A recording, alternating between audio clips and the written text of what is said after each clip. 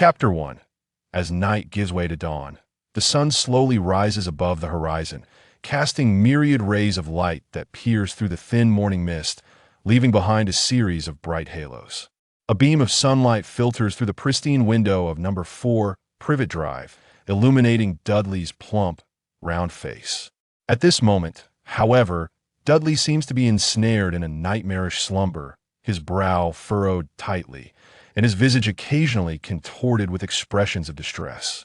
Simultaneously, the once quiet room is pierced by a faint, ominous buzzing sound. As time progresses, the anguish etched upon Dudley's face intensifies. His eyelids tremble violently, as if they yearn to open, yet he finds himself utterly unable to do so. The buzzing in the air escalates to a piercing shriek. A mysterious force within the room vibrates violently.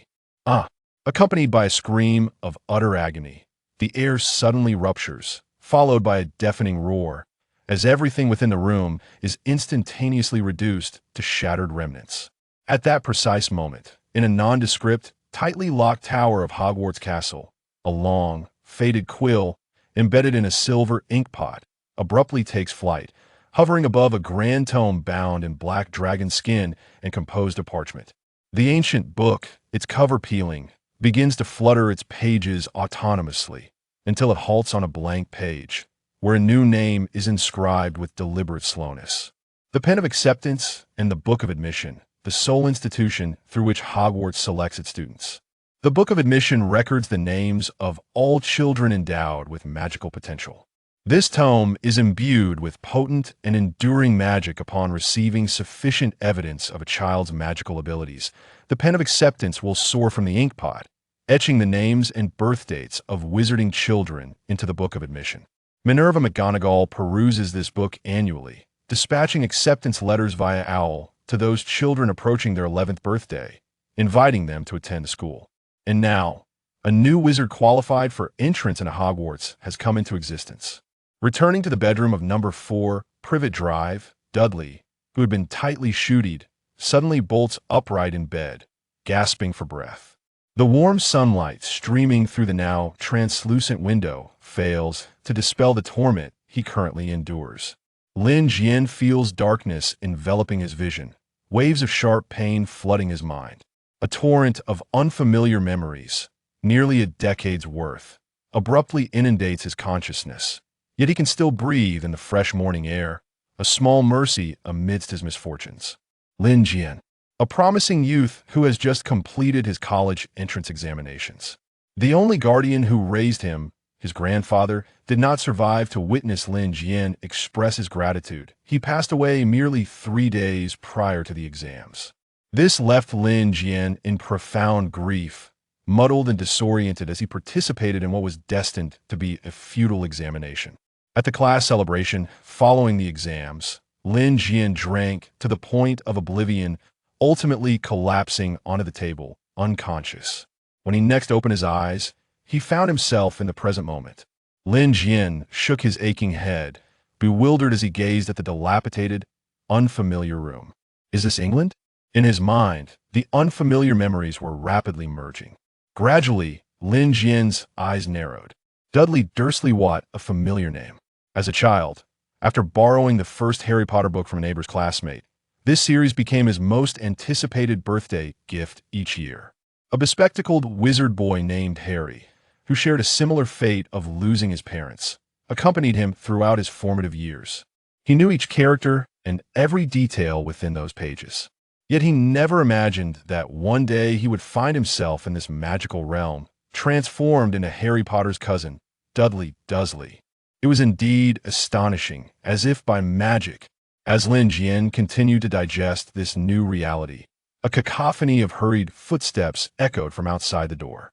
Just as Lin Jian lifted his head, a slender, blonde woman rushed in, her demeanor frantic, followed closely by a rotund man with a bushy beard, who appeared almost neckless due to his girth. Lin Jian blinked, instantly recognizing them. Dudley's parents, Petunia and Vernon, who indulged Dudley excessively, raising him into a gluttonous, simple-minded boy. As Lin Jian pondered how to greet them, Petunia shrieked and rushed over, enveloping him in a tight embrace. "Dada, what on earth happened? Are you hurt?" Petunia asked anxiously. Then, noticing Dudley's pale face and his sweat-soaked pajamas, she exclaimed, "Dada, you're ill. What transpired here?" The room appeared as though it had been ravaged by a violent storm, with no intact spot except beneath Dudley's rear. At that moment, Vernon, besides casting concerned glances at his son, was also surveying the shattered room with a hawkish eye. Veins began to bulge on his forehead, and his teeth ground audibly. "Petunia, is that even a question?" Vernon snarled through clenched teeth, his small eyes gleaming with menace. Who else could have caused such chaos but that boy? Petunia trembled as she spoke. "You mean him?" Vernon's beard quivered with rage. "Who else could it be? This is his revenge." Harry lay sleeping in the dark cupboard, but not for much longer. The enraged Dursleys had already concluded that Harry was responsible for the upheaval. After all, Harry was a wizard, and peculiar incidents invariably surrounded him. In this proper household, whenever something bizarre occurred, it could only be attributed to Harry. The most recent incident had transpired just yesterday, when Harry caused the glass enclosure of a giant python at the zoo to vanish, allowing the serpent to escape. Vernon had severely punished him, locking him in the cupboard and forbidding him to emerge. However, now he believed that the mischievous boy was retaliating. At that moment, Lin Jian opened his mouth, producing a hoarse and unintelligible sound. "He was about to speak, Vernon," Petunia exclaimed in delight. "What happened, Dada? Quickly tell Mommy." Lin Jian opened his mouth, but suddenly found himself at a loss for words. Should he explain that this was the result of his soul's transmigration? Or perhaps feigning ignorance would be wiser after all? Harry had already endured so much suffering, surely he wouldn't mind one more instance. Lin Jian decisively sealed his lips, adopting a guise of shock and confusion. "We must go find him now," Vernon declared vehemently. Petunia lifted the frightened Dudley from the bed, a task that was no small feat for her. They thundered down the stairs, and with a resounding bang, Vernon yanked open the cupboard door, reaching in to seize the still sleeping Harry. Harry awoke with terror, flailing as he was hoisted into the air, shouting, "What are you doing?" Lin Jian observed the small boy before him. With unkempt black hair, a gaunt face, and striking emerald eyes, wearing round glasses held together with tape upon closer inspection, he noticed a lightning-shaped scar on his forehead. Vernon angrily tossed him onto the ground. "What do you think we're doing? Recall the splendid deed you just performed." "I didn't do anything," Harry retorted furiously. "I have no idea what you're talking about." The vein in Vernon's temple throbbed ominously as he bellowed. "You still claim ignorance? Didn't you just blow up Dudley's room?" Harry looked at him bewildered. "I've been asleep. What are you talking about? Dudley's room exploded?" Vernon's small eyes narrowed as he scrutinized Harry, attempting to discern whether he was lying, yet found it peculiar that Harry appeared genuinely just awakened. But aside from him, who else could have committed such an extraordinary act? There were no other peculiar individual. "Is this truly not your doing?" Vernon inquired with a sullen expression. Harry shook his head. "It genuinely isn't me. How could I possibly have made the room look like this?" He yearned to question whether Uncle Vernon's mind was amiss, yet he dared not voice such thoughts. At that moment, Lin Jian was seated on the sofa, his eyes half closed and on the verge of slumber. He felt overwhelmingly fatigued, perhaps a consequence of the recent fusion of memories. He could still faintly hear the ruckus from upstairs, but gradually he succumbed entirely to sleep. In his dreams, Lin Jian seemed to behold Dudley. Dudley was glaring at him fiercely, as if resentful that his body had been usurped by another, while his own soul was destined to dissipate. Upon waking, Lin Jian had entirely forgotten the visions from his dream. He rose from the sofa and approached a mirror. Gazing at the familiar yet strange face reflected back at him, he was suddenly overwhelmed by a torrent of emotions, unsure of where to begin. Yet he understood that from the moment he called Vernon Dad, Lin Jian's life had conclusively ended now. A brand new existence was on the cusp of beginning. On Monday, Dudley occupied the last row of the classroom, slumped over his desk and dozing off. He yawned widely, shifted his behind, and settled into a more comfortable position. It was a life akin to that of a languid fish. Dudley cast a few sidelong glances at the oafish companions beside him. Dolly opened his eyes, only to find that the sky outside had cleared, adorned with myriad hues of dawn that painted the entire heavens in crimson. He heard Penny downstairs, vigorously banging on the cupboard door where Harry's dishes were stored, calling out loudly for him to rise from his slumber. Dudley smiled with satisfaction. A daily ritual he had come to expect. The Dursleys treated him with great kindness, allowing Dudley, who could hardly recall his own parents, to experience parental affection for the first time. However, at times, the thought of the breakfast awaiting him would dampen his spirits. Petunia bestowed a kiss upon Dudley as he descended the stairs. "Sweetheart, the bacon and fried eggs will be ready shortly. Just a moment. Honestly, a bit of milk and some bread would suffice, Mother," Dudley protested. "Absolutely not. You are in the midst of growth and require proper nourishment." The Dursleys resolutely dismissed his suggestion. Dudley pinched the bulging flesh on his belly, a deep frown clouding his features as he sighed heavily. In no time, Harry had brought forth the fried eggs and bacon, yet none of it was destined for him. His breakfast consisted merely of a few slices of toasted bread, a reflection of his frail physique, likely attributable to a prolonged state of hunger. After he had, on his first occasion, shared some of the bacon with Harry, he never dared to do so again. The Dursleys erupted in fury, punishing Harry by denying him food for an entire day. Furthermore, at every meal, Petunia vigilantly monitored Dudley, insisting on witnessing him consume every last morsel. Dolly finds it exceedingly difficult to lose weight through dieting. Today, Penny has decided to take Dolly to London to purchase his new school uniform. Dudley shall attend Smelting School, an esteemed institution that serves as Vernon's alma mater. In their eyes, only families like theirs are worthy of such an establishment. The boy's uniform at Smeltings comprises a brownish-red tailcoat, orange knickerbockers, and a flat straw hat known as a hard hat. Upon returning home that evening, the Dursleys beheld their son proudly showcasing his new attire, prompting them to shed tears of joy. They felt immense pride for their precious son, who appeared so distinguished. "Must I don such an unsightly outfit?" Harry remarked, frowning in dismay. "You?" Mrs. Dursley emitted a peculiar laugh. "This is the uniform you shall wear," she declared, leading Harry to the kitchen. Within a large gray pot simmered a heap of dingy garments, exuding an unpleasant odor. "But these are Dudley's old clothes, aren't they?" Harry exclaimed in astonishment. "A little dye, and they would be nearly indistinguishable from the new uniform." Harry gazed in confusion at Dudley's dark red Smeltings uniform and the drab apparel simmering in the pot, unable to fathom how the two could ever resemble one another. Mr. Dursley seemed to discern Harry's thoughts and huffed. "Oh, I seem to have forgotten to mention, you will be attending Stonewall High." Stonewall High was a local public comprehensive school, utterly incomparable to the prestigious institution Dudley was destined for. As Harry sat down for dinner, he endeavored not to dwell on the prospect of his first day at Stonewall High, envisioning it might feel akin to draping oneself in an old elephant hide. Dudley gazed at Harry, who appeared despondent, initially intending to offer him some comfort. However, after a moment's reflection, he decided against it. Considering their relationship and the fact that ultimately Harry would not be attending Stonewall High School. That morning, Dudley, as usual, evaded Aunt Petunia's attempts to add meat to his plate at the breakfast table. At that moment, they heard the mailbox emit a soft click, and several letters tumbled onto the welcome mat by the door.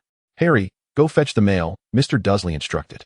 "Allow me," Dudley sighed with relief, seizing the opportunity to make his escape. Beneath the mailbox, there lay a total of 4 pieces of correspondence. One was a postcard from Aunt Marge, another a brown envelope resembling a bill. The remaining 2 letters were stacked, with the one on top addressed to Harry. Dolly felt a surge of emotion as he meticulously examined the letter. The address was inscribed in a vibrant green ink. "Mr. Harry Potter, under the cupboard under the stairs. 4, Privet Drive, Little Whinging, Surrey." There could be no doubt. It was the acceptance letter from Hogwarts. Dolly turned the envelope over and noticed a wax seal adorned with a heraldic emblem. Surrounding the capital letter H were the figures of a small lion, an eagle, a badger, and a serpent. Mr. Dursley yelled from the kitchen, "Dolly, what are you doing out there? Checking the mailbox for bombs?" He chuckled at his own jest. "Indeed, there is a bomb, quite a significant one," Dolly muttered. Dolly cast a glance at the 4th letter, which was identical to Harry's. How could 2 letters arrive simultaneously? Dolly cast a glance outside, where 2 owls stood side by side atop Vernon's car, their large yellow eyes fixed upon him. 2 owls. Dolly's heart suddenly began to race wildly. He could hardly believe his audacious idea. He hurriedly glanced at the recipient of the 4th letter, Mr. Dolly Desley, 4, Privet Road, Little Whinging, Surrey. Darley trembled as he tore open the envelope, scrutinizing the contents. Hogwarts School of Witchcraft and Wizardry, Headmaster, Albus Dumbledore, President of the International Confederation of Wizards, Chairman of the Wizarding Association, First-Class Sorcerer of the Order of Merlin. Dear Mr. Dudley, we are pleased to inform you that you have been granted admission to Hogwarts School of Witchcraft and Wizardry. Enclosed is a list of required books and equipment. The term is set to commence on September 1st. We shall await your owl to deliver your response by July 31st. Yours sincerely, Minerva McGonagall, Deputy Headmistress. I have indeed become a wizard. Dudley could hardly contain his overwhelming joy, eager to validate his own abilities. He extended his hand towards a nearby blooming petunia. In the next moment, under the influence of his magic, all the blossoms on the petunia gradually closed, only to unfurl once more. This was the essence of magic. Dudley gazed at his own hands. Perhaps it was the influence of his extraordinary journey that transformed him, an individual devoid of wizardly qualifications, into a sorcerer. Nevertheless, regardless of the circumstances, he ultimately found himself with the opportunity to transcend the mundane existence of a muggle. Suddenly, a resounding crash echoed behind Dudley as porcelain shattered. Dudley turned around, and Petunia gazed in alarm at the peculiar dwarf morning glory, scarcely able to believe the spectacle before her. With a trembling voice, she inquired, "Dudley, is this your doing?" At that moment, Mr. Dudley swung open the door. "Where's my letter?" Harry demanded. "Who sent it to me?" "No one. It was sent to the wrong address. I've already burned it," Mr. Dudley stated bluntly. "It was not sent to the wrong address." Harry retorted angrily. "I have seen the address. It clearly states that I reside in the cupboard, and Dudley received an identical letter." "What did you say?" Mr. Dudley could hardly believe his ears. Harry raised the letter in his hand, exclaiming, "This one, addressed to Dudley, instructing us to attend Hogwarts School of Witchcraft and Wizardry." Mr. Dudley's face shifted rapidly from crimson to violet, and then to pallor, faster than a chameleon could change its hue. He stared blankly at the letter in Harry's grasp, then glanced at the composed Dudley and the eager Harry, utterly incredulous at this explosive revelation. "No," he erupted suddenly, his fury akin to an erupting volcano, even more intense than before. He snatched the letter from Harry's hand and tore it to shreds before their eyes. "This is a prank, a tiresome trick." He bellowed in exasperation. "Mark my words, there is no Hogwarts, no wizards, and no magic." He grasped his beard in a fit of rage, his appearance becoming quite fearsome. Behind him, Petunia looked on in terror at her husband, who seemed to have lost his sanity, uncertain of what to say. Mr. Dudley's beady eyes fixated intently on Dudley, gleaming with an inexplicable light, as if he had been afflicted with some dreadful, incurable ailment. "Now, go back to your rooms," he commanded hoarsely. Dudley and Harry dared not provoke the current Dursleys. They exchanged a furtive glance and hastily retreated to their respective rooms. Dudley reclined on his bed, gazing at the pristine white ceiling, pondering how the Dursleys would address this unforeseen circumstance. Would they continue to evade the letters from Hogwarts as they had before? Meanwhile, in the parlor below, Petunia timidly observed Vernon pacing furiously. Vernon, not only Harry but also Dudley had been informed by that school. Petunia's face bore a peculiar expression, a blend of disbelief and an inexplicable yearning. After a moment's hesitation, she ventured, "Should we respond to them, stating that we do not wish for the children to attend there?" "No, we shall ignore him. Let him be," Mr. Dudley replied, his agitation evident as he continued his restless pacing. Suddenly, he halted, recalling their initial decision upon adopting Harry, to put an end to such absurdities. "Humph, I have seen his father," he scoffed, his voice tinged with disdain, trailing off as unwelcome memories resurfaced.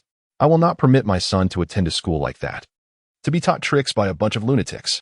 However, the Dursleys' patience wore thin, and with a dismissive wave of his hand, he glared with reddened eyes. "But there is one more thing. We cannot allow Harry to remain here any longer.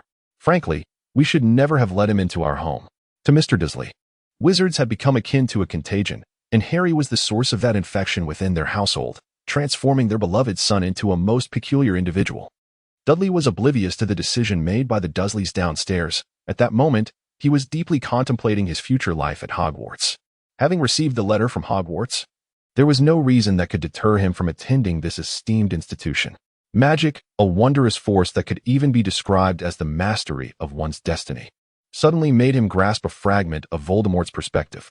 Those who have never endured the life of an orphan can never truly comprehend the yearning for control over one's fate, the profound loneliness and desperation for survival that might sometimes propel an individual toward the light, yet more often may drive one into the abyss. It is only in dire circumstances that one realizes the unreliability of all external factors. The true essence lies solely within one's own strength. Previously, he could not fathom why the exceptionally talented Voldemort chose not to pursue a career within the Ministry of Magic with his capabilities. Becoming the Minister of Magic would surely have been an effortless endeavor. However, he now began to perceive the reasoning behind it. During dinner, the atmosphere in the kitchen was palpably tense, with even the slightest noise seeming to provoke a startle. The Dursleys wore stern expressions, and silence enveloped the room.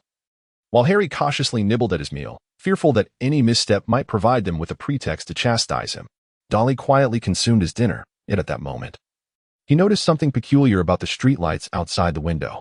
One by one, they flickered out, while the illumination within the house remained utterly unaffected.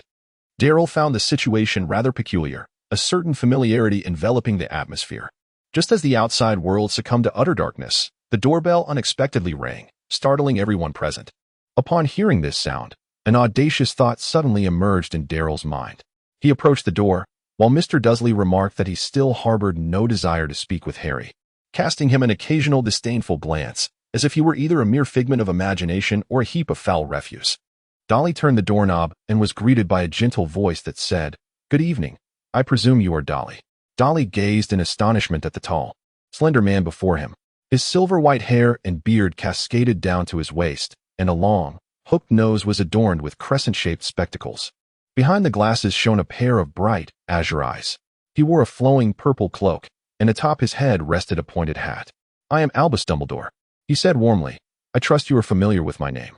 Dudley inhaled deeply, utterly astonished that the thought which had just crossed his mind had indeed materialized. Dumbledore had arrived at Privet Drive, a stark deviation from the narrative of the original text. Dudley whispered softly, "Yes, sir. I have seen that name on the acceptance letter from Hogwarts School of Witchcraft and Wizardry, the name of the headmaster." "It is splendid that you are aware," Dumbledore replied amiably. "However, to avoid drawing the neighbors' attention, I shall presume you have warmly invited me inside, if you please." "Oh, yes, of course, sir." Dudley quickly stepped aside, his gaze unwavering from Dumbledore. "Dudley, who is it?" Mr. Dudley called out loudly as he stepped outside, followed closely by Petunia and Harry.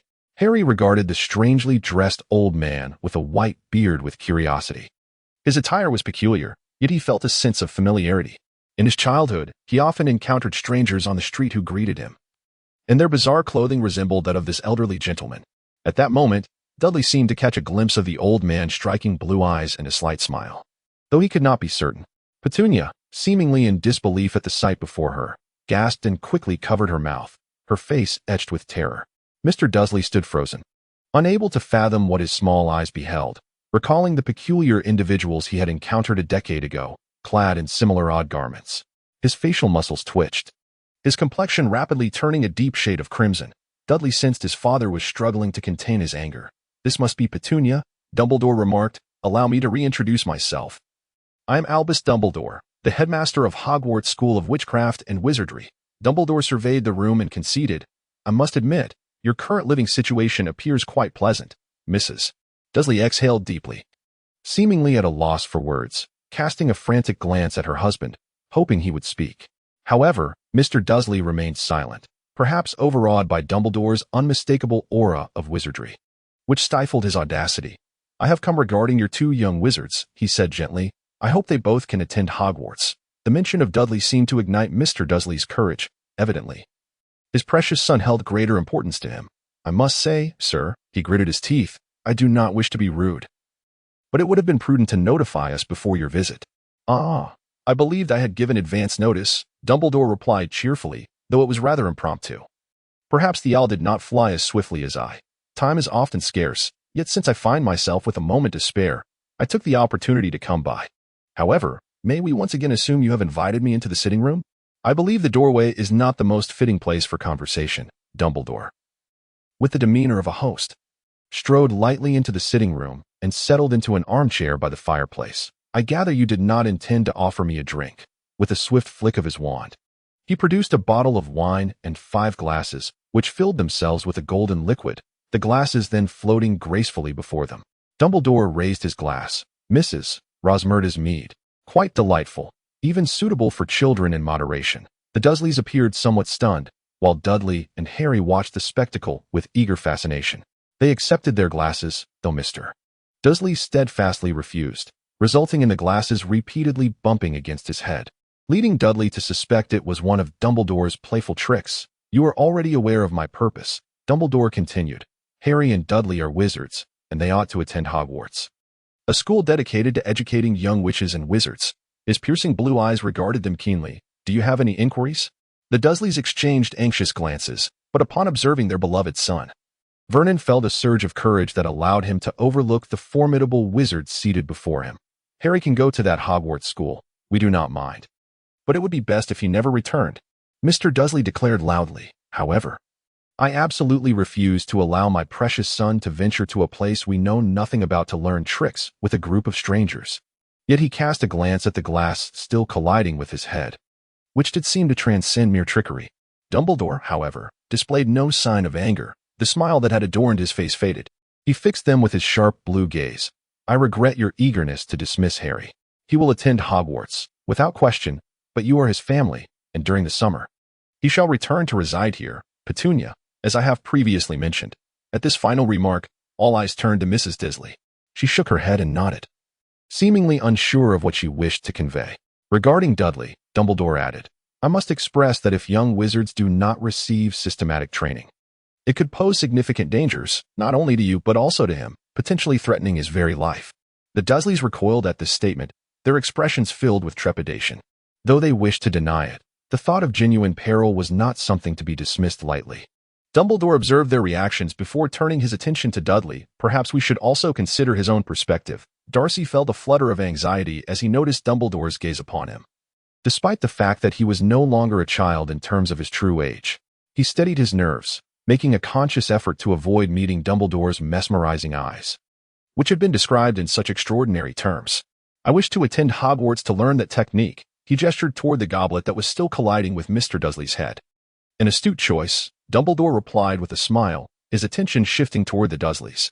"I presume you would not want your son to be in peril, would you?" Mrs. Dursley suddenly interjected, "Vernon, let him go." The moment the words escaped her lips, she was taken aback, covering her mouth in disbelief at her own audacity. Mr. Dursley looked at his wife in astonishment, never expecting her to make such a decision.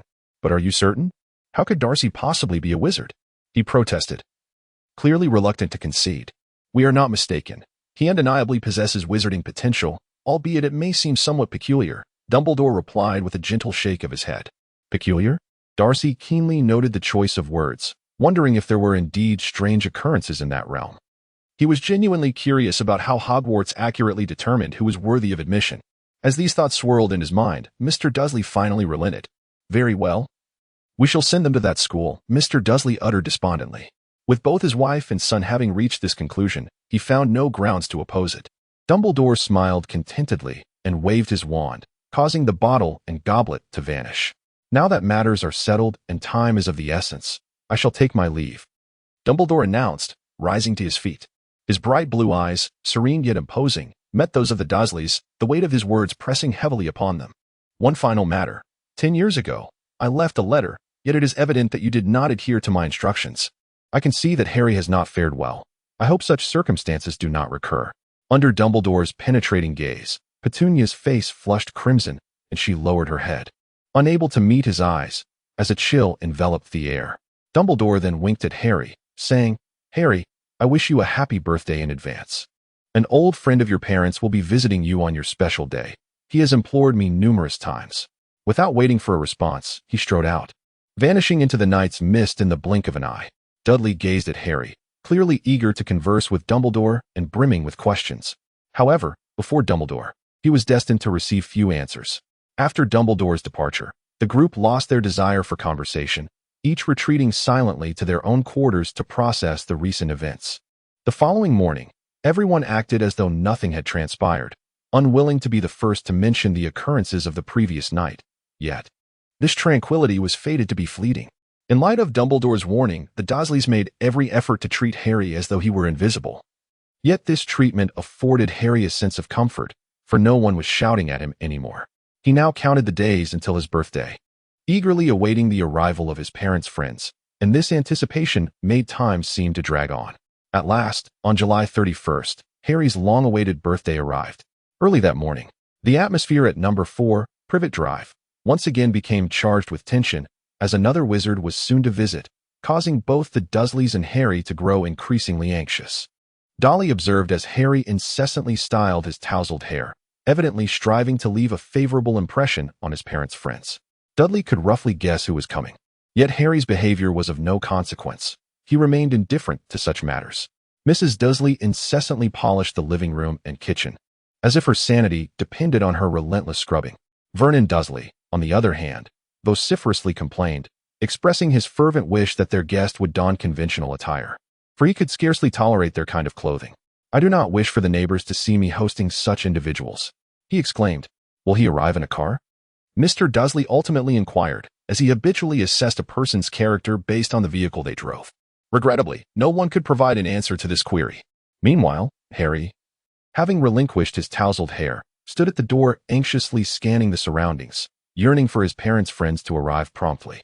At that moment, he suddenly beheld a triple-decker bus emerging from the thin air, its windshield adorned with golden letters that proclaimed, "Night Bus." Harry was astonished, rubbing his eyes in disbelief. Indeed, such a bus had come to a halt at his doorstep. Dolly cast a glance around, noticing that none of their neighbors seemed to acknowledge the sudden appearance of the bus. Rather, they appeared to be under some kind of distraction, hastily retreating into their homes. A towering figure descended languidly from the bus, standing at least twice the height of an ordinary man and as wide as 5 individuals combined. His unkempt hair and beard intertwined, obscuring much of his visage, enhancing his imposing and rugged demeanor. Draped in a tattered, gray-brown overcoat and worn leather boots, the giant leaned against the fence by the door, bending over as if he might be sick. After a considerable pause, he straightened up, glanced at the house number, and mumbled, "This is the place, 4, Yezhin Road," before waving his enormous hand, reminiscent of a fan, as he stepped inside. It was at this moment that Mr. Dursley seemed to suddenly notice the rough-looking giant standing at his doorstep. He rushed out, glaring at the disheveled behemoth, and sternly demanded, "Who are you? Halt. Do not advance any further." Dudley gazed at the giant, Rubeus Hagrid, the keeper of keys and grounds at Hogwarts. He had arrived, albeit in a different manner than before. Yet the Dursleys' demeanor remained unfriendly. The giant paused, puzzled, and inquired, "Did Professor Dumbledore not inform you? I am a friend of Harry's parents, and I had promised to come today." Vernon Dursley felt profoundly insulted. He could hardly fathom how such a disheveled creature could appear in their yard and how the neighbors might perceive him. Mr. Dursley was on the verge of losing his temper, emitting a strange growl. "I demand that you leave this place at once, sir. This is not where you belong." The giant scoffed dismissively. "Oh, come now, Dursley. I am not here to seek you out." He effortlessly discerned who Harry was, stepping forward with a smile. "The last time I saw you, you were just a little one, Harry. You've grown so much. You resemble your father, but your eyes are just like your mother's." Harry was somewhat intimidated, gazing at the rugged giant, momentarily at a loss for words. "Oh, happy birthday, Harry. I have a gift for you. It may be slightly squished, but it still tastes delightful." He produced a somewhat flattened box from his enormous pocket and handed it to Harry. Trembling, Harry accepted it and opened it to reveal a chocolate cake adorned with green icing that read, "Happy birthday, Harry." As he looked up at the giant, Harry suddenly felt a fondness for him. This was the first birthday cake he had ever received, and it was from a friend of his parents. Wanting to express his gratitude, he blurted out, "Who are you, exactly?" The giant chuckled, "I have yet to introduce myself. I am Rubeus Hagrid, keeper of keys and grounds at Hogwarts. You may call me Hagrid. I was a close friend of your mother and father." "Are my parents wizards too?" Harry asked eagerly. "Wizards? Of course. They were among the finest I have ever known." Hagrid laughed heartily.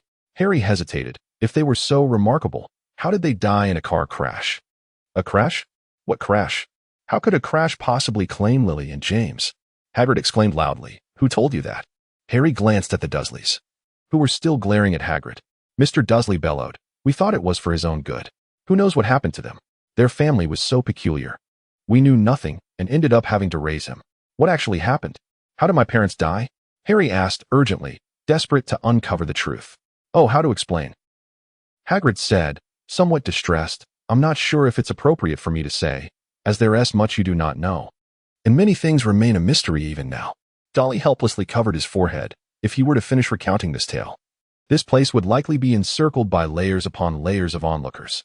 At this moment, the neighbors had already emerged from their homes, craning their necks to observe the unfolding scene. Dudley stepped forward to interrupt him. "Hello, Hagrid. I am Harry's cousin, Dudley." He gestured towards the surrounding neighbors, exclaiming, "There are far too many people here. Do you not think this is rather an inappropriate place for a conversation?"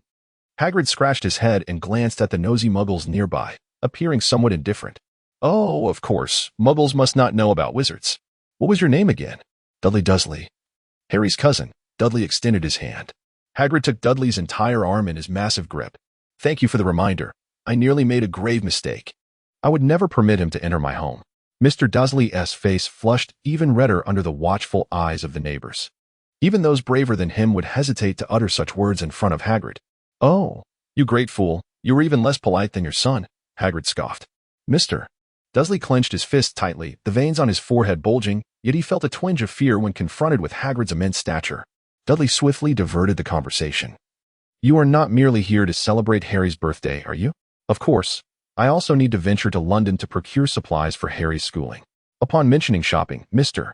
Dursley appeared somewhat perturbed, grumbling, "I certainly won't squander too much money on that boy. Do you believe Harry's parents left him with nothing? What a complete fool." Hagrid turned to Harry and said, "Your money is securely kept in the Wizarding Bank. In fact, I have come to bring you the key. But could you first tell me? Let us hasten our departure. We can converse while on the way." Dudley interrupted, casting a knowing glance at Harry. "How shall we travel? You cannot fit into a car. We shall take the subway.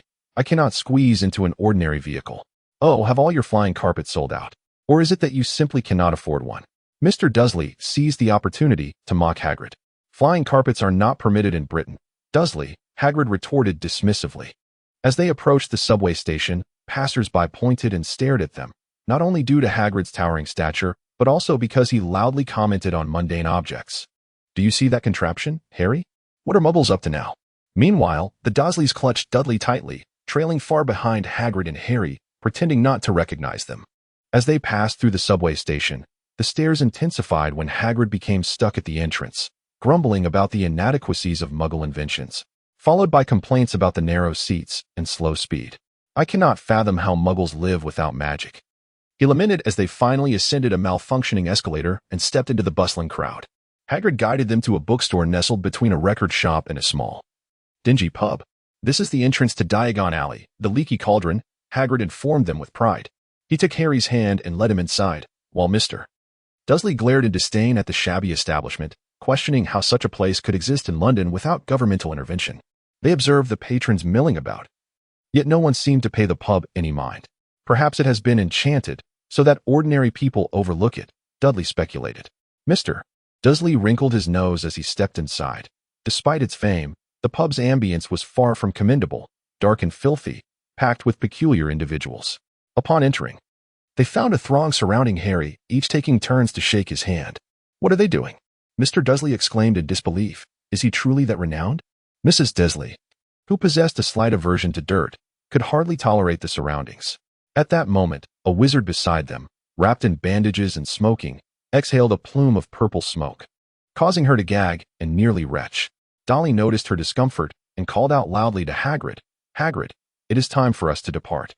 Hagrid nodded in acknowledgement and raised his voice to Harry, "Harry, we must be on our way. There are still many items to procure." Dudley observed a man adorned with a headscarf shaking hands with Harry, seemingly stumbling over his words. Could it be Professor Quirrell? This thought crossed Dudley's mind. Hagrid pulled Harry from the crowd, and the pub owner, Tom, hurried over to shake Harry's hand once more. They struggled through the throng towards the back of the tavern, where only a trash bin and some weeds could be found.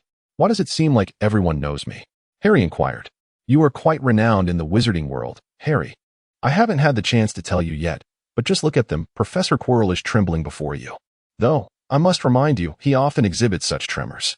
Harry chuckled awkwardly. "Is he always this anxious?" "Oh, indeed, poor fellow. He was exceedingly bright in school and excelled in his studies. However, he took a year off to gain first-hand experience. It is said he encountered a vampire in the Forbidden Forest, and an old hag caused him considerable distress. Since then, he has transformed entirely, fearing students and the very subject he teaches." "Are there truly vampires in the world?" Mr. Dursley interjected, his complexion paling. Even accepting the existence of wizards did not equate to embracing the reality of such legendary, terrifying creatures. Certainly, Hagrid shot him a glance. But vampires disdain the blood of muggles like you. They prefer blood imbued with magic. To access Diagon Alley, one must employ a special method, Hagrid continued, ignoring him. Count 3 bricks up and then 2 bricks across. All right, stand back, Hagrid instructed, drawing an umbrella from his coat. He gently tapped the wall 3 times with the umbrella's tip. The brick he had struck shifted, revealing a small opening that widened, soon presenting a grand archway ample enough for Hagrid to pass through. Welcome, Hagrid beamed. Welcome to Diagon Alley. They gazed in astonishment at the scene, while only Dudley pondered his umbrella, having heard tales that Hagrid's wand had been snapped upon his expulsion. Yet, judging by the current results, it was clear it still held its magic. They stepped onto a cobblestone street. We must first visit Gringotts to withdraw some money. You will need to exchange your pounds for galleons there, Hagrid explained as he guided Harry. Did Harry's parents leave him a considerable fortune? Mr. Dudley queried, a fleeting expression of greed crossing his face. If memory served correctly, upon their initial meeting with that insufferable boy, he had boasted of a substantial inheritance. Humph. You best not covet Harry's fortune. It does not belong to you. Hagrid glared angrily at him, thrusting a massive fist before Mr. Dudley's nose. Startled, Mr. Dudley took a step back, yet the thought of a potential fortune in Harry's bank prompted him to exclaim, we have raised him for so long without recompense. Shouldn't we deserve something in return? You hardly spent anything on my upbringing. Harry shouted indignantly upon hearing Mr. Dudley's words, harboring no fondness for this uncle who sought to usurp his parents' legacy. You ungrateful wretch. Have you forgotten who provided your clothes and meals? I wear Dudley's old clothes. And as for meals, I hardly recall ever having anything decent at your house. Sometimes, it was even a struggle to fill my stomach. Mr. Dudley angrily pointed a fist at Harry, but Hagrid swatted it away. Watch yourself, Dudley. Just look at how fat your son has become, and then look at Harry. It's evident what sort of life he has endured in your household. Dudley touched his nose, pondering whom he had offended. He observed that the flames were nearly engulfing him. Was it truly his fault for being so portly? Ultimately, he could only exclaim in exasperation, can we all just calm down? We are blocking the way. It was at that moment they noticed a multitude of wizards had gathered around them, even in England. The human penchant for spectacle remained unchanged. Each of them huffed in annoyance, as Hagrid, in a fit of anger, seized Harry and urged him to follow the crowd toward Gringotts. Dudley took the time to thoroughly observe this renowned gathering place within the realm of wizards. The streets were teeming with sorcerers, most adorned with pointed hats and cloaked in a variety of elaborate robes. The Dursleys cautiously maneuvered through the crowd, making every effort to avoid direct contact with them. Dudley scrutinized the shops lining the roadside, noting one establishment overflowing with peculiar silver trinkets, while another, a pharmacy, displayed an array of unidentifiable animal entrails through its glass front. One jar, in particular, contained the unsettling sight of an animal's eyeball, staring vacantly outward, startling him greatly. As they passed a dimly lit shop, a soft, low moan emanated from within, and the sign outside read, Yela Owl Shop, Grey Owl, Screech Owl, Barn Owl, Tawny Owl, Snowy Owl. When they approached a shop dedicated to flying broomsticks, they observed several young wizards peering intently through the glass window, fixated on the words Nimbus 2000 and top speed that drifted to Dudley's ears. Finally, they arrived before a towering, pristine white building. Gringotts is the bank run by goblins. The only bank in this area, Hagrid explained. Goblins.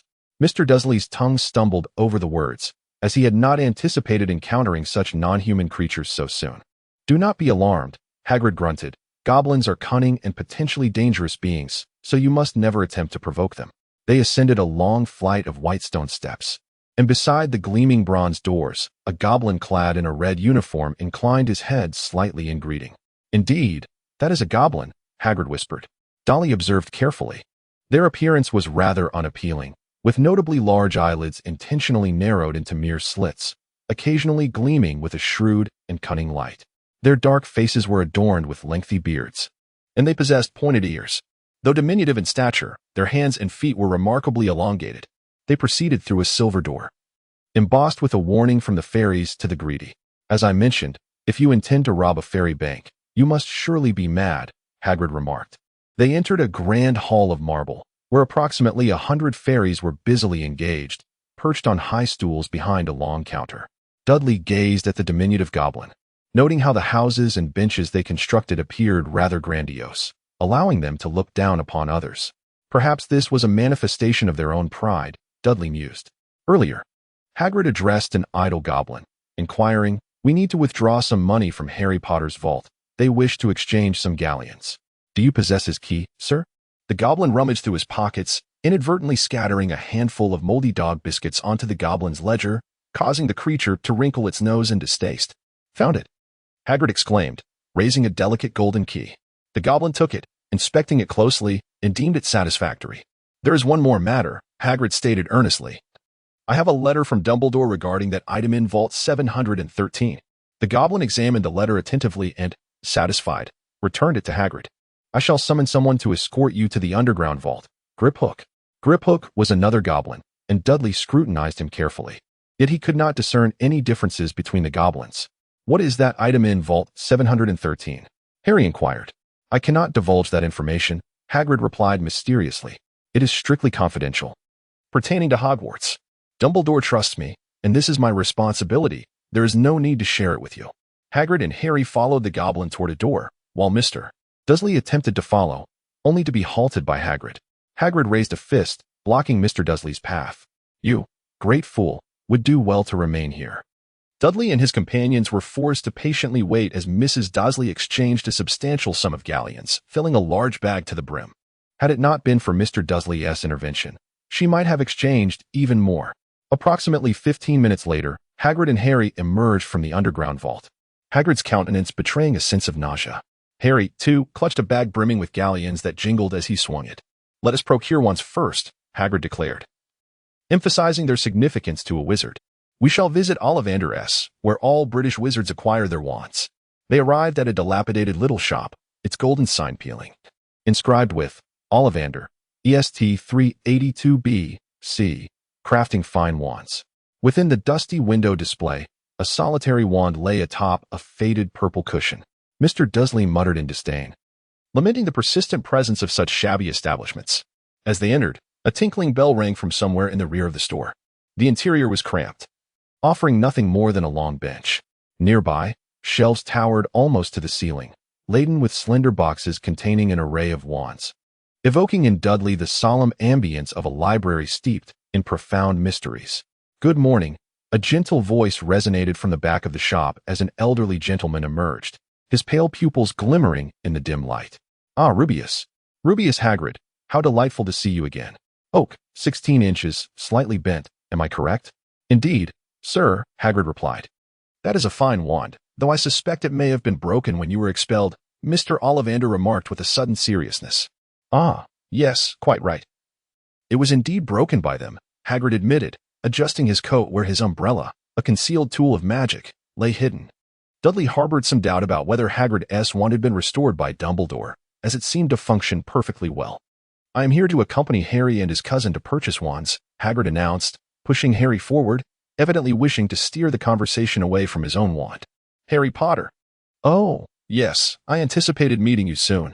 Your eyes bear a striking resemblance to your mother's," Mr. Ollivander remarked, stepping closer to Harry. "I vividly recall the day she came here to procure her first wand. It feels as if it transpired yesterday. A wand measuring 10¼ inches.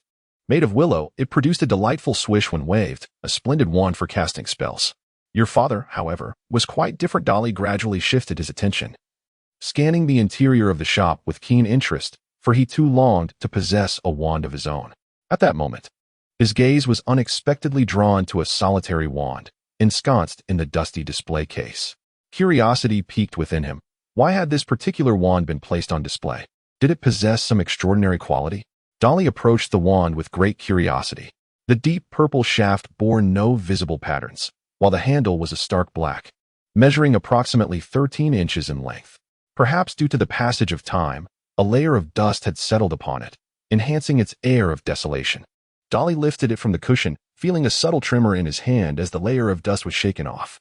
He sensed a warm current being drawn from his body to his fingertips, and in the next moment, a brilliant illusion of vibrant red flowers blossomed from the tip of the staff.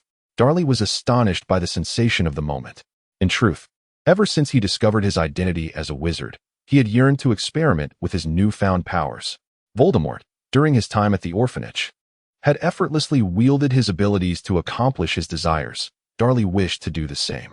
However, reality had disheartened him, as his endeavors yielded no extraordinary occurrences around him, leaving him in a state of profound frustration. Yet now, he felt as though a peculiar energy coursed through his very being. "Oh, how extraordinary!" Ollivander suddenly exclaimed, interrupting Dudley's introspection. He abandoned Harry and swiftly approached Dudley, remarking in awe, "Truly remarkable." Ollivander scrutinized the wand in Dudley's hand and spoke gently. "I remember every wand I have crafted with clarity. This one is made of you, 13 inches long, supple, and resilient." Gazing intently at the wand, he continued softly, "In fact, I have always believed that the finest wands should possess a core of immense magical potency, crafted from materials that complement the core's characteristics. The ideal outcome is for the wand to select the wizard it is most attracted to, which is why I often decline to create wands using materials provided by clients." Ollivander tenderly caressed the wand in Dudley's grasp, adding, "However, this one is an exception. While I cannot ascertain the material of its core, it undoubtedly possesses extraordinary magical power." A flicker of nostalgia danced in Ollivander's eyes as he reminisced. "Ah, those were my youthful days, fresh from my family's legacy, when I encountered a remarkably powerful wizard, truly formidable. I received this material from her. She requested that I craft a wand for her, a wand of immense strength. But that is yet another long tale. Remember, the wand chooses the wizard." Dudley felt as though he was momentarily choked. The sensation of being caught in limbo was profoundly uncomfortable. He had anticipated hearing a poignant love story, yet thankfully, he was not afflicted with obsessive tendencies. Otherwise, he might have felt compelled to insist upon the tale's completion. From the moment of its creation, it had accompanied Ollivander for half a century, patiently awaiting its rightful owner, who never returned. "Since it has chosen you, cherish its presence and do not let it down." Ollivander gazed at Dudley with his silvery eyes, gave his shoulder a reassuring pat, and turned away to continue assisting Harry in selecting a wand. Harry lightly waved the wand in his hand, sensing that it seemed to resonate with his very being, stirring the magic within him. It was truly astonishing. Harry marveled at the wand, crafted from you, and remarkably, it was of the same material as the wand wielded by Voldemort. As Harry immersed himself in the sensation of his own magic through the wand, Harry had already procured his destined wand, made of holly and with a phoenix feather core, measuring 11 inches in length. At that moment, Harry, with a stiff expression, prepared to settle the bill. Harry cast a glance at him and suddenly realized that Ollivander had likely mentioned the connection between Harry's wand and Voldemort's. Along their journey, Hagrid had already regaled Harry with tales of the wizarding world, including the terrifying figure of the Dark Lord. After leaving the wand shop, there were still numerous items to acquire. They first ventured to Madame Malkin's robes for all occasions. Although the prices were steep, the quality of the garments was unparalleled. Here, Harry found himself blushing profusely as Madame Malkin cheerfully remarked while measuring him, "My dear boy, you might want to engage in a bit more exercise. I rarely encounter someone of your age with such proportions."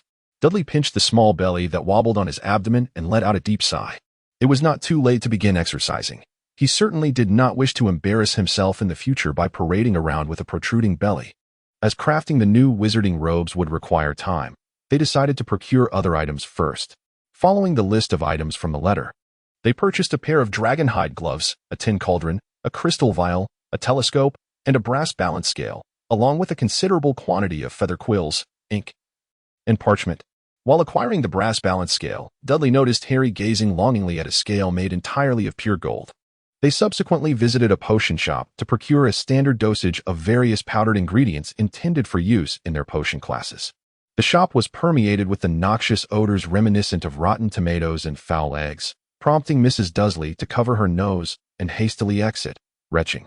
As they passed by Florian Fortescue's ice cream parlor, Harry could not resist indulging in the most expensive ice cream, fulfilling a long-held desire, as he had previously only tasted the cheapest of ice pops. When they walked past a store selling magical creatures, Dudley felt a flicker of familiarity with the shop's name. After a few steps, he recalled that this was indeed the place where Hermione had purchased Crookshanks. Crookshanks was a large ginger cat, remarkably intelligent, capable of understanding human speech, and Dudley had been quite impressed by it. "Mother, may I acquire a pet?" Dudley implored, tugging at Mrs. Dudley's sleeve and pointing towards the shop named the Magical Menagerie. "Oh," Mrs. Dudley hesitated. stroking Dudley's head, but no mice or toads. I shall settle for a cat then. Very well, Mrs. Dudley sighed in relief, as a cat was far more acceptable than those peculiar pets. Dudley, why don't you consider getting an owl? Hagrid suggested. They can assist you in delivering letters and packages. I dislike cats. They always make me sneeze. Dudley let out a dry chuckle, expressing doubt that his parents would appreciate an owl, thus opting against it. They entered the shop, which appeared rather diminutive, its walls adorned with cages that were both filthy and odorous, resonating with a cacophony of animal sounds. One cage housed palm-sized black spiders, emitting a distinct clicking noise. Beside it, a wide-eyed purple toad observed them intently, its belly heaving, leading Dudley to suspect it harbored a desire to devour the spiders. The shop also featured an array of cats, alongside a black rat incessantly scurrying in circles within its cage, possibly frightened by the nearby felines. Meanwhile, some rabbits hopped about excitedly, displaying their exuberance. Dudley approached the counter and glanced at the wall, but he did not see any familiar colors. I wish to purchase a cat, preferably an intelligent one. Do you have any recommendations? The shop assistant, a witch, cast a sidelong glance at Dudley and inquired, just intelligence. Is that all you seek, or do you have other preferences? Dudley shook her head and emphasized, the color should lean towards yellow. As for the rest, intelligence is what truly matters. She glanced at Dudley and continued, if that's the case, let me ponder. Ah yes, we have a most suitable candidate here. It is named Crookshank, though its temperament leaves much to be desired. She descended from the highest cage, cradling a massive creature in her arms. Poor Crookshank had been here for several years, yet no one had ever shown an interest in it. Dudley gazed at the fluffy, ginger-hued feline and understood why it had been overlooked. Its visage appeared as though it had been squished against something, rendering it seemingly irritable, while its slightly crooked legs detracted from its beauty. Nevertheless, this cat evoked memories of a film he had once seen, featuring a similarly astute cat, Garfield, an animal character he had cherished despite its somewhat fierce appearance. Dudley lifted it with some effort. For a cat, its size was rather excessive. As he gently stroked it, his eyes sparkled with delight. Indeed, petting a cat can be a source of immense joy. I shall keep it, he declared. Perhaps Crookshank sensed the kindness emanating from Dudley, for it contentedly purred in his embrace. Harry observed Dudley with envy, contemplating whether he should also acquire a pet. However, by the time they completed their purchase, Harry remained undecided about what he wished to acquire. As midday had passed, Mr. Dudley suggested, shall we first have something to eat and take a moment to rest? His forehead glistened with sweat, and he was slightly out of breath, burdened by his considerable girth. Hagrid cast a glance at Harry and pointed out a nearby bakery. You all can rest there for a bit. I have some matters to attend to, but I shall join you shortly. Hagrid, may I accompany you? Harry inquired. Hagrid chuckled and ruffled Harry's hair, replying, oh, if you wish to come along, then by all means. Dudley led the Dursleys to lunch, and 20 minutes later, Hagrid and Harry arrived. Harry carried a large birdcage, within which resided a magnificent snowy owl, nestled comfortably with its head tucked beneath its wings, fast asleep. This is a birthday gift I acquired for Harry. I doubt you have ever prepared a birthday present for him, Hagrid remarked. Mr. Dudley scoffed. We celebrate his birthday every year. It's just that so much has happened this year. Who has the heart to remember Harry's birthday? Indeed, last year's birthday gifts consisted of a coat hook and a pair of old socks, Harry replied, a note of resentment evident in his voice. Dudley observed his father's face turning a deep shade of crimson, though he was suppressing his emotions, muttering under his breath about how ungrateful a little brat he was. Their destination was the Lehung bookstore, where they intended to procure textbooks for the upcoming school year. Upon their arrival, they noticed the store was rather sparsely populated. Yet the shelves were brimming with books that reached up to the ceiling. Some were lavishly bound volumes large enough to serve as makeshift tables, while others were diminutive tomes the size of postage stamps, some inscribed with peculiar symbols and others devoid of any text. They meticulously selected the complete set of first-grade books from their list, including Standard Spells, Beginner's Magic Theory, and Introduction to Transfiguration, among others. While Harry was engrossed in a book on curses and countercurses, Dudley continued his task, diligently marking off titles on the shopping list. Hagrid leaned in for a closer look and exclaimed in astonishment, "Oh, Dudley, why have you chosen so many books? It's never a bad thing to read more, is it?" Hagrid, Dudley replied. He believed that these selections would prove beneficial when previewing advanced courses. The challenges awaiting him at Hogwarts were bound to be plentiful. He felt he could not afford to follow the school curriculum in a conventional manner, and needed at least a modicum of self-defense skills. Dudley's response left Mr. and Mrs. Dudley utterly astonished, and Harry's attention was drawn back to the conversation. Although they had come to terms with Dudley's slight transformation, the previous Dudley had loathed reading more than anything, making the shift quite remarkable. Dahlia was oblivious to the astonishment of the Dudleys. The sheer abundance of books here made the task of selecting favorites anything but simple. Now was the time to lay a solid foundation. So he chose a diverse array of texts, with certain emphases evident. The majority of his selections pertained to the theories of spells and the intricacies of potion making, alongside advanced knowledge of transfiguration. Ah, look who it is, Dumbledore's loyal servant and his muggle companion. A smooth, insidious voice echoed in the air. Dahlia and his companions lifted their heads to behold a man cloaked in black, his pale, pointed visage framed by flowing strands of golden hair. His gray eyes regarded them with a chilling indifference. "Lucius Malfoy, what brings you here?" Hagrid demanded, his voice laden with ire. "Is this your abode, Hagrid?" Lucius retorted mockingly, his gaze shifting to Harry. "Ah, could this be the illustrious Harry Potter, the vanquisher of the Dark Lord?" Hagrid placed a protective hand on Harry, warily eyeing Lucius. "What are your intentions?" "What could I possibly intend?" Lucius replied with a slick demeanor, as he drew forth a similarly pale-faced young boy from behind him. "Draco, come and make the acquaintance of the famed Harry Potter. You may find common ground." Draco Malfoy extended his hand to Harry with keen interest, while Harry, glancing at Hagrid, hesitated, uncertain whether to respond, as it was evident they were at odds. Dahlia was rendered speechless. No wonder in the original work, Harry and Malfoy are arch-rivals. Harry truly is a straightforward lad. He nudged Harry and whispered, "One should at least possess a modicum of courtesy." As Dobby observed the pallid complexion of Malfoy, a faint blush emerged upon it. It was then that Harry extended his hand for a brief handshake with Malfoy. "You would do well to refrain from targeting Harry. He is under the protection of Dumbledore," Hagrid cautioned Lucius. "The Malfoy family fears no one," Lucius replied languidly, casting a disdainful glance at Hagrid's tattered garments. "It seems Dumbledore's faithful servant is not compensated well enough to afford a clean outfit." Hagrid appeared incensed, his face flushed with rage, massive fists cracking ominously as if he were ready to pounce. "Dumbledore would never regard me as a mere servant. Should you dare to insult Dumbledore again, what a barbarian." Lucius Malfoy scoffed derisively, his gaze fixed upon the muggle attire of the Dursleys. "Come, Draco." Hagrid glowered at their departing figures and turned to Harry, saying, "The Malfoys are exceedingly unpleasant individuals. He once served the Dark Lord and only escaped retribution through deceit. It would be wise for you to keep your distance from them in the future." Harry nodded in agreement, sharing a similarly unfavorable impression of the Malfoy family. Dahlia gazed contemplatively at Lucius. The Malfoy family is comprised of astute individuals, particularly Lucius himself. It is plausible that he intends to hedge his bets, seeking to cultivate a favorable relationship between his son and Harry. After all, the Malfoy lineage has historically been lackadaisical regarding allegiances, aligning themselves with whoever holds power.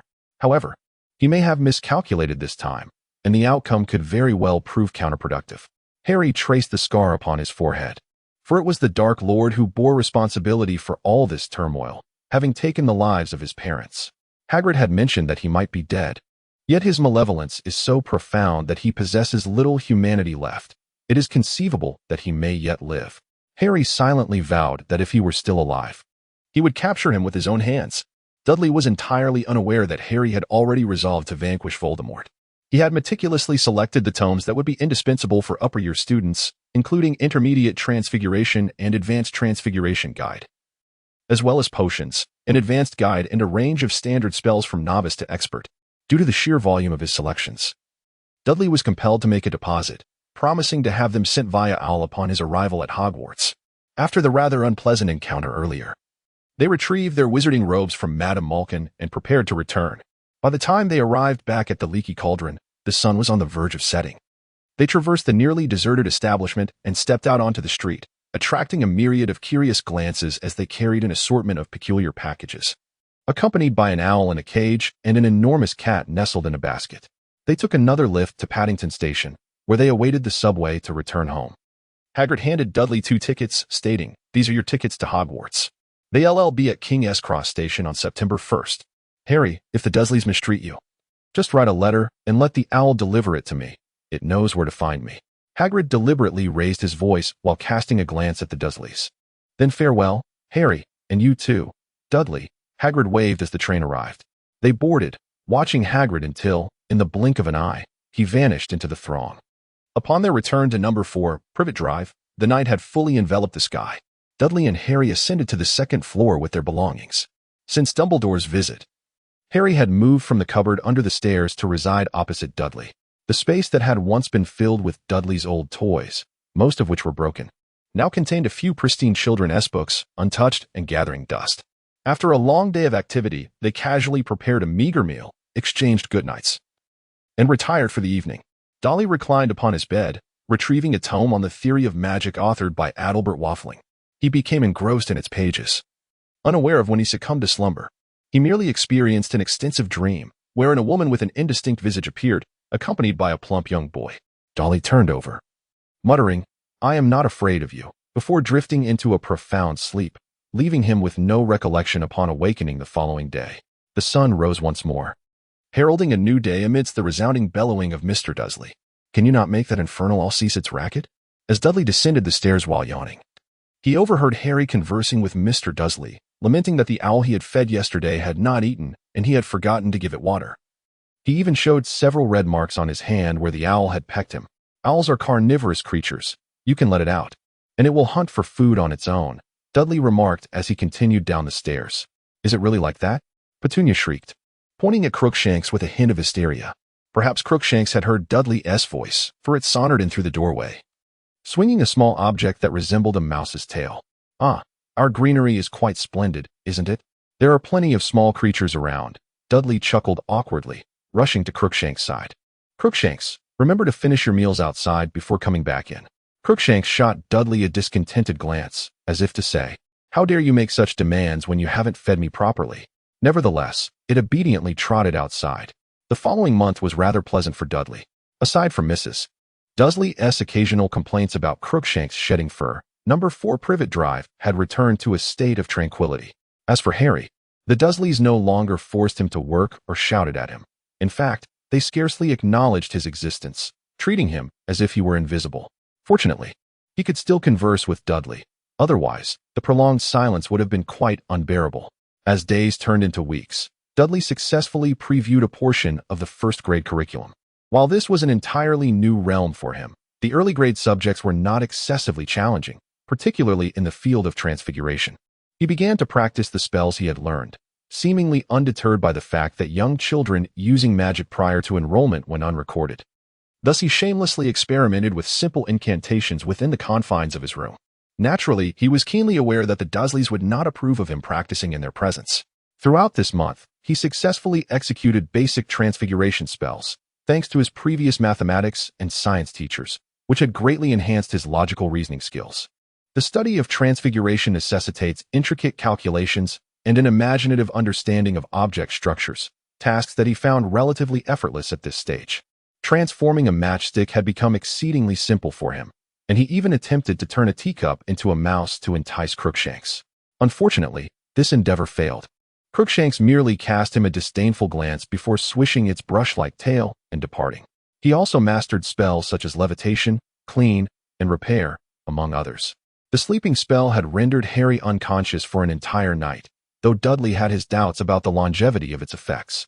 As compensation, he repaired Harry's glasses the following day, much to Harry's astonishment, as he had been engrossed in the legendary tales of famous wizards, neglecting to review any textbooks or learn how to wield magic. Finally, September 1st arrived. Although Dudley had nearly packed everything the night before, the morning was still a flurry of activity. The owl, having roamed outside for a month, was now restlessly hooting from its cage, while Crookshanks attempted to escape from its basket more than once, heightening everyone's anxiety. Mrs. Dudley was fervently trying to cram more items into Dudley's suitcase, as this was her precious son's first time venturing so far away and for such an extended period. Dudley noticed her discreetly wiping away tears on several occasions. When they hurriedly set off and had covered half the distance, they realized that Crookshanks was not in the car, prompting them to turn back. They found Crookshanks mewing pitifully on the fence of number 4 Privet Drive, and poor Dudley endured several scratches from the disgruntled cat. Upon arriving at King's Cross Station, with merely 15 minutes until 11, they needed to locate platform 9 3/4, only to discover a wall standing between platforms 9 and 10. Dudley inquired of the guard about the whereabouts of Platform 9, but the guard, perceiving their question as a jest, angrily dismissed them. Dudley intended to inform them that they could simply proceed towards the wall situated between the 9th and 10th stations. At that moment, they observed a large crowd approaching.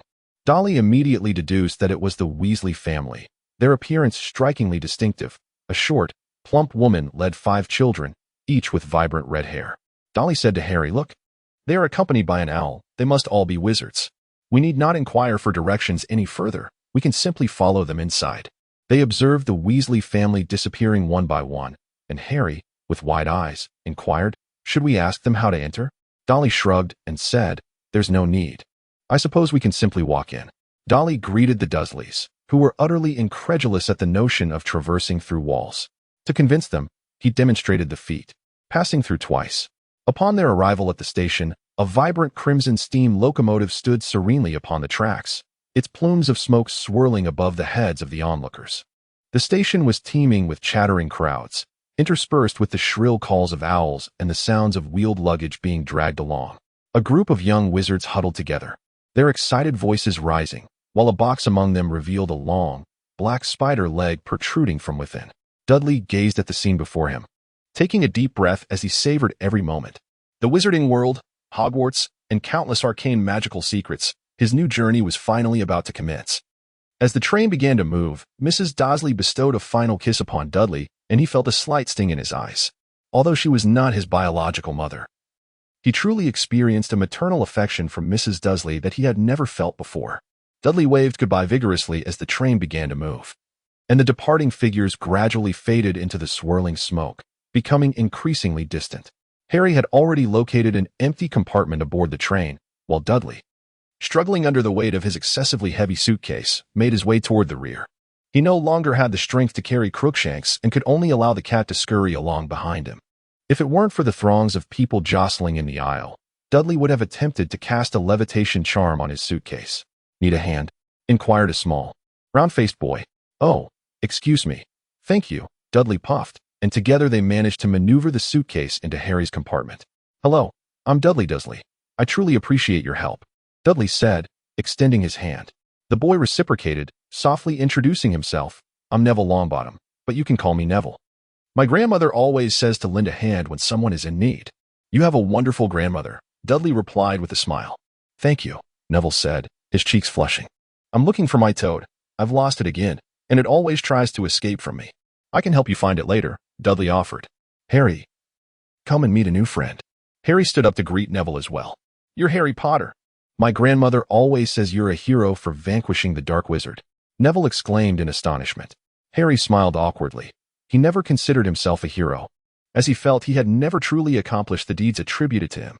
Dudley placed the box in the corner of the compartment, lifted Crookshanks, and allowed him to sniff the scent lingering on his hands, hoping to discern the whereabouts of the toad.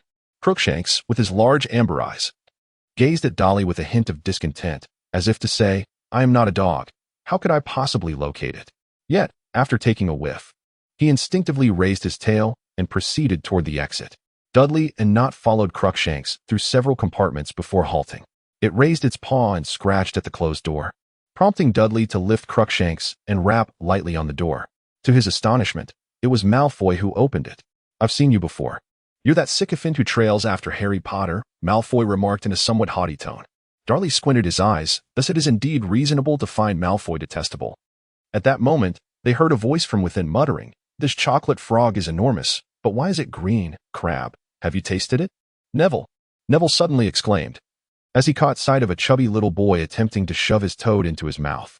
In a flash, Neville shoved Malfoy aside and lunged at the speaking plump figure, who, mistaking Neville's intentions, instinctively placed his hands behind his back to protect his food.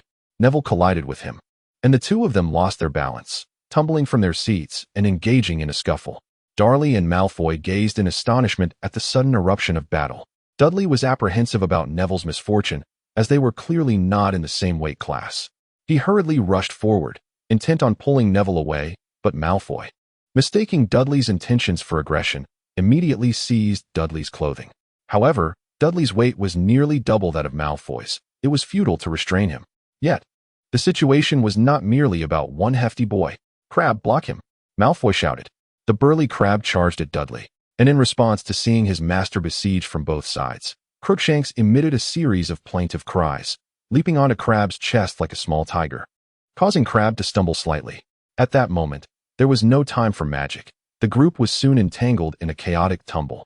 Crab attempted to grasp Crookshanks, but the cat nimbly evaded capture, resulting in Crab forcefully knocking Dudley to the ground. As Dudley was collapsing, Malfoy was still tugging at his clothing. Dudley swiftly pinned him beneath, determined to secure a cushion of flesh. Dudley found himself pinned beneath Crab, struggling to breathe as the weight of the latter, at least 20 pounds heavier than himself, bore down upon him. However, he surmised that Malfoy, trapped beneath the two of them, was likely faring even worse. He could only imagine the sensation of being crushed by two hefty figures. "Crab, you imbecile! If you don't get up soon, Malfoy will be smothered," Dudley bellowed. Realizing he lacked the strength to dislodge Crab, it was evident that Crab had no intention of moving. Spotting a group of upperclassmen gathering outside, Dudley, panting heavily, called out, "Seniors, could you lend a hand? The poor fellow beneath us is on the verge of collapse." Laughter erupted from the crowd, and soon several hands reached in to assist. Finally lifting Crab off Dudley, Harry took a deep breath and hurriedly scrambled off Malfoy, only to discover that Malfoy had already rolled his eyes back, a thin stream of drool escaping from the corner of his mouth. However, he was not the most unfortunate. Neville was still enduring torment beneath Goyle. When they finally managed to pull Goyle off the ground, they beheld Neville clutching his toad tightly in his arms, curled up in a posture that suggested he was bracing for a beating. Dudley found the situation somewhat amusing and absurd. What on earth was happening? Once they managed to lift the curled-up Neville and Malfoy off the ground, Dudley finally had the opportunity to observe the upperclassmen who had come to their aid. Dudley gazed in astonishment at the two handsome individuals standing before him. They were a pair of twin brothers, each adorned with a mane of fiery red hair. Dudley gently shook the still-dazed Neville and expressed his gratitude for their assistance. "I am Dudley Desley, and this is Neville Longbottom," one of the twins interjected. "We are Fred and George, from the Weasley family." To think a first-year student would have the audacity to engage in a brawl on the train. "How many years has it been since we witnessed such a spectacle, George?" Fred remarked. "Never, I believe, Fred. How did I not consider this back in my day?" George feigned a look of regret. "In truth, we could attempt it ourselves. I have long been irritated by that gorilla, Marcus." "Huh. Do you wish to be penalized by Percy before the term even begins?" "Oh, speaking of Percy. He is likely still in the prefect's carriage attending a meeting." One of the twins advised Dudley, "I suggest you make haste and leave this place. Otherwise, you may find yourself in dire straits when the prefect arrives."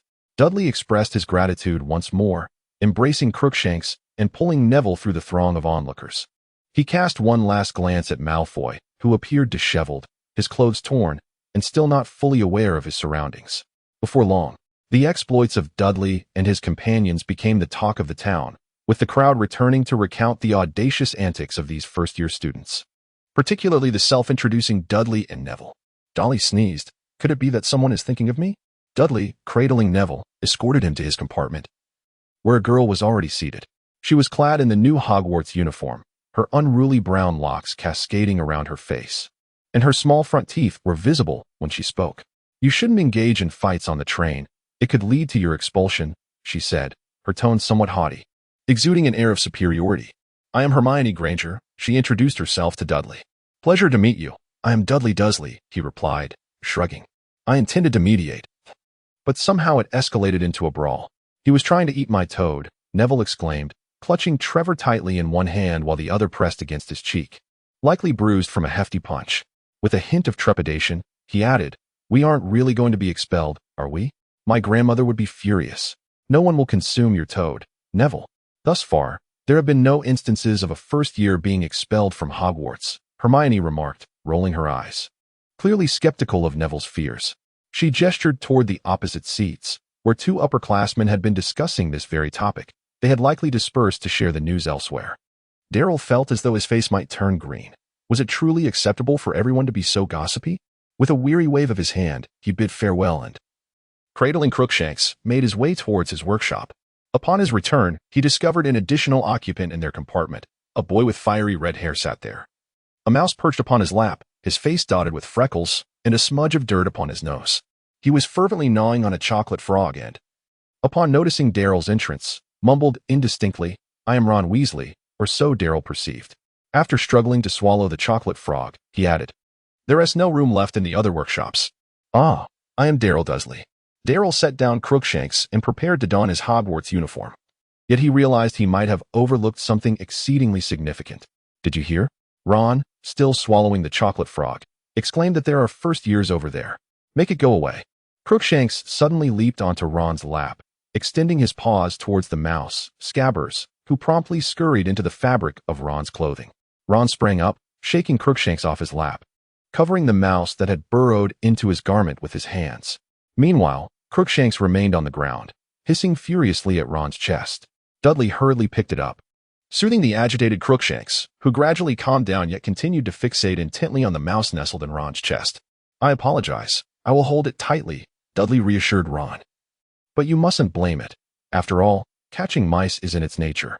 You'd best keep a firm grip on it," Ron muttered. Bane cannot withstand fright. For the time that followed, Crookshanks sat beside Dudley, its large yellow eyes fixed on the opposite side, while Ron cautiously adjusted Crookshanks, neglecting even to snack. Outside the train window, the sky darkened gradually, and every so often, a figure would stand at the compartment door, peering in, only to erupt in astonished exclamations. Dudley felt somewhat exasperated, unsure whether they were gazing at Harry or himself. At that moment, Hermione arrived at their carriage. "Dudley, you all ought to change into your robes promptly. I just inquired with the train's driver, and he mentioned we would be arriving shortly." Yet, she did not depart. Instead, she curiously regarded Harry. Feeling uncomfortable under her scrutiny, Harry stammered, You are Harry Potter?" "Indeed, that's me," Harry replied. "The news has spread throughout the train. The first-year student who got into a fight is in the same compartment as Harry Potter," she remarked, glancing at Dudley before seating herself beside Ron, her gaze fixed on Harry.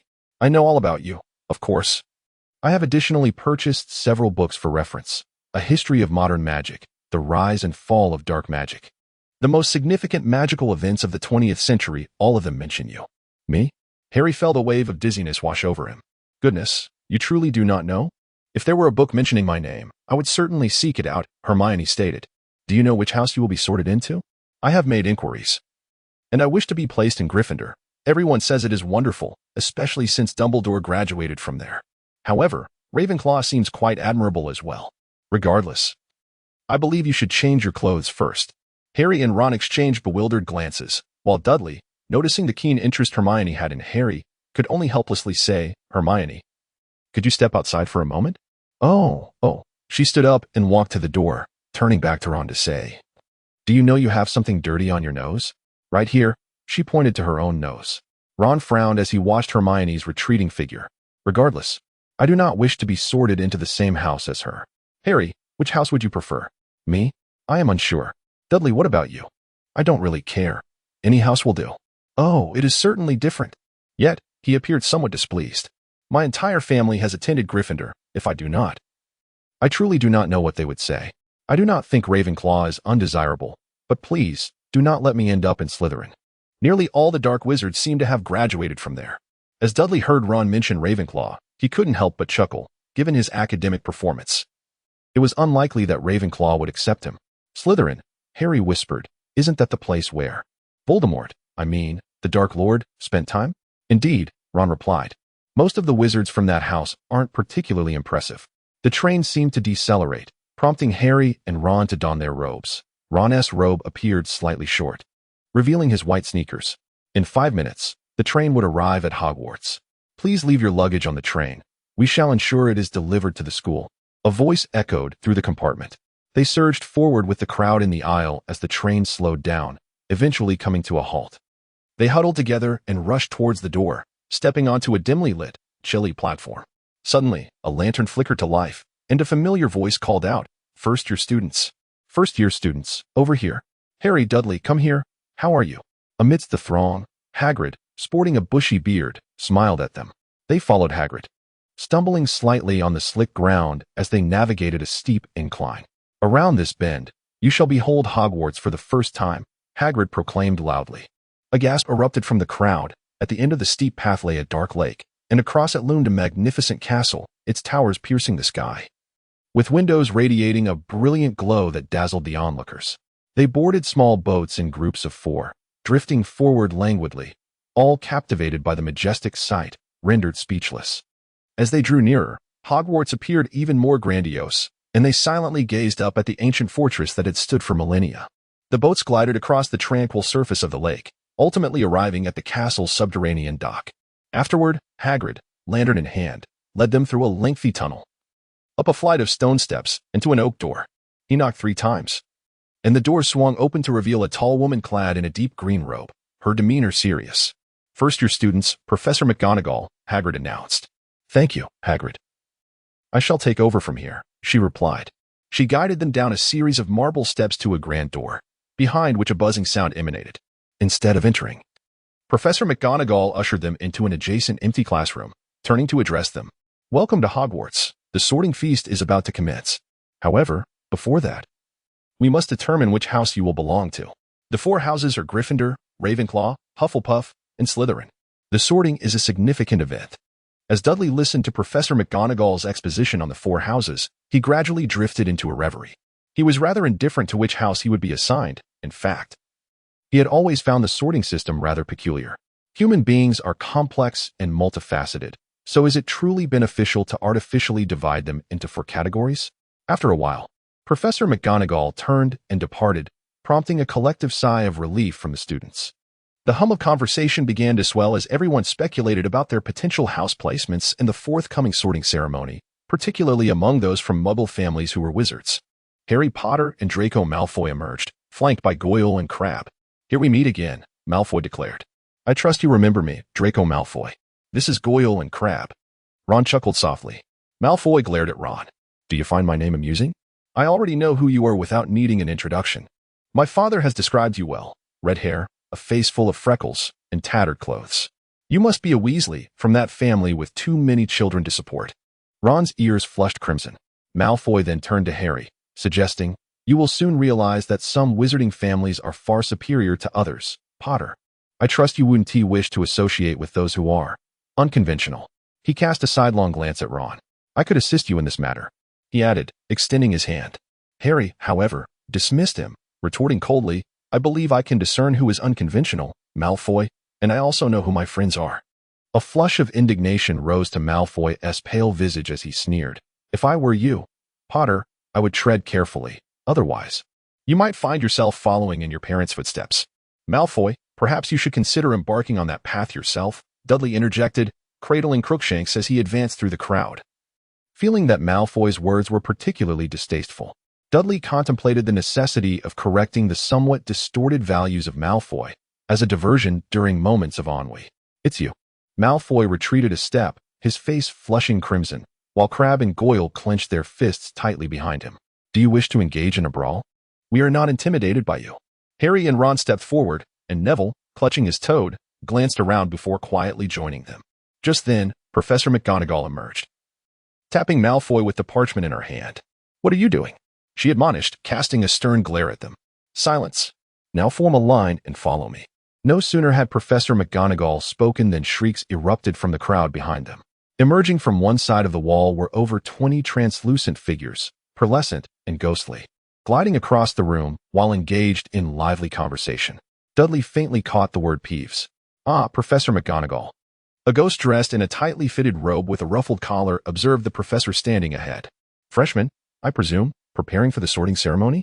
A plump monk-like ghost smiled at them, and upon seeing several nodding heads, added, "I hope you are sorted into Hufflepuff. I was once a student of that house." Professor McGonagall waved them along as the ghosts floated through the opposite wall in single file. They followed the professor into a splendid hall, where students from other houses were already seated at 4 long tables, turning their heads to observe the newcomers and whispering amongst themselves. Above the tables, thousands of candles levitated in midair, illuminating the entire dining hall, while the ceiling was enchanted to resemble a true night sky, twinkling with countless stars. The professors of the school sat at a high table opposite them, watching in silence. In front of the staff table stood a tall stool, upon which rested a patched, dusty hat. As they approached the hat, it twisted and opened its mouth, beginning to sing. Darryl understood that this was the sorting hat, a sentient magical cap. It was said that the 4 founders of Hogwarts infused a part of their essence into it, enabling it to delve into one's thoughts and discern the true nature of an individual. The school relied upon it to determine which house each student should be placed in. After a brief wait, the Sorting Hat's song finally concluded. Professor McGonagall held a scroll of parchment, announcing that when she called a name, that student should step forward to don the hat and await their house assignment. My grandmother wished for me to be sorted into Gryffindor, but I was uncertain if I would qualify. What if I ended up in Hufflepuff? Neville whispered anxiously. Oh. Come on, believe in yourself. Weren't you quite brave when you fought with Goyle? Darryl gently reassured him, patting his shoulder. Neville's face flushed.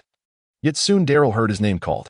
A ripple of whispers erupted from the four tables, as everyone remembered the chubby boy who had fought on the train. As the hat settled upon his head, Darryl heard a faint voice murmur, "Ah, adventurous and courageous, loyal to friends. Perhaps Gryffindor would be a fitting choice. Could I go to Ravenclaw?" Darryl inquired softly, aware that the Sorting Hat could hear him. "Oh, Ravenclaw. I must say, under certain conditions. You may not be the best fit there," it sang in response. Exceptional intellect is humanity's greatest virtue. Darryl felt a moment of hesitation. Could it be that they were implying he was foolish? Just moments ago, he had mocked Ron for being deemed worthy by Ravenclaw. And now was he facing the repercussions of his own words? Perhaps he should consider joining Hufflepuff. As a novice in the magical realm, still tender and inexperienced, he preferred to maintain some distance from Harry and his band of saviors. He believed that in his current state of inadequacy, meddling with the narrative would be sheer folly. Dudley resolutely declared to himself, "Can that allow me to join Hufflepuff?" "Certainly, Hufflepuff embraces all students," replied the Sorting Hat. "Very well, then, I shall go to Hufflepuff." Yet, he remained curious and inquired, "Why not recommend me to Slytherin? Have you made up your mind? You should know that in Gryffindor, you would find many like-minded companions. Would you not consider it? If that is your desire, then so be it." As Dudley heard the Sorting Hat call out Hufflepuff, he felt as though he faintly caught a whisper, "Slytherin has no desire for a student devoid of any lineage." Dudley waved to Harry and his companions before calmly approaching the applauding Hufflepuffs, taking a seat beside Susan Bones.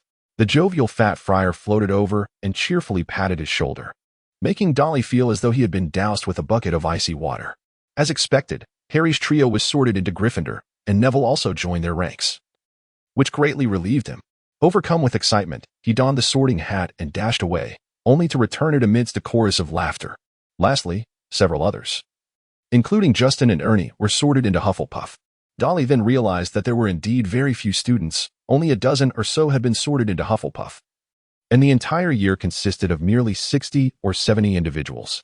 However, upon reflecting on the population of the United Kingdom, it all became clear. Dudley gazed at the empty golden plate on the table, and only then did he realize the depths of his hunger. He had consumed little more than a handful of snacks purchased by Harry earlier in the day, and after a scuffle, the meager breakfast had long since been depleted. He lifted his gaze and scanned the surroundings. Upon entering, he had placed Crookshanks by the door. It was then that he noticed Crookshanks, a clever feline, was at the feet of Filch, tormenting Mrs. Norris. This astute cat possessed an uncanny ability to detect student mischief and promptly summon Filch to the scene. A chuckle escaped him. It seemed that in the future, if he ventured out at night, he could send Crookshanks ahead to pester Mrs. Norris, alleviating his fears of encountering Filch. At that moment, Professor Dumbledore rose, a broad smile illuminating his face as he addressed them. "Welcome. Welcome to Hogwarts as we embark on a new academic year. Before the feast commences, I would like to share a few words. Imbeciles, crybabies, scoundrels, twist." With that, he sat down, and the hall erupted in cheers and applause. "Is he a bit mad?" Justin, seated beside Dudley, hesitantly remarked. He hailed from a Muggle family and had never been privy to the nuances of the wizarding world. "May I inform you that translates to Latin as may Merlin bless you?" Dudley scoffed softly, recalling his own bewilderment at Dumbledore's peculiar utterance which had prompted him to research its meaning, though he deemed it unworthy of boasting. Just then, the once barren plates suddenly brimmed with an array of dishes, many of which Dudley had never encountered before, diverting everyone's attention from the earlier conversation as they eagerly began to feast. Dudley sampled a bit of everything and began to indulge, setting aside thoughts of weight control for another time, as he was solely focused on satiating his hunger. Once everyone had their fill, the remaining food swiftly vanished from the platters. Shortly thereafter, an assortment of ice creams was presented: strawberry, jelly, chocolate fudge, syrup pancakes, apple pie, and jam pudding. Unable to resist, Dudley grabbed another pudding and began savoring it. "I never imagined life at Hogwarts would be like this," Justin remarked. "My family are Muggles, and when I received the letter, they were utterly astonished. My parents didn't believe it at all. Yet, I know I am a wizard with some peculiar abilities, albeit inconsistent. He took a syrup pancake. Later, Professor Sprout visited our home. She gently tapped one of my mother's flowers with her wand. It was merely a bud, and we watched in awe as it gradually bloomed before our eyes. That was when my mother began to believe in magic. I cannot express how thrilled I was. I knew I belonged here. However, this place is somewhat different from what I envisioned. I never expected such an enormous castle with so many people. Initially, I thought it would be a gloomy place filled with strange magic. Where did you acquire such an impression? Although this is not a dreary place, it certainly has its share of peculiar magic, which you will gradually come to discover. A handsome upperclassman smilingly interjected. If you ever have any questions, feel free to ask me. I am Cedric Diggory. Dolly suspected that the two young girls, Hannah and Susan, might have been captivated by Cedric's dazzling smile. As they remained transfixed with starry-eyed admiration, completely oblivious to the jelly that had fallen from their spoons, Dolly was engrossed in savoring his pudding, exclaiming how delectable it was. Convinced that he had indeed been influenced by the original Dolly, rendering him utterly powerless against delightful confections. Amidst the joyous laughter and merriment, the lively welcome banquet was drawing to a close, with the final dessert vanishing from the plates. At that moment, Dumbledore rose once more, and the hall fell into a solemn silence. Ah, now that everyone is satiated, I wish to impart a few words. As the semester commences, I would like to reiterate several important reminders. First, your students, please take heed. Entry into the woods on campus is strictly prohibited for all students, including those in the upper grades, who must also remember this rule. He cast a glance towards the Weasley twins. Furthermore, Mr. Filch, the caretaker, would like to remind everyone that the use of magic in the corridors during breaks is not permitted. The trials for Quidditch players will take place in the second week of this term. Any students wishing to join the team should contact Madam Hooch. Lastly, I must caution everyone. Those who wish to avoid untimely misfortunes and grievous fate should refrain from entering the corridor on the right side of the fourth floor. Dudley erupted into hearty laughter upon hearing Harry's words, blissfully unaware that he might one day confront such matters himself. Although Dudley was aware that the elusive Philosopher's Stone was concealed within, he felt no inclination to involve himself in the affair. He speculated that Dumbledore likely had mastery over the entire situation, orchestrating a trap to draw Voldemort out of the shadows. As for Harry, upon noticing Harry's keen interest in this matter, he may have intended to use it as an opportunity to test him. For a decade, Dumbledore had kept a watchful eye on Harry, occasionally gathering insights about him from Mrs. Fig. Yet, he still could not truly comprehend the boy. Hence, such subtle methods were necessary to deepen his understanding of this child, as only by doing so could he grasp the truest essence of Harry's character. Darley gazed at Dumbledore on the podium. Although he possessed knowledge of the unfolding narrative, he still found it challenging to fully comprehend the myriad of actions undertaken by this venerable elder. Dumbledore was adept at concealing secrets, while his piercing azure eyes seemed to see through the very souls of those around him. Now, before we retire for the night, let us join together in singing the school anthem, Dumbledore proclaimed with great enthusiasm. With a gentle flick of his wand, a long golden ribbon erupted from its tip, twisting and coiling through the air above the banquet table, forming lines of text. Each of you may choose your favorite melody, Dumbledore added with a smile. Ready, sing. In unison, the faculty and students erupted into song, a cacophony of disjointed voices filling the air. Darley shook his head to clear the scattered thoughts and opened his mouth to join in the chant. Why ponder so much? If one is here, one should find contentment. The savior of the wizarding world would undoubtedly emerge in due course. For now, he resolved to diligently study magic. Once the song concluded, the Weasley twins continued to hum a dirge-like melody, while Dumbledore orchestrated their final few measures with his wand. When they finished, his applause resonated the loudest. As Dumbledore announced that it was time for bed, a tall boy with curly hair rose to his feet. I am Luke Andrew, the head of Hufflepuff House, a first-year student. Follow me, and I shall guide you. After indulging themselves, Derry and his companions yawned, the weight of sleepiness sweeping over them. Oblivious to the portraits they passed, which pointed and whispered, they followed their prefect down to the basement level of Hogwarts. Welcome to Hufflepuff. Our common room is located right next to the kitchen. Do you see it? Its entrance is cleverly concealed among that cluster of large barrels in the corner. He continued. The door beside us is the entrance to the kitchen. If you find yourselves hungry at night, simply give that pair a little tickle and it will grant you access. They approached the stack of barrels. Hey, Ernie, don't doze off unless you want to be drenched in vinegar tomorrow, he chuckled. Now, listen closely. The method to open it is quite simple. You just need to tap the bottom of the two middle barrels in the second row to the rhythm of Helga Hufflepuff, and the lid will swing open automatically. With that, he drew his wand and tapped the base of the barrels. The lids began to rotate open, revealing an irregular doorway that appeared before the newcomers.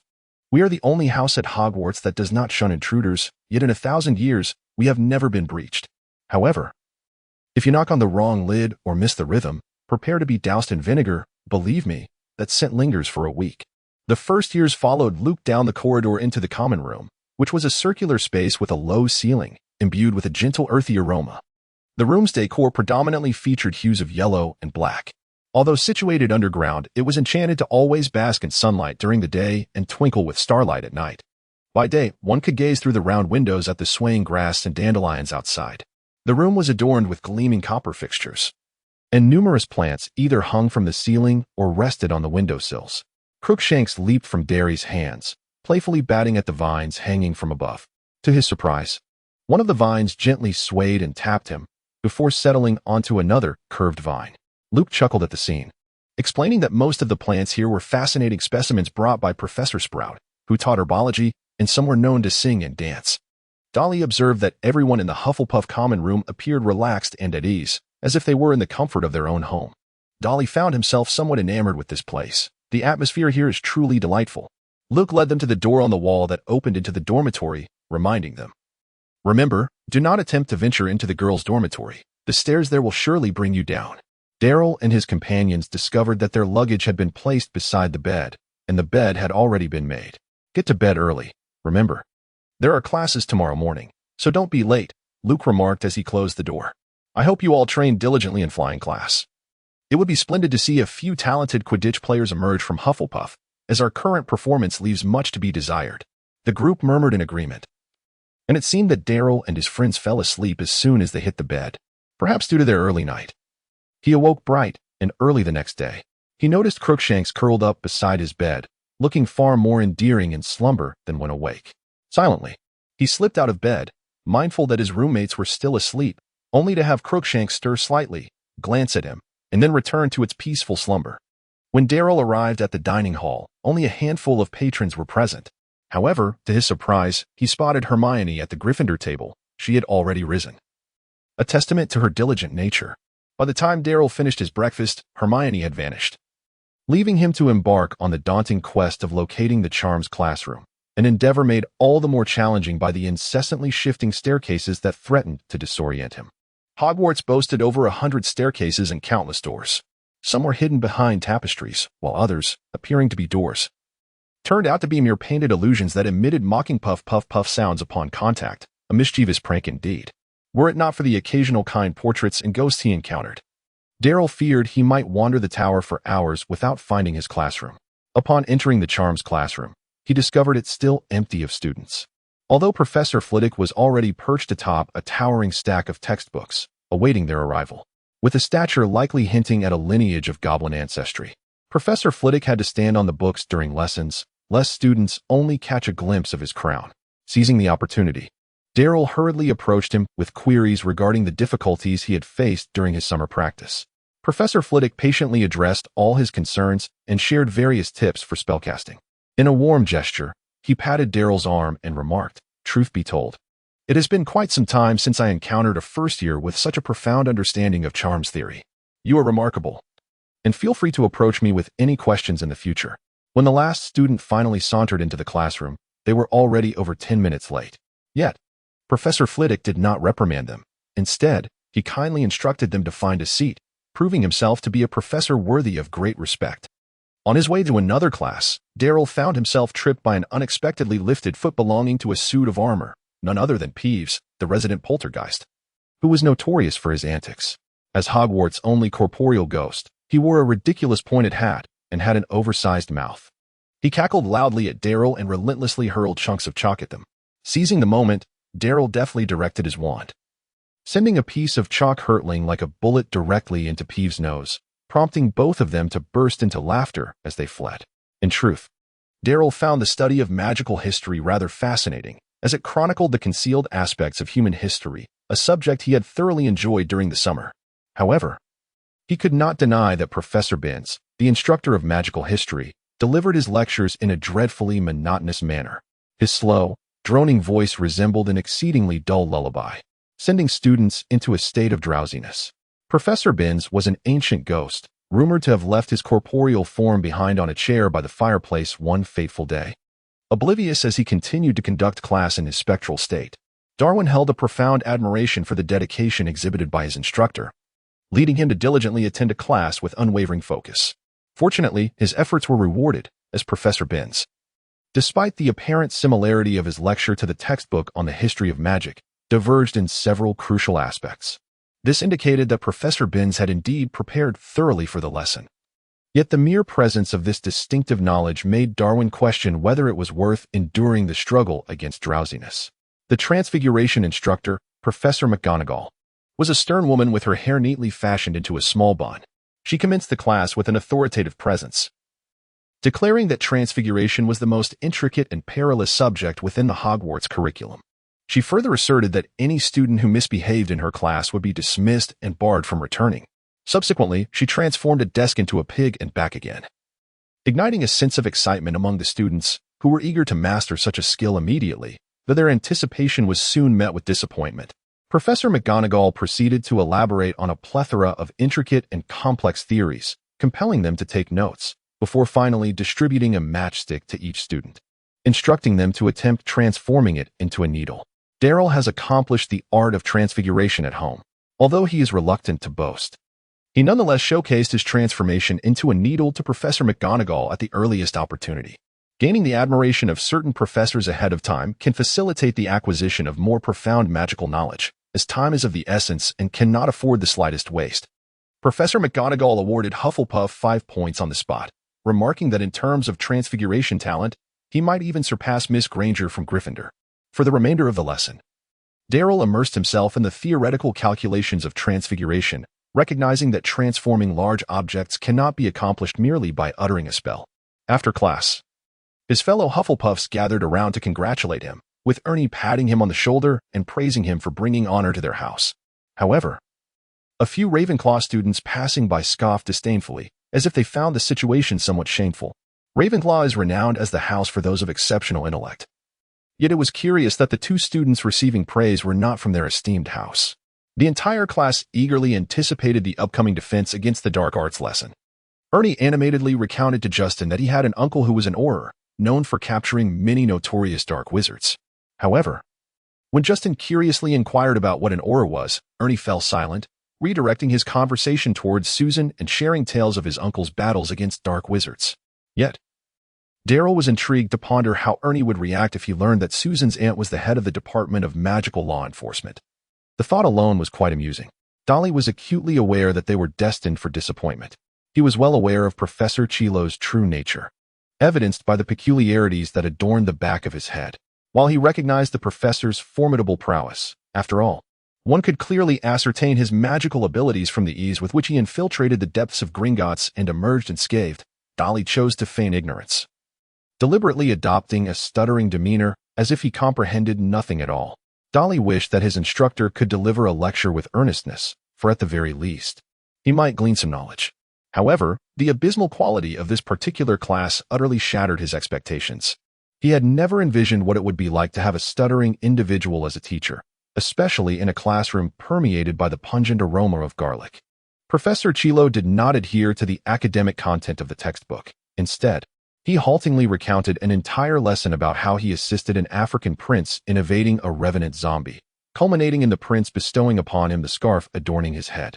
Yet, when the students inquired about how to confront the revenant zombie, Professor Chilo faltered, ultimately diverting the conversation to the weather of that day. Dudley felt utterly disheartened. Having acquired not a shred of useful knowledge, Dudley pondered, since he had resolved to conceal his identity, he could certainly take advantage of the timid and overly cautious Professor Chilo. The herbology class was shared with Gryffindor, and they were to venture into the greenhouse behind the castle to learn how to tend to and cultivate the various herbs. Professor Sprout was a gentle and kind-hearted witch. In recent days, Dudley has not encountered Harry, nor has he taken particular notice of him. There are no pressing matters transpiring in their first year. It is perhaps wiser to refrain from entangling himself with him. Quietly cultivating one's strength is the truest principle. Dudley engaged in a brief conversation with Hermione. Although her initial impression of him was less than favorable, after all, he was a boy with a penchant for brawling. They surprisingly discovered some common ground. Dudley realized that Hermione had read far more books than he had, and he could not help but acknowledge that she possessed the intellect of a Ravenclaw, with an extensive breadth of knowledge. However, whether she truly comprehended the depths of the knowledge she had acquired is a matter open to interpretation, varying from person to person. Dudley believed it would be wiser to concentrate, especially since the Sorting Hat seemed to imply that his intellect was somewhat lacking. Among all the subjects, he deemed astronomy to be the most futile. They were required to observe the night sky with telescopes on Thursday evenings, learning the names of various stars and the orbits of planets, and to chart celestial maps. However, he could not discern the utility of this knowledge. Were they truly expected to rely on it for prophecy?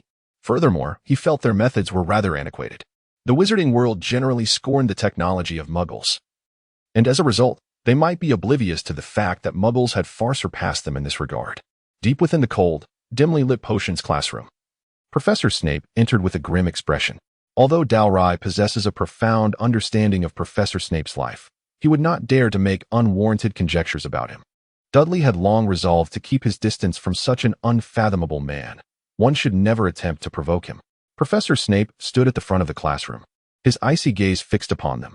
"You are here to learn the intricate art of potion making." His voice was soft, almost a whisper, yet it effortlessly silenced the room. "There is no need for you to clumsily wave your wands or babble incoherently. Thus, I do not expect most of you to grasp the precise science and rigorous techniques involved in brewing potions. However, for those few who are exceptional or possess unique talents, I can teach you how to elevate your status, concoct glory, and even stave off death. Yet, I suspect I shall find it challenging to encounter such individuals. Most are the foolish imbeciles I often meet." "Dudley." Professor Snape called out Dudley's name, who felt somewhat bewildered, thinking to himself, "Have I provoked him?" Snape posed several questions, seemingly intent on establishing his authority. Unfortunately for him, Dudley was well prepared. Over the summer, he had memorized potion formulas and countless magical herbs and fungi, and with a stroke of good fortune, he managed to respond adequately. Upon realizing that Dudley was not so easily stumped, Professor Snape appeared to shift his strategy. It seems you are slightly more competent than your foolish cousin Potter. But why do you not impart some knowledge to him?" Hufflepuff loses a point. It turned out that Harry was to blame after all, leaving Dudley in a state of bemusement. It seemed that even a mere association with Harry could provoke Professor Snape's ire. Dudley observed the sympathetic glances cast by his classmates, indicating that Professor Snape's demeanor was indeed not favored by the students. TSK. Subsequently, Professor Snape inscribed the procedure for concocting a potion to treat scabies upon the blackboard, instructing them to commence their preparations immediately. He paced through the classroom in his long, flowing black cloak, scrutinizing their every movement. Dudley felt somewhat at a loss, as Professor Snape's teaching methods were exceedingly direct and harsh. With narrowed eyes, he scrutinized the steps illustrated on the board. The dim lighting of the environment was decidedly unwelcoming. Ultimately, he discerned that Professor Snape's method for boiling the slug with antennae diverged slightly from the text, particularly regarding the temperature of the water when submerging the slug. "Dudley, why have you not begun yet?" Professor Snape admonished sternly, noticing Dudley lost in thought. Derry swallowed nervously. "Professor, I noticed that your method for boiling snails differs slightly from what is presented in the book." Professor Snape glanced at him with a chilling stare, scoffing softly. "If one pays closer attention, such discrepancies become evident. Sit down and commence without delay." Dudley let out a sigh of relief, grateful that no points were deducted. Ernie quietly leaned in, remarking, "I truly hadn't noticed anything amiss until you mentioned it." Dudley chuckled and remarked, "Professor Snape is indeed quite formidable. His expertise in potions is remarkable, and we can learn a great deal under his tutelage." Ernie shrugged, observing Professor Snape sternly reprimanding Hannah, "Perhaps. But his temper is truly dreadful." On Friday afternoon, Harry invited Dudley to visit Hagrid, who readily accepted. As he arrived, cradling Crookshanks, Ron patted his chest and exclaimed, "Thank goodness I left Scabbers in the dormitory. Otherwise, your cat would have been after him again." Together, they traversed the fields toward Hagrid's abode, situated at the edge of the Forbidden Forest, where a stone bough adorned the wall and a pair of rubber boots lay by the door. Upon knocking, Hagrid swung the door open, exclaiming, "Step back, Fong," as he firmly grasped the collar of a large, black hound. The small hut was cozy, with hams and game birds hanging from the ceiling, while a large bed in the corner appeared to be made from patchwork blankets. He served them a plate of rock cakes, and Fong eagerly approached Ron, attempting to lick his ear. Ron, startled, stood frozen in place. "This is Fong," Harry introduced, as Hagrid poured water into cups from a kettle. Glancing at Ron's red hair, Hagrid noted, "Another Weasley child, I presume?" It took a considerable amount of my energy to drive those two twins out of the Forbidden Forest. Dudley took a bite of the rock cake, nearly shattering his teeth in the process, and promptly set it down. However, noticing the delighted expressions on Harry and Ron's faces, he felt a twinge of curiosity. Was it truly that delectable? Harry recounted to Hagrid the incident in which Snape had deliberately troubled him during class. "You needn't worry at all. Snape has rarely favored any student," Hagrid replied. "Yet it seems he truly despises me," Harry remarked. "Nonsense. Why would he harbor any hatred towards you?" Yet, Dudley observed Hagrid's evasive demeanor as he uttered these words, unable to meet Harry's gaze, and almost burst into laughter. Hagrid, with a loud voice, shifted the topic. "Ron, how is your brother Charlie? I have always admired him. He possesses a remarkable affinity for animals." Dudley observed as Harry retrieved a copy of the Daily Prophet from beneath the teapot. He remarked, "Hagrid, the day of the illegal intrusion at Gringotts coincides with our visit to Diagon Alley. We might have been there at the very same time." Hagrid grunted, genuinely at a loss for words this time, and instead handed Harry a piece of rock cake. Dudley observed Harry's woeful expression as he accepted the treat, and he couldn't help but chuckle, realizing it was indeed unpalatable. By the time they returned to the castle from Hagrid's, their pockets were laden with heavy rock cakes, which they graciously accepted out of politeness, despite Dudley's resolve never to touch such a delicacy. Perhaps he could consider it a collectible display piece. His only desire was to return to the castle swiftly, hoping to make it in time for dinner. During the weekend, Dudley noticed a notice posted in the common room announcing that the following Wednesday, they would have flying lessons together with Ravenclaw, stirring a sense of anticipation within him. Before he had even encountered a broomstick, he wondered if riding one would be uncomfortable. However, after perusing some literature, he discovered that each broomstick was equipped with an invisible seat, making it clear that one could not simply perch upon a pole. The flying lessons were to take place in a clearing behind the castle, where the sun lazily hung in the sky and a gentle breeze wafted in from the Forbidden Forest, rustling the leaves. The grass beneath their feet rippled softly, creating an ideal atmosphere for flying. Madame Hooch, with her short gray hair and keen, eagle-like eyes, strode purposefully towards them and declared in a commanding voice, "All right. What are you all waiting for? Each of you stand next to a broomstick. Quickly now, make haste." Dudley and his companions hurriedly selected brooms, eager to find one that appeared more aesthetically pleasing. Once they had settled on their choice, Dudley glanced at his own broomstick, tattered and worn, with the twigs at the end sticking out askew, feeling a twinge of concern over its ability to soar gracefully into the sky. He extended his right hand, resting it above the broom handle, while Mrs. Hooch proclaimed loudly, "Up." According to Mrs. Hooch, the broom rolled twice upon the ground, and Dudley's expression darkened. Could it be that even a flying broom could perceive his lack of trust? Subsequently, Mrs. Hooch demonstrated how to mount the broom without slipping off, how to ascend and descend, and then she wandered among the crowd, correcting her students' movements. "All right, at the sound of my whistle, you must push off the ground with your legs, exerting force as you do so." Mrs. Hooch instructed, "Grip the broom firmly, ascend a few feet, then lean slightly forward and descend vertically back to the ground. On my count, 3, 2, 1. With a powerful push, Dudley felt an invisible cushion beneath the broom, gently lifting him upwards. Dudley trembled as he ascended, and to be honest, the sensation of his feet leaving the ground was not as delightful as he had anticipated. He felt a profound lack of security in being suspended in midair. However, once he stabilized and acclimated to the experience, he began to appreciate the exquisite joy of flight. It was as if he had broken free from some invisible restraint, and in that moment, he felt an overwhelming sense of liberation. "Dudley, come down. You have exceeded the height I mentioned," Mrs. Hooch called out from the ground.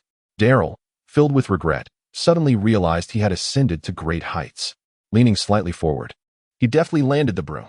"You flew remarkably well," Mrs. Hooch remarked, patting him on the shoulder. "You should consider trying out for Quidditch. I believe you will develop a fondness for the sport." Subsequently, at Darryl's request, Mrs. Hooch permitted him to take flight once more. This time, he soared even higher, feeling a newfound ease in controlling the broom. He glided through the air, rising and dipping as the wind rushed past him, leaving a trail behind. His laughter echoed, a sound of pure exhilaration, as his gaze remained fixed on the increasingly radiant sky. Is this truly your first time on a broom? I've never witnessed a novice fly so proficiently, yet do remember to prioritize safety. Mrs. Hooch exclaimed, firmly patting his shoulder. If it weren't for the first-year restriction on Quidditch participation, I would undoubtedly recommend you for the team. Just maintain your weight control. And you are certain to make the house team in your second year, she continued. Hufflepuff is currently in a rather precarious position, lacking any particularly exceptional Quidditch players. Dolly's expression stiffened. Despite the mention of weight, he remained the esteemed professor of the flying course. However, a sense of perplexity washed over him, for according to his recollections, Cedric had exhibited remarkable flying skills. Could it be that he had yet to join the school team? On the way back, Justin incessantly inquired about the secrets of flying. While Dolly could only timidly ascend to a height of 3 or 4 feet, Dolly jestingly remarked, "What skill is required? Embrace your courage, fear not the fall. And trust in the medical expertise of the school hospital. You too can soar with such abandon." As he uttered these words, Dolly recalled Neville, the unfortunate child, who, lacking his own caution, might not evade the impending peril of the following day. Indeed, the next afternoon, Dolly received the news that Neville had been taken to the hospital, and that Harry had been escorted away by Professor McGonagall during flying class. Dudley shook his head. In order to accommodate Harry, he could only pity Neville. However, Madame Pomfrey could effortlessly mend his arm with a mere blink, as she was an exceptionally skilled school nurse. In the evening, Dudley visited the infirmary to see Neville, who was still resting in bed. He appeared to be in reasonably good spirits and seemed quite pleased to see Dudley. It didn't take much effort. Madame Pomfrey healed me in an instant, but she advised me to stay here for further observation, he said. However, I seem to have misplaced the memory ball my grandmother sent me. He added, sounding somewhat despondent, "I always lose things. Do not worry. I heard that Harry found your memory ball," Dudley remarked, and upon hearing this news, Neville's spirits lifted once more. When Dudley returned to the dining hall, he noticed Malfoy standing before Harry and Ron, flanked by Goyle and Crabbe. He approached just in time to hear Malfoy declare, "If you have no objections, tonight we shall have a duel among wizards. Wands only, no physical contact." "What's the matter? I presume you've never heard of wizard dueling?" "Of course I have," Ron retorted. "I'm his second. Who is yours?" Malfoy scrutinized Crabbe and Goyle, weighing their worth. "Crabbe," he said, "how about midnight? We can meet in the trophy room. The doors are never locked there." As Malfoy finished speaking, he abruptly turned to Dudley, who had stepped aside, and said, "Dudley, you'll be coming too, won't you? To the duel tonight? If you attend, I'll bring Goyle along as well." Dolly noticed Harry and Ron gazing at him with hopeful anticipation, and he merely shrugged, stating, "Of course not. I am quite occupied." Malfoy let out a derisive snort, declaring him a coward. "I still remember the last encounter. Do not let it slip your mind." With that, he strutted away, accompanied by his 2 lackeys, like a triumphant rooster. Dudley gently stroked his chin, contemplating whether he should seize an opportunity to confront him. Each encounter with Malfoy left Dudley feeling an obligation to instill a sense of proper values in him. Harry and Ron exchanged glances, observing Dudley lost in thought, until Harry could no longer restrain himself and inquired, "Dudley, why don't you just agree to it?" "Why should I agree?" Dudley shrugged, expressing that defeating him would bring no sense of accomplishment, and perhaps he was merely deceiving you into thinking he intended to go. Dudley's words rang true, and suddenly a voice interjected. They looked up to find it was Hermione. "I couldn't help but overhear your conversation. I knew it would come to this," Ron muttered. "First of all, you absolutely cannot wander the school at night. Just think, if you were caught, how many points would be deducted from Gryffindor? And you certainly would be caught. You can't be so selfish. Besides, as Dudley said, he might just want to trick you into going out." "This really doesn't concern you," Harry remarked. Hermione's words evidently failed to sway him. Instead, they seemed to ignite a sense of adventure within him. He was determined to seize this opportunity to teach Malfoy a lesson, though he was still uncertain about the specifics of his plan. "Goodbye," Ron waved to Hermione. Dudley and Hermione exchanged a glance. Having firmly resolved their decision, they were not inclined to heed any counsel. The following morning, when Dudley again encountered Harry and Ron, he noticed that both bore the dark circles of exhaustion yet maintained an air of excitement. "What transpired last night?" he inquired. "Don't even mention it," Ron replied, fiercely gnawing on his pumpkin pasty. "You were absolutely right, Dudley. Malfoy didn't show up at all. Instead, he summoned Filch, and we nearly got caught. However, it wasn't all in vain. It's a pity you missed it," Harry continued, his expression tinged with exhilaration. Ron leaned in with an air of mystery and lowered his voice. "Do you remember what Professor Dumbledore mentioned at the start of the term about the forbidden 4th floor? We ventured there yesterday, and you won't believe what we discovered."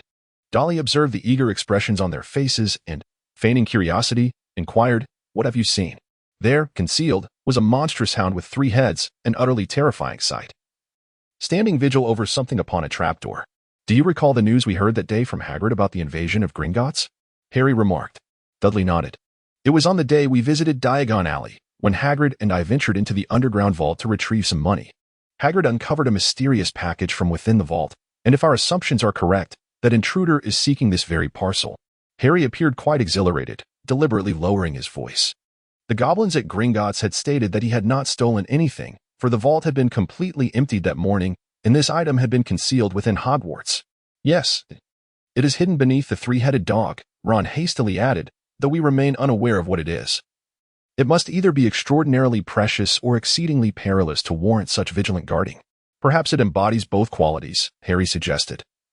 "Its diminutive size of merely 2 inches renders us incapable of discerning its nature."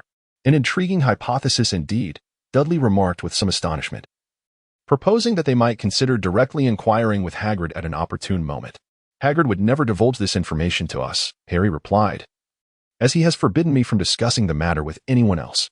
"I am pleased you do not regard me as just anyone," Dudley said, patting him on the shoulder. And Harry flashed him a smile in return. In the library, Dudley encountered Hermione. However, they did not broach the subject of the previous evening. Instead, Hermione engaged him in a discussion regarding transfiguration, and judging by her demeanor, she seemed aware of Professor McGonagall's assessment of her, displaying a hint of defiance. Overall, life at the school remained tranquil, and the atmosphere of Hufflepuff was harmonious, with everyone diligently attending to their own pursuits. In addition to immersing himself in the library, Dudley also ventured to play wizard's chess, only to be thoroughly defeated by Ernie, a child from a wizarding family who had already engaged in the game numerous times. Darryl believed there was more to it than just that reason, for the wizard chess pieces refused to heed his commands, incessantly shouting suggestions at him. Consequently, Darryl resorted to playing with Justin, and the two of them, both rather inept at the game, found themselves locked in a fierce stalemate. Professor Snape, too, seemed to have less interest in troubling him, after having subjected Darryl to a few more trials. He likely realized that the knowledge of the first year posed no challenge for him, thus choosing to disregard him entirely, treating him as if he were but a mere specter. Dudley found himself quite pleased, for he had no intention of incurring Snape's ire. His proficiency in transfiguration had already far surpassed that of a mere first-year student. Professor McGonagall had frequently lauded his innate talent during class and had even lent him some of her personal notes on the subject. In the most pivotal of classes, that of charms, Professor Flitwick tirelessly entertained Dudley's myriad questions, no matter how peculiar they might be.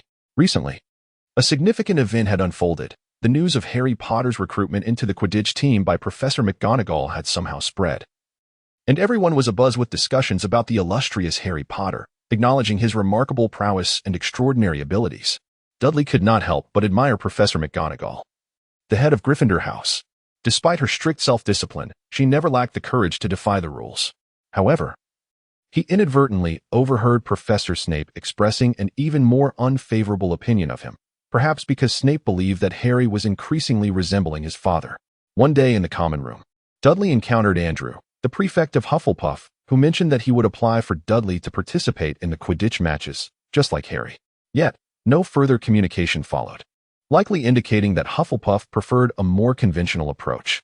Dudley diligently immersed himself in the study of magical knowledge, deeply enmeshed in the vast ocean of sorcery, where his professors provided him with invaluable assistance.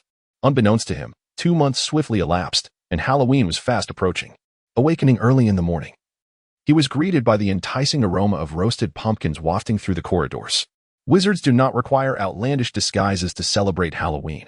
After all, why masquerade as a werewolf or a vampire? Such beings truly exist, rendering such pretenses unnecessary. He merely needed to anticipate an evening of sumptuous feasting. Dudley rubbed his head, feeling an unsettling sense of forgetfulness regarding something significant. Professor Friviv was on stage, elucidating the intricacies of the levitation spell. As he recounted the tale of a wizard named Barafio, Dudley noticed that the professor mistakenly pronounced the F in the incantation as, resulting in an unexpected predicament where he found himself sprawled on the floor, a wild buffalo standing upon his chest. During dinner, the growing sense of unease gnawed at him. He stared vacantly at the bats fluttering against the ceiling and the ominous clouds hovering above the dining table. The candles and the pumpkin lanterns cast a warm glow. Yet he was certain he had overlooked something important, though the specifics eluded him entirely. Dudley glanced around with a hint of confusion. He observed Harry and Neville engaged in light-hearted banter, while Ron gnawed on a chicken leg beside them, and Dean conversed with Seamus nearby. Dudley shook his head, pondering Harry and Neville's conversation. But where was Hermione? Suddenly, it struck him Halloween. Was this the day when Harry and Hermione forged their friendship? Although remnants of the original story lingered in his mind, he found himself captivated by the vibrant life surrounding him, causing those once significant memories to gradually fade from his recollection. Dudley sighed, contemplating whether he should take a look. He gazed at the cheerful and laughter-filled restaurant. This was indeed a tangible world. Perhaps he should not place too much faith in the memories that resided in his mind. Determined, Dudley approached two first-year Gryffindor girls engaged in conversation, one of whom seemed to be named Lavender. Perhaps they possessed knowledge of Hermione's whereabouts. Just as Dudley inquired about Hermione's location, Professor Quirrell abruptly burst into the dining hall, his face a mask of terror. All eyes were fixed upon him as he gasped for breath, addressing Dumbledore with urgency. "A troll is in the dungeons. I thought you ought to know." With that, he collapsed, unconscious, onto the floor. Chaos erupted in the hall, and seizing the moment, Dudley grasped Harry and Ron, proclaiming, "We must find Hermione. She is unaware of the troll's presence, and I know where she is." Ron's eyes widened in realization, his thoughts aligning with Dudley's. "Oh, right. We need to hurry." At that instant, Dumbledore cast a loud bang with his wand, but they paid it no mind as they swiftly rushed towards the dungeons. They descended 2 flights of stairs and rounded a corner, only to be met by a foul stench reminiscent of countless putrid socks piled together, mingled with the scent of pumpkins. The odor nearly overwhelmed them. There, standing before them, was a colossal figure, swathed in tattered rags, wielding a thick wooden club. Its skin was a dull gray, its form resembling a grotesque mass of mud, immense and unwieldy, adorned with unkempt hair. Atop its body rested a head the size of a potato, lending it an air of foolishness and absurdity. When Dudley and his companions arrived, they beheld the creature peering into a room.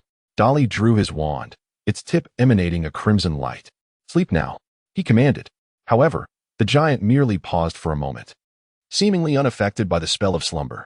It raised its wooden club and struck the door of the restroom, shattering it with a single blow, followed by the piercing scream of a girl from within. Dudley realized that the giant creature was exceedingly foolish, oblivious even to the fact that it was being attacked. Dudley was uncertain whether the ineffectiveness of his comatose spell stemmed from its inherent weakness or if the troll's formidable magical resistance was genuinely that potent. According to the records of monsters and their origins, the troll's gray skin effectively repels wizarding spells. "Hermione, is that you inside? Draw your wand and prepare for battle," Dudley shouted. The troll, at last, seemed to acknowledge Dudley's call, turning its comically small head to gaze at him. With a roar, it raised the wooden club in its hand and swung it menacingly towards Dudley. Dudley had no time to evade. He could only shout at Harry and Ron behind him. "You two, be careful. Shattered to pieces." Harry pointed his wand at the descending wooden stick, and a crimson light shot forth, resulting in a resounding explosion that split the stick into 2 substantial fragments. The ogre was even more foolish than described in the texts. It missed its target entirely and paid no heed to Harry standing before it, merely gazing in confusion at the half of the stick remaining in its hand. Darryl was somewhat breathless. Casting the crushing charm was still a bit of a strain for him. Nevertheless, he summoned his magical prowess and executed his signature transfiguration spell. The wooden stick remaining in the giant's hand twisted and transformed into a rough, fanged python, which coiled around the giant's arm and lunged towards its head.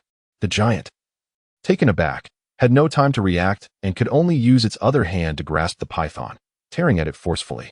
"Utilize your most proficient spells and collectively strike at its head," Darryl proclaimed loudly. He channeled the last remnants of his magic, aiming at the giant's small head, and unleashed the stunning spell once more. This time, Darryl sensed that the power of the spell seemed unusually potent. He was uncertain of the spells Harry and Ron had employed, but several beams of radiant light streaked through the air, striking the giant. In the next moment, the giant finally swayed and fell to the ground, and Darryl let out a sigh of relief. Unable to hold on any longer, he collapsed onto the ground. Hermione cautiously emerged from within, her wand still in hand, and gazed at the giant, asking, "Is it dead?" "It shouldn't be. We are not capable of killing it yet," Darryl replied, shaking his head. At that moment, a cacophony of loud footsteps echoed, as they had not anticipated the commotion they had just caused. The professors rushed down, with Professor McGonagall leading the way, followed by Professor Snape and Professor Quirrell. "What on earth are you doing?"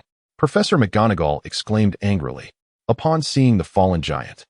Professor Quirrell gasped and collapsed to the ground in tears. "Shouldn't you provide some explanation? Why weren't you dutifully staying in your dormitory?" Professor McGonagall glared at them frostily, while Darryl noticed Professor Snape glaring fiercely at Harry.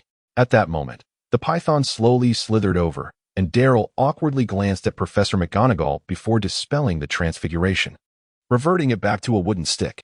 Just as Dudley was about to speak, he was interrupted by Hermione, who implored him not to act that way, explaining that Professor McGonagall and others were searching for her. She had come in pursuit of the troll, believing she could confront it, as she had read extensively about them. "Oh, is that so?" McGonagall pondered. "Miss Granger, you foolish girl, how could you possibly think you could face a troll the size of a mountain all on your own?" Hermione lowered her head, while Harry and Ron exchanged furtive glances. "Due to your recklessness, I am compelled to deduct 5 points from Gryffindor. I am quite disappointed in you," McGonagall stated. Then, turning to Dudley and his companions, she added, "As for you, I must say you are fortunate. It is rare for first-year students to subdue a troll.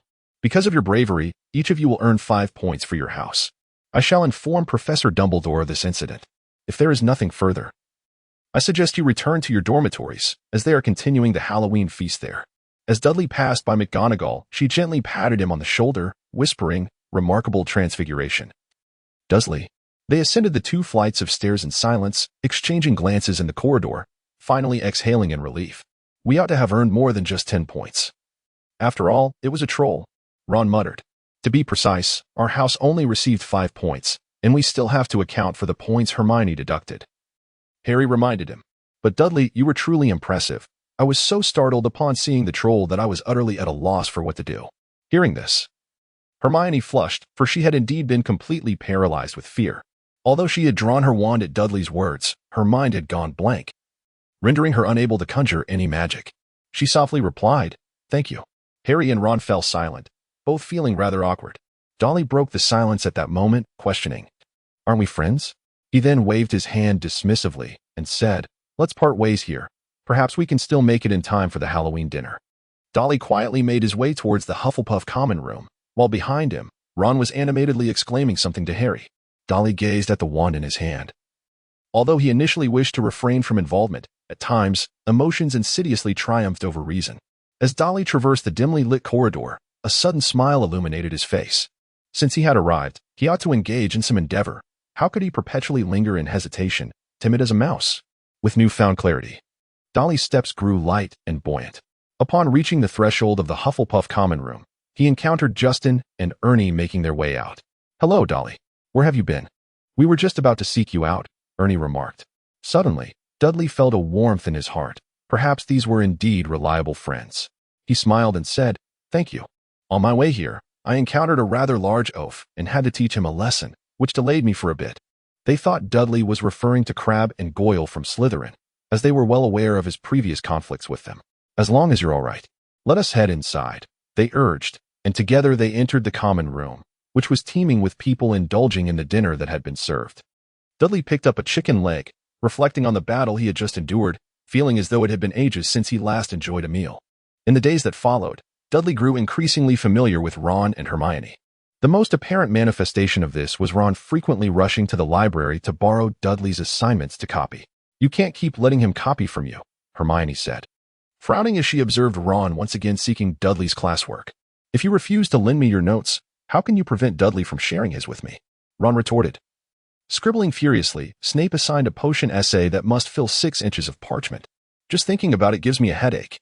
"But you're learning nothing this way," Hermione exclaimed, her tone somewhat sharp. Dudley noticed Mrs. Fig glaring at him sternly and quickly gestured for them to lower their voices. "Who said that?" "Writing it down will only enhance my memory," Ron muttered softly.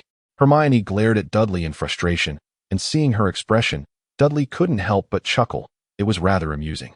As November arrived, the weather turned exceedingly cold, and Hogwarts experienced its first snowfall, transforming the castle into a shimmering spectacle of white. Yet, no amount of chill could dampen the enthusiasm of everyone, for the Quidditch season at Hogwarts had commenced. Dudley harbored a keen interest in Quidditch, And although he was not yet permitted to participate, it did not hinder his enthusiasm for cheering on his house. However, the prowess of Hufflepuff was indeed, as Madame Hooch had remarked, rather lacking. Their first match against Ravenclaw ended in defeat, a dismal scene that Dudley could scarcely bear to witness.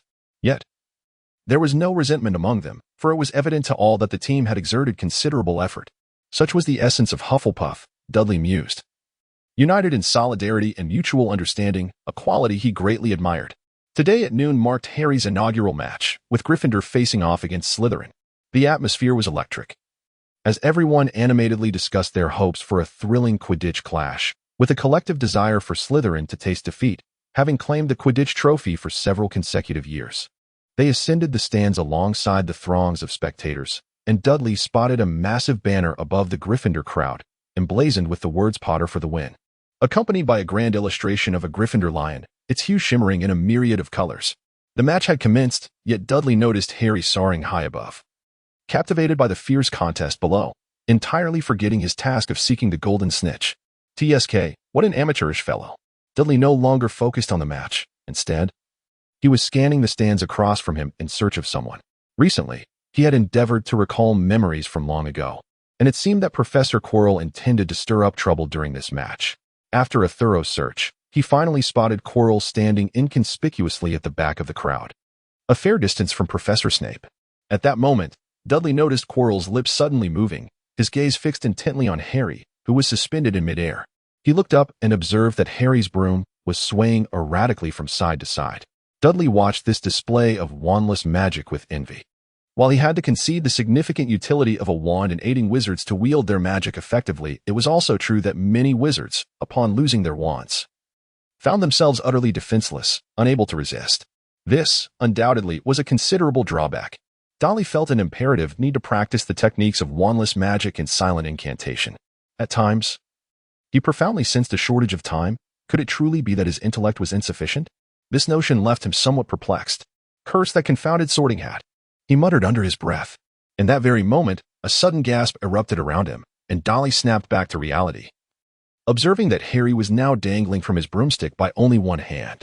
Dudley swiftly turned his gaze towards Quirrell, just in time to see Hermione rush past him, inadvertently colliding with him and causing the dark curse he had cast upon Harry to cease immediately. Dudley observed Hermione stealthily concealing herself beneath Snape's stand, igniting the hem of his robes. Poor Professor Snape, who devoted himself to safeguarding Harry, was subjected to such misconceptions. Yet this was his choice. He preferred to traverse the path of solitude amidst the misjudgment of others rather than unveil his inner self. When Dudley redirected his gaze to the Quidditch pitch, he was met with the sight of Harry diving rapidly downward. Shortly thereafter, Harry landed on all fours, covering his mouth as if on the verge of retching, from which he expelled a golden snitch. Harry had captured the golden snitch, marking the end of the match. The surrounding crowd erupted in ecstatic cheers, for Gryffindor had not triumphed in ages, and now they glimpsed the hope of vanquishing Slytherin. As the match concluded, they proceeded together towards Hagrid's hut. It was Professor Snape. Ron clarified to everyone. Hermione and I witnessed him casting a spell on Harry's broom, muttering incantations while fixating his gaze upon Harry. Professor Snape would never harm Harry. Dudley interjected. If you truly saw what you think you did, it was likely an act of protection. Upon hearing Dudley's words, Harry and Ron felt as though they had just encountered the most ludicrous jest. How could Snape possibly protect me? I feel he would relish in my demise, Harry replied. It is Professor Snape, Harry, Dudley reminded him. That man deserves a measure of respect. Harry scoffed and exchanged glances with Ron, hesitating before saying, I have also discovered certain things about him. Just before Halloween, he attempted to use that three-headed dog, which bit him. I saw the wound on his leg last night in the staff lounge. Hagrid slammed down his teacup. How do you know about Fluffy? Have you ventured into that forbidden corridor on the 4th floor? Fluffy? Ah, he is mine. I acquired him from a Greek fellow, and I lent him to Dumbledore for safekeeping. What? Harry inquired hastily. Enough questions. That is classified information, understand? Hagrid replied brusquely. But Snape sought to steal it. I witnessed his injury. Harry protested. Harry, Dudley cautioned, you cannot allow your disdain for Professor Snape to cloud your judgment of him as a villain. I do not know, but I know he loathes me. I can feel it, Harry exclaimed. Dudley, you may not have seen it, but Ron and I truly did, Hermione asserted. I have read about the dark arts, and when casting a spell, Your eyes must remain fixed on the target without wavering even for an instant. At that moment, Snape was doing just that. Dudley clutched his head, feeling the weight of a love-hate relationship that was unparalleled. Suddenly, he felt an overwhelming sense of fatigue. He lacked the capacity to resolve the animosities that existed between them. I assure you, regardless of the circumstances, Severus Snape would never wish harm upon any student, Hagrid stated. Moreover, that matter has nothing to do with you.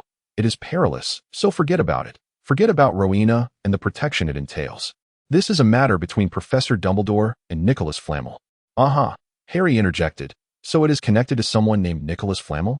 Hagrid, in a fit of rage, was incensed, directing his ire inward. Had Dudley not been acquainted with Hagrid's character, he might have believed that Dumbledore had deliberately sent Hagrid to provide them with clues. On their way back, Hermione and the others began to discuss their plan to visit the library in search of information regarding Flamel. When they invited Dudley, he resolutely declined. He had many tasks at hand and lacked the leisure to partake in their scavenger hunt. The weather had grown increasingly frigid with Christmas approaching, and after 2 more snowfalls. A glance out the window revealed that Hogwarts was blanketed in several feet of snow, with a thick layer of ice covering the lake. The sky remained perpetually overcast, prompting Hogwarts students to don sweaters and jackets beneath their robes for warmth. Why must we come to the library at this time? Ron grumbled, his neck drawn in, tightly clutching a glass vial containing a floating blue flame that radiated warmth.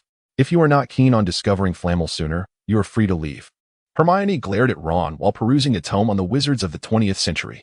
Beside her lay a hefty volume on contemporary renowned wizards and a study on the evolution of modern magic. Hermione extracted a list from her pocket detailing the subjects and book titles she intended to research. Harry leaned over to glance at it, disheartened, and remarked, "We still have so much to find. We've already searched nearly 100 books without a trace. I know I've seen it somewhere, yet it eludes my memory." Darryl approached from outside, clutching the Transfiguration notes lent to him by Professor McGonagall. He was currently engrossed in studying how to transfigure large objects. As he endeavored to transform these substantial items, he was persistently beset by a sense of inadequacy. It was akin to the wooden club in the grasp of a giant. Its size rendered it utterly beyond Darryl's ability to transfigure in its entirety in an instant. Dudley observed the disarray of books piled haphazardly before them. "Are you still studying Nicholas Flamel?" he inquired. "Of course," Hermione replied without lifting her head. "Ever since Hagrid mentioned him, we've been trying to ascertain his identity." "But I've already found him," Dudley chuckled, handing them a chocolate frog card featuring Dumbledore, who winked at them from the image, with his name inscribed on the reverse. The 3 of them gathered closer to examine the biography on the back, which read, "Dumbledore is renowned for his contributions, including defeating the Dark Wizard Grindelwald in 1945, discovering 12 uses for dragon's blood, and his fruitful collaboration with Nicholas Flamel in alchemy. I knew I had seen him somewhere. My very first chocolate frog card was his."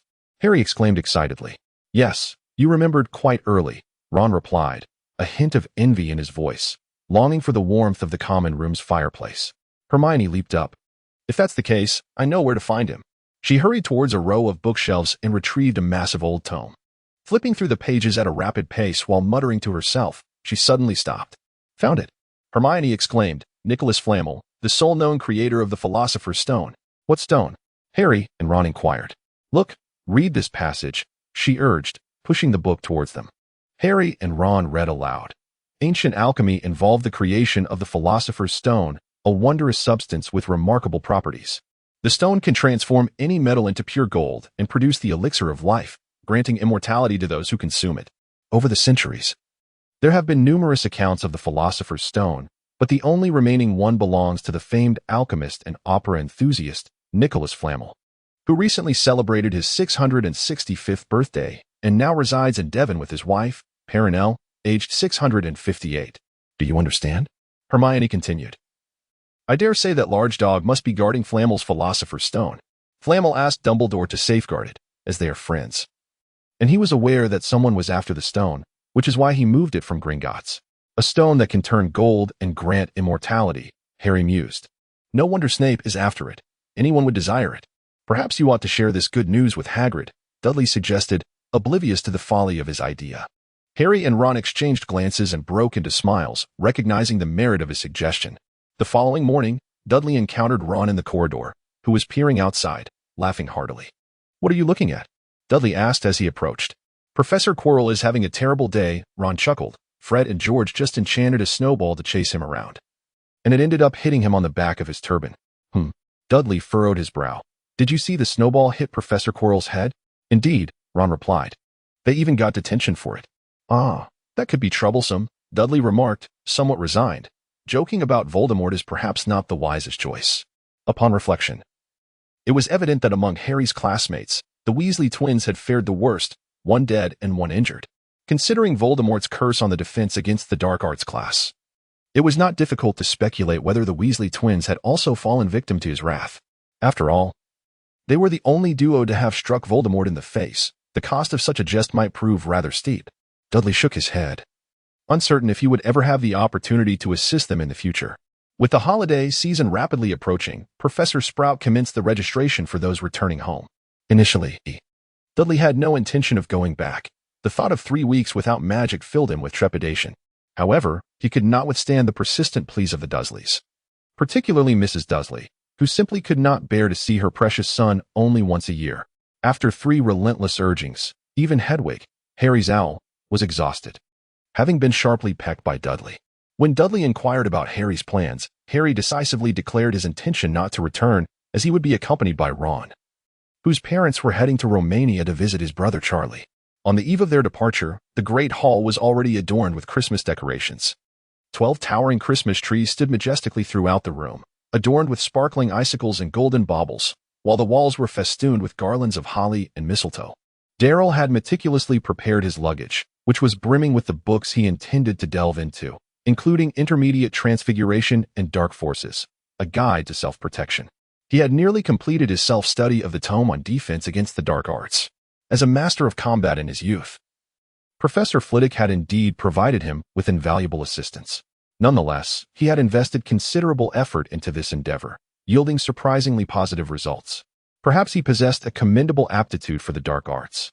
It was merely lamentable that fate had not bestowed upon him a sharper intellect, for had it done so, he might have already perused 1,000 tomes of magic shortly after the commencement of the term. The following morning, heavy snowflakes began to fall in a flurry, and the air was filled with laughter and lively discussions, as it appeared that everyone had made elaborate plans for the Christmas festivities. He and Neville, along with Hermione, braved the storm as they boarded the carriage bound for the Hogwarts Express station. In his arms, Darryl cradled Crookshanks, who seemed to have gained considerable weight, presumably due to the more favorable living conditions at Hogwarts compared to those at the pet shop. He noticed Crookshanks intently fixated on the front of the carriage, emitting soft whines as if sensing a threat. Dolly found it peculiar that he could see the Night Steed pulling the carriage.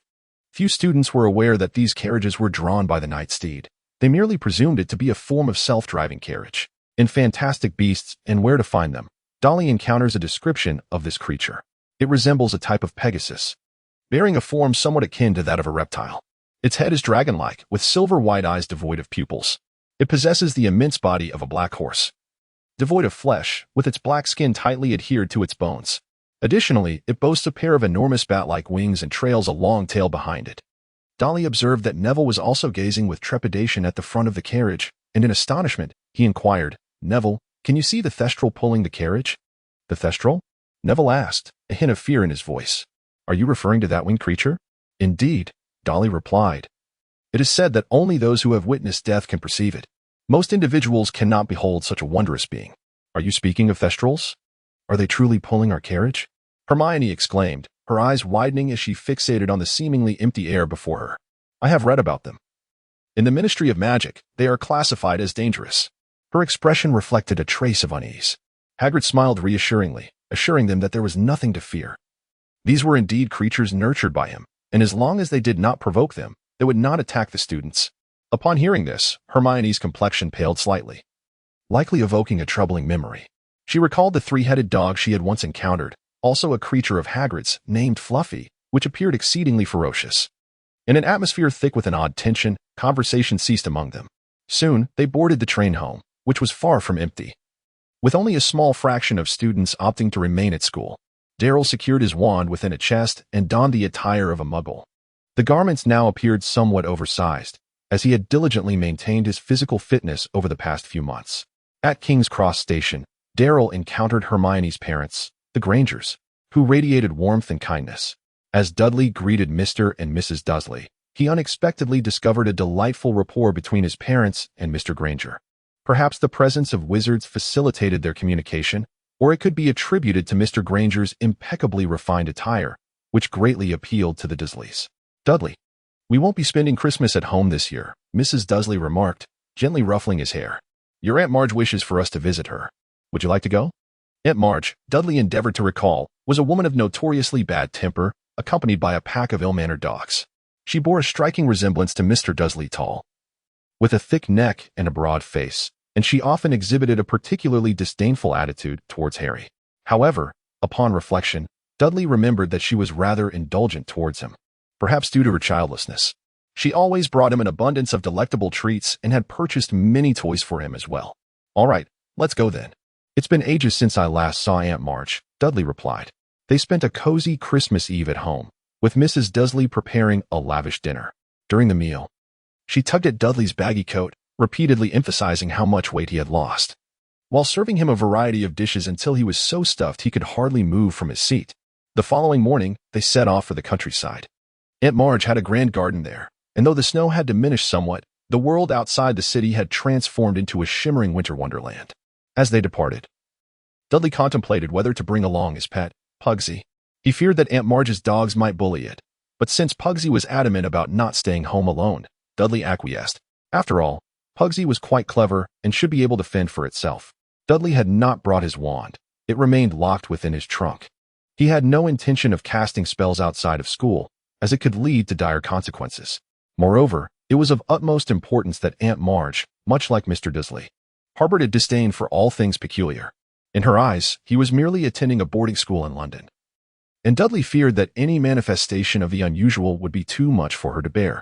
Nevertheless, he contemplated the necessity of acquiring a small box enchanted with the undetectable extension charm, a spell capable of creating a spacious interior within a modest exterior. Such equipment was scarcely available on the market, and when it was, it bore a hefty price tag. He pondered whether he should learn this spell and consider crafting one himself. As he alighted from the vehicle, a fierce little bulldog stood menacingly at the garden gate, flanked by 3 larger dogs, all of whom lifted their heads to glare at Crookshanks and began barking loudly. Crookshanks, with half-closed eyes, regarded the foolish creatures with disdain. Comfortably nestled in Dudley's embrace, exuding an air of superiority, Aunt Marge, having heard the commotion from the sitting room, emerged with exaggerated enthusiasm, exclaiming, "My dear nephew has arrived," and opened her arms, awaiting Dudley's embrace. In a moment of resignation, Dudley handed over the keys to Privet Drive to Vernon and approached for an embrace. Aunt Marge's grip was surprisingly strong. As she enveloped him, Dudley felt as though he might suffocate. Upon parting, she slipped a 50-pound note into his hand. Aunt Marge led Dudley into the house, playfully pinching his cheeks and arms. "My dear, how have you become so thin?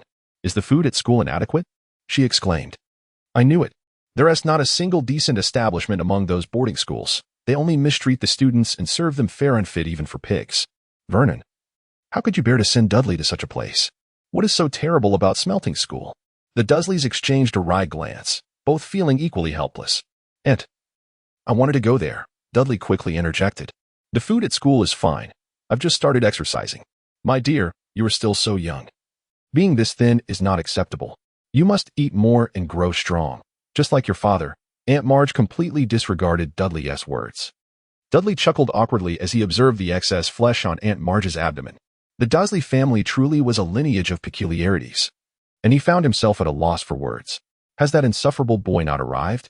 She brought Dudley a steaming cup of milk, her expression tinged with regret, though Dudley could swear it was anything but benevolent. Where was he attending school again? St. Brutus's School, a comprehensive institution, Vernon replied tersely, clearly reluctant to engage in any conversation regarding Harry. Humph, what a hopeless boy, utterly devoid of gratitude, she muttered disparagingly about Harry while incessantly praising Dudley.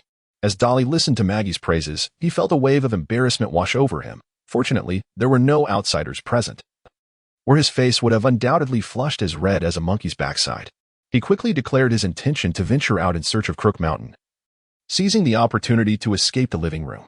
A gust of cold wind swept past, causing Dolly to shiver. Yet he found it far more agreeable than remaining beside the incessantly chattering Aunt Maggie. He meandered along the outer corridor and, sheltered from the wind, caught sight of Crook Mountain pacing back and forth, its tail erect like a brush. In front of it lay the 4 dogs that Aunt Maggie had raised, obediently positioned as if the younger siblings were attentively listening to their elder. Dolly chuckled, realizing that the animal kingdom was indeed so fascinating. It seemed there was no need to worry about Crook Mountain, for it held its own strength wherever it found itself. He lifted his gaze towards the beautiful snow scene outside the corridor, relishing the rare tranquility. At that moment, he heard a faint sound nearby and turned to see a little girl emerging from the hallway of Aunt Maggie's neighbor, draped in a black cloak. She possessed a remarkably delicate visage, adorned with a white snow felt hat. Dolly felt as though she had stepped out from the pages of a painting. However, what astonished him most was the slender wand she held in her hand. She appeared oblivious to Dolly's presence, gently tapping the airborne snowflakes with her wand, causing them to gradually coalesce into a slender snowman that danced upon the snowy ground. Dolly was momentarily taken aback, rubbing his eyes in disbelief. Indeed, there was a snowman dancing before him. He had never anticipated that Colonel Fabuster, his Aunt Maggie's neighbor, had a magical girl residing in his household, and that she would audaciously cast spells outside of school. How astonishing, Dolly murmured softly to himself. He had also heard whispers that Aunt Maggie had once harbored affections for Colonel Fabuster. What would she think if she discovered he might be a wizard? At that moment, the little girl across the way lifted her head and glanced around, her gaze landing on Dolly, who was peering curiously in her direction. She seemed startled and hurriedly retreated.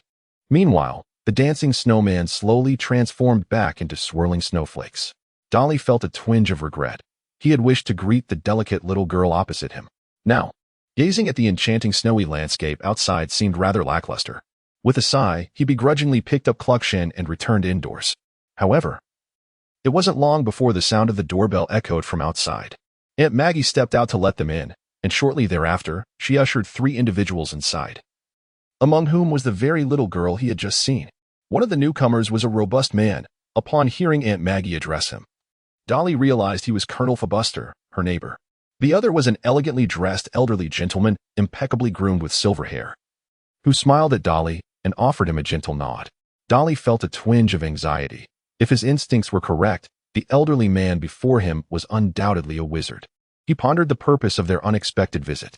Just moments ago, my little niece encountered your nephew outside. Perhaps they share some common interests, which is why they decided to pay a visit, Fabuster explained, balancing a plate of pies in his hands. The Dudsleys exchanged puzzled glances with Dolly, having not heard him mention this matter. He rolled his eyes. The man appeared to possess a robust demeanor, exuding reliability. Yet he was fabricating tales without a hint of preparation. Without uttering a single word, how could there be any common ground? Might I have a moment alone to speak with this child? The elderly gentleman inquired softly, his accent peculiar, not quite local, yet imbued with a sense of undeniable authority. Mrs. Dudley hesitated for a moment before suddenly breaking into a smile and saying, "Is there anything that cannot be discussed here?" She even winked at Dolly. Dolly found the situation rather peculiar. What could it possibly signify?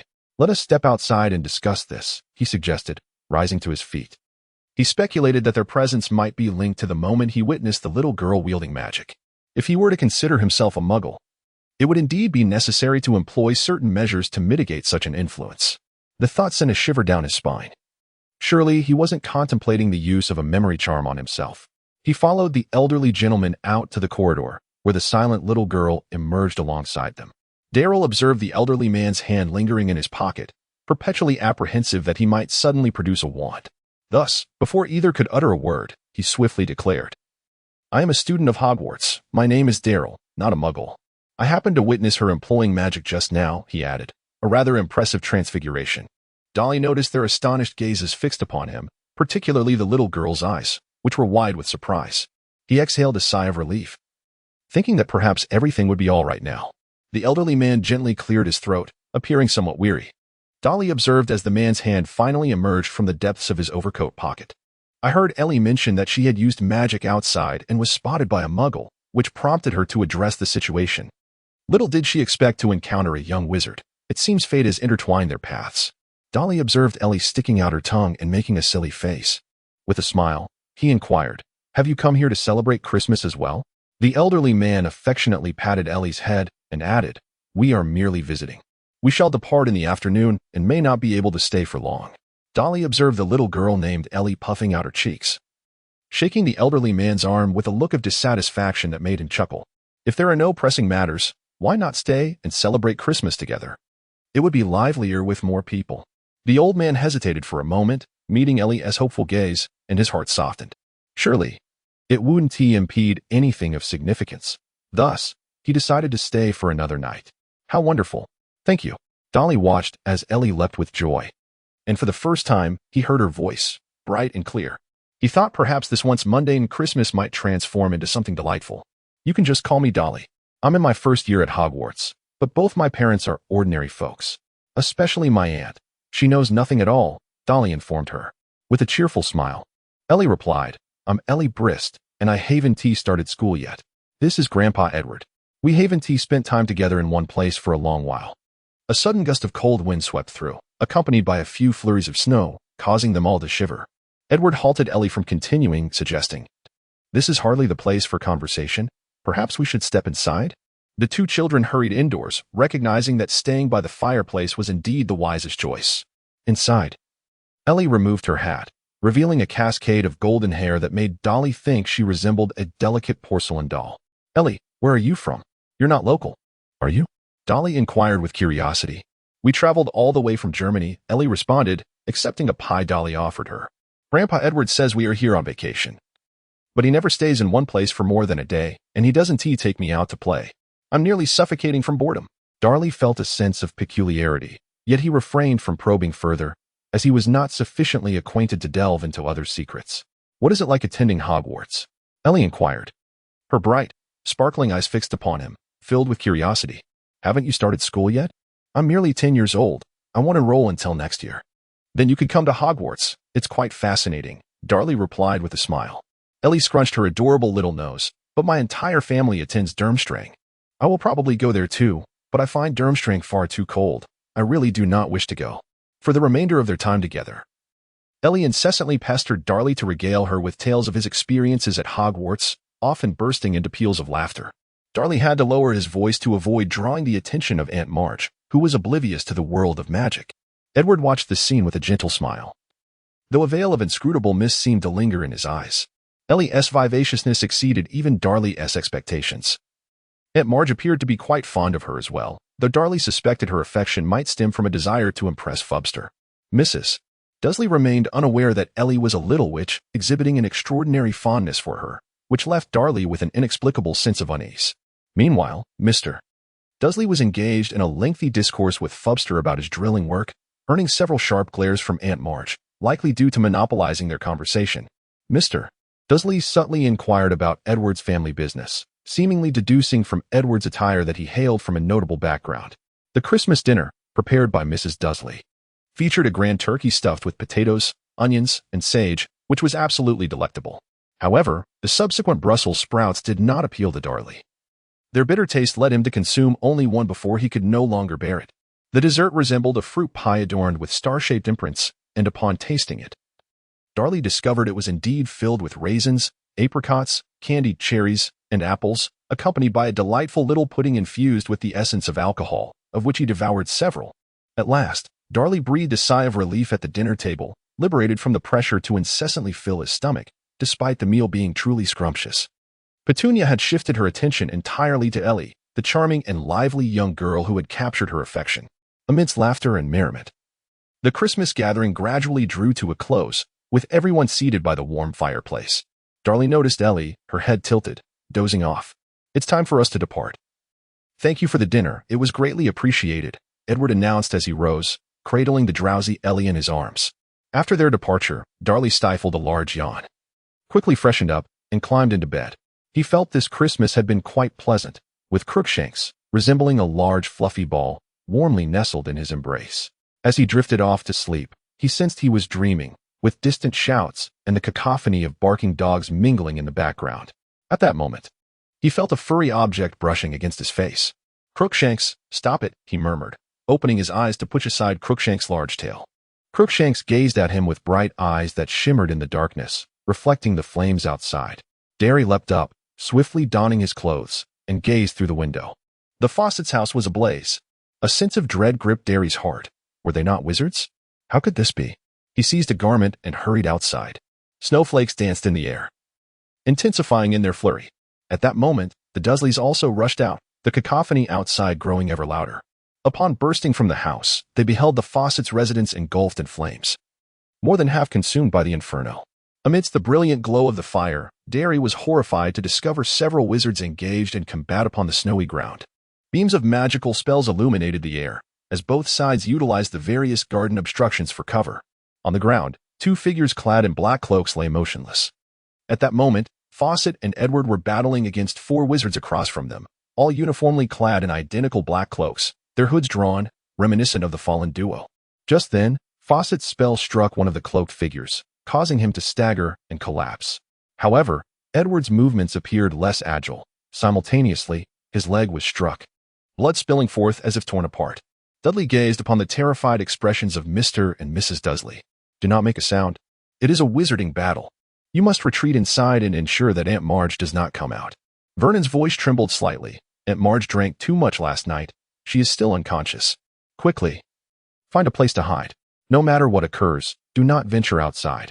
Dudley spoke to them with a semblance of calm, though his voice quivered. You should come with us. Do not go there, Petunia exclaimed in alarm, seemingly aware of his intentions. Dolly shook his head, feeling a sense of perplexity upon hearing Elias' words. Perhaps they would have been fine had they not accepted his invitation to stay. Yet now they found themselves entangled in such a predicament. How could he remain indifferent? I shall exercise caution. After all, I am a sorcerer, Dolly declared, locking his gaze with theirs. You must hide quickly. Dolly stealthily approached, bending low, and eventually came to a halt behind a thicket. Squinting his eyes, he observed the battle unfolding before him, only to discover an exceedingly awkward predicament. He had forgotten his wand. Blast it! Dolly struck the ground in frustration, pondering what he could possibly do in such a dire situation. Edward, having sustained an injury to his leg, was rendered immobile, and thus he and Fabuster leaned closely together, steadfastly intercepting the spells hurled from across the way. Dolly could perceive the immense strength of their powers. He sensed a potent surge of magic swirling in the air. A battle beyond his capacity to engage in, especially without a wand in hand. The art of wandless spellcasting was still a skill he had yet to embark upon. And in such an environment, suffused with tumultuous magic, it was entirely unfeasible. He was in search of Ellie. The fact that they were still embroiled in combat indicated that she must be hiding somewhere. Dolly compelled himself to divert his attention from the battlefield and, at long last, discovered her behind a cluster of withered flowers. She was tightly covering her mouth, anxiously observing the clash unfolding before her. Dolly cautiously maneuvered towards that direction, attentively observing the combat unfolding in the arena. Due to his leg injury, they had found themselves at a disadvantage in the fight. Dolly felt a surge of frustration at his own oversight in not carrying his wand. It was a significant blunder. Ellie had been anxiously fixated on the battle and failed to notice that Dolly had crept up behind her. Do not make a sound. It is I, Dolly, he whispered. Ellie suddenly whirled around, her wand aimed directly at the tip of Dolly's nose, startling him. What is happening? Dolly inquired breathlessly. I do not know, Ellie replied, her voice tinged with a hint of tears. I was originally asleep when suddenly Grandpa Edward carried me out. I intended to use apparition, but for some reason it failed. And then these people appeared. Grandpa told me to hide here, and I am at a loss for what to do. Dolly's expression was somewhat grave. It was highly likely that these individuals were here to capture them, but the precise reason remained unclear. He leaned out to observe the battle outside. Could you lend me your wand? I forgot to bring mine. I'll see if I can assist them. Without the slightest hesitation, Ellie handed him her wand. Dolly tested its weight, noting its compactness. As he endeavored to channel his magic, he sensed a vague obstruction between himself and the wand. Yet the impact was not overly significant. Dolly anxiously observed the battle outside, as their inability to move rendered their situation increasingly perilous. Take care to hide yourself well, and do not follow me, Dolly instructed, stealthily making his way toward that direction. He remained fixated on the unfolding events, seeking a chance to intervene. Dolly felt his heart racing, a thunderous sensation that was almost deafening. The weather was frigid, yet he felt an overwhelming heat, beads of sweat forming on his palms. Just as Fabrice and his companions had successfully countered their opponent's spell, Dolly's eyes sparkled with realization. This was the moment. His magical energy surged forth from his wand, and the snowflakes swirling in the air obeyed an unseen command, swiftly coalescing into a dense, impenetrable canopy that cascaded down upon them like an avalanche, roaring as it descended. Dolly refrained from employing any aggressive spells, aware of the perilous risk of being effortlessly intercepted or evaded. Instead, He resorted to a cumbersome transfiguration, attempting to manipulate the adverse situation. "Do not resist my spell," Dudley shouted towards Fabuster and the others, directing his wand at Edward. "Laborum Magus." Edward ascended into the air as if being lifted by an unseen force, swiftly approaching Dudley, with Fabuster closely trailing behind. It was now 3 against 3. Dudley felt an urge to smile, yet no joy emerged as he observed Fabuster's grave demeanor, a knot tightening in his chest. He noticed that Edward's injuries were far more severe than he had anticipated, likely having struck a major artery in his leg, with blood gushing forth at an alarming rate. "Is there any white moss?" Dudley inquired anxiously, aware of its efficacy in healing wounds. "With Ellie," Edward weakly replied. Dudley lifted his gaze, noting that his enchantment remained effective. A tempest of snow and wind enveloped them, and the wizards had yet to break free from its grasp, their furious roars only faintly audible through the swirling chaos. Dudley bent down and swiftly ran to Ellie, bringing her to Edward. Along the way, Ellie had already retrieved a bottle of white lichen from her small bag. Dudley disregarded Lee's observation of Edward's reaction, possibly due to excessive blood loss. Edward had already succumbed to a semi-conscious state, sustained only by sheer willpower. He swiftly poured the white lichen onto the wound, anxiously watching for the wound's response. A heaviness settled in Dudley's heart as the wound, which should have been gradually healing, showed no signs of recovery. It continued to bleed profusely, staining the snow beneath into a vast expanse of crimson, glaringly bright against the backdrop of the blazing flames. "It is a malevolent curse," Fabuster intoned gravely. "Its power is hindering the healing of the wound. Only a healing spell can dispel it. Is there any way you can think of?" Ellie, who had been holding back her emotions, finally let her tears flow. Fabuster shook his head, and Dudley felt utterly helpless, as he had yet to delve into such knowledge. The old man gently coughed, slowly opening his eyes. He gazed at the weeping Ellie and managed a grim smile. "Ellie, I may not be able to accompany you any longer. You must be strong from now on." He paused, weariness overtaking him, his eyes half closed, his voice growing increasingly frail. "Remember, do not seek revenge, live well. Fabuster, I implore you." With great effort, he raised his hand, and a few snowflakes landed upon it, coalescing into a dancing snowman, like an ethereal sprite twirling amidst the storm. His lips moved, as if recalling cherished memories, and ultimately, he could only manage a resigned smile as the animated snow sprite transformed back into fluttering snowflakes in the air. Unable to contain her sorrow any longer, Ellie collapsed in tears upon Edward's body. Dudley silently observed the scene before him, having had little interaction with the elderly man, even during their shared Christmas. He had spoken little, often gazing fondly at Ellie or squinting in contemplation. Yet, Ellie's feelings were not unfamiliar to him. He had experienced the anguish of losing loved ones. Or perhaps more painfully, had once felt such vulnerability himself, though he had to press on, especially now. Fabuster roared and dashed forward, prompting Dudley to glance and follow suit. The battle was far from over, and there were more pressing matters at hand. The wind and snow howled, but all had settled now.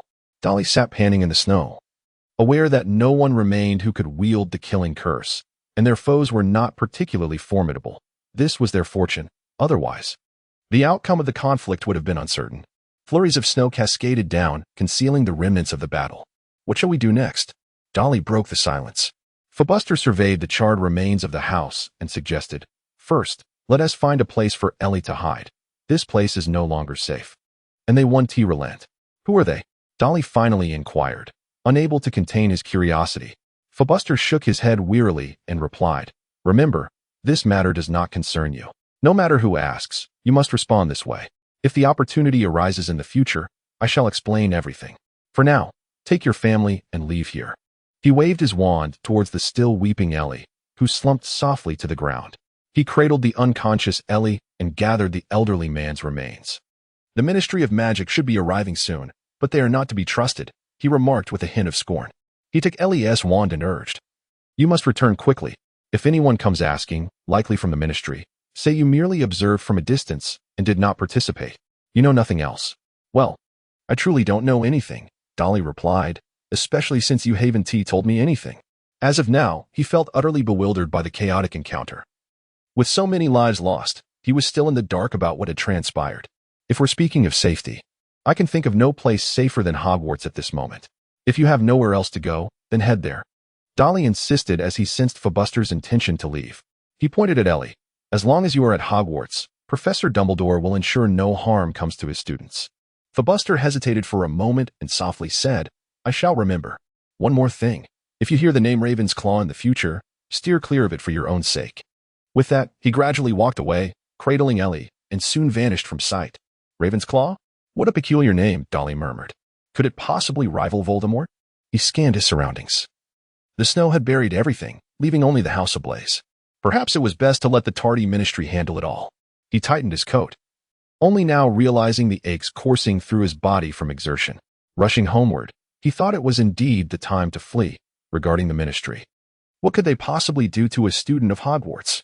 As Dolly returned to the house, Crookshanks was the first to leap out, calling out several times before the Dursleys emerged from some hidden corner. Petunia tightly embraced Dolly, but upon noticing the bloodstains on him, she was taken aback, and tears instantly began to flow down her cheeks. Dolly let out a bitter smile. The recent battle had not come without its toll. However, this was not the moment for sentimentality. "We must leave this place immediately, without delay," Dolly asserted. Together, they hoisted the heavy Aunt Maggie into the vehicle. As she remained blissfully asleep, having consumed a fair amount of alcohol, they hurriedly drove along the main road towards home, where no pedestrians could be seen along the way. Dolly gazed at the swirling snowflakes outside, pondering where Fabuster and the others might be hiding, and whether little Ellie would continue to weep upon waking. Derry took a deep breath. However, their brief encounter seemed unlikely to warrant such an occurrence. It appeared that his careless remark had inadvertently led to this predicament, and he seemingly found himself entangled in a matter shrouded in the darkness of the wizarding world. The world had never truly known tranquility, even in the absence of Voldemort. A phrase suddenly came to his mind: always remain vigilant. This was a maxim frequently uttered by Mad-Eye Moody, and he vowed to remember it, learning from this experience. When they finally returned to number 4, Privet Drive, Derry exhaled with relief, promptly placing his wand close at hand, even though he knew the surroundings were now secure. Dudley approached Mr. and Mrs. Dursley and said, "If anyone inquires about this matter in the next couple of days, it is highly likely to be individuals from the Ministry of Magic. As I have previously advised you, remain calm and do not bring up Ellie and his grandfather. Beyond that, you should profess ignorance." His tone bore a hint of gravity. The Dursleys gazed at him in astonishment, realizing at that moment that their son had seemingly matured. Wisely, they refrained from pressing further on the topic. Though concern etched their faces, they retained their composure, unaware of the severity of the situation. Dudley deemed it unnecessary for them to know, recognizing that sometimes ignorance can be a form of bliss. Following the events of that evening, the family tacitly chose not to revisit the subject. Only Aunt Marge, the next day, expressed confusion over her presence there, which subsequently ignited her temper. "Where has my precious dog gone? Did you not bring them along?" she bellowed, yet no one responded. Who had the time to attend to her dogs? It was not until she saw the news that she learned of Colonel Fubster's house being engulfed in flames, and that Fubster himself had vanished. It was at that moment she fell silent, seemingly unable to fathom the scene before her. However, after a night's sleep, it seemed as if everything had transformed. Dudley happened to catch a glimpse of Aunt Marge discreetly wiping away tears. Regardless of her tempestuous temperament, she remained a woman, and this thought sent a shiver down Dudley's spine, prompting him to refrain from further contemplation. The Dursleys spent a day filled with trepidation, and soon enough, investigators from the Ministry of Magic arrived at their doorstep, 3 individuals clad in formal attire, approaching Privet Drive in a manner befitting Muggles. As they rang the doorbell, Mrs. Dursley was still busy preparing breakfast. "Good day, are you Mrs. Dursley?" one of them inquired, the man appearing somewhat aged. Yet his eyes gleamed with sharpness akin to that of an eagle. Penny appeared visibly anxious. "I am. May I ask who you are?" "You must have heard of the Ministry of Magic. We are Aurors from the Ministry. According to our records, your son is a first-year student at Hogwarts." Mrs. Dursley nodded, a hint of trepidation in her demeanor. "We are here primarily to investigate the incident involving the fire that occurred the day before yesterday. It appears you were present at the scene," the investigator stated, intensifying Mrs. Dursley's nervousness as she wrung her hands together tightly. She opened her mouth, recalling the words spoken by her son. By the time Dudley was summoned from his slumber, the Dursleys had already been questioned, yielding no valuable information. Meanwhile, Aunt Marge had been in a state of melancholy, remaining ensconced in bed. "Dudley Dursley, a first-year student at Hogwarts, is that correct?" one of the slightly younger wizards inquired. Dudley nodded, casting his gaze towards another wizard who appeared to be the leader.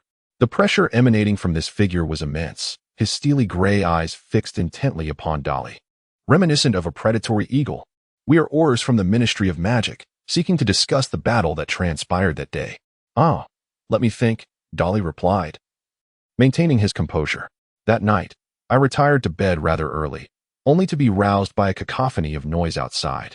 Upon rising, I discovered that the home of Colonel Filibuster was ablaze. Initially, I intended to assist my parents in extinguishing the flames, but upon stepping outside, I was astonished to witness a skirmish among a group of wizards, all clad in dark cloaks and hoods. I urged my parents to take cover while I stealthily approached to observe the fray. In the end, only one man remained alive. It appeared to be Colonel Filibuster himself, before he ultimately departed. Could you elaborate further? The younger wizard interjected, unable to contain his curiosity. Please provide a more detailed account of the combatants and the scene of their confrontation. Were there any others involved? Dudley gazed innocently with wide eyes. Choosing to disregard them, I merely glanced from a distance. I did not approach at all. A few adult wizards were engaged in battle. How could I dare to venture so close? I have already conveyed everything I witnessed. Just as they were about to inquire further, Mr. Dudley, filled with indignation, stood up. At times, he could display an extraordinary bravery. Mr. Dudley rose, his fury surging forth. He had endured enough anxiety lately. From the very beginning, he had known that entanglement with such strange matters would lead to no good outcome. Now, being interrogated by these so-called government officials, he was truly fed up. We have shared all that we know with you, so please cease your inquiries, he bellowed, waving his arms vehemently. Aren't you wizards? Why did you not arrive sooner when the battle was taking place? Can you not fly? We are the victims, the ones who should be protected. He enunciated each word with emphasis. Please leave. You are not welcome here. Even those braver than Mr. Dudley would not dare to speak in such a manner before this wizard. The two young Aurors found themselves thoroughly subdued by Mr. Dudley's formidable presence. However, the older wizard remained unmoved. Having sent countless malevolent dark wizards to Azkaban throughout his lengthy career as an Auror, his eyes as sharp as ever, he calmly remarked, there should be another individual, the neighbor of Foz, Mabel Dudley. I wonder where she might be now? Mr. Dudley scoffed, and Dudley interjected, Aunt Mabel is an ordinary person. She knows nothing of wizards. She was intoxicated that day and has not awakened since. Only the three of us witnessed the wizards battling. Can you confirm that only Foz was fighting alongside those wizards? The older wizard inquired, his steely gray eyes fixed intently upon them. Were there no others present at the scene? The Dudleys looked at Dudley, who, with a stiff resolve, replied, I did not say there was only one person. There was another beside Mr. Foz, but I was too far away, and the snow was heavy, making it impossible to see clearly. The young wizard shot him a fierce glare, as if reproaching him for his inability to articulate more clearly. Darryl widened his eyes at them, feigning a naive and endearing demeanor. So be it. They rose to their feet, having gleaned only vague information without uncovering anything of substantial value. 6 unidentified wizards had perished in the battle, and 1 wizard was missing, a most vexing predicament. The witnesses comprised merely a group of muggles and an underage wizard. Adding to the complications, thank you for your cooperation, the leading wizard remarked, directing his gaze at Darryl. His previously stern expression cracked into a faint smile. Darryl Dudley, I have heard of you. I am the uncle of Ernie Macmillan, who holds you in high regard, proclaiming you to be an exceptional wizard. Thus, there is no need for you to maintain such a fade. Darryl smiled awkwardly, pondering the situation. Had his feigned ignorance been so easily discerned? Once they departed, he finally exhaled in relief. The incident had been brushed aside, though he remained uncertain if he would ever encounter Ellie again. In the ensuing days, everyone took a respite, remaining in their quarters, while Aunt Maggie seemed to have transformed entirely. Darryl confined himself within his room, diligently studying Professor McGonagall's notes on transfiguration. He felt fortunate that Professor McGonagall had lent him those notes early on. Otherwise, he shook his head, unwilling to contemplate further. It appeared he had stumbled upon another serious issue, yet it required further verification. Before long, the Christmas holiday had swiftly passed, and Darryl began to pack his belongings. For the past 3 weeks, Aunt Maggie had resided with them. Initially, Darryl felt overwhelmed by the incessant noise from her 4 dogs, yet to his surprise, the dogs thrived. Ultimately, he had to issue a strict ultimatum to Crookshanks to restore some semblance of peace. Unfortunately, Aunt Maggie had resumed her drinking habits, on occasion, when inebriated. She would erupt into tears or ramble incessantly to Darryl about past events. He hadn't anticipated her deep feelings for Fabricus. Yet he was eager to dedicate his time to study. What was all this commotion about? The period of being unable to use magic was drawing to a close. and Daryl could hardly wait to return to Hogwarts. The world was far less secure than it appeared on the surface. Strength was of utmost importance. On the Hogwarts Express, Daryl nestled Crookshanks in a compartment, gazing out at the bustling scene outside, reminiscent of a time long past. Before long, he heard the compartment door slide open. Dudley. Long time no see, a voice with an irksome drawl resonated. Dudley turned his head and beheld Malfoy accompanied by his two lackeys, Goyle and Crabbe, glaring at him with predatory intent. What do you intend to do, Malfoy? Dudley regarded them with the condescension one might afford to children, a smirk gracing his lips, suddenly finding Malfoy almost endearing. Malfoy, feeling belittled, flushed with indignation. We merely wish to teach you a lesson. Our grudge remains unavenged. And I.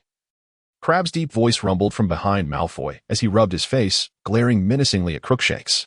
That cat scratched me once. Today, it shall pay dearly. Such cruelty in children is rather unbecoming, Dudley remarked, attempting to placate the irate Crookshanks, his tone turning frosty. Are you prepared to face the consequences? For Crabbe, action was far easier than words. He lunged forward with reckless abandon, but Dudley swiftly drew his wand, having no intention of engaging in a physical confrontation. Petrificus totalis. Crabbe's body froze mid-lunge, collapsing rigidly at Dudley's feet. Darley exclaimed with a sigh, what a pity. The mind is a wonderful thing, yet you seem to lack one. He pointed his wand at Malfoy, questioning whether he still believed that sheer numbers could aid him in the presence of wizards. The members of the Malfoy family should not be foolish, after all. Dudley gazed at the expressive countenance of Malfoy, shaking his wand. Are you yearning for vengeance for your little brother? I shall grant you an opportunity. Present your wand. Malfoy, somewhat apprehensive, retrieved his wand from his pocket, his hand trembling slightly. I am but a mudblood in your eyes. As a scion of a prestigious wizarding family, summon some courage. Dudley observed Malfoy's pallid visage with a relaxed demeanor. Suddenly, Malfoy's wand quivered, and with a flourish, a silvery beam shot forth. Protego. Dudley swiftly unleashed a spell, conjuring an invisible barrier that stood resolutely before him. A silver light refracted through the air, striking the somewhat dim-witted Gaul, who collapsed to the ground, his legs involuntarily twitching. It seemed that the elite of the wizarding family were not so formidable after all. Had they only mastered such feeble incantations? Dudley remarked mercilessly, gazing at the anxious Malfoy. Oops. Out of the hole. Malfoy shouted, his face flushed, exerting every ounce of his strength to cast the spell. Dudley let out a surprised sound, not expecting Malfoy to have mastered this magic so soon. However, upon closer inspection, he nearly burst into laughter. The so-called dragon was still far too small, lacking any semblance of the grandeur of a giant serpent. Dudley pointed his wand at the serpent coiling on the ground, channeling his magical energy. In an instant, the writhing snake transformed into a slender rope, which spiraled around Malfoy. Malfoy gazed in horror at the unfolding scene, shouting in disbelief, unable to comprehend how it had come to this. Even arrogance requires its own power. Dudley observed Malfoy's futile struggles with a smirk, remarking, Do not presume that your father can resolve everything for you. I welcome your challenges at any time. Raising his voice, he added, if you agree with my words. Simply nod your head in silence. Otherwise, remain bound. Malfoy quickly complied, nodding. He was brash, not foolish. Dudley lifted the enchantment, and the ropes dissipated into a wisp of black smoke. Meanwhile, Goyle lay on the ground, his legs still twitching, exhausted and gasping for breath. As for Crabbe, Dudley lowered his gaze to find Crookshanks using its paws to massage him, indicating that Crabbe had evidently angered the feline. From now on, keep your underlings in check, Malfoy. Today's discourse has been quite delightful. Feel free to seek me out anytime, Dudley said with a grin. Malfoy cast a timid glance in his direction before dragging Crabbe away. Only then did Dudley notice a crowd had gathered outside, their eyes wide as they exchanged curious glances.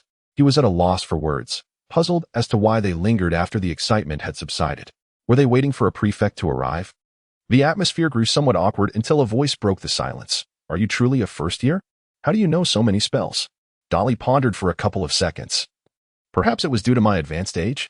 The crowd gazed at the chubby figure before them in silence, thinking that if he had nothing to say, he should refrain from speaking. Such an excuse was utterly feeble. All right. The class leader will be finishing the meeting shortly. Let's disperse, Dudley announced, closing the door of the compartment, feeling a wave of relief wash over him. The oppressive feeling within him had found release. No wonder so many individuals relish in bullying others, for this sensation seemed indeed pleasurable. As Hermione had remarked, ordinary wizards often lack a certain logical acuity. The study of magic cannot rely solely on intuition. It necessitates extensive calculations in certain aspects. He felt grateful for the knowledge he had acquired in the past, for it was not without merit. Furthermore, not everyone possesses the ability to sense the flow of magical energy. This was something Dudley came to realize later. As only the most powerful wizards could achieve such a feat, hence, his rapid progress in learning magic formed the foundation of his burgeoning strength. Dudley felt that his means were still rather limited.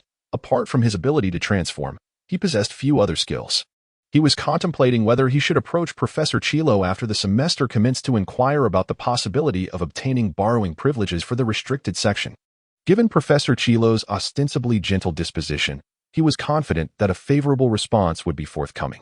Once they departed, Hermione and Neville squeezed in, laden with their luggage.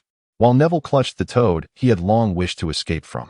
"I can't believe you had another altercation with Malfoy," Hermione remarked, her brow furrowed.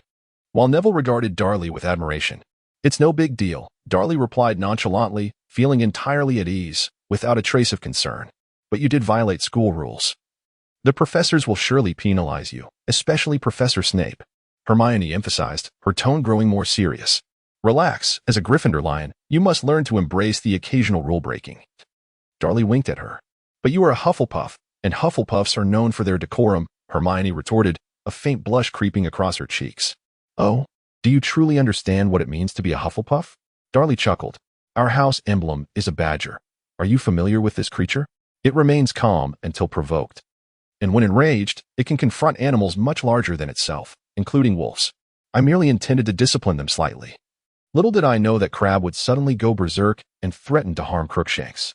I had never noticed any prior intent he harbored against Crookshanks," Dudley mused. "Perhaps he was simply too dim-witted to recall that my cat had injured him." Hermione couldn't help but chuckle at this, likely recalling Crabbe's foolishness as well. "Truth be told, Malfoy isn't entirely insufferable," Dudley stated. "You'd best not utter that in Harry's presence. He might think you've lost your mind," Hermione cautioned. "He's merely spoiled and struggles to recognize reality. Yet, perhaps he could still be redeemed," Dudley pondered. "Don't you think that transforming a person can sometimes be quite intriguing?" Hermione widened her eyes at him, perplexed by his strangely dangerous thoughts. Just as she was about to respond, the compartment door swung open, revealing Andrew, the Hufflepuff prefect, accompanied by a tall, brooding boy. "Dudley, I heard that a Slytherin student troubled you earlier. Are you unharmed?" Andrew inquired with concern. "Thank you, I'm fine," Dudley replied. "Andrew, the injured party was from our house, having engaged in unauthorized magical dueling on the train. He deserves punishment," the brooding boy interjected. "Regardless, it was your Slytherins who ganged up on him, Selwyn," Andrew retorted, frowning. "If you wish to penalize him, then those three must also face repercussions. Then report it to the headmaster," Selwyn sneered, casting a disdainful glance at Dudley. "I'm certain Professor Snape knows how to handle this." Andrew frowned again. Professor Snape was notoriously biased, yet the Hufflepuffs were unafraid of Slytherin's bravado. "Is this matter quite troublesome, Andrew?" Dudley inquired. Andrew let out a wry smile. "If you had simply resorted to using your fists, it might not be as complicated." "You can't expect me to refrain from retaliating against those three," Dudley stated. "No worries. We Hufflepuffs won't be pushed around either. Just try to avoid using wands in such situations in the future," Andrew winked, smiling. "You can always call upon us upperclassmen. We're more than willing to assist our juniors." Dudley chuckled, declaring that the next time someone troubles him, he would call for help. Andrew patted him on the shoulder, reassuring him that with Professor Sprout at the school, Professor Snape would not be overly harsh. The atmosphere gradually settled into tranquility as Dudley immersed himself in Professor McGonagall's notes, deriving much wisdom from them and thus dedicating even more energy to his studies. Hermione, casting a fleeting glance, felt a wave of dizziness wash over her. Utterly unaware of the subject of Dudley's research, which had long surpassed her understanding, biting her lip as she observed Dudley diligently scribbling away. A fierce determination surged within her. She had always perceived herself as the most exceptional, yet she now found Dudley's progress far surpassing hers. This realization brought her a tinge of frustration, yet it ignited a stronger spirit of competition. She would not concede defeat. As darkness fell outside and the vehicle began to slow, Dudley stretched languidly, preparing to disembark. Upon stepping out of the station, he was suddenly struck motionless, gazing in awe at the nightmare before him, visible only to those who have witnessed death. The memories he had struggled to suppress began to resurface, evoking a profound sadness, though it was tempered by a sense of poignancy. He recalled the ethereal sprites dancing from the hands of an elder on that profound night, perhaps the truest and purest expression of love. Hermione observed Dudley, who stood dazed before the carriage, noting that he seemed different upon his return, both flamboyant and introspective, rendering him more enigmatic than ever.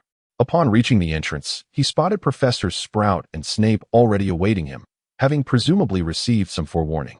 Snape, clad in a billowing black cloak that fluttered in the cold breeze, with his hawkish nose and long black hair cascading over his shoulders, had eyes that gleamed with an unsettling malice.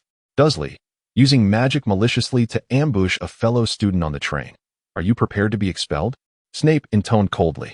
Whoever conveyed that message to you has clearly misled you, Dudley responded calmly.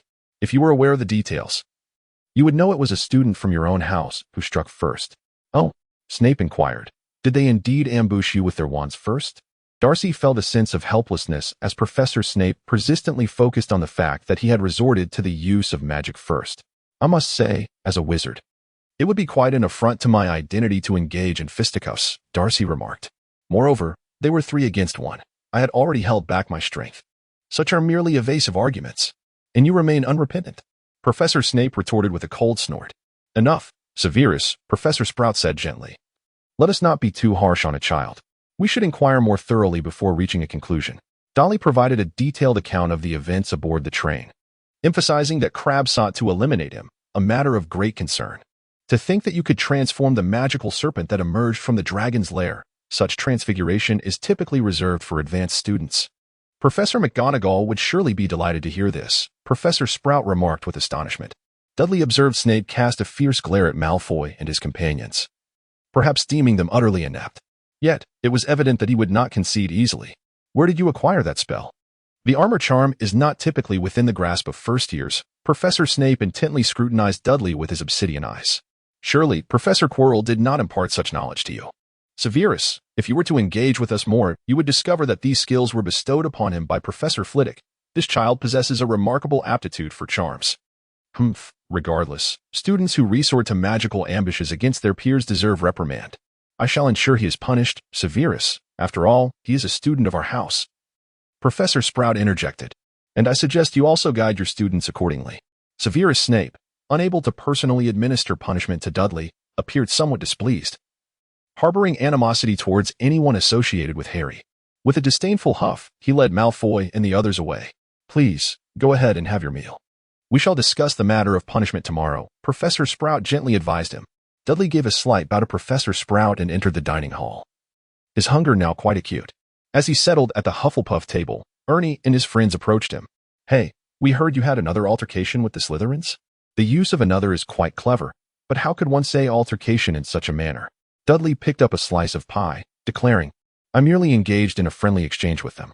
As Dudley took a bite, Harry and his friends rushed over, their faces alight with excitement, clearly having just received some news. Dudley felt a twinge of exasperation. Could he not even enjoy a meal in peace? Life at the academy swiftly resumed its usual rhythm. The following day, Dudley's punishment was announced. He was to assist Professor Sprout in cleaning the greenhouse cultivation room. Dudley found the task rather agreeable. He had not invested much effort into herbology, and, should examinations arise, he could expect no more than a satisfactory grade. Thus, it was a fortuitous opportunity to learn more. After the first lesson in defense against the dark arts, Dudley braved the unpleasant odor emanating from Professor Quirrell and approached him, resolute in his decision to make an attempt. Professor, I wish to borrow some books from the restricted section of the library. Could you kindly sign for me? Daedalus Dudley, I have heard of you. Your magical prowess far exceeds that of a first-year student. However, first-year students are not permitted in the restricted section, he replied, astonished, stammering slightly.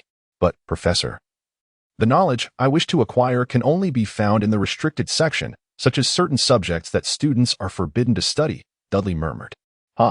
Professor Quirrell chuckled nervously. Knowledge that students should not be exposed to is best left untouched. With that, he turned away and took a few steps, only to abruptly halt. Dolly's heart skipped a beat as he gazed at the scarf worn by Professor Chilo, feeling a twinge of guilt as he lowered his head. If it cannot be done, so be it. No, how could he possibly disappoint a diligent student? Professor Chilo turned back, seemingly having a sudden change of heart, and inscribed his name upon Dolly's note. Once Chilo departed, Dudley exhaled in relief. Surely, it was not Voldemort who influenced Chilo's decision, for Dudley had merely intended to subtly showcase his own ambitions, hoping to evoke a flicker of resonance in Chilo.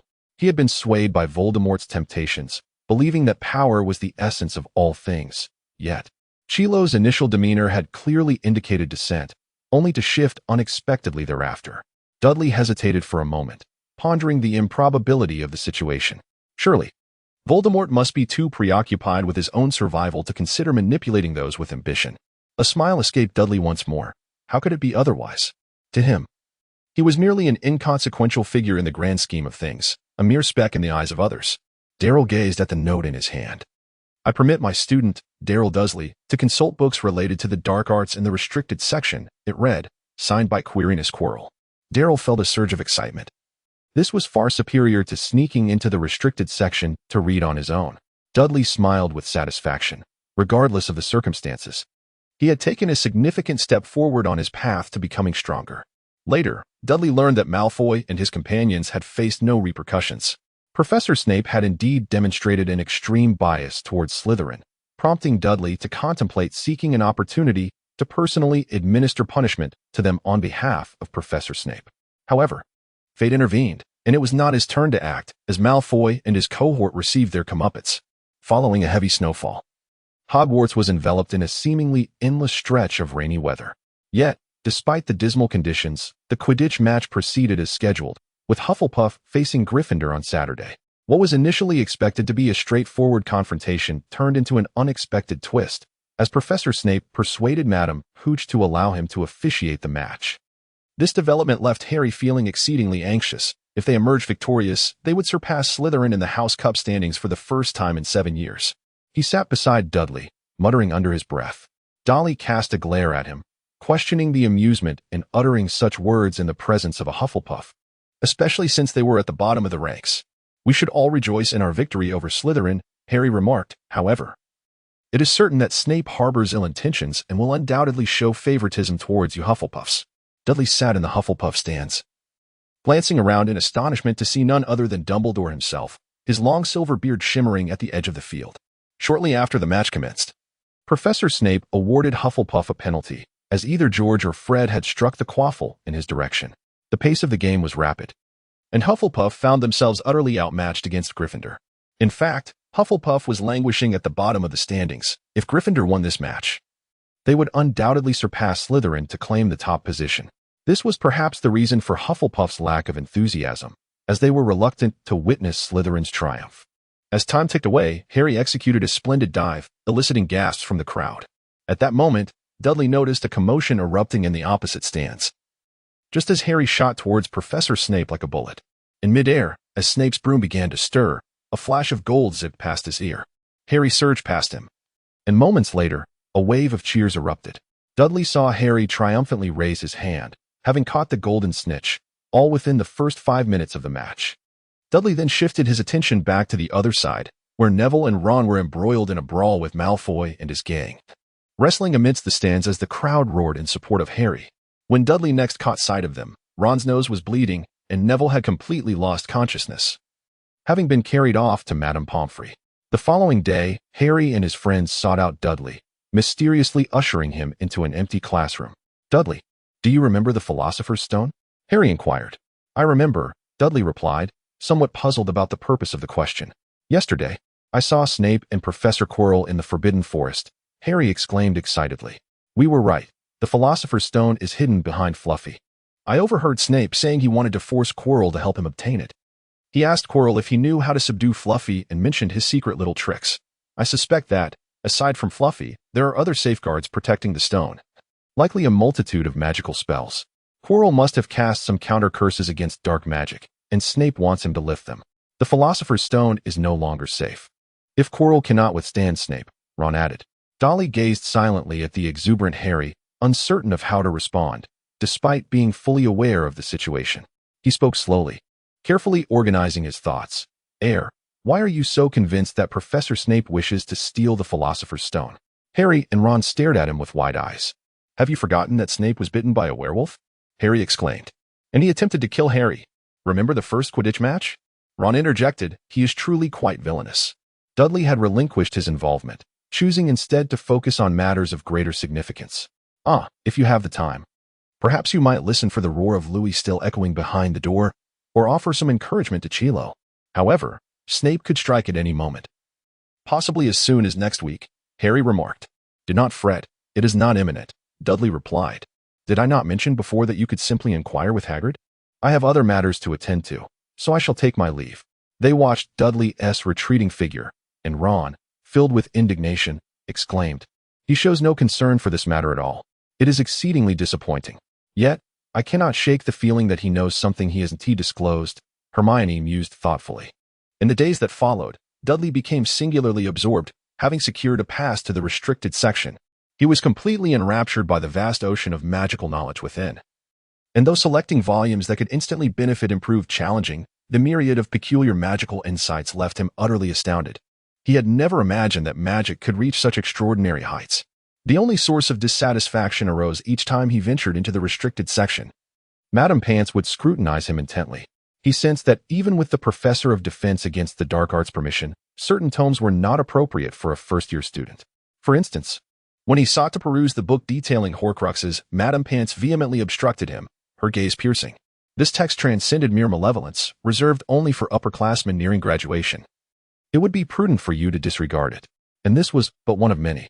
There were volumes that emanated a palpable aura of wickedness merely by their covers. One book bore ominous stains, while another, immense in size, was adorned with the visage of a wailing and anguished face. These were all treatises on the dark arts, accessible only to sixth-year students and above. During the Easter holiday, the professors assigned a considerable amount of homework. Although Dudley's academic progress far surpassed the requirements, he was not granted any privileges to reduce his workload, compelling him to dedicate a substantial amount of time to complete these assignments. In the library, a stream of sunlight cascaded through the window as Dudley set down his book, rubbing his weary eyes. Dolly stretched languidly as he emerged from the library. He gazed at the sky, which was as clear and pristine as the delicate blue of forget-me-nots, while the air was imbued with the essence of the approaching summer. Dolly, you have finally mustered the courage to step out of the library, a voice called from behind him. Dolly turned his head to look. It was Harry and his companions. It is you. Where are you headed? He inquired. We are on our way to Hagrid's, Harry replied. We just saw him in the library, Ron said mysteriously. Do you know what books he borrowed? Dudley pondered for a moment. Could he be contemplating how to deal with the flobberworm? It seemed he had heard that the lettuce he cultivated was nearly devoured by these diminutive pests. Ron's eyes widened in astonishment, entirely unprepared for such a response. Hagrid was engrossed in a tome about dragon husbandry when Hermione whispered that they ought to observe his intentions. Oh, Dudley mused, recalling that Hagrid indeed owned a dragon, which he believed was named Norbert. He chuckled. Let us go and see what he is up to. They traversed the grassy banks of the lake. And after a quarter of an hour, they rapped on Hagrid's door. Who is it? Came Hagrid's voice from within. Upon receiving their reply, he opened the door a crack, allowing them to squeeze inside. As they entered the cottage, they were immediately enveloped by a stifling heat, almost suffocating despite the warm weather outside. The curtains were drawn tightly, and a roaring fire blazed in the fireplace. Hagrid brewed them tea and brought forth a platter of stoat sandwiches, which they politely declined. Hagrid, may I open a window? Harry inquired, fanning himself as beads of sweat began to form on his brow. Oh, I'm afraid not, Harry, Hagrid replied, casting a glance at the center of the fireplace. Without further explanation, they followed his gaze to discover a large, dark egg resting atop the embers. Hagrid, what is that? Harry asked, although he had already begun to suspect. Oh, Hagrid hesitated, but Ron interjected. He approached the fireplace, scrutinizing the egg. Hagrid, where did you acquire this? It must have cost you a fortune. Not at all, Hagrid replied. I won it. Last night. I was in the village having a drink and playing cards with a stranger. To be honest, that fellow was likely eager to be rid of it. But what will you do once it hatches? Hermione queried. You all mentioned that Hagrid was researching, so of course he intends to raise it, Dudley remarked. Oh, indeed. I've always wanted to raise a dragon, Hagrid responded with a smile. I've read in the library that once it hatches, I must feed it a bucket of brandy mixed with chicken blood every half hour. But Hagrid, dragons are exceedingly dangerous creatures, especially considering you live in a wooden house. Hermione cautioned. Nonetheless, Hagrid appeared unconcerned, cheerfully tending to the fire with his tongs while humming a merry tune. Hagrid, raising a dragon is illegal, and young dragons grow rapidly. You cannot possibly hide it here forever. Do you wish to wait until the Ministry of Magic comes to take you and the dragon away? Hagrid looked somewhat disheartened. He knew he could not keep it indefinitely, yet he was reluctant to part with it. Ron, isn't your brother raising dragons in Romania? Dudley suggested. Indeed, Ron exclaimed. Hagrid, you could send the dragon to my brother. They have a dragon sanctuary there where it would be well cared for. Oh, Hagrid said reluctantly. But this little darling hasn't even met me yet. Before we reach out to Ron's brother, you could care for it for a while, Dudley chuckled. Just make sure to send it away before it incinerates your wooden hut. That's a fair point, Hagrid acknowledged, gazing tenderly at the dragon egg as if it were his own child. When it hatches, will you come to see? Of course, Ron eagerly replied. How many times in a lifetime does one get to witness a dragon hatching? They did not have to wait long. The following morning, Hagrid sent them a message via owl, which bore but 4 words, "It's about to hatch." Darryl glanced at the class schedule. The next lesson was Defense Against the Dark Arts. Ever since he obtained a signature from the restricted section, he had requested an extended leave from Professor Quirrell. And since then, he had not attended that class. This caused a minor stir, aside from his notoriety from the train incident. Everyone was aware that a first-year student frequently absconded from Defense Against the Dark Arts. However, Professor Quirrell seemed indifferent to his absence. Naturally, such behavior always attracts imitators. Yet they all found themselves at the mercy of the stuttering Professor Quirrell, who deducted points from them, further elevating Darryl's reputation to an extraordinary level. By the time Darryl arrived at Hagrid's hut, Harry and the others were already there. Hurry up, Darryl, Hagrid exclaimed with palpable excitement. The egg has started to crack. It will be hatching any moment now. Dolly approached closely and observed a profound crack on the eggshell, within which something was stirring. They held their breath, intently watching as the eggshell emitted a series of crisp sounds. Suddenly, a sharp scraping noise pierced the air, and the eggshell shattered completely. A small dragon wobbled and flailed upon the table, its appearance far from charming. Its body was a glossy black adorned with a pair of barbed wings and a long snout, the nostrils of which were white and currently exuding sparks. Horn-like protrusions crowned its head, and its orange-red eyes bulged outward. Hagrid, this is a Norwegian ridgeback, Ron remarked, scrutinizing the young dragon with keen interest. It's rather beautiful, isn't it? Hagrid murmured, extending a hand to stroke the dragon's head. The little dragon bit down on his finger, revealing its sharp, elongated teeth. Goodness, look. It recognizes its mother, Hagrid exclaimed. Darley did not perceive this as an act of getting to know his mother. Perhaps only Hagrid would entertain such a notion. At that moment, Hagrid's complexion paled dramatically as he leapt towards the window. What is happening? Hermione inquired, astonished. A boy just peered in through the crack of the window. He is currently running towards the school, Hagrid replied, panting heavily. Harry sprang to his feet and dashed outside. It's Malfoy. I cannot be mistaken. Perhaps you should dispose of it, Ron suggested anxiously. Malfoy has seen the dragon. He could report it to Snape at any moment. I cannot. It is far too small. If I throw it away, it will perish, Hagrid said, tears welling in his eyes. Do not be overly concerned. Let us try to contact Ron's brother Charlie first, Darley remarked, vaguely recalling that Malfoy had not reported to Professor Snape. And even if the professors were aware, it would not matter. With Dumbledore present, he surely would not overlook the dragon's existence.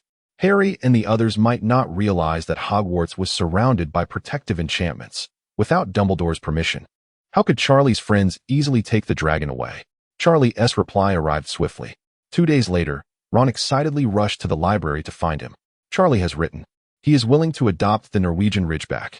His friends will come to collect it, but we must take the dragon to the highest tower at midnight on Saturday. Harry and I decided to use the invisibility cloak that night to carry it to the tower. However, before Saturday arrived, Ron encountered a predicament. On Thursday afternoon, when he reached Hagrid's hut, he found Ron lying on Hagrid's bed, groaning in pain. His hand was bandaged and seeping blood. It bit me. I may not be able to hold a quill for a week. Oh, it was probably just nervous, unaccustomed to being fed by strangers, Hagrid defended sheepishly.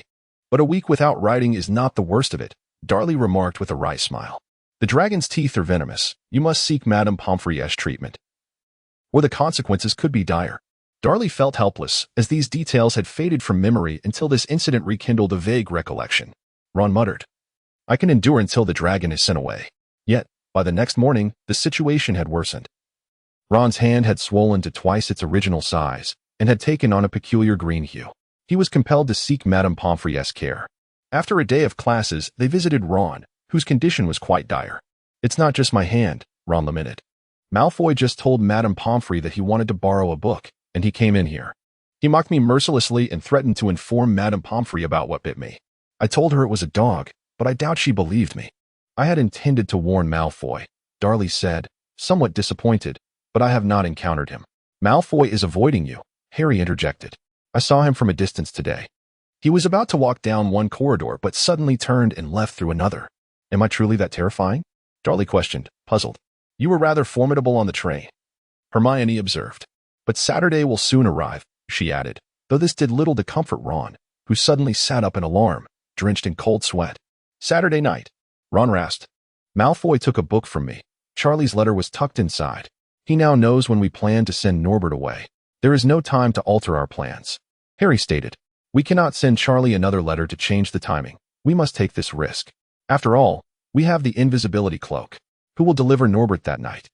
He is growing quite rapidly. He has already gotten bigger in just a few days, Dudley said. Let Harry and me go, Hermione suggested.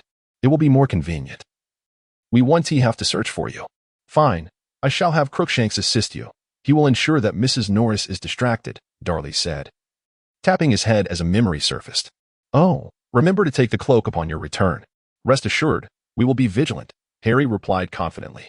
As Dudley observed his confident demeanor, he found himself feeling somewhat self-doubtful. Let me impart to you another set of phrases.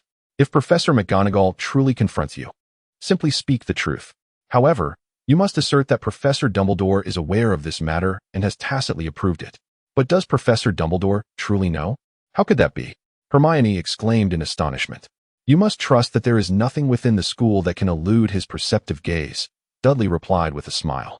When Saturday evening arrived, Dudley refrained from wandering aimlessly. Instead, he instructed Crookshanks to find Mrs. Norris and divert Filch's attention, leaving the rest to unfold as it may. The following day, upon witnessing the Gryffindor hourglass for the House Cup suddenly diminish by 150 points, Dudley felt a weight in his heart. Incredulous that points had indeed been deducted. At the table of Gryffindor, Harry found himself amid a group of despondent companions, each of them silent and downcast. What could have transpired? Malfoy had approached Professor McGonagall, claiming the existence of a dragon. Skeptical, she took him to Severus Snape. Harry, his voice hoarse, recounted. Snape insisted on an inspection, and then he proceeded to our dormitory. Harry, covering his face in silence, continued, Why aren't you speaking to the professor as I instructed? Snape is present. I certainly won't divulge that we genuinely have a dragon, he muttered gloomily. Dudley let out a sigh. How did you manage to lose 150 points? Neville sought us out, his bed also empty. Hermione sighed. He overheard Malfoy saying he would come looking for us, so he wanted to give us a warning. Not only are we to be confined, but we also cannot secure the first place in the House Cup. Professor McGonagall personally deducted 50 points from each of us, Harry lamented. There will be opportunities in the future, Dudley reassured him, patting his back. Moreover, the young dragon was successfully sent away, which is indeed a positive outcome. In the days that followed, Harry and his companions were despondent. Gryffindor plummeted from first to last place, and everyone was aware of it. Harry Potter, the illustrious Harry Potter, the hero of the Quidditch match, had inadvertently caused them to lose such a substantial number of points, along with two other foolish first-year students. Even Hufflepuff and Ravenclaw did not look kindly upon them, as Slytherin had claimed the House Cup for 7 consecutive years. No one wished to see Slytherin triumph once more. Yet Harry and his friends had dashed that hope. Wherever Harry went, he was met with pointed fingers and whispers. Conversely, when Slytherin students passed by, they would always clap or cheer. Thank you, Potter, you've done us a great service. Fortunately, the end-of-term examinations were approaching swiftly, and professors from all subjects assigned a plethora of homework. The library was perpetually crowded, with Madame Pants unable to completely quell the buzzing chatter within. Derry laid down the quill in his hand, having finally completed the essay assigned by Professor Snape, which amounted to 2 substantial rolls of parchment. Ron, eagerly awaiting beside him, exclaimed, You finished. Let me have a look. Ron, you really shouldn't, Hermione interjected, having consistently emphasized this point. What can you possibly learn by merely copying? Spare me, Hermione. Ron replied, snatching Derry's potions assignment. There's no way I can finish all this work. Derry, you ought not to lend it to him, Hermione rolled her eyes, redirecting her disapproval towards Derry. At such a young age, who hasn't copied a bit of homework? Derry raised his hands with a grin, reminiscing about his past life. Dolly once again retrieved a book, but upon noticing the cacophony surrounding him, he deemed it essential to seek a tranquil place for his studies. Furthermore, he needed to practice various forms of magic. Dudley felt it was imperative to find a more conducive learning environment and recalled the wish-granting chamber, a wondrous locale that could fulfill one's desires and transform into the desired form. Dudley focused his attention, preparing to embark on a quest for the wish-granting house as soon as he mastered the body transformation spell. This incantation could be learned in the restricted section, yet it posed considerable challenges. Dudley sighed, lamenting the absence of a proficient defense against the dark arts instructor, which was exceedingly inconvenient. In the library, Dudley was diligently working on his astronomy assignment. If there were any subject in which he struggled, astronomy undoubtedly topped the list. Beside him, Hermione was assisting Ron in reviewing his astronomy work, ensuring that even if he could not copy Dudley's, he would ultimately arrive at the correct answers. Darryl cast his pen onto the table, casting a troubled glance at the chaotic astronomical chart he had drawn, awaiting Hermione's arrival for evaluation. In that moment, he sensed Hermione's palpable excitement. Darcy may not have realized that, as most professors praised him as a genius, Hermione had always regarded him as a benchmark to aspire to. Until then, she had never perceived herself as inferior to anyone, but for the first time in her life, she encountered a sense of defeat, particularly upon discovering that she could not comprehend the subjects that Darcy was studying. Fortunately, Darcy was not without his flaws. Upon learning that he too struggled in certain subjects, Hermione felt an immense sense of relief. Darcy squinted his eyes as he gazed at the setting sun over Hogwarts, its golden rays streaming through the window, allowing him to savor a fleeting moment of tranquility. At that moment, Harry rushed in, his expression grave. Lowering his voice, he informed them, "I just overheard someone threatening Professor Quirrell. He was weeping, but in the end, he confessed. I would wager it was Snape." "Does that mean Snape has succeeded?" Ron exclaimed in shock. "If Quirrell divulged how to counter the dark magic, let us not forget about Fluffy," Hermione interjected. "Hagrid wouldn't disclose anything to anyone." "Perhaps Snape knows how to handle Fluffy without needing Hagrid's assistance," Ron suggested, casting his gaze around the countless tomes. "I dare say there is a book hidden here that could reveal how to deal with a three-headed dog. What do you think, Darry?" "Three-headed dogs are rather uncommon, and their temperaments may vary," Darry replied. "I believe it would be easier to extract information from Hagrid than to search for it here." "Hagrid would never betray Dumbledore. He would never reveal how to subdue Fluffy," Harry countered, but suddenly he halted, as if struck by a bolt of lightning. A realization dawned upon him, and he paled as he said, "Don't you find it odd? Hagrid desires a dragon, and then he just happens to encounter someone carrying a dragon egg while playing cards? The more I speak of it, the more convinced I become of my theory. How many people can casually walk around with a dragon egg? This is a violation of wizarding laws. Do you not find Hagrid's fortune suspicious? If it weren't for your mention of it, I would have never considered it. Are you suggesting that the person who lost the dragon egg to Hagrid was actually Snape in disguise?" Hermione asked hesitantly. "We must seek out Hagrid at once," Harry exclaimed, springing to his feet and dashing towards the library's exit, with Ron and Hermione hurriedly following in his wake. Dudley stared in disbelief at the scene before him. Harry's mind was racing at an astonishing pace. Had the plot been altered, or merely advanced? He slowly tidied up the books they had dropped and opened a borrowed tome on magic, which detailed the usage of the disillusionment charm. Let them have their fun. After all, there was no immediate danger, just as Dudley immersed himself in the study of the charm. Harry and his companions had crossed the grass and arrived at Hagrid's small cabin. Hagrid sat outside, mending his old clothes. "Hello," he said with a smile. "Aren't you all busy preparing for exams? What brings you here? Care for a cup of tea?" "Thanks, but no," Ron replied, panting. Harry interrupted. "Hagrid, I have something to ask you. Do you remember what the stranger looked like who you played cards with the night you won the dragon egg?" "I don't know," Hagrid replied absent-mindedly, his cloak still draped over him. He noticed the look of alarm on the children's faces and raised his eyebrows in surprise. "What is so strange about that?" "The Leaky Cauldron is the pub in the village, and it often has its fair share of odd characters. That fellow might have been a dragon dealer. I never got a good look at his face. He was wearing a hood." Harry plopped down onto the ground. "What did you say to him, Hagrid? Did you mention Hogwarts?" "Perhaps I did." Hagrid furrowed his brow in concentration. "Right, he asked me what I did for a living. And I told him I was the gamekeeper here. He inquired about the creatures I looked after, and I told him. Then I mentioned I particularly wanted a dragon. After that, my memory gets a bit hazy. He kept buying me drinks. Oh, he did say he had a dragon egg, and if I wanted it, we could gamble for it. But he needed to ascertain whether I could handle a dragon, as he didn't want it to escape and cause trouble. So I told him I had a good grip on Fluffy. A dragon would be no trouble at all. Did he seem particularly interested in Fluffy? Harry stammered, struggling to keep his tone calm. Oh, yes, quite interested. I mean, how often do you encounter a three-headed dog, even at Hogwarts? So I told him that Fluffy is easy to manage. You just need to know how to calm him down. Play a bit of music, and he falls right asleep. A look of horror suddenly crossed Hagrid's face. I should have told you that. Forget what I said. Hey, where are you three going? Harry, Ron, and Hermione had not uttered a word on their way until they reached the hall, where they paused. The sun had set, and the hall felt particularly cold and dark after their run from outside. We must find Dumbledore, Harry said, pacing back and forth. Hagrid had revealed the method to subdue Fluffy to a stranger. If that stranger got Hagrid drunk, he could easily extract information. I would wager 12 galleons that the cloaked figure is Snape. I just hope Dumbledore will believe us. But where is Dumbledore's office? They looked around, hoping to find a signpost, for no one had ever disclosed Dumbledore's whereabouts, nor had they heard of anyone being taken to see him. You three are here. At that moment, a voice called from the direction of the entrance.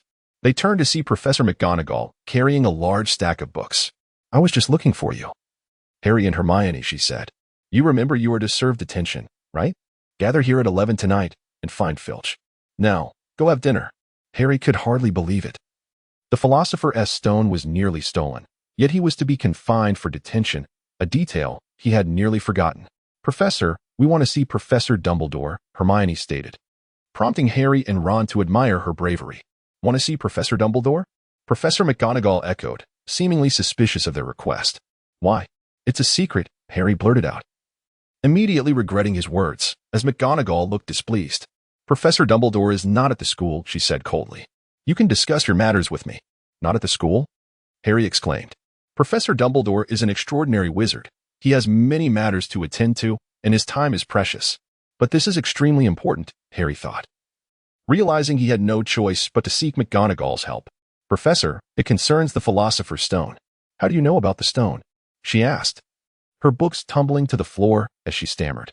I believe I know that someone is trying to steal the Philosopher's Stone, Harry gasped, finally revealing the truth. McGonagall waved her wand, and the books returned to her hands. She composed herself and finally said, I do not know how you came to learn about the Philosopher's Stone, but rest assured, it is under tight protection and cannot be stolen. But Professor Potter, I know what I am saying, she interrupted impatiently. You three should go have dinner. Then rest for your detention tonight. With that, she departed. Dumbledore is not at the school, Harry said once he was sure McGonagall was gone. Snape could very well act tonight, but Hermione and I are to be confined, so we'd better hurry. Good evening, they gasped, startled, as Snape appeared behind them. At this hour, you shouldn't be lingering here, he said, a peculiar smile on his face. We were just, Harry began, but he faltered, unsure of what to say. You should be more cautious, he said in a smooth tone. Wandering about at night like this could lead others to think you're up to no good. Gryffindor can't afford to lose any more points, can it? Harry felt his face flush. They turned to head inside, but Snape called them back. Let me remind you. If I catch you out in the dead of night again, I shall personally see to your expulsion. Enjoy yourselves. Harry watched him glide away like a large bat towards the staff room, gritting his teeth in anger. I think we should look for Dudley first, Ron suggested. You know, he is clever and might have some ideas. Harry and Hermione agreed to his suggestion, but they found no sign of Dudley at the Hufflepuff table. They then went to the library, but he was not there either. Even after sending someone to the Hufflepuff dormitory, they could not locate him, which left them perplexed. Where could Dudley have gone? Ron wondered. You should ask where else he could possibly be. We've nearly searched every conceivable place, Hermione replied. Harry felt a twinge of despair, thinking of the impending detention. I'm done with meddling. Let them do as they please. At this moment, Dudley had already cast the illusory body spell upon himself and was wandering through the 8th floor.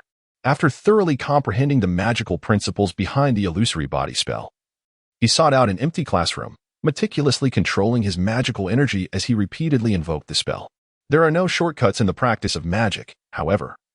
The sensation was utterly unpleasant, like icy liquid being poured over his head again and again. Ultimately, Dudley felt as though his mind was on the verge of freezing before he successfully executed a stable illusory body spell. Now, he resembled a chameleon, his surroundings' colors shifting in harmony with the environment. Even if someone were to scrutinize him intensely, they might not perceive anything amiss. Eagerly, He embarked on a quest to locate the Room of Wishes, yet he could no longer recall its precise location, only that it resided on the 8th floor. Thus, he found himself making wishes before each wall, feeling rather foolish in the process. Gradually, the light streaming through the tower's windows faded, plunging the already dim 8th floor into complete darkness, while the wall sconces flickered to life, casting a faint glow. Dudley felt a twinge of fatigue. He had been wandering for several hours, and he could only blame the interminably long corridor on the 8th floor. He cast a spell of illusion upon himself, shivering slightly, as he wished to conceal his actions from prying eyes. Just as he was on the verge of surrendering to exhaustion, a cheerful voice rang out. "Who goes there?" From the opposite end of the corridor, Pai Pai Gui floated into view, his mischievous black eyes narrowing as they fixated on Dudley's position. "Although I cannot see you, I know you are there. Are you a ghoul, a spirit, or merely a mischievous student ghost?" Dudley remained silent, gazing intently at the mischievous Pippi ghost who was looking in this direction. An unseen entity was stealthily darting about. "Perhaps I should inform Furky and let him take a look," Pippi ghost playfully remarked. In a moment of inspiration, Dudley recalled how Harry and his companions dealt with Peeves. The poltergeist was most terrified of the Bloodman, Barrow. Mimicking Barrow's raspy voice, he remarked, "Barrow has his reasons for wanting to remain undiscovered." With a sinister chuckle, Peeves showed no sign of fear, asserting, "Indeed, you are merely a mischievous student. I encountered Lord Barrow on the 4th floor just moments ago. How dare you impersonate him here? Who, pray tell, are you?" Dudley felt quite vexed. What an unfortunate coincidence, truly a case of self-importance. The mischievous student was stealthily wandering the corridor, clearly up to no good. Suddenly, Pippi Gui shouted loudly. The fluorescent lights flickered as Dudley muttered, a brilliant glow illuminating the entire corridor, and he emerged from his invisible state. This fellow was indeed rather irksome. As expected, it was the mischievous student. And Pippi Gui excitedly squinted his dark eyes. "Are you hiding because you intend to engage in some mischief?" "Why do you care, Pippi Gui?" Dudley replied irritably. Feeling both weary and cold, with no success to show for it, his mood exceedingly sour. The mischievous student was incensed. "Perhaps I should summon Filch to inquire about your activities," Pippi Gui remarked with a teasing tone. "I haven't violated any school rules. I'm not afraid of Filch." Dudley shot a glance at Pippi Gui, choosing to ignore him. "Hee, then I won't tell Filch. How about trying this instead?" Pippi Gui grinned mischievously and, pulling out several dung bombs from who knows where, hurled them at Dudley. Armored protection. An invisible barrier sprang up before Dudley, intercepting the dung bombs. He felt certain he must be the first wizard to use the Iron Shield charm to block such an attack. Students are forbidden from using magic in the corridor. "Now you can go tell Filch," Pippi Gui cackled wickedly while continuing to throw the foul dung bombs. All petrified, Dudley cast another spell towards Pippi Ghost. In a nimble maneuver, Pippi Ghost performed a somersault in the air, deftly evading Dudley's magic. Simultaneously, it hurled excremental projectiles at Dudley from above. Inciting the ire of the young student's spirit, Dudley felt a sense of discontent. The mischievous spirit was merely idle, seeking something to amuse itself. As he pondered the spells he had learned, he realized that he could not resort to malevolent curses against the spirit. Instead, he opted for simpler magic to divert its attention. With a flick of his wand, a flurry of bats fluttered rapidly toward the spirit's face. Since the mischievous spirit was not a ghost, it possessed a physical form, making it relatively easy to handle. Seizing the opportunity, Dudley conjured a magical rope that slithered toward the spirit like a serpent. "Enjoy your little game of bindings," he remarked with a yawn. As all he truly desired was a soft, expansive bed upon which to recline, Dudley, with his eyes half closed, took a few steps forward before suddenly coming to a halt. He felt as though he had overlooked something significant. Retracing his steps, he squinted at the wall beside him, and to his astonishment, he discovered an exquisitely crafted door on the corridor's wall. "Wasn't there nothing here just moments ago?" he murmured, pondering whether luck had finally graced him. Casting a glance at the tapestry nearby, which depicted a scene of a giant clobbering a foolish figure, he opened the door and beheld an empty room, furnished with an opulent bed of unparalleled grandeur. Dudley rubbed his eyes to ensure he was not mistaken. It seemed he had indeed found it. This was the House of Wishes fulfilled. Dudley emerged from within, having no intention of truly residing there. With a glance at the struggling Peeves, who was entangled in a bat's embrace mid-air, he smiled in satisfaction, feeling quite pleased. Perhaps he could spare Peeves this time. At that moment, hurried footsteps echoed from the far end of the corridor. Dudley swiftly cast a disillusionment charm upon himself, rendering himself invisible. Filch rushed in, trailed closely by his cat, Mrs. Norris. "Peeves, what mischief are you up to now?" Filch bellowed. A student ghost is attacking me in the corridor. Peeves shrieked from above. Where? I don't see anything. Humph. Filch squinted and scanned the surroundings, his gaze landing on the foul dung bombs splattered against the wall. Enraged, he shouted, Peeves, you've made another mess. I shall inform the headmaster. Do you have any idea how arduous it is for me to clean this up? Dare quietly moved aside. Yet he noticed Mrs. Loris intently watching him. With a soft meow, as if she could see him, she began to approach him slowly. Dear, have you discovered something? At that moment, Filch also caught sight of Mrs. Loris's actions and glanced curiously at the empty air before him. Dare felt that the disillusionment charm was not as reliable as he thought. How could such a trivial being detect his presence? Just then, Crookshanks emerged from the shadows, causing Mrs. Loris to forget about Dare in her fright and flee. Crookshanks pursued her relentlessly. Dare nearly erupted in laughter at this scene, quickly covering his mouth.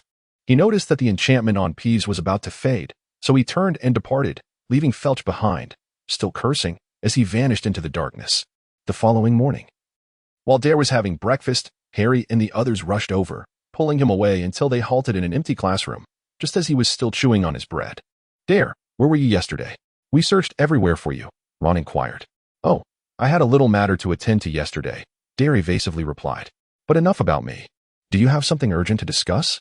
We ventured into the Forbidden Forest yesterday, Harry said hoarsely, his expression filled with excitement. Hermione and I were there for detention. But we encountered Voldemort. Ron, hearing that name, appeared somewhat frightened. I saw him drinking the blood of a unicorn. He seeks to prolong his life, which is why he desires the Philosopher's Stone. Even after a night has passed, the mere mention of it still makes him tremble. We thought Snape was stealing the stone for wealth, but it was actually for Voldemort. He is waiting in the Forbidden Forest, and I nearly perished. Do not utter that name again, Ron whispered in a panic, as if fearing Voldemort might hear him. Ignoring Ron's plea, Harry continued, Dare, do you know? Firenze saved me. He is a centaur. However, Bane among the centaurs was infuriated, claiming it would disrupt the fate foretold by the stars. The stars surely indicate that Voldemort will return. Bane believes Firenze should not have saved me. You should have allowed Voldemort to kill me. I suspect that is also foretold in the stars. Could you please refrain from mentioning that name again? Ron implored softly. So now we can only wait for Snape to steal the Philosopher's Stone, Harry said, disregarding Ron entirely. Then Voldemort will come here and eliminate me. That will surely please Bane. Do you understand, Dare? Dare nodded, realizing that without prior knowledge of the plot, he would be quite lost. However, he remarked, Harry, the prophecies of ordinary centaurs are notoriously unreliable, and prophecies merely indicate a potential outcome, one that can shift at any moment. Therefore, do not place too much weight on what Bane has said. But you are correct about one thing. Voldemort's desire for the Philosopher's Stone is likely genuine. Hermione interjected, yet everyone claims that the one Voldemort fears most is Dumbledore. With Dumbledore around, how could Voldemort dare to appear here and harm Harry? Harry responded, Hermione, after reading so many books, haven't you realized? You must believe that magic is truly boundless.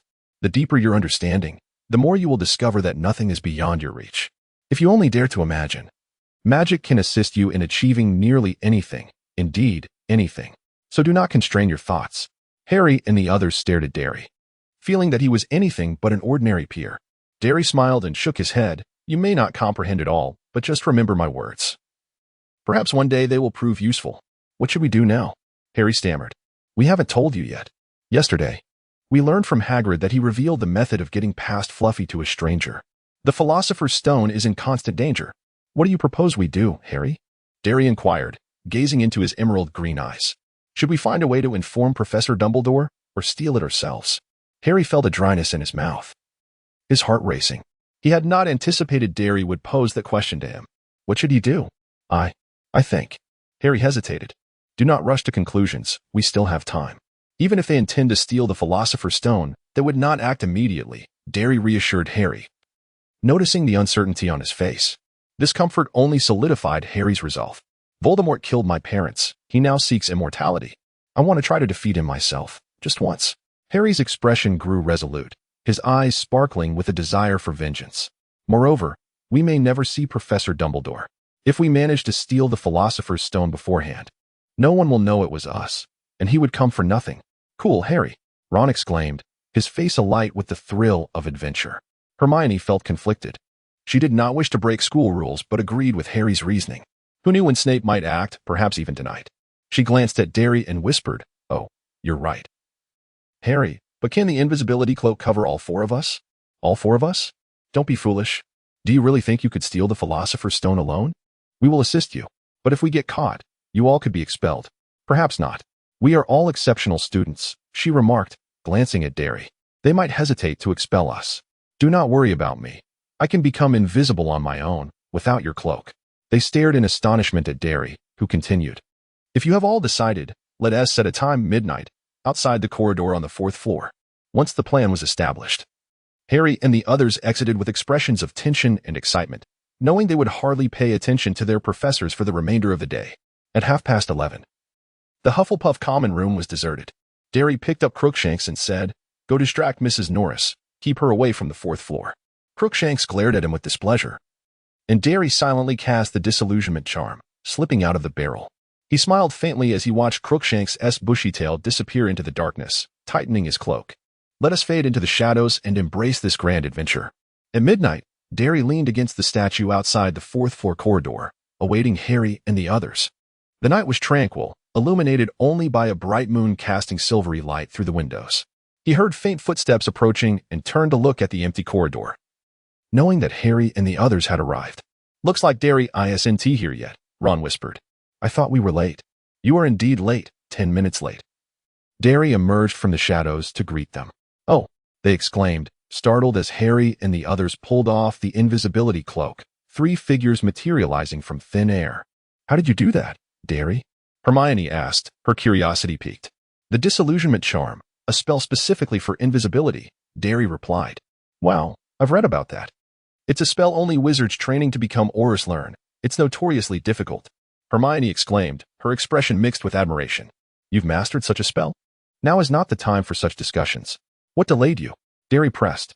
"It was Neville," Harry confessed, exasperated. "I just realized he waits in the common room every night until we're all in bed, convinced he must prevent us from sneaking out. So I used the bodybind curse on him," Hermione added, her tone apologetic. "I had no choice. Well, as long as we obtain the Philosopher's Stone, it will all be worthwhile," Derry reassured them. "Harry, are you prepared to serenade Fluffy or play a tune?" Harry produced a rather crude flute. "Hagrid gave me this for Christmas. I never expected to use it here." "Alohomora." Derry tapped the locked door with his wand, and the lock clicked open. As the door creaked open, they were met with the cacophony of a large dog barking. Harry immediately began to play Hagrid's flute, although he struggled to produce a melody. The moment he played the first note, the dog's barking began to diminish. They stepped inside to find the 3-headed dog slumped over. Harry played on, and gradually, the dog's frantic barks ceased. It swayed, its knees buckling, and collapsed onto the floor, sound asleep. "Keep playing. Don't stop," Derry urged as they drew closer to the enormous canine, whose warm, foul breath they could smell. Together, they moved the dog's paws aside, revealing a trapdoor beneath. A deep, dark hole appeared, utterly devoid of light. "It's pitch black. We can't see anything, and there is no ladder. It seems we have no choice but to jump," Ron remarked, peering into the abyss. Harry continued to play the flute, gesturing to Ron and indicating that he would go first. "I'll go first." "As I need to play the flute," Harry asserted. Derry glanced at them, decisively stating, "I'll jump down first, and if all is well, I will signal you." However, Hermione expressed her concerns, but before she could finish her thought, Dudley had already jumped down. The cold, damp air rushed past his ears, and then with a dull thud, he landed upon something soft, the devil's snare. Dudley mumbled as he groped around the surrounding vines, glancing upward at the opening above, which now appeared as tiny as a postage stamp. "No problem," he shouted toward the hole. "It's a soft landing. You can jump down, just don't land on me." Ron followed suit, jumping down next, then Hermione, and finally Harry. The flute ceased, replaced by the roar of song above. "What is this thing?" Ron asked as he felt around the vines. "Honestly, it's a good thing we have these plants cushioning our fall." "Good thing," Hermione shrieked. "Look at you 3. This was because, unbeknownst to them, Harry and Ron had already become ensnared by the long vines, while Dudley was entangled even around his chest. Upon Hermione's warning, Harry and Ron realized their predicament, struggling desperately, but the more they fought, the tighter the vines constricted. Hermione, meanwhile, was jumping to evade the grasping tendrils. "Don't panic. It's just the devil's snare," Dudley chuckled. "If you don't jump down, I can't dispel it." Flame. A long tongue of fire erupted from Dudley's wand, casting forth a brilliant light and heat. The vines recoiled as if confronted by a natural enemy, twisting and releasing their hold on them, retreating into the surrounding darkness. They freed themselves from the plants and fell to the ground, with Dudley remaining composed while Ron gasped for breath. It was just choking me. This way. Dudley pointed to a path. It's the only way out. In the descending corridor, the only sound besides their footsteps was the gentle drip of water sliding down the walls. Walking alone in a place like this must be terrifying, Ron remarked with a nervous laugh, but no one responded.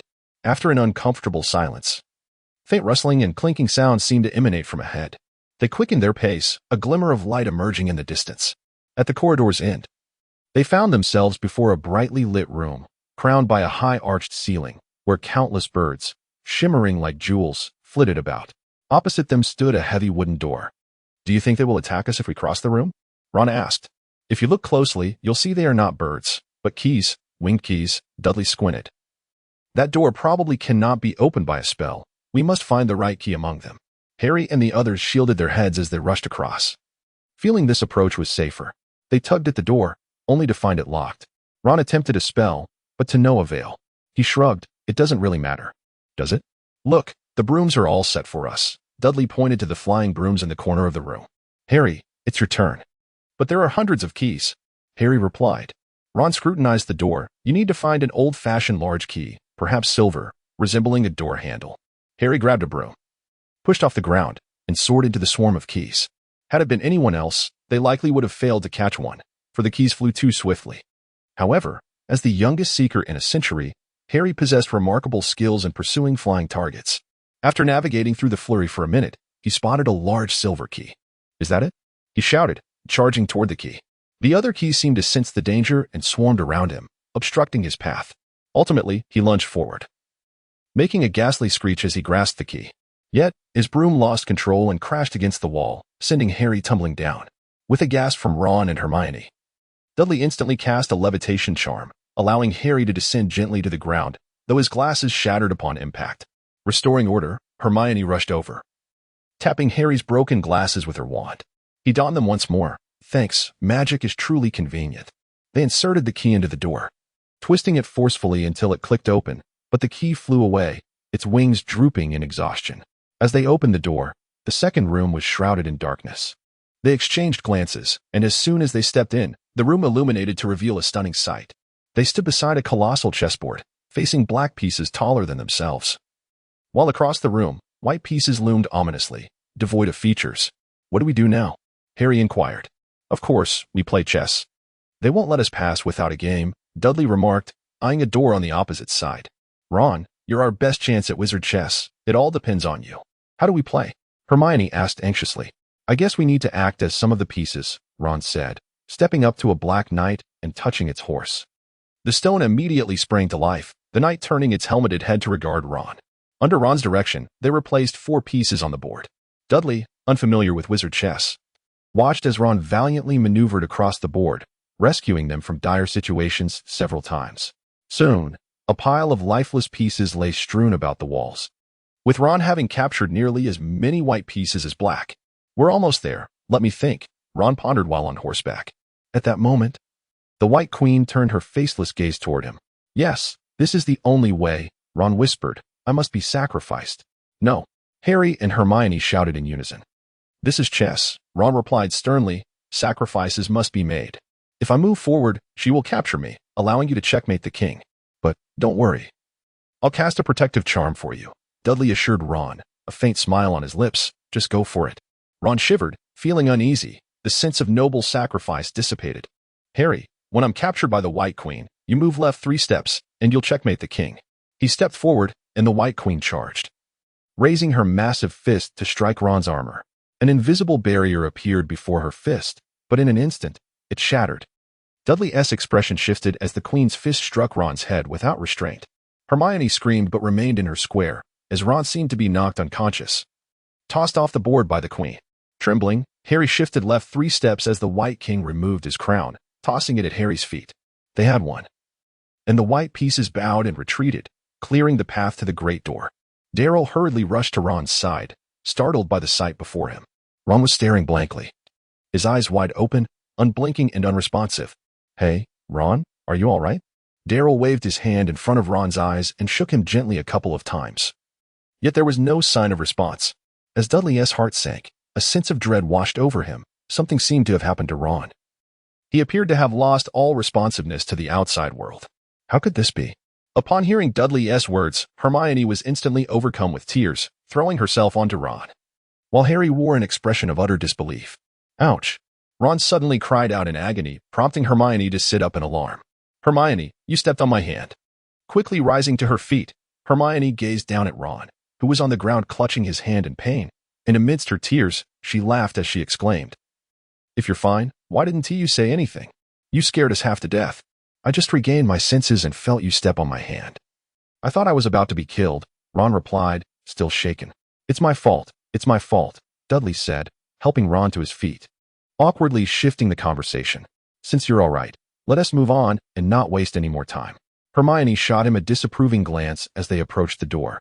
Harry remarked, "We've already navigated through Professor Sprout's trap, the Devil's snare, as well as those keys, which must have been crafted by Professor Flitwick.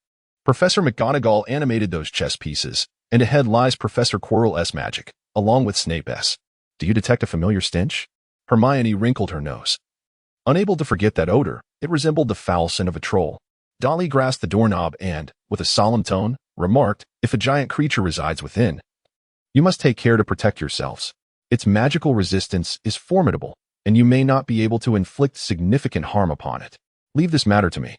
As Dudley pushed open the door, a nauseating stench assaulted their senses, prompting them to hastily cover their noses with their clothing, tears streaming from their eyes in response to the acrid odor.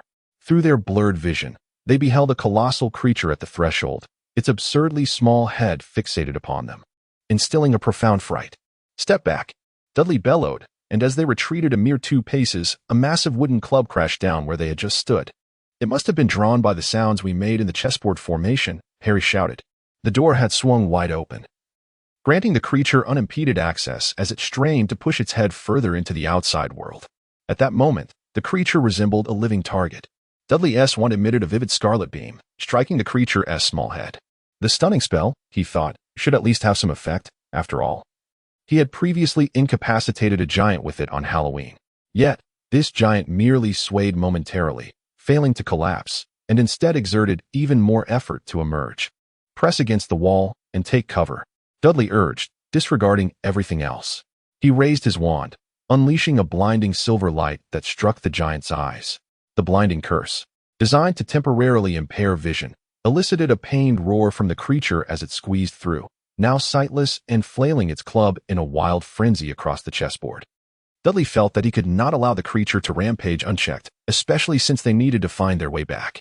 He noticed that Harry and the others had seized the opportunity to dash into the troll's chamber, and he sighed in relief. He could now focus entirely on combating the beast.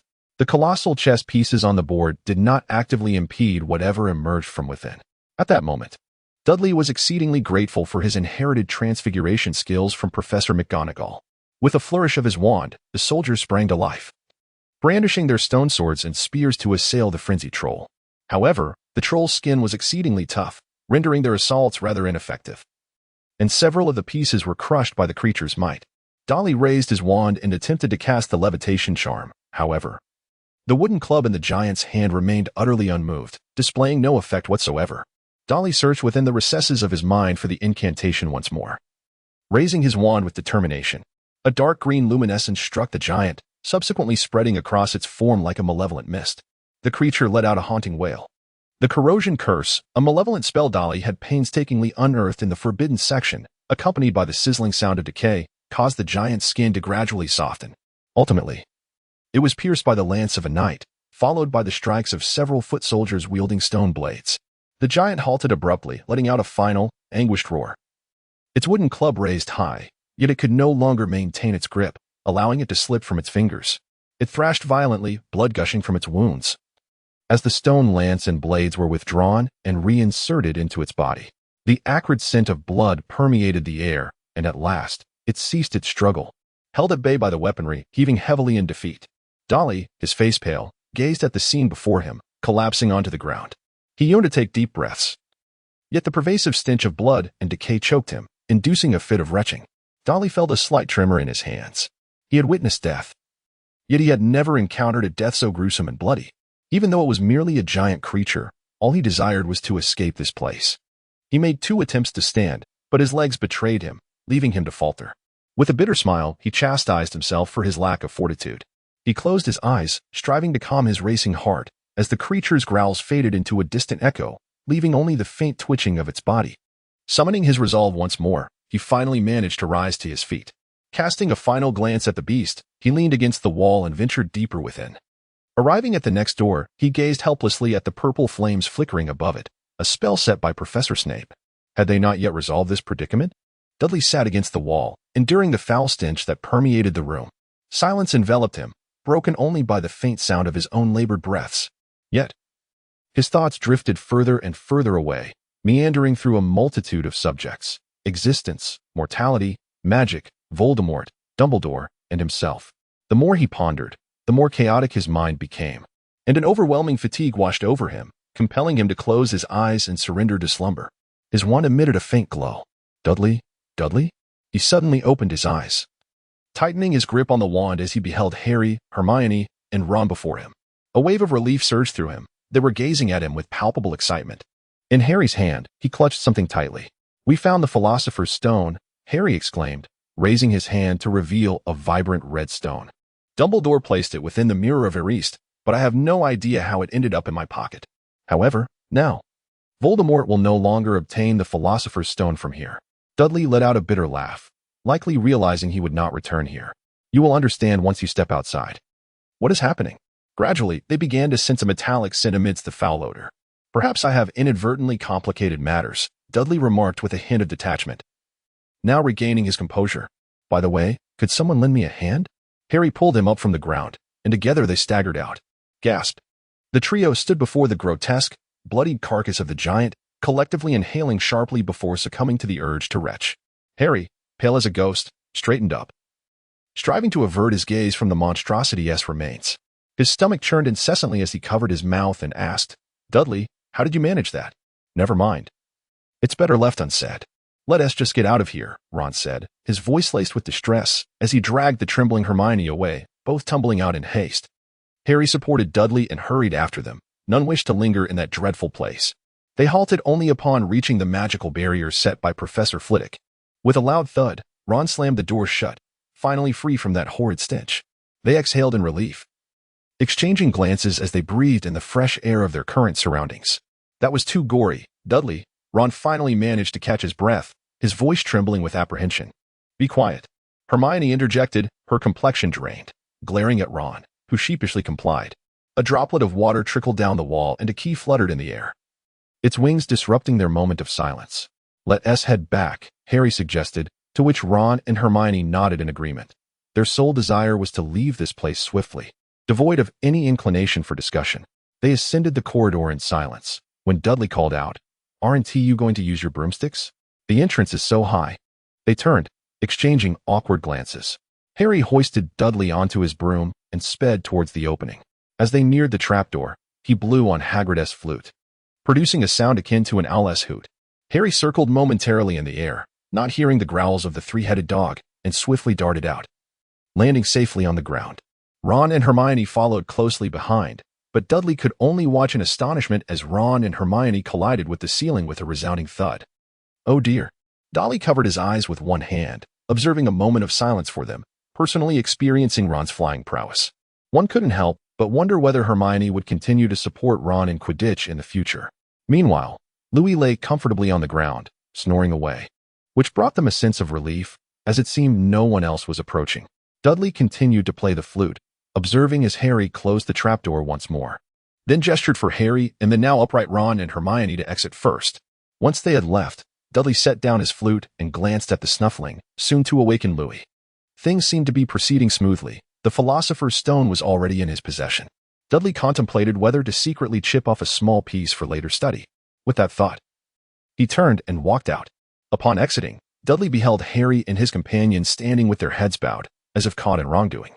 He was puzzled by the scene until a figure emerged from the shadows. In that moment, Dudley's heart sank, his countenance darkening dramatically. Professor Quirrell, still wrapped in that absurdly large scarf, stood before them. His face was no longer twitching, and the previous look of timidity had vanished, replaced by a frenzied excitement. He scanned them eagerly: Harry Potter, Hermione Granger, and my most exceptional student, Dudley Dursley. His tone was tinged with a peculiar enthusiasm, rendering Ron nearly invisible in his eyes. Harry and the others gazed at Professor Quirrell in astonishment, seemingly baffled by his newfound fluency. I was just pondering who could be audacious enough to steal the Philosopher's Stone, he mused. Potter, aside from you, who else possesses such audacity? He fixed them with a penetrating gaze, akin to that of a hunter surveying prey ensnared in his grasp. Professor, we fear Snape, Harry interjected. Snape? Quirrell burst into laughter, yet it was a chilling, mirthless sound. Indeed, Snape hardly appears virtuous, does he? He flits about like a gigantic bat, quite helpful to us. With him present, who would suspect poor, stuttering Professor Quirrell? You? Harry asked, a hint of confusion in his voice, sensing that something was amiss. Suddenly, a red beam shot from Dudley's wand toward Quirrell. With a mere flick of his wand, Quirrell dispelled Dudley's spell, leaving Harry and his friends astonished and bewildered by Dudley's sudden attack. Quirrell regarded Dudley coldly. An impressive silent spell. It seems our diligent student cannot contain himself. Dudley, I have always believed you far cleverer than Potter, indeed more astute than most.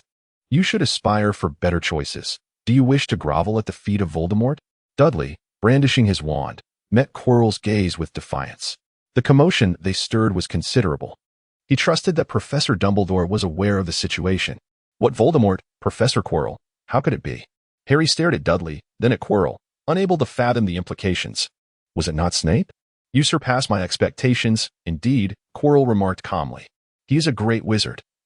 I encountered him during my travels around the globe when I was but a foolish lad, naive in my notions of good and evil.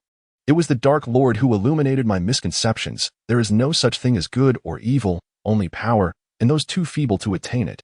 Since then, I have faithfully served him. If you willingly offer up the Philosopher's Stone, you too could enjoy such an opportunity. I have no intention of becoming someone else's thrall. Dudley declared proudly, fixing Quirrell with a steady gaze. If I seek power, I shall obtain it myself. Ah, you have spurned my benevolence. As well as that of my master, Quirrell replied with a peculiar laugh. Then you cannot be allowed to continue existing. Dudley had no time to cast a protective spell. Instinctively, he lunged to the side as a brilliant green light streaked across the air. Avada Kedavra! A piercing scream escaped his lips. Harry clutched his forehead, as an agonizing pain erupted from his scar. This scene felt hauntingly familiar, a green light flashing in his vision, while maniacal laughter echoed in his mind. Darryl, caught in a moment of dread, raised his wand amidst numerous obstacles. Quirrell seemed taken aback by Darryl's ability to evade his deadly curse, only to be struck by Darryl's spell, toppling to the ground. Yet, the instant the magic was unleashed, regret washed over Darryl. He had squandered a precious opportunity on a harmless hex, and his strength was waning. Despair began to set in as Dumbledore had yet to appear. Was this truly the end? The Philosopher's Stone was not with him, but rather in Potter's possession. Time was of the essence. He needed to seize him. A shrill voice hissed from Quirrell, though his lips remained still. Rising from the ground, several ropes materialized, ensnaring them. Expelliarmus! The airborne ropes snapped as Quirrell hastily cast a protective charm upon himself. Yet he still bore several gruesome gashes across his body. Snape emerged from the shadows, his expression more formidable than Darryl had ever witnessed. Yet it brought an unexpected sense of comfort. Surely, salvation was at hand. Even with Quirrell's prowess and a nearly lifeless Voldemort, they would not prevail. Snape! The shrill voice escalated. Roaring, have you truly made your choice of allegiance? Quirrell spat curses as he turned to guard against the sudden appearance of Snape. Ignore him. Continue pursuing that boy. We must obtain the Philosopher's Stone, the piercing voice urged. Quirrell soared into the air, lunging toward Harry, while Snape raised his wand, poised to cast a spell. However, he suddenly gasped in pain, feeling a sharp agony in his arm. The wand slipped from his grasp as he clutched his right arm with his left, collapsing in anguish. No. Harry lifted his wand to resist, but in an instant, Quirrell seized his wrist tightly. Instantly, the scar on Harry's forehead ignited with excruciating pain. As if his head were about to split apart, he cried out, struggling fiercely, until Quirrell finally released his grip. The pain subsided, leaving Harry dazed as he gazed at Quirrell in disbelief, watching in horror as blisters began to form on his fingers. Fool! Capture him! Seize him! Voldemort's incessant screams filled the air. Dudley felt a glimmer of hope. Harry, do not fear him. Seize his face with your hand. Do not let go. As Quirrell lunged towards Harry, heeding Dudley's words, Harry raised his hand and, seizing the moment, pressed it against Quirrell's face. Pain surged through Harry's scar, intensifying. And his vision darkened, leaving him only able to hear the agonizing screams and Voldemort's ferocious roar. Kill him. Kill him, Dudley observed as Harry's consciousness began to waver. Yet he clung desperately to Quirrell, feeling an urgent need to act. Raising his wand, he shouted, "Bone-breaking curse." Quirrell was hurled backward, and Harry collapsed as well. Dudley felt utterly drained, devoid of any remaining strength. "No, I shall not let you escape." Voldemort's roar echoed ominously, and a horrific, ghastly visage emerged from where Quirrell had fallen, its eyes glowing a fierce red, with nostrils resembling those of a serpent, transforming into a swirling mass of darkness. It glared at them with fury before roaring and soaring out of the window. At that moment, an enchanting cry resonated outside, as a burst of flame shot forth from the towering spire, pursuing closely behind. Finally, it was over, Dudley thought, allowing his weary body to relax. As for what would transpire next, he would leave that to the professors. After all, Dumbledore would undoubtedly not expel them. Bathed in moonlight, Dudley gazed at the blurred ceiling, the sounds of Harry's anguished moans and Hermione's soft sobs echoing in his ears. A tall figure obscured the moonlight, and with a calm yet chilling voice, laced with unmistakable fury, he remarked, "Look at the good deeds you have accomplished." Dudley, however, was overwhelmed with mirth, and he laughed unabashedly, his joyous laughter reverberating through the corridor. Having survived a harrowing ordeal, he felt an unparalleled sense of exhilaration. "What are you laughing at?" Snape gritted out through clenched teeth. "Professor, after such a perilous adventure, is it not a cause for celebration that we emerged alive from Voldemort's clutches?" "Humph," Snape scoffed disdainfully, dismissing him with a cold glare directed at Harry. "I warned you that if I catch you wandering the halls at midnight again, I shall personally expel you all." The only response came from Harry, who emitted a pained groan. "Professor, I suggest you take us to the hospital wing," he began, but upon meeting Snape's unyielding gaze, wisely fell silent. Snape conjured 2 stretchers and placed Dudley and Harry upon them, while Hermione and Ron were left to support each other silently as they followed behind. In the hospital wing, they lay on their beds, and Madame Pomfrey had already examined them. Fortunately, none had sustained serious injuries. Nevertheless, she insisted they remain in bed and distributed a few pieces of chocolate, which, after consuming, Dudley felt a warm sensation coursing through his body. Snape coldly instructed them to stay here, took the Philosopher's Stone from Harry, and strode away with purpose. Once Madame Pomfrey had also departed, they finally felt inclined to discuss the events that had just transpired. "The Dark Lord has returned," Ron murmured, a lingering fear etched upon his face. "We survived his grasp." "To be precise, Voldemort has not truly returned," Dudley interjected. "He did not seize the Philosopher's Stone, did he? He merely remains alive." At the mention of that name, Ron shuddered and curled deeper into his blankets. "We all believed he was dead. Who would have thought he still lived?" "Did you see his appearance? Tell me. Why could Quirrell not touch me?" Harry suddenly inquired, still rubbing his scar, which throbbed with pain. "Did you notice? When Quirrell laid hands on me, it was as if he had been burned. If not for Dudley, I would have been at a loss on how to confront him." "Perhaps only Professor Dumbledore can provide an answer to that question," Dudley suggested, noticing Hermione's silence. "Hermione, are you asleep?" Hermione did not respond, seemingly having truly drifted off. "Let us all rest," Dudley said. "This matter remains unresolved. Let us see how the professors will address it."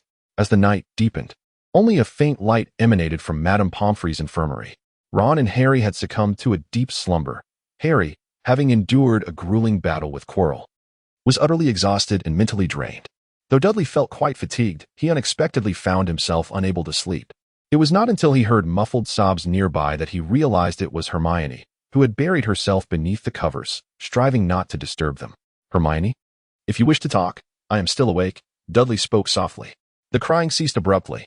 "I'm so sorry. I didn't mean to wake you," Hermione replied, her voice muffled by the blanket. "I wasn't asleep anyway. Is there something you wish to share?" Her tone was laden with self-reproach as she confessed, "I feel utterly useless. After reading so many books, when faced with Quirrell, my mind went completely blank." "If that is how you feel, there is truly no need for self-blame," Dudley reassured her. "Very few individuals can confront a dark wizard like Quirrell, let alone Voldemort." Hermione remained silent, prompting Dudley to continue, "If it's too much to bear, just think of Professor Snape. At first, I believed he alone could drive Quirrell away, yet he collapsed the moment he appeared." Hermione seemed to stifle a laugh but quickly contained it. After a moment of contemplation, she queried, "Didn't he see what Voldemort did to Snape?" It seemed as though he simply fell to his knees. I've mentioned before, the capabilities of magic are beyond your imagination, Dudley replied. Try not to dwell on it. Rest well, for we may have to face the professor's inquiries at dawn. He recalled how Snape had clutched his right forearm, likely due to the dark mark. Previously, Dudley believed it was merely a means of communication between Voldemort and his followers, but it now appeared its significance was far greater. After conversing with Hermione, Dudley was entirely unaware of when he drifted off to sleep. In his dreams, he faintly heard someone speaking nearby, and when he finally awoke, he discovered that daylight had already broken. He surveyed his surroundings and noticed that Harry and the others were seated, while an elderly man with a white beard sat beside them, Professor Dumbledore. Professor, you are awake, Mr. Dudley, he said with a warm smile. We were just discussing you. I must say, you displayed remarkable courage in the face of Voldemort. Quirrell lauded you as the finest student, and he was not mistaken. Dumbledore chuckled awkwardly. Professor, did your phoenix catch Voldemort yesterday? Oh, you know Fawkes? Dumbledore replied with a gleam of joy, tempered by a hint of regret. Voldemort is quite adept at evading capture. Particularly in that state, he was not apprehended. Will he still seek the Philosopher's Stone? Harry inquired. Regarding the Philosopher's Stone, we have resolved to destroy it. Destroy it? But your friend Nicholas. Ah, you youngsters have pieced everything together, haven to you? He said with a smile.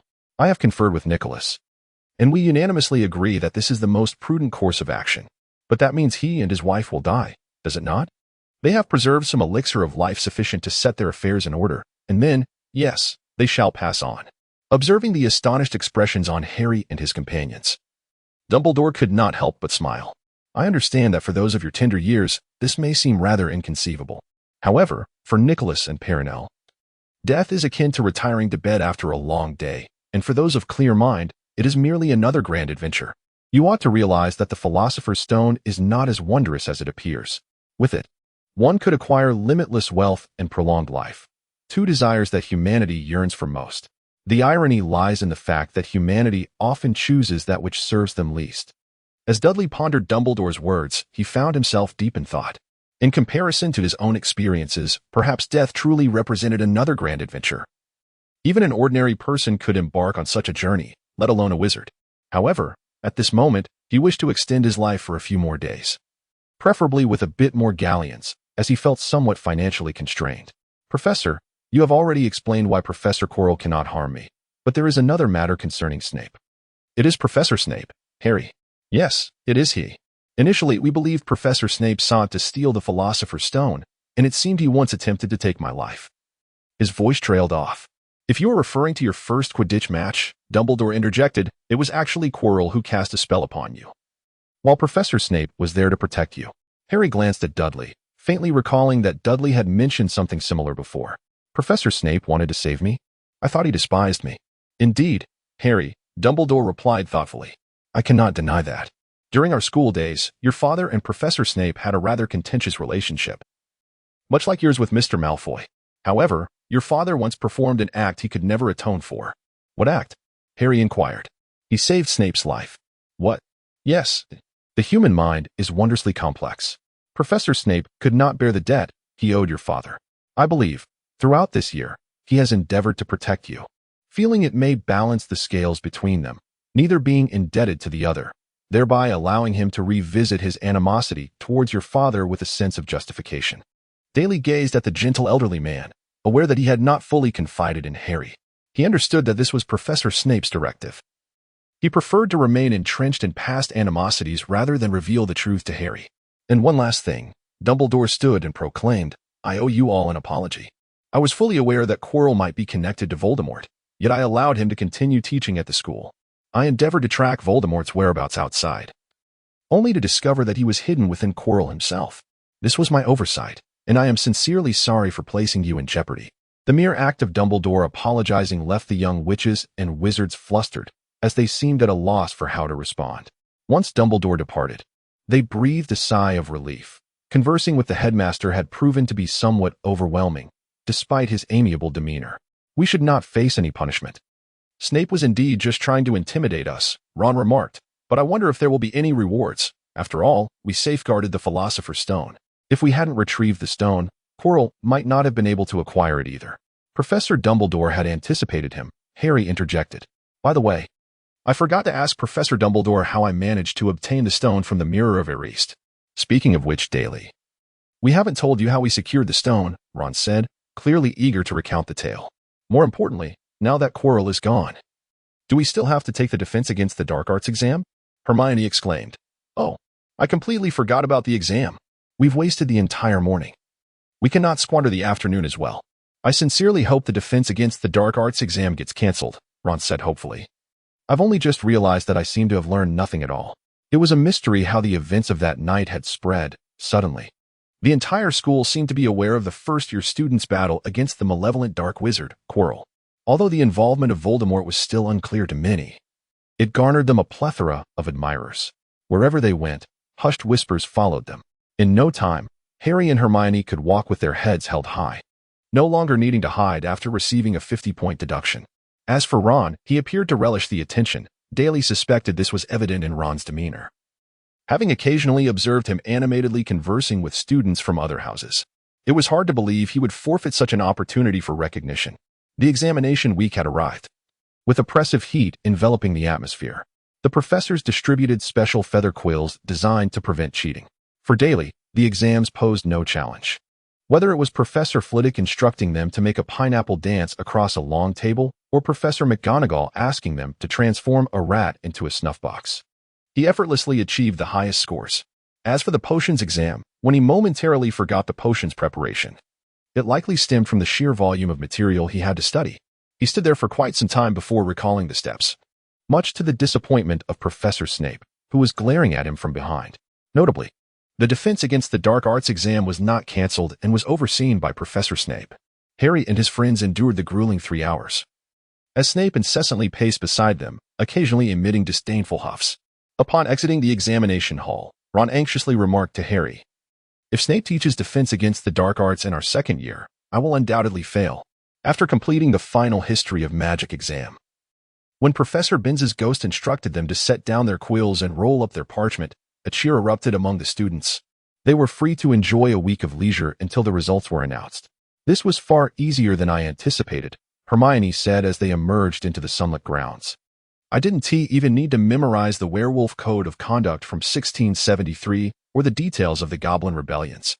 Hermione always liked to review the exam content after completion, which annoyed Ron. What a relief.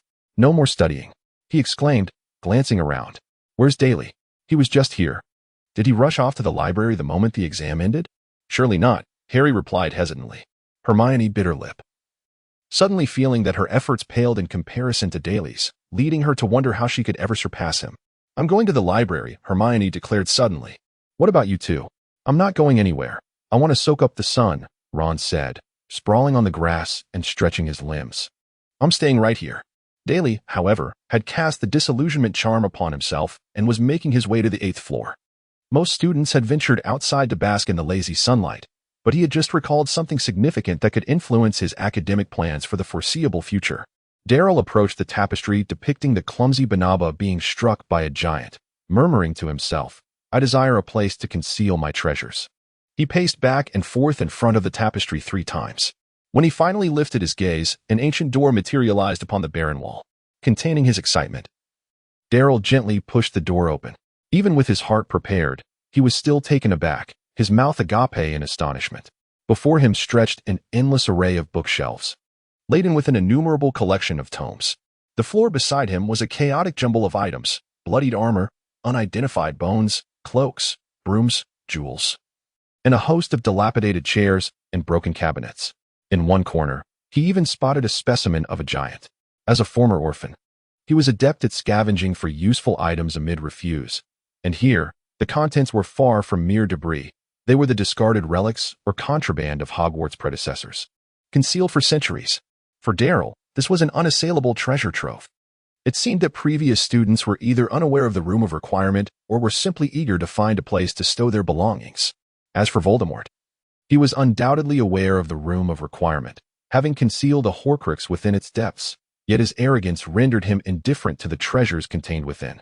Dolly stepped inside, surveying his surroundings, suddenly feeling a twinge of frustration. To be frank, the sheer volume of items here was overwhelming. He could only imagine the amount of time it would take to thoroughly examine everything.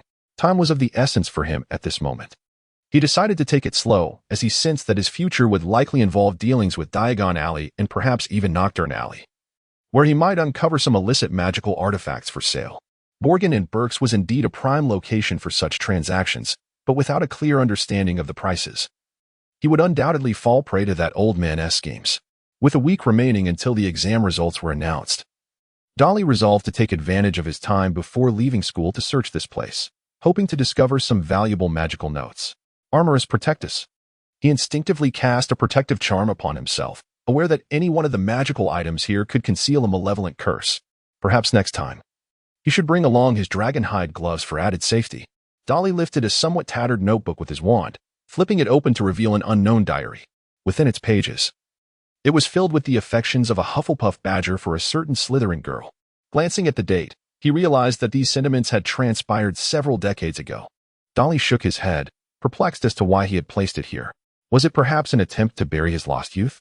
Dudley positioned it to his left, intent on placing all superfluous items there, fully prepared for a prolonged struggle. As time inexorably passed, he gazed at the heap of items deemed useless on his left: a broken crucible, desiccated potion vials, a fractured wand, and outdated textbooks from yesteryears. He couldn't help but shake his head. Thus far, he had only discovered a handful of intriguing spells. Dudley felt a pang of hunger. Glancing at the time, he was taken aback. He had already spent 4 hours here, including the duration of the History of Magic exam. He had gone over 7 hours without a single drop to drink. Darryl rose from the ground, momentarily engulfed in darkness, feeling a wave of dizziness wash over him. With a wry smile, he realized he had been sitting on the floor for far too long. It seemed prudent to consider acquiring a sofa. At the Hufflepuff dining table, Darryl was engrossed in his dinner. "Hey, Darryl, where have you been? We couldn't find you in the library," Ron called out, his voice laced with palpable frustrations, while Harry and Hermione gazed at him intently. "I was studying in my dormitory," Darryl mumbled, waving them off as he casually grabbed a cream pudding and made his way to the common room. He intended to retrieve his dragonhide gloves. Should he unwittingly trigger a trap from an incantation cast years ago, he would indeed be in dire straits, and no one would be the wiser about his whereabouts. Perhaps it would only be when Harry was in his 5th year that they might stumble upon his remains. "He is definitely hiding something from us," Ron remarked, watching Darryl's retreating figure, to which Harry and Hermione nodded in agreement. Dudley was oblivious to Ron's words behind him. He had quietly entered the all-request room, invigorated and ready to commence his treasure-seeking endeavor anew, much like a diligent little ant. After a while, Dudley had yet to uncover anything of value, but he stumbled upon a book of wizarding fairy tales. As he casually flipped through its pages, he found himself engrossed in its enchanting narratives, particularly captivated by the tale of the Fountain of Good Fortune and another about Babbity and the Stump. Time slipped away unnoticed as Dudley became thoroughly absorbed in the stories. Eventually, he reluctantly placed the book to his right, recognizing its potential as a delightful diversion during moments of fatigue. The water was clear as a spring. He conjured a handful of water to revive himself, reminding himself that he needed to continue his work. He pointed his wand at a pure black-covered diary, attempting the levitation charm while simultaneously practicing his silent spellcasting technique, yet the diary remained utterly unresponsive. Dudley furrowed his brow, believing that his silent incantation had failed. He attempted once more, yet still, there was no response. "Eugadum Leviosa."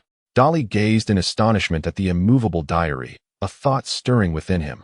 Only a magical artifact imbued with powerful enchantments could withstand such ordinary spells. Darryl approached the diary with trepidation, meticulously casting layer upon layer of protective enchantments. Adorned with thick dragonhide gloves, he gingerly lifted the diary. The upper left corner of the cover bore a gleaming silver serpent emblem, indicating that it was indeed a Slytherin diary. A grave expression settled upon Darryl's face, for it was said that most dark wizards hailed from Slytherin, and one could not dismiss the possibility of peculiar dark magic lurking within its pages. With utmost caution, he opened the cover of the diary, and a blinding flash of green light surged forth before his eyes. Dudley felt as if that moment stretched into eternity. It was only after he had thrown the diary away with a flick of his wrist and collapsed to the ground that he regained his senses. Realizing what had just transpired, his heart pounded like a war drum, thundering within his chest, while beads of sweat instantly drenched his garments. In a daze, he muttered to himself, "Am I still alive?" He gently moved his fingers, finally exhaling a sigh of relief as he turned onto his back, wiping the sweat from his brow. Thankfully, it was not a killing curse. Though he felt utterly drained, an unpleasant odor soon wafted through the air, causing his expression to stiffen. He sprang up from the ground, searching for the source of the foul scent. His face paled as he gazed at his dragonskin gloves. In that brief moment, a significant portion of the gloves had been enveloped in a layer of green light, which continued to spread rapidly, while the area that had first made contact with the diary had already corroded into a dark hue. Dudley swiftly removed the dragon hide gloves and cast them aside, watching as they were gradually consumed by an emerald glow, corroded into a mass of black residue. What an astonishing corrosive spell! What formidable magic! Dudley furrowed his brow as he gazed at the diary he had discarded on the ground, having employed the corrosive spell not long ago. He was not unfamiliar with its workings. However, the ability to corrode dragon hide was beyond his expectations. He had never envisioned that such a spell could achieve such potency, especially considering that this diary had presumably lain here for countless years, yet its protective enchantments remained remarkably potent. A powerful wizard, with the slightest flick of a wrist, could unwittingly bring about their own demise. Dudley chuckled bitterly. He was still a novice on the path of wizardry, with a long journey ahead of him. He cast a wary glance at the diary he had cast aside. Indeed, Slytherin's possessions were not easily acquired. After a moment's hesitation, he decided it prudent to refrain from engaging with it until he procured a new pair of dragon hide gloves. By the time Dudley emerged from the room of requirement, it was nearly midnight. Although he was eager to uncover the contents of the diary, he resolved to wait until the morrow. He believed it wise not to approach such perilous artifacts when his energy was insufficient. The following morning, Dudley casually cast the disillusionment charm upon himself and made his way to the 8th floor. At that moment, he heard footsteps approaching from around the corner and immediately halted. Cautiously leaning against the corridor wall, it was best not to invite unnecessary complications. The footsteps grew ever closer, and a tall, slender figure emerged, Professor Snape. With his long black hair, hawkish nose, and clad in a dark cloak. How could he have encountered this formidable individual? Dudley had never doubted Professor Snape's prowess, and he was uncertain whether the disillusionment charm would suffice to conceal him. Dudley held his breath, watching as Professor Snape approached step by step. Dudley remained utterly still, even able to discern the pores on Snape's face. When Snape finally passed by, Dudley quietly exhaled, but unexpectedly, at that moment, Snape suddenly turned around, his wand pointing directly at him. Who goes there? Dudley felt his heart leap to his throat, yet he hesitated. Perhaps Professor Snape was merely toying with him? Disillusionment. In an instant, Dudley sensed the dissolution of his concealment charm. He awkwardly gazed at Snape, who was frowning intently at him, feeling as though misfortune was imminent. Following that evening, Snape harbored a profound disappointment for not having expelled them, resulting in an even harsher demeanor towards them. Let me see, who do we have here? Snape's facial muscles contorted, forming a peculiar smile. The illustrious Dudley, at this hour you should still be slumbering, rather than skulking about the corridors. He remarked softly. Does Mr. Dudley aspire to save the world once more? Professor, it is morning now, Dudley cautiously replied, hoping to avoid further provoking Snape. I merely came by to practice the disillusionment charm. A feeble excuse. 10 points deducted from Hufflepuff, Snape retorted with a sneer. Dudley, you ought to exercise greater caution. It would be wise to pray you do not cross my path, lest. He let out a cold snort and strode away with purpose. Dudley let out a sigh of relief, realizing that he had only lost 10 points. After all, Hufflepuff was already at the bottom, so losing this additional 10 points hardly mattered. He felt certain that in Snape's eyes, a label reading Harry's faction must be hanging above his head, otherwise there would be no reason for such seething animosity directed at him. With a resigned shake of his head, he lamented that his attempts had backfired, concluding that it would have been better not to use the disillusionment charm at all. He wandered through the corridors several times before finally entering the room of requirement.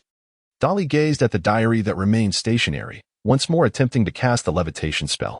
The diary gently ascended into the air, and Dudley cautiously caught it. Realizing that the enchantment inscribed upon its surface had vanished, Dudley cautiously opened it, revealing the shimmering silver serpent emblem. On the first page, a striking sentence was inscribed, "To the esteemed ancestors, Salazar Slytherin, the highest respect." Dudley inhaled sharply, pondering whether this could possibly be Voldemort's diary. He chuckled nervously, convincing himself that his anxiety was unwarranted.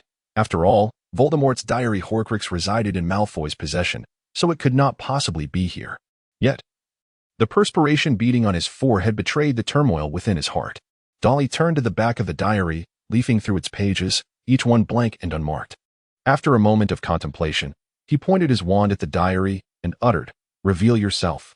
In response, a series of inky black marks emanated from the tip of his wand, spreading outward, followed by a dense array of text materializing above. The invisible ink, typically employed to record more clandestine knowledge, began to unveil its secrets. As he examined the first page, he noted that the date inscribed read October 13th, 1710. Nearly 3 centuries ago, the diary, so meticulously safeguarded, sparked a sense of foreboding excitement within Dudley. He sensed he might have stumbled upon a treasure. He painstakingly deciphered the text, which was densely packed and written in a minuscule script. After considerable effort, he successfully interpreted the first sentence: "Fear originates from the depths of your soul." Dudley furrowed his brow, for this sentence resembled a summary of the page. Yet he was at a loss as to its meaning. He could only muster the courage to read on, but found himself confronted with obscure letters akin to archaic English, along with peculiar incantations. He had never encountered such script before. It was reminiscent of the runic alphabet, which, in earlier times, was extensively employed in the study and practice of magic. However, after centuries of evolution, a more concise magical language had supplanted runic, leaving it solely in the hands of those who delved into ancient magical knowledge. At Hogwarts, the ancient runic course was merely an elective, not a compulsory subject for students, which, Dudley mused, was rather troublesome. Darrell emerged from the room of endless requests and once again found refuge in the library. The study of ancient runes was a considerable undertaking, yet he resolved to first borrow a runic dictionary to elucidate the unfamiliar words he encountered. Just as Darrell was engrossed in his search for the runic lexicon, Hermione entered, cradling a thick tome in her arms. She immediately spotted Darrell in the library. Apart from Madame Pants, who was still organizing the books, they were the only two present. Hermione quietly approached Darrell's side, her gaze falling upon a black notebook resting beside him. The pages were filled with an array of peculiar letters, crammed densely together. She bit her lip and stole a glance, yet found herself unable to comprehend any of it. A sense of numbness began to wash over her, mingled with a hint of disappointment. She believed she had exerted sufficient effort, only to inadvertently realize the growing chasm between her and her aspirations. Darrell was utterly oblivious to Hermione's presence beside him. His gaze grew increasingly alarmed as his thoughts became wholly consumed by the study of the knowledge inscribed in the diary. The information recorded on the very first page exceeded his expectations by leaps and bounds. He had often assured Harry and his companions, "Magic can help you achieve anything you desire." Yet he remained unaware of how one could actually accomplish such feats. He had been diligently learning what was accessible to everyone, and only now did he perhaps catch a glimpse of the arcane mysteries of magic. Within the pages lay the account of a singular spell, an original creation by an unknown wizard. The conception of a powerful enchantment has never been an easy endeavor. Yet he was fortunate enough to witness the birth of a spell through the documented experimental procedures. The boggart, an intangible creature that exists solely in darkness, transforms into the most fearsome visage of those who confront it. This enigmatic wizard, however, was deeply intrigued by how the boggart could perform such a feat thus. He endeavored to capture a dozen of these creatures for his research, a challenging task indeed, as the boggart lacks corporeal form. Unraveling its secrets necessitated alternative methods. While Darrell had yet to decipher the specific steps involved, he could just about grasp the experimental results, which were steeped in ancient magical knowledge. Dudley groped and discerned, murmuring, "Incredible, truly incredible." His research had delved even deeper, encompassing the very transformations of the soul. Darrell had yet to reach that pivotal moment. He was merely attempting to channel his magical energy in accordance with the recorded instructions. Within the depths of his eyes, a swirling black mist subtly churned. Suddenly, a piercing scream jolted Darrell back to reality. Confused, he glanced around and spotted Hermione seated before him. She was covering her face, quietly sobbing. What could possibly have happened? Professor McGonagall cast a stern glare in their direction, but Darrell paid her no heed. He hurriedly rushed to Hermione's side and anxiously inquired, "Hermione, what is the matter?" Through her sobs, Hermione replied, "Professor McGonagall said that I failed all my exams. I am to be sent back and prohibited from returning to Hogwarts." Dudley felt somewhat perplexed. Wasn't it true that the examination results wouldn't be released for nearly a week? "Hermione, the results haven't come out yet, have they? Perhaps you had a nightmare?" Just moments ago, Professor McGonagall had been nearby. Hermione lifted her head, her eyes glistening with unshed tears, her voice slightly hoarse. "She told me herself. We only finished the exam yesterday, don't you remember?" Hermione stared at him with her large brown eyes, hesitantly questioning, "Did Professor McGonagall really not come by? You must be imagining things due to exhaustion. It was merely a dream." Dudley suggested. Could it be that you were affected by that spell earlier? He cast a sidelong glance at the black notebook, recalling his earlier attempt at the spell, which, although derived from a boggart, possessed a distinctly different effect. Perhaps it was due to his novice usage that Hermione had been impacted. Well, it could simply be that you've been studying too hard lately. Now that the exams are over, you should take some time to rest, Dudley offered reassuringly. And consider this, with your level of proficiency, if you were to fail, then surely no first year would pass. Hermione's cheeks flushed slightly. But you would pass too. The professors all say you are quite exceptional. It was then that Dudley noticed something peculiar. Hermione seemed to have an inclination to compete with him.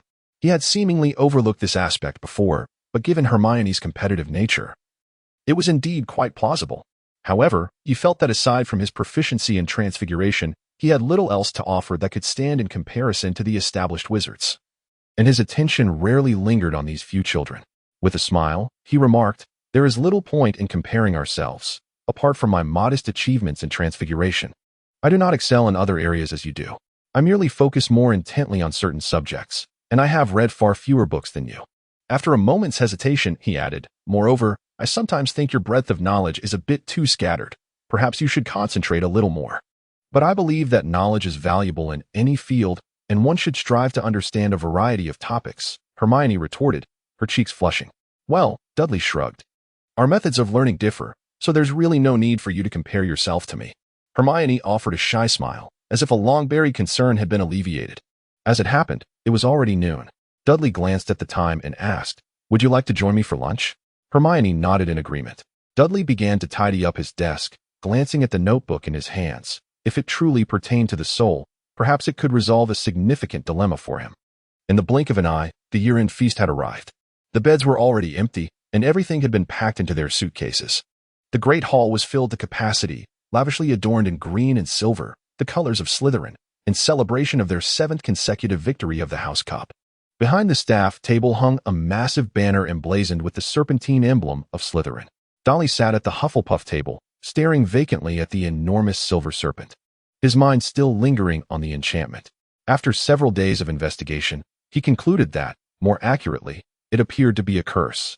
The research on boggarts merely provided a preliminary insight, while the deeper intricacies were entirely the work of that particular wizard. Although he could not claim to have mastered this magic, he was aware that a wizard of considerable power could wield it to draw upon the fears residing within a person's soul, nurturing them to spawn nightmarish entities that entwined themselves with the essence of the victim. What troubled him most was the ambiguity surrounding the true purpose of this magic. Was it intended to torment the wizard, or to facilitate the emergence of the creature itself? Dudley exhaled deeply. For the past few days, he had been ensnared in a trance, completely absorbed in his thoughts.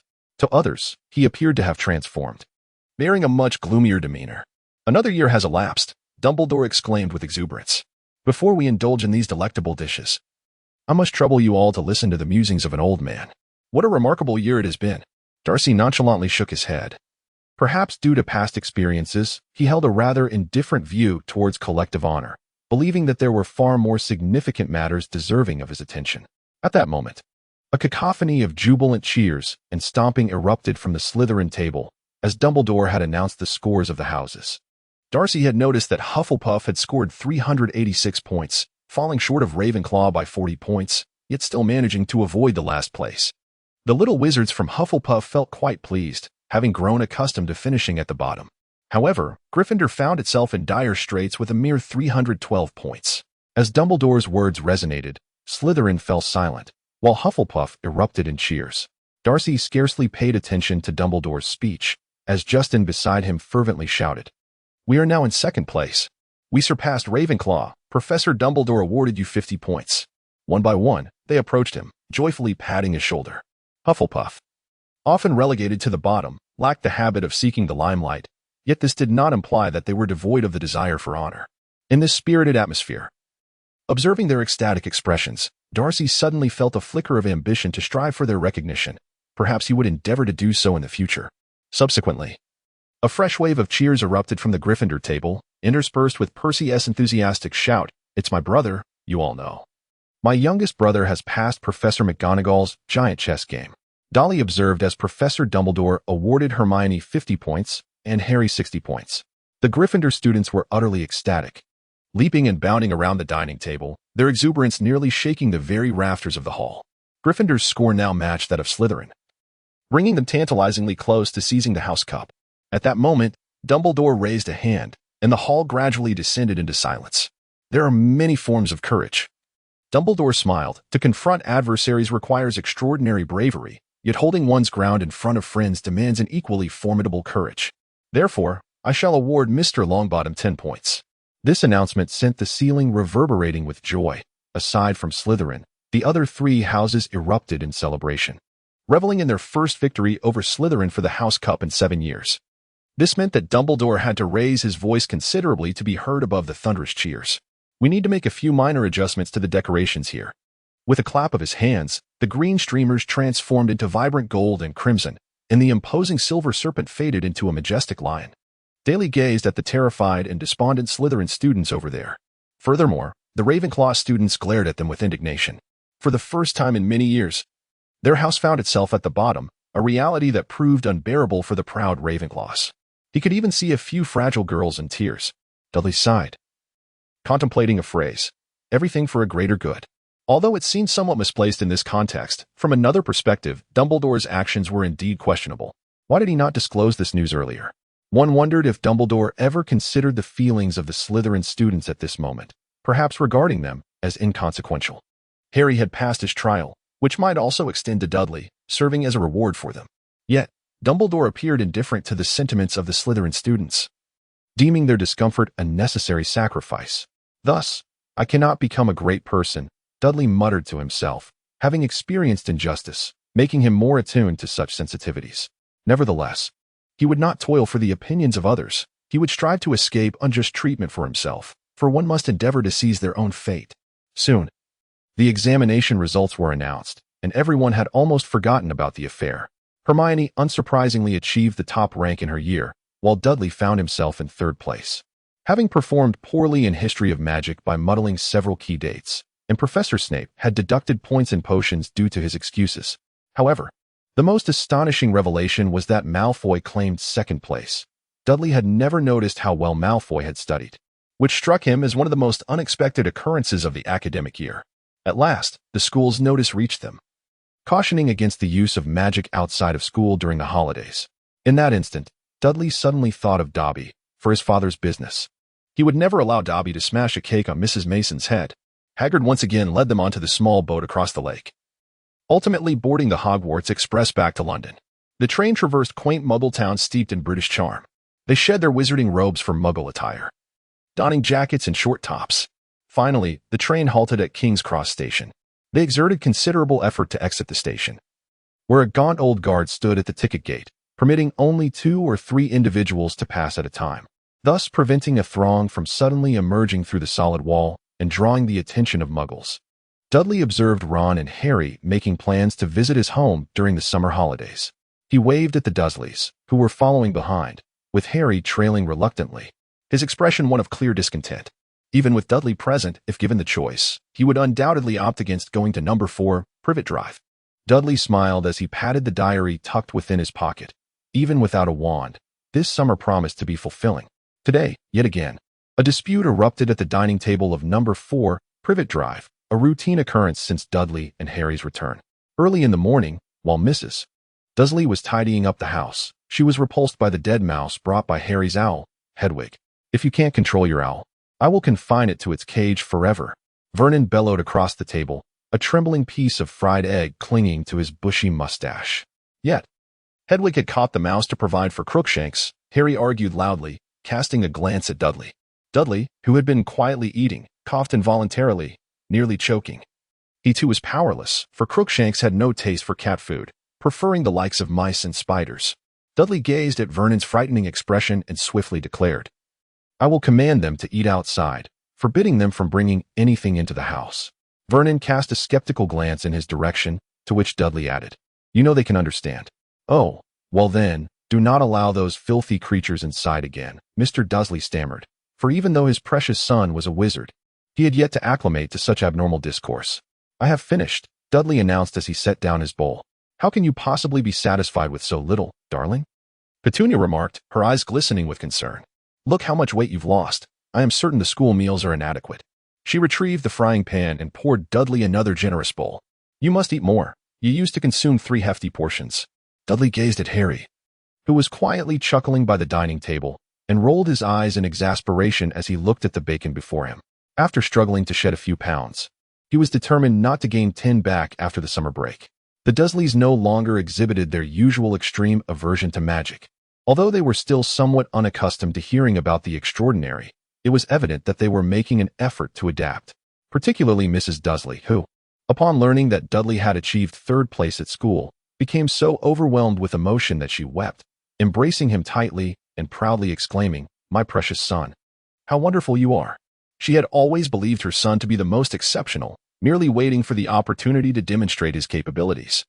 Although Dudley was somewhat unaccustomed to the warmth of Mrs. Dudley's affection, he relished this familial bond. However, he subtly realized a significant truth that prevented him from wholeheartedly embracing it all. Under the watchful eye of Mrs. Dudley, Dudley managed to consume an entire bowl of smoked meat, let out a hearty belch, and staggered out, followed by the equally unsteady Crop.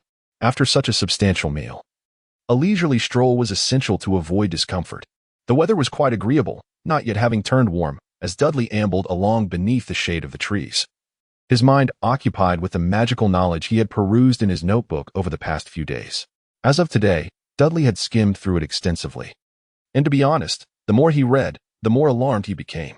He was compelled to acknowledge that this was undoubtedly a tome of dark magic. Although Dudley considered himself to possess a resilience that far surpassed that of ordinary individuals, he increasingly sensed that the dark magic recorded within exceeded the bounds of mere malevolence. The countless malevolent spells relentlessly challenged Dudley's understanding of magic, reshaping his perceptions. Fortunately, he had not delved deeply into them. Otherwise, it was questionable whether he would have remained unscathed by their influence. He recalled having heard a phrase, "Power is devoid of inherent good or evil. It is the wielder who determines its nature." Dudley found this assertion somewhat flawed. He now believed that if one harnessed malevolent power, that very power would simultaneously corrode the user, an unavoidable fate. This notion resonated deeply with him, even through mere cursory examination. He could faintly perceive the impact of the dark magic upon himself. Gunter, he whispered, the surname familiar to him. It belonged to a direct descendant of Salazar Slytherin, the family of Voldemort's mother, which he discovered at the conclusion of the notebook, revealing the identity of its owner. Dudley offered a wry smile. Yet this was not the most astonishing revelation. It was only when he stumbled upon a particular spell that he was truly taken aback. A soul artifact. Moreover, it contained the complete methodology for its creation, detailing how to fragment one's own soul and preserve it intact. Dudley had yet to peruse the intricate revelations of dark magic, for he lacked the authorization to delve into this tome, which contained a wealth of knowledge regarding malevolent sorcery. However, he was acutely aware that the exposition on Horcruxes within was undoubtedly less comprehensive than the account he possessed, particularly concerning the incantations required for their creation. Should he misplace this diary, it could potentially resurrect a figure as formidable as Voldemort. Occasionally, Dudley contemplated surrendering the diary to Dumbledore, yet he hesitated, reluctant to part with the invaluable knowledge it contained. This information could significantly enhance Dudley's prowess, addressing numerous challenges he faced and securing his foothold in the impending conflict. To seize control of his destiny, he understood that he must first wield formidable power, an axiom he held close to his heart. At that moment, a gaunt elderly woman approached him, her hair secured in a net, clad in slippers. "Ah, Mrs. Fig, are you out for a stroll with your cats?" Mrs. Fig held on to 4 cats with one hand while clutching a hefty bag of cat food. Having just returned from the hospital where she took her little companions for a checkup, Dudley observed the group of cats circling around Crook Mountain, their mews filling the air. Their diminutive stature barely reached half of Crook Mountain's height, who regarded them with disdain before casually swatting them aside with a paw. "Ah, Dudley, you have taken to raising cats." It was evident that Mrs. Fig held a deep affection for them as she crouched down to examine Crook Mountain closely. The creature seemed to exhibit traits reminiscent of a wildcat, known for their intelligence and ferocity. Indeed, it was remarkably astute and utterly fearless. Dudley lifted Crook Mountain, lamenting its disinterest in cat food. "Do you know what I should provide for its sustenance? My parents do not wish for it to feast on mice indoors." "This breed is a quintessential carnivore," Mrs. Fig replied, rising and patting the substantial bag of cat food in her hands. "It would hardly take pleasure in such fare. Simply offer it meat." Dudley patted his own head, lamenting how he had indulged in an excess of cured meats that morning. Had he known, he would have shared them with Crook Mountain. Dudley assisted Mrs. Fig by delivering cat food to her residence, where the pungent aroma of cabbage filled the air. Mrs. Fig was eager to share photographs of the cats she had previously cared for, but Dudley swiftly turned away, lacking the time to indulge in such trivialities. "Hey, Dudley. What are you doing cooped up indoors all day? Let's play wizard's chess," Harry proposed, gesturing toward the neatly arranged chess set within his own abode. "No. I have matters to attend to," Dudley replied apologetically. As Dudley retreated into his house, Harry regarded him with a keen sense of curiosity, muttering to himself, "Ron was right. Dudley is indeed hiding something from us." Once back inside, Dudley retrieved his notebook, which contained not only formidable dark magic but also an array of peculiar potions. Among them was a potion he could readily employ, the enhancement elixir, capable of permanently augmenting the user's magical strength and allowing for cumulative use. Though its efficacy was greatest upon the initial application, most importantly, it did not impede future growth of one's magical power. Dudley was engulfed in indecision. The effects of this potion were truly remarkable. He had already encountered numerous instances where his feeble magical prowess rendered him ineffective. He yearned to augment his magical strength, for relying solely on natural growth would forever prevent him from reaching the caliber of Professor Dumbledore. Merely contemplating the matter reveals the truth. Voldemort, in his pursuit of greater power, had subjected himself to a grotesque transformation, a testament to the sacrifices made for strength. Yet, there remained pressing concerns. Setting aside the dangers associated with the potion's use, Dudley gazed helplessly at the ingredients required for its concoction. Dragon's blood and unicorn horn powder were merely two of the many components, with countless others he had never even heard of. However, the crux of the matter lay in his lack of funds. Dudley felt a twinge of despair. He had once grappled with financial hardship, and he never anticipated having to confront this dilemma once more. Dudley's head was rather large, and acquiring a substantial sum of galleons was no easy feat. He suddenly yearned to gather a group of affluent followers. It was no wonder that Voldemort sought so many loyal acolytes. The galleons were boundless. However, for the time being, it appeared there might be a solution to his predicament. After a moment's hesitation, Dudley considered the possibility of trying it out. He knocked on Harry's door and said, "Harry, may I come in? I have something I would like to discuss with you." "What is it? Are you asking to borrow money? Perhaps 500 galleons?" As soon as Dudley spoke, Harry was taken aback. "What do you need so much money for?" he inquired, his eyes wide with astonishment. "Can you keep it a secret?" "No," Harry replied curtly. Intrigued by Dudley's mysterious intentions, Dudley hesitated for a moment before speaking. "I came across a potion recipe in the restricted section, and I wish to concoct it." "What sort of potion necessitates such an extravagant sum?" "That is not something I can disclose at this moment," Dudley replied, shaking his head. "In due time, I shall share it with you." "But," Harry stammered, still unconvinced by Dudley's words. The money in question was bequeathed to him by his parents, and he had no desire to squander it recklessly. Seeing Harry's hesitation, Dudley immediately exclaimed, "I will repay you, before the end of 3rd year, I promise." Harry, still uncertain, replied, "Oh, well, if you need it, my money is all at Gringotts." "The sooner, the better," Dudley insisted. "We can go to London tomorrow morning." "But how will we get there? Just the two of us?" "Aunt Petunia would never agree to that," Harry asked in surprise. "Then let's not tell her just yet. We can leave her a note." Dudley chuckled.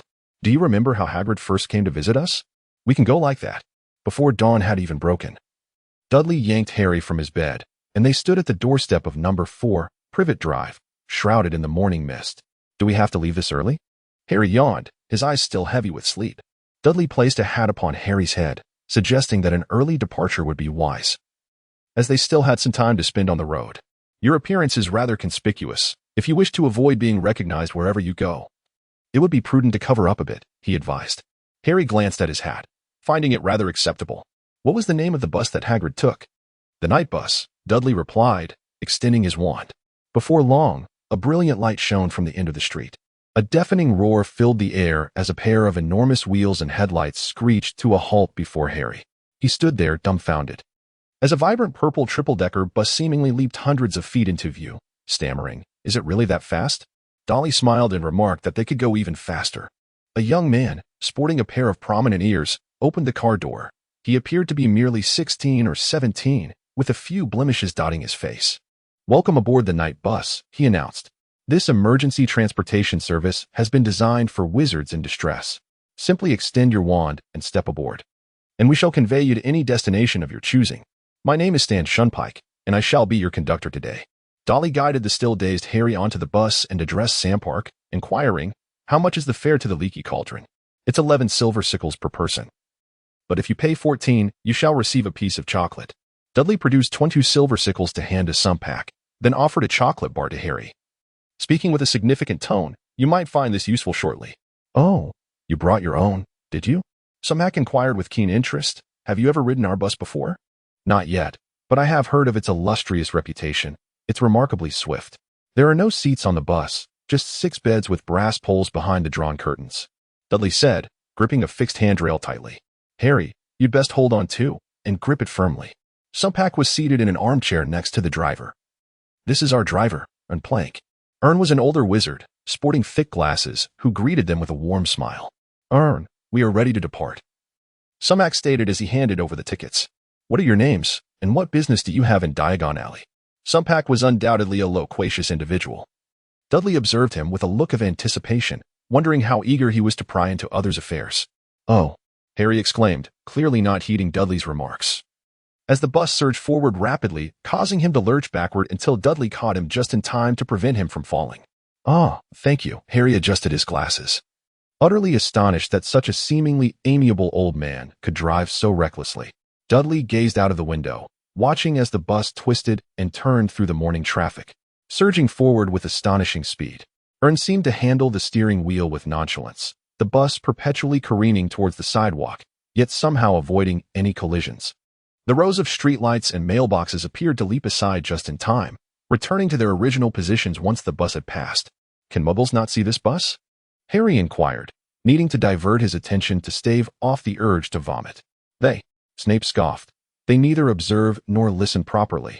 They remain oblivious to everything." At that moment, the bus seemed to take to a rural road, bouncing incessantly, their faces growing even paler. Suddenly, Ern slammed on the brakes, causing Dudley and the others to lurch forward about a foot. Harry, covering his mouth and looking quite pale, remarked, "Compared to this bus, I believe I prefer a flying broomstick." Dudley stuffed the chocolate into his mouth, intending to consume the treat and perhaps adjust his disposition. At that moment, an elderly witch clad in a dark green robe approached, leading a slight child draped in a cloak with a hood, who appeared only slightly shorter than them. Upon stepping closer, the witch cast a glance around, as if she had stumbled upon something amusing, and broke into a grin, revealing a set of grimy teeth. Reluctantly, Dudley discerned from her gaze that she seemed particularly fixated on the two of them. Her eyes frequently scrutinized Dudley and his companion, and as she passed by, she halted, emitting a chilling laugh, her voice raspy as she remarked, "What a delightful pair of little boys. Are your family not with you?" Harry, feeling apprehensive, stared intently at the somewhat intimidating old witch, while Dudley remained relatively unfazed. He noted that Sampa was vigorously signaling them from behind, urging them not to engage with her. However, Dudley thought that if she sought trouble, he might as well seize the opportunity to hone his skills against someone with ill intent. He bore no psychological burden. The roles of hunter and prey could easily be reversed, and he felt quite confident in his abilities. Those familiar with the wizarding world would recognize that not every witch or wizard possesses formidable strength. In fact, many adult wizards are incapable of performing even the most basic spells, relying instead on simple, everyday magic. Indeed, we are but two, off to enjoy a day in London. "Is there something you require, old woman?" Dudley replied, a faint smile gracing his lips as he feigned innocence. "Ah, do not call me old woman, refer to me as Auntie instead," she retorted, her tongue flicking out as her eyes glimmered with a strange light. "How about we keep each other company?" Dudley felt a wave of nausea wash over him, a slight urge to vomit, perhaps due to the bus jostling along the narrow road with excessive vigor. "All right, ma'am," Dudley managed to utter through gritted teeth, suppressing his discomfort. "Such a good boy," she replied with a chilling laugh, tugging the child in her grasp towards the rear bunk. At that moment, he caught a glimpse of the child's head lifting slightly, and Dudley's heart raced. If he was not mistaken, it was Ellie Brist. He quickly cast another glance at Ellie. The situation seemed to have taken an unexpected turn. What a striking coincidence it was, and it appeared she did not recognize him at all. Or perhaps she simply did not notice his presence. Dudley sensed something amiss in her gaze, as if she were utterly indifferent to the happenings of the outside world. If her intuition served her right, it seemed she was under some form of control. You shouldn't engage with her, Sampak whispered with a hint of trepidation, casting furtive glances outside, clearly suggesting that she was no virtuous character. It would be wise for both of you to exercise caution. Harry regarded Dudley with concern, his expression darkening momentarily. After a brief hesitation, he murmured, "That doesn't sound like you. What is really going on? I know the little girl she is with." "Her name is Ellie," Dudley replied, her countenance grim. "If I'm not mistaken, she is under the witch's spell. We must find an opportunity to rescue her." Harry's eyes widened in astonishment as he processed Dudley's unexpected revelation. Dudley sensed that the old witch behind them was watching intently. Undoubtedly, she had her sights set on them. Dudley let out a huff. What initially began as a mere exercise in self-improvement had now transformed into a necessity to confront her and uncover the truth of the matter. Dudley pondered rapidly. Greedy individuals were the easiest to manipulate. This was an opportunity worth exploring. "Keep it discreet. She may be observing us," he murmured to Harry without turning his head. "Let us find a place to disembark shortly. If she follows, we shall deal with her instantaneously. Ensure Ellie's safety."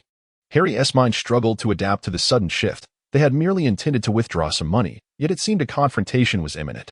However, fear eluded him. Instead, a surge of adrenaline coursed through his veins. If he could face Voldemort, he would certainly not cower now. "Where are we now?" Dudley inquired of Sampark. "We shall arrive at Abergavenny shortly," Sampark replied. Neville, doesn't a Muggle aunt reside here?" he exclaimed, casting meaningful glances at Harry. "Oh yes, Aunt Maggie lives here." "Doesn't she?" Harry stammered. "Since it's on our way, let us pay her a visit first. Aren't you headed to London?" "I advise you not to disembark just yet," Sampark cautioned, raising his eyebrows. "At your age, the wilderness can be perilous. We are no longer children. We can take care of ourselves," Harry asserted loudly. "Indeed, what danger could there be? We possess magic. We fear no one." Sampark appeared somewhat anxious, unsure of how to articulate his concerns, as he noticed the old witch glaring ominously in their direction. "Abergavenny has arrived. Will you be getting off?" Owen called from the front. "Yes, we shall disembark," Dudley replied. With a hiss, the bus halted, and Dudley and Harry hesitantly made their way down, their peripheral vision keenly alert to any movements behind them.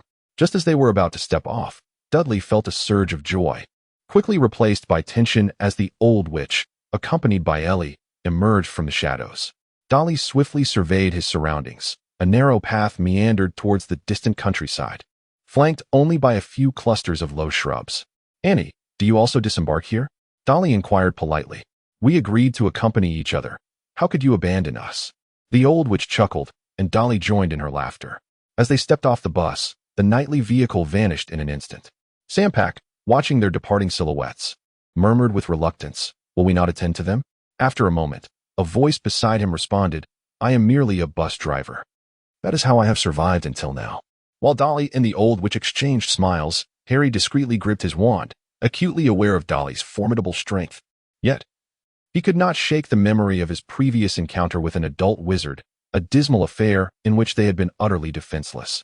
Suddenly, Harry observed Dudley draw his wand with surprising swiftness. A blinding red light erupted forth. The witch, whom he found somewhat terrifying, exhibited no reaction and was instantly hurled backwards, collapsing to the ground, unconscious. Harry, bewildered by the scene unfolding before him, questioned the nature of the event. He had witnessed Dudley deftly incapacitate the witch with a single spell, leaving him perplexed. Was it truly that simple? What then was the need for caution? With a thud, Dudley collapsed to the ground, and Harry was oblivious to the extent of his actions. Sweat poured from Dudley's forehead, and a faint wisp of dark mist lingered in his eyes. Harry rushed to Dudley's side, supporting him as he inquired, "What just transpired?" Dudley gasped hurriedly. If not for Ellie, he might have contemplated honing his combat skills. However, given that the current endeavor was to save a life, he could afford no further deliberation and had to act swiftly. This could hardly be deemed a battle. It was merely an unintentional ambush executed with a keen mind.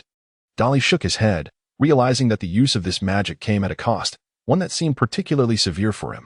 He had previously sensed that something was amiss, though he had not paid it much heed.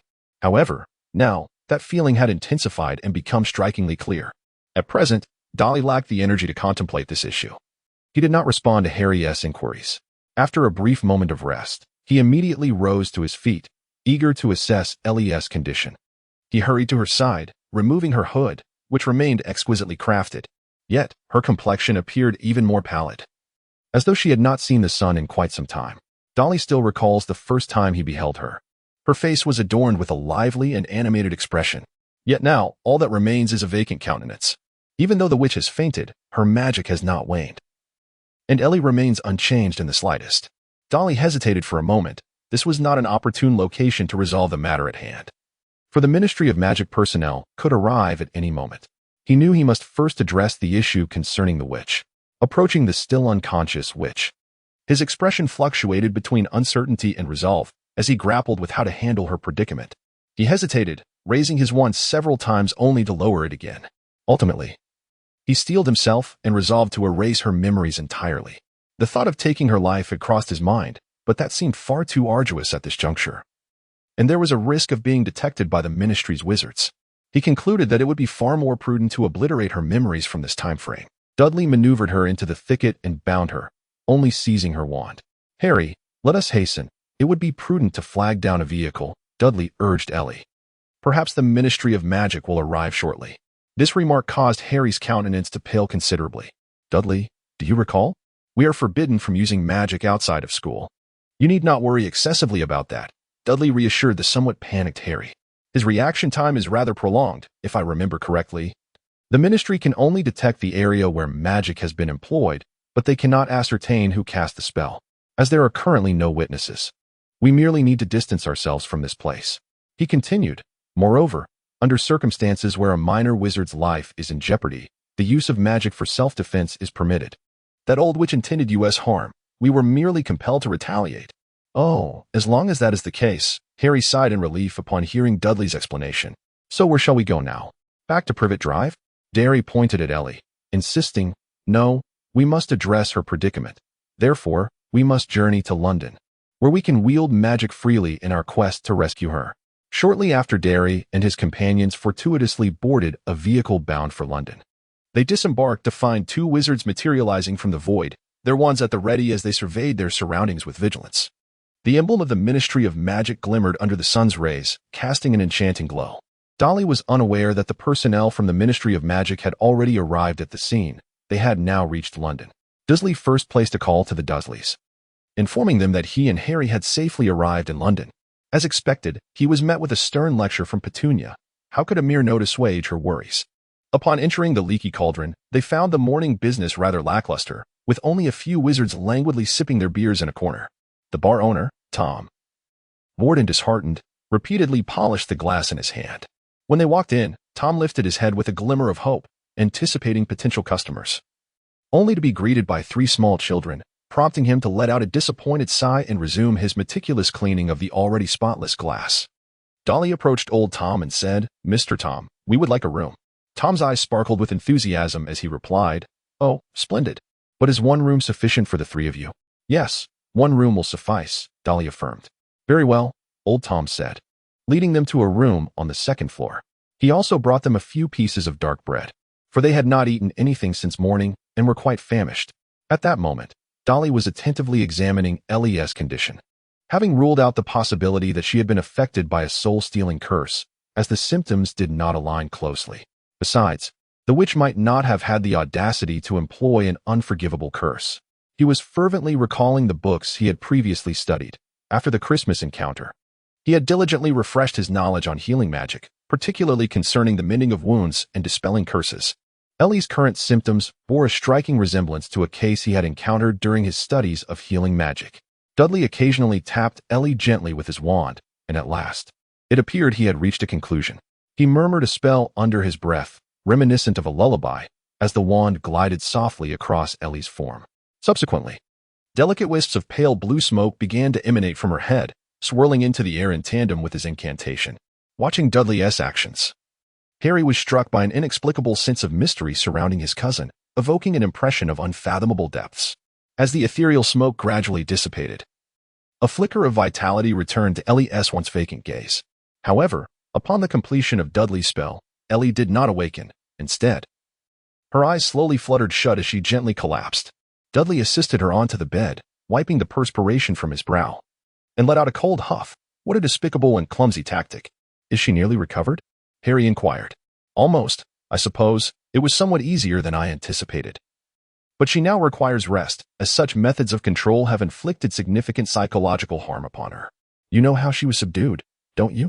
Harry asked eagerly. Are you familiar with the Imperious Curse, Harry? Dudley retorted. Harry shook his head, to which Dudley explained, it is a spell that can manipulate another's thoughts. Classified as an unforgivable curse. Upon discovery, the caster is immediately sentenced to life imprisonment in Azkaban. Surely, you are aware of Azkaban? Harry shook his head again, and Dudley looked at him with astonishment. He felt at a loss for words, wondering what on earth he had learned at school. Harry's face flushed slightly. I am rather adept at Quidditch. Dudley rolled his eyes. Ellie had already been healed, and his mood had lightened. One should merely comprehend this as yet another means of control over others, far less effective than the soul-stealing curse, yet undeniably a form of dark magic. Dudley remarked with a hint of schadenfreude that the old hag would have her comeuppance once the Ministry of Magic apprehended her. Casting a glance at the still, slumbering Ellie, he turned to Harry and said, let us not forget that we have pressing matters to attend to. He picked up a quill from the table and inscribed upon a sheet of parchment. Hello, Ellie. I am Dudley Dursley. Do you remember me? We met during Christmas. By chance, I rescued you, and now we find ourselves in the leaky cauldron in Diagon Alley, a place of safety. Should you awaken, please partake of some food and remain here at ease. We shall return shortly. Satisfied with his note, Dudley contemplated. Now, let us proceed to retrieve some money. I can hardly contain my excitement. Is this agreeable? If we act swiftly, we shall return before she awakens. The vaults of Gringotts awaited. Wow. Dudley gazed in astonishment at the mountain of gold coins before him. Although he had mentally prepared himself, the glimmer of the galleon still dazzled his eyes. Dudley, I think it's best if you keep this from Uncle Vernon, Harry whispered. Oh, of course. If Dad were to discover this substantial fortune and realized he couldn't get his hands on it, he would undoubtedly go mad, Dudley chuckled. For the sake of his health. It's better he remains ignorant. Harry laughed lightly, while Dudley extracted 500 galleons from the pile, observing that the heap seemed scarcely diminished. A tremor of anxiety coursed through him. What immense wealth this was. The idea of robbing Gringotts was undeniably tempting. Perhaps they could wait a few years until the situation became chaotic and then give it a try? Dudley pondered this notion seriously. In the apothecary of Diagon Alley, Dudley and Harry were purchasing the dragon's blood they required. 17 galleons for a vial. Dudley exclaimed incredulously, feeling as though they had lost their minds. He glanced into his pocket, noting that over half of his galleons had vanished, exchanged merely for this single bottle of dragon blood, leaving him on the verge of tears. It felt as if they were being robbed. He then cast a glance at the price of a unicorn's horn and felt his legs weaken. He would rather confront a more ferocious adversary than face the price tag on that. Pale, he turned to Harry and asked, Didn't a unicorn die in the Forbidden Forest? Do you know how Hagrid dealt with it in the end? I believe he must have collected it all. Harry replied hesitantly, but I'm not entirely sure. Dudley felt invigorated as he cast one last glance at the unicorn's horn before departing without a hint of nostalgia. Upon our return, we shall pen a letter to Hagrid inquiring whether he possesses any remaining stock, as this could save us a considerable sum of galleons. Subsequently, he procured a large cauldron made of tin, along with various other potion ingredients, and to his astonishment, he found that his funds were nearly depleted. Are you intending to brew potions at home? Harry mused, convinced that Dudley had lost his senses, and Petunia would never consent. I merely need to conduct a preliminary preparation here, Dudley replied. Brewing potions truly burns a hole in one's pocket. I detest potions, Harry muttered, his expression souring at the mere mention of them. What you despise is Professor Snape, isn't it? Dudley shrugged. Even after he saved you? Of course. I am grateful to him. But that does not preclude my aversion. Harry's countenance darkened at the mention of Snape. In the upstairs of the leaky cauldron, vibrant red dragon's blood boiled within the tin cauldron, while a blue magical flame provided steady heat beneath the crucible. When they returned, Ellie had yet to awaken. Dudley delicately separated his wrist with a silver blade, droplets of crimson cascading down. With one hand, he gently waved his wand, uttering peculiar incantations. Under the influence of the spell, his blood intertwined with that of a dragon, emanating a blinding radiance. As the flow of blood from his wrist intensified, the incantation drew to its conclusion, transforming the once viscous dragon's blood into a crystalline clarity. Ultimately, as the spell reached its end, his body swayed slightly. Dudley, with a pallid complexion, delicately tapped his wand with his wand, and under the spell's influence, it swiftly began to heal. Harry, his expression laden with concern, observed this scene and, Upon seeing Dudley close his eyes and settle into a chair, could not restrain himself from asking, "Dudley, did you truly learn this in the restricted section? It seems rather. What exactly do you wish to inquire?" Dudley, weary, replied, "I have never heard of using one's own blood to concoct potions," Harry impulsively exclaimed. "This resembles the methods described for dark wizards in books." Dudley smiled softly, keeping his eyes closed. "What kind of wizard is truly considered a dark wizard, Harry? Only those who inflict harm upon others can be deemed dark. You are overthinking it. This is merely a method for brewing potions. Once you acquire more knowledge, you will come to understand." Harry's face flushed, and he murmured something indistinctly. Unsure of his own words, Dudley paid him no mind, as he was engrossed in contemplating the brewing of the enhancement potion. At the very least, he required another night to allow his blood to fully amalgamate with that of the dragon. The process was intricate, demanding the continual addition of various ingredients to gradually mitigate the toxicity of the dragon's blood. For now, however, he could afford a moment of respite. "Is Ellie still not awake?" Dudley inquired casually.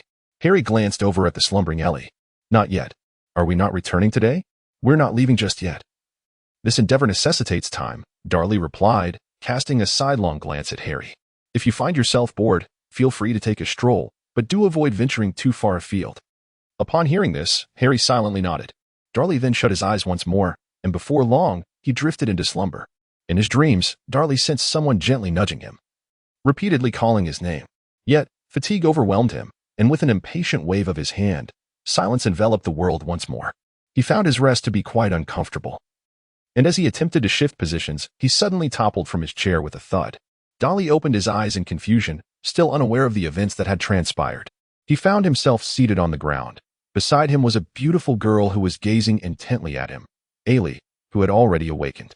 "Do you remember me, Ailey?" Dudley inquired as he gathered his senses and rose from the ground, scrutinizing the girl he had only met once before. The innocence and vivacity that once characterized her had vanished, replaced by an aura of panic and helplessness. She timidly nodded, her eyes still reflecting a semblance of bewilderment. "Dudley, how did I end up here?" "I was about to ask you the same," he replied, glancing at the potion simmering over the fire. Relieved to see that all was well. "I saw you on the night's bus, where you were with an old witch who had you under her magical control. Weren't you with Fabuster?" At the mention of Fabuster, Ailey's eyes suddenly welled with tears, as if she had been struck by a profound shock. It appeared she was struggling to suppress her grief. "3 days ago, those people came after us again. Uncle Fabuster told me to hide, and after he led them away, he never returned." Dudley gazed silently at her, gently patting her shoulder. Unsurprisingly, Fabuster had also fallen victim to treachery, making her survival all the more remarkable. "I had been waiting for him at home, but the pantry was bare, and I could no longer endure the hunger, so I rushed outside." She stifled a sob and continued, "Yet I had no idea where to go. Eventually, I encountered a wizard clad in a green robe." She ceased her narration, for Dudley had already surmised the remainder of the tale. "And what of your family?" Dudley could not restrain his curiosity. "Isn't your home in Germany? Have you had no contact with them?" She shook her head, her voice hoarse as she replied, "I later learned that Grandfather Edward had taken me away to evade capture.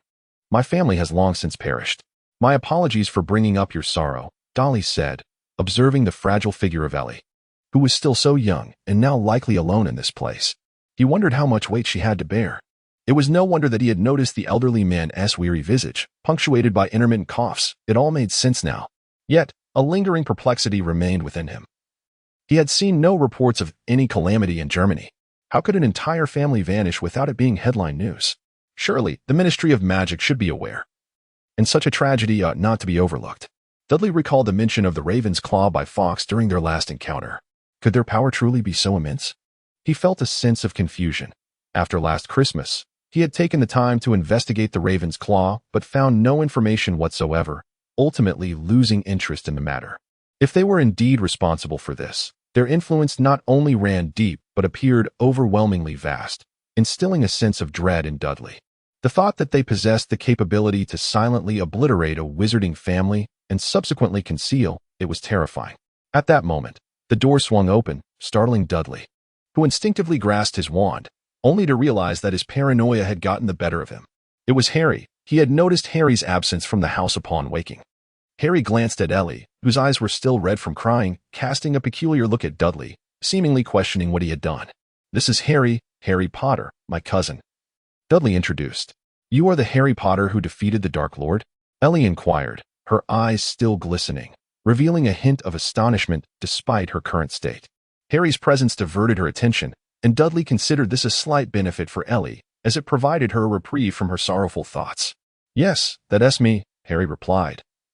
Already accustomed to the surprise his name evoked in others, though the atmosphere here felt rather peculiar, Dudley noticed that he seemed poised to inquire about the matter, and hastily rose to his feet. He had no desire to revisit the topic here. Casting a furtive glance at Harry, he suggested, "It's nearly evening. Shall we go grab something to eat? Ellie, would you like to join us, or shall I bring something back for you?" I would prefer not to go out," Ellie murmured softly. "Very well, I shall bring something back for you shortly," Dudley replied, as he gently nudged Harry out of the room.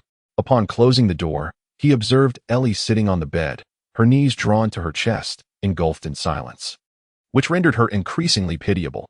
Dolly sighed and said to Harry, "Feel free to ask me anything you wish. What is her situation? All you mentioned was that you met her during Christmas. She was crying just now, wasn't she?"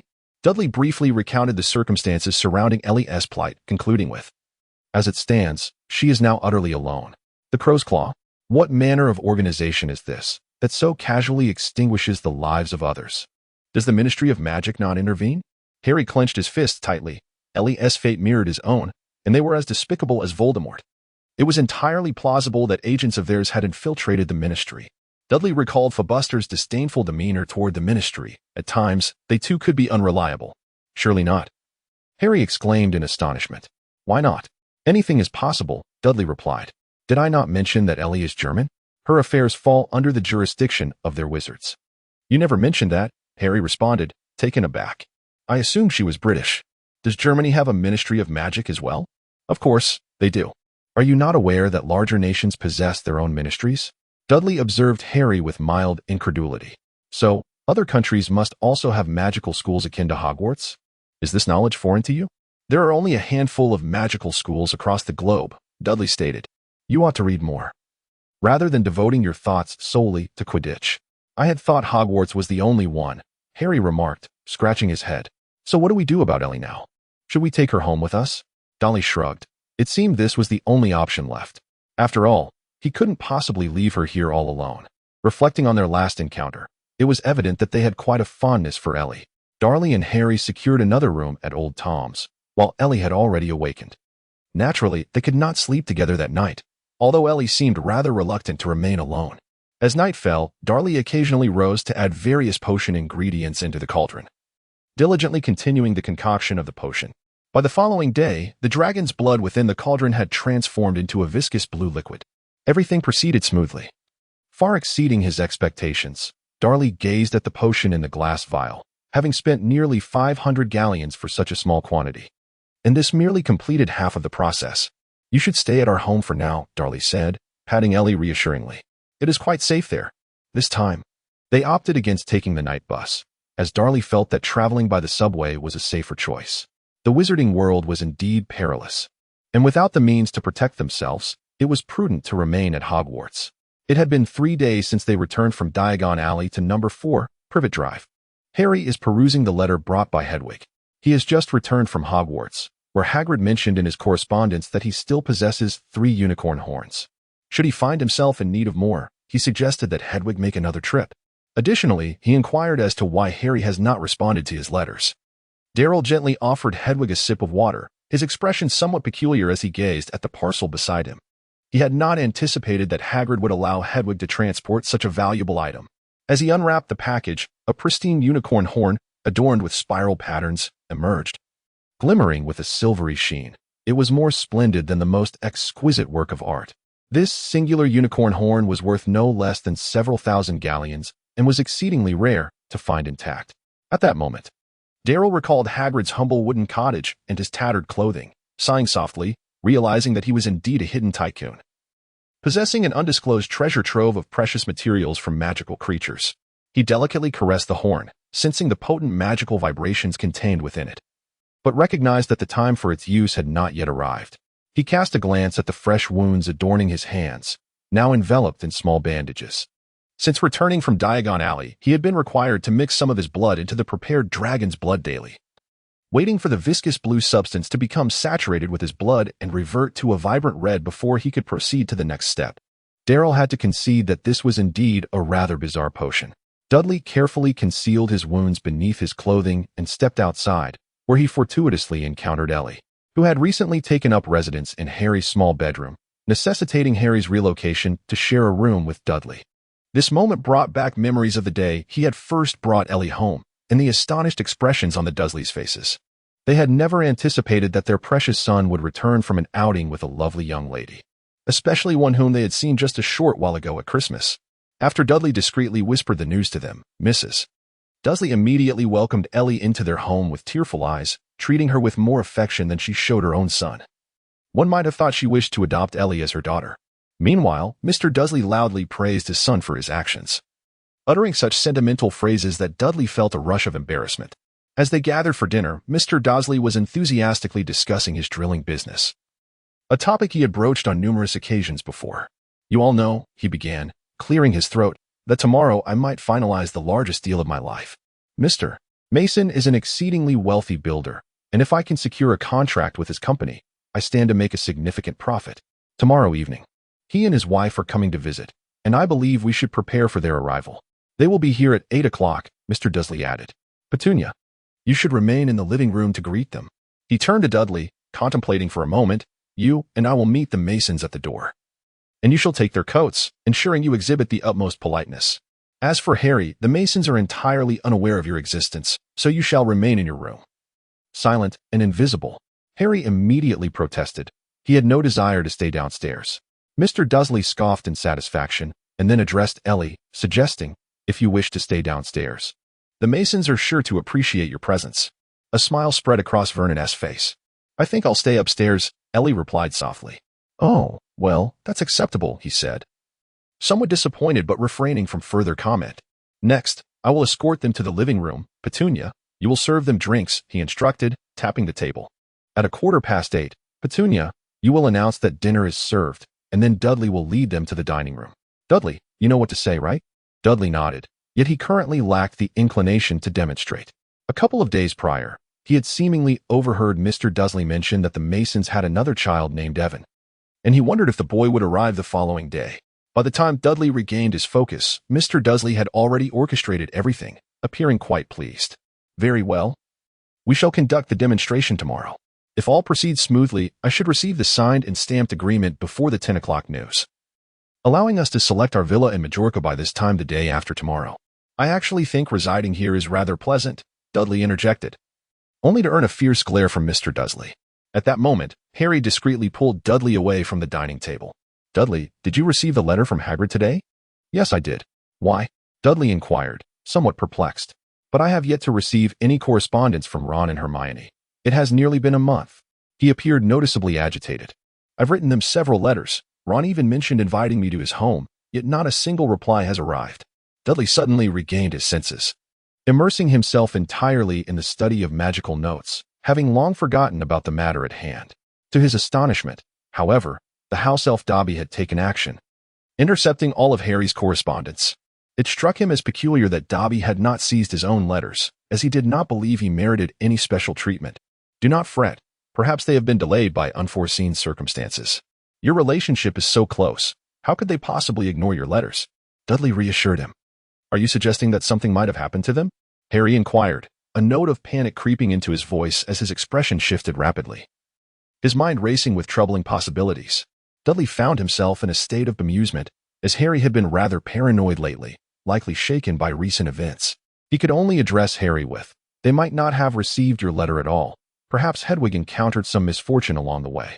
Harry gazed at Dudley in confusion, to which Dudley shrugged and suggested, "Why not ask Hermione for a phone number?"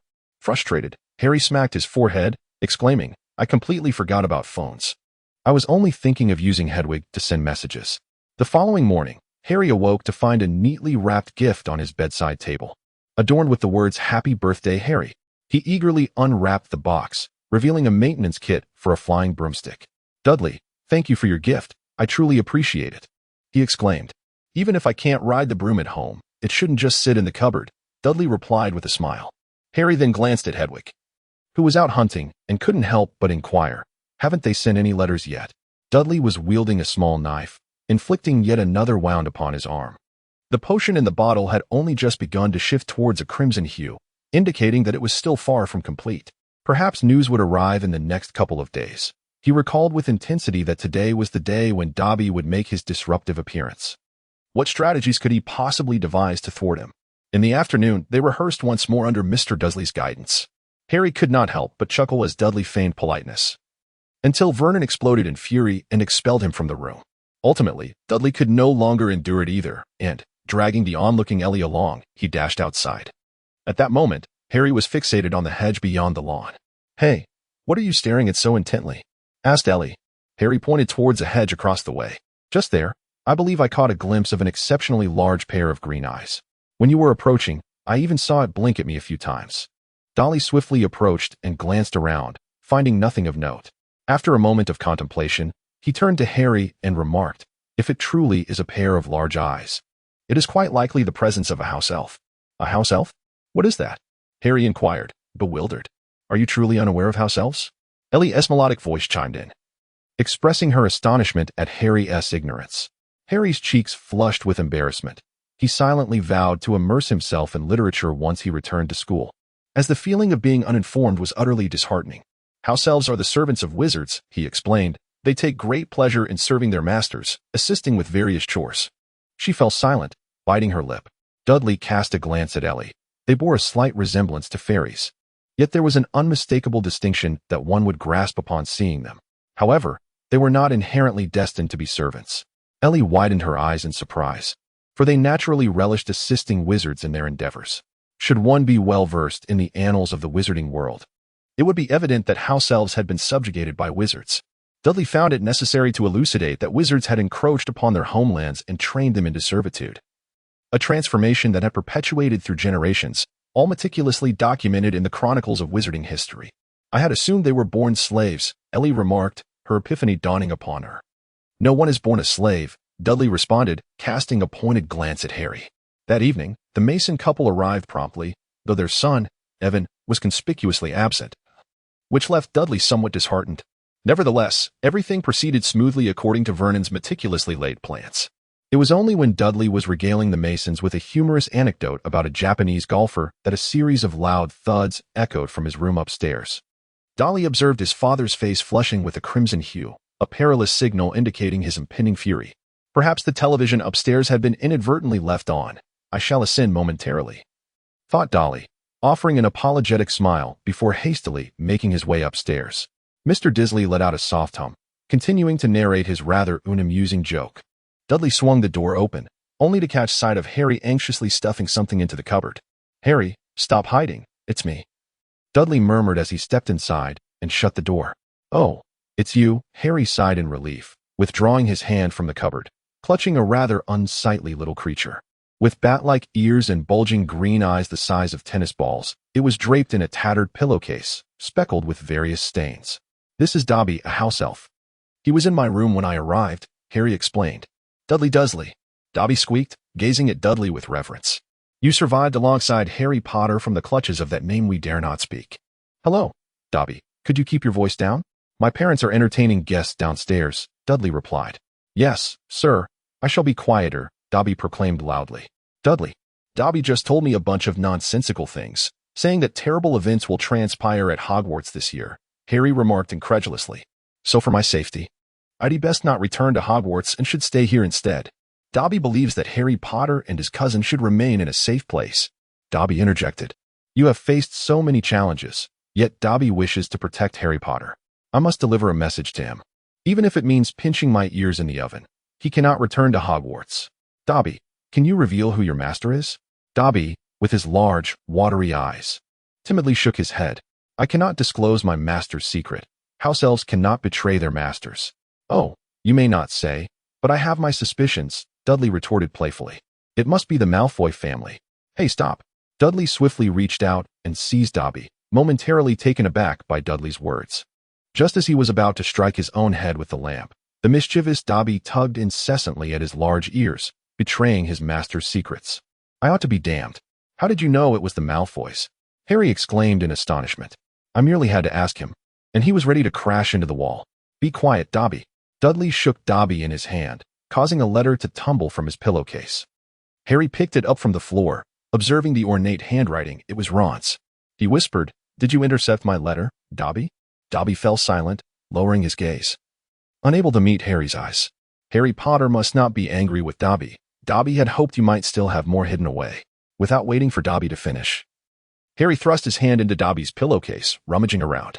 Dobby erupted into a fit of giggles as Harry extracted a thick bundle of envelopes adorned with Hermione's neat script, Ron's flamboyant scrawl, and some hasty handwriting, presumably from Hagrid, alongside a few letters that were evidently his own, all intercepted by Dobby. "Then how come you didn't intercept my letters these past few days?" Dudley inquired, intrigued. "Master punished Dobby to stay in one room, not allowed to come out. Nor to eat," Dobby explained, only to be interrupted by Harry. "Was it the Malfoys?" Dobby nodded slowly, frantically tugging at his ears while his thin legs flailed in the air, still caught in Dudley's grasp. "Did the Malfoys command you to do this?" Harry held up the letter, envisioning Malfoy in a grand estate, imperiously ordering a house elf to cause mischief. "No," Dobby replied, his voice filled with sorrow. "Harry Potter should not be in peril. He is so great, so kind." Dobby believed Harry would not receive his friends' letters, that his friends had forgotten him, and that he would not wish to return to school. Harry felt a flush on his face, unsure whether it was due to Dobby's angering or his flattery. "You shouldn't be here, Dobby," Dudley said, listening intently to the sounds from downstairs. "We appreciate your warning. We are aware of the danger you mentioned, and you should return now." Tears suddenly welled in Dobby's large eyes as he sobbed. "Thank you. Never has a wizard thanked a house elf. Harry Potter's cousin is as great as Harry Potter." The elf implored, "Masters, you must promise Dobby, do not return to Hogwarts. You must not risk going there." Dudley leaned closer to Dobby's ear and whispered, "I am aware that they intend to place a certain item belonging to the mysterious individual at Hogwarts. We have long been prepared for this, so you may return with peace of mind. Do not involve yourself in this matter, and remember, do not disclose this to anyone else." Dobby's eyes widened in astonishment as he gazed at Dudley, slowly nodding his head. This was something he had only heard by chance from his master, and he was taken aback to discover that Harry Potter's cousin was already informed. Dudley set him down and said, "Go back now, Dobby. I am truly grateful for your presence here. Perhaps we shall meet again in the future." Dobby's lips moved, unsure of what to say, as this was entirely unexpected for him. He bowed deeply and, with a sharp crack, vanished into thin air. What just happened? Harry gazed at the scene in bewilderment. "Dudley, what did you say to him?" "I mentioned that Malfoy is our friend, and if he bothers us again, I would inform Malfoy about his unauthorized outings. What do you think? You wouldn't really tell Malfoy, would you?" Harry replied, his voice tinged with concern. "Although he may seem a bit eccentric, I actually believe he is not a bad fellow." Dudley cast a glance at him and replied, "What do you think?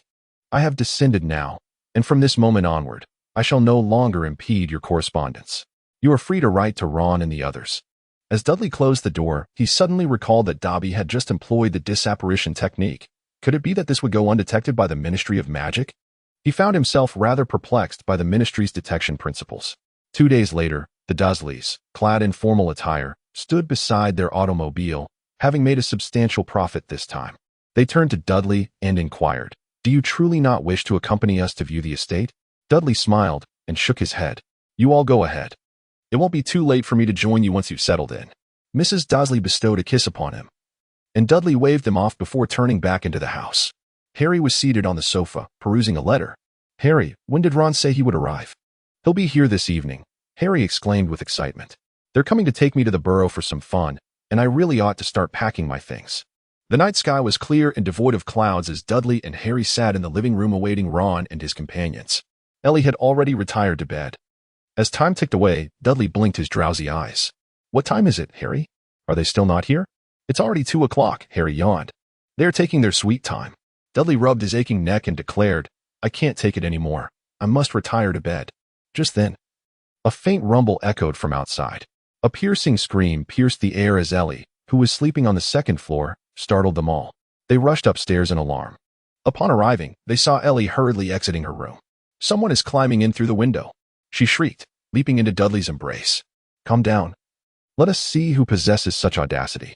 They entered Ellie's room, where a freckled boy with red hair and a long nose perched on the windowsill, wearing an awkward grin. It was Ron Weasley, and behind him hovered a turquoise car. "Ron," Harry exclaimed, "what are you doing perched on the window?"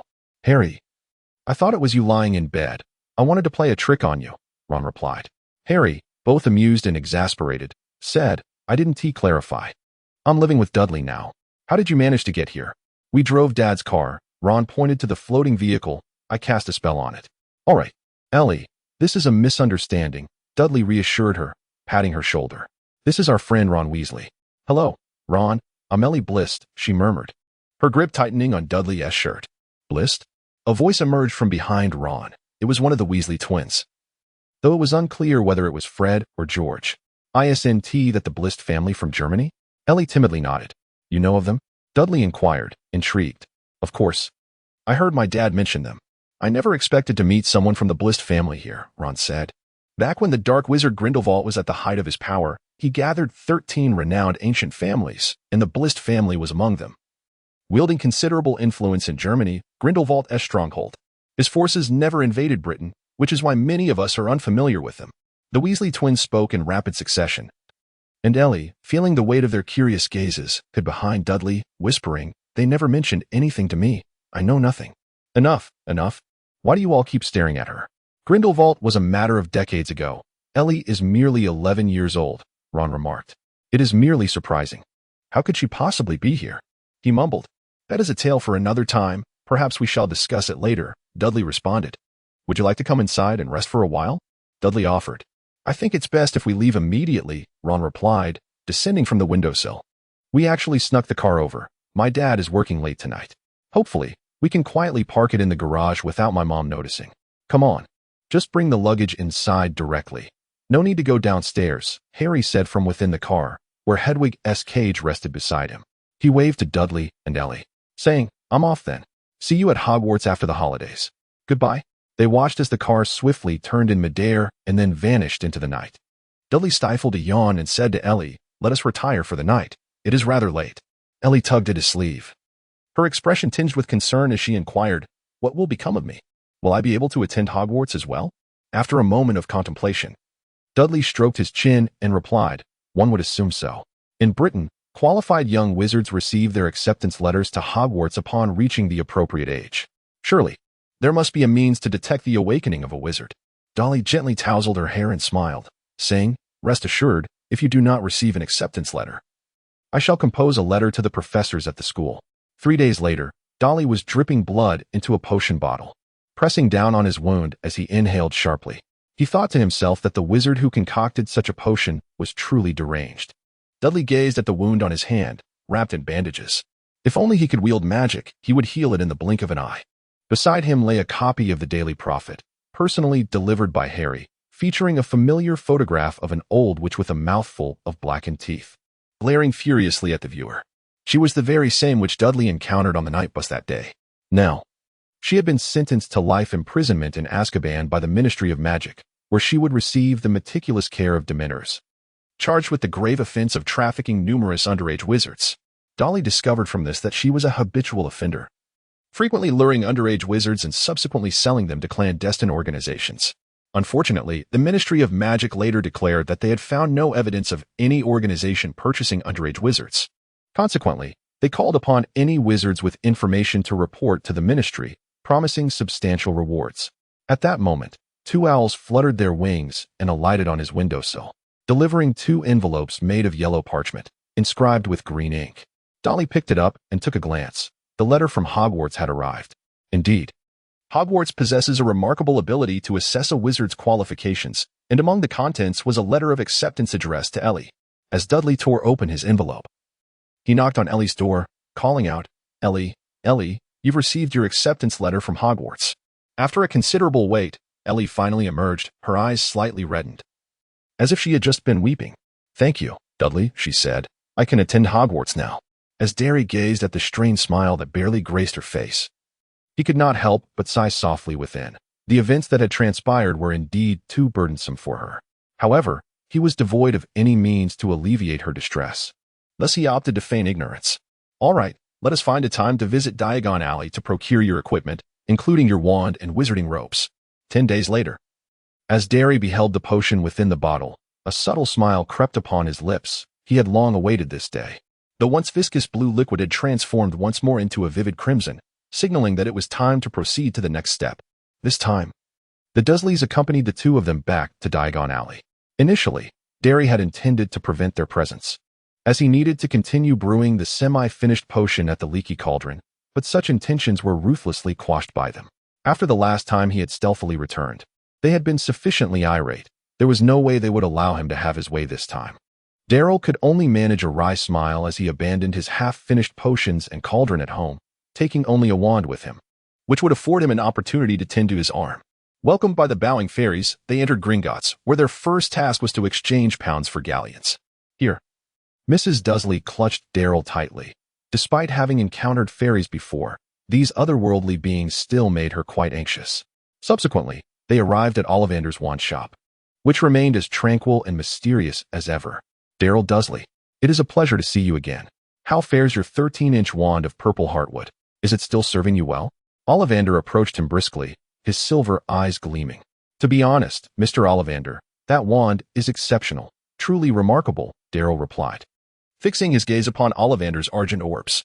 But do you genuinely not know what the wand's core is? There is no value in concealing it, is there? I truly do not know. Ah, well then, might you craft me another wand?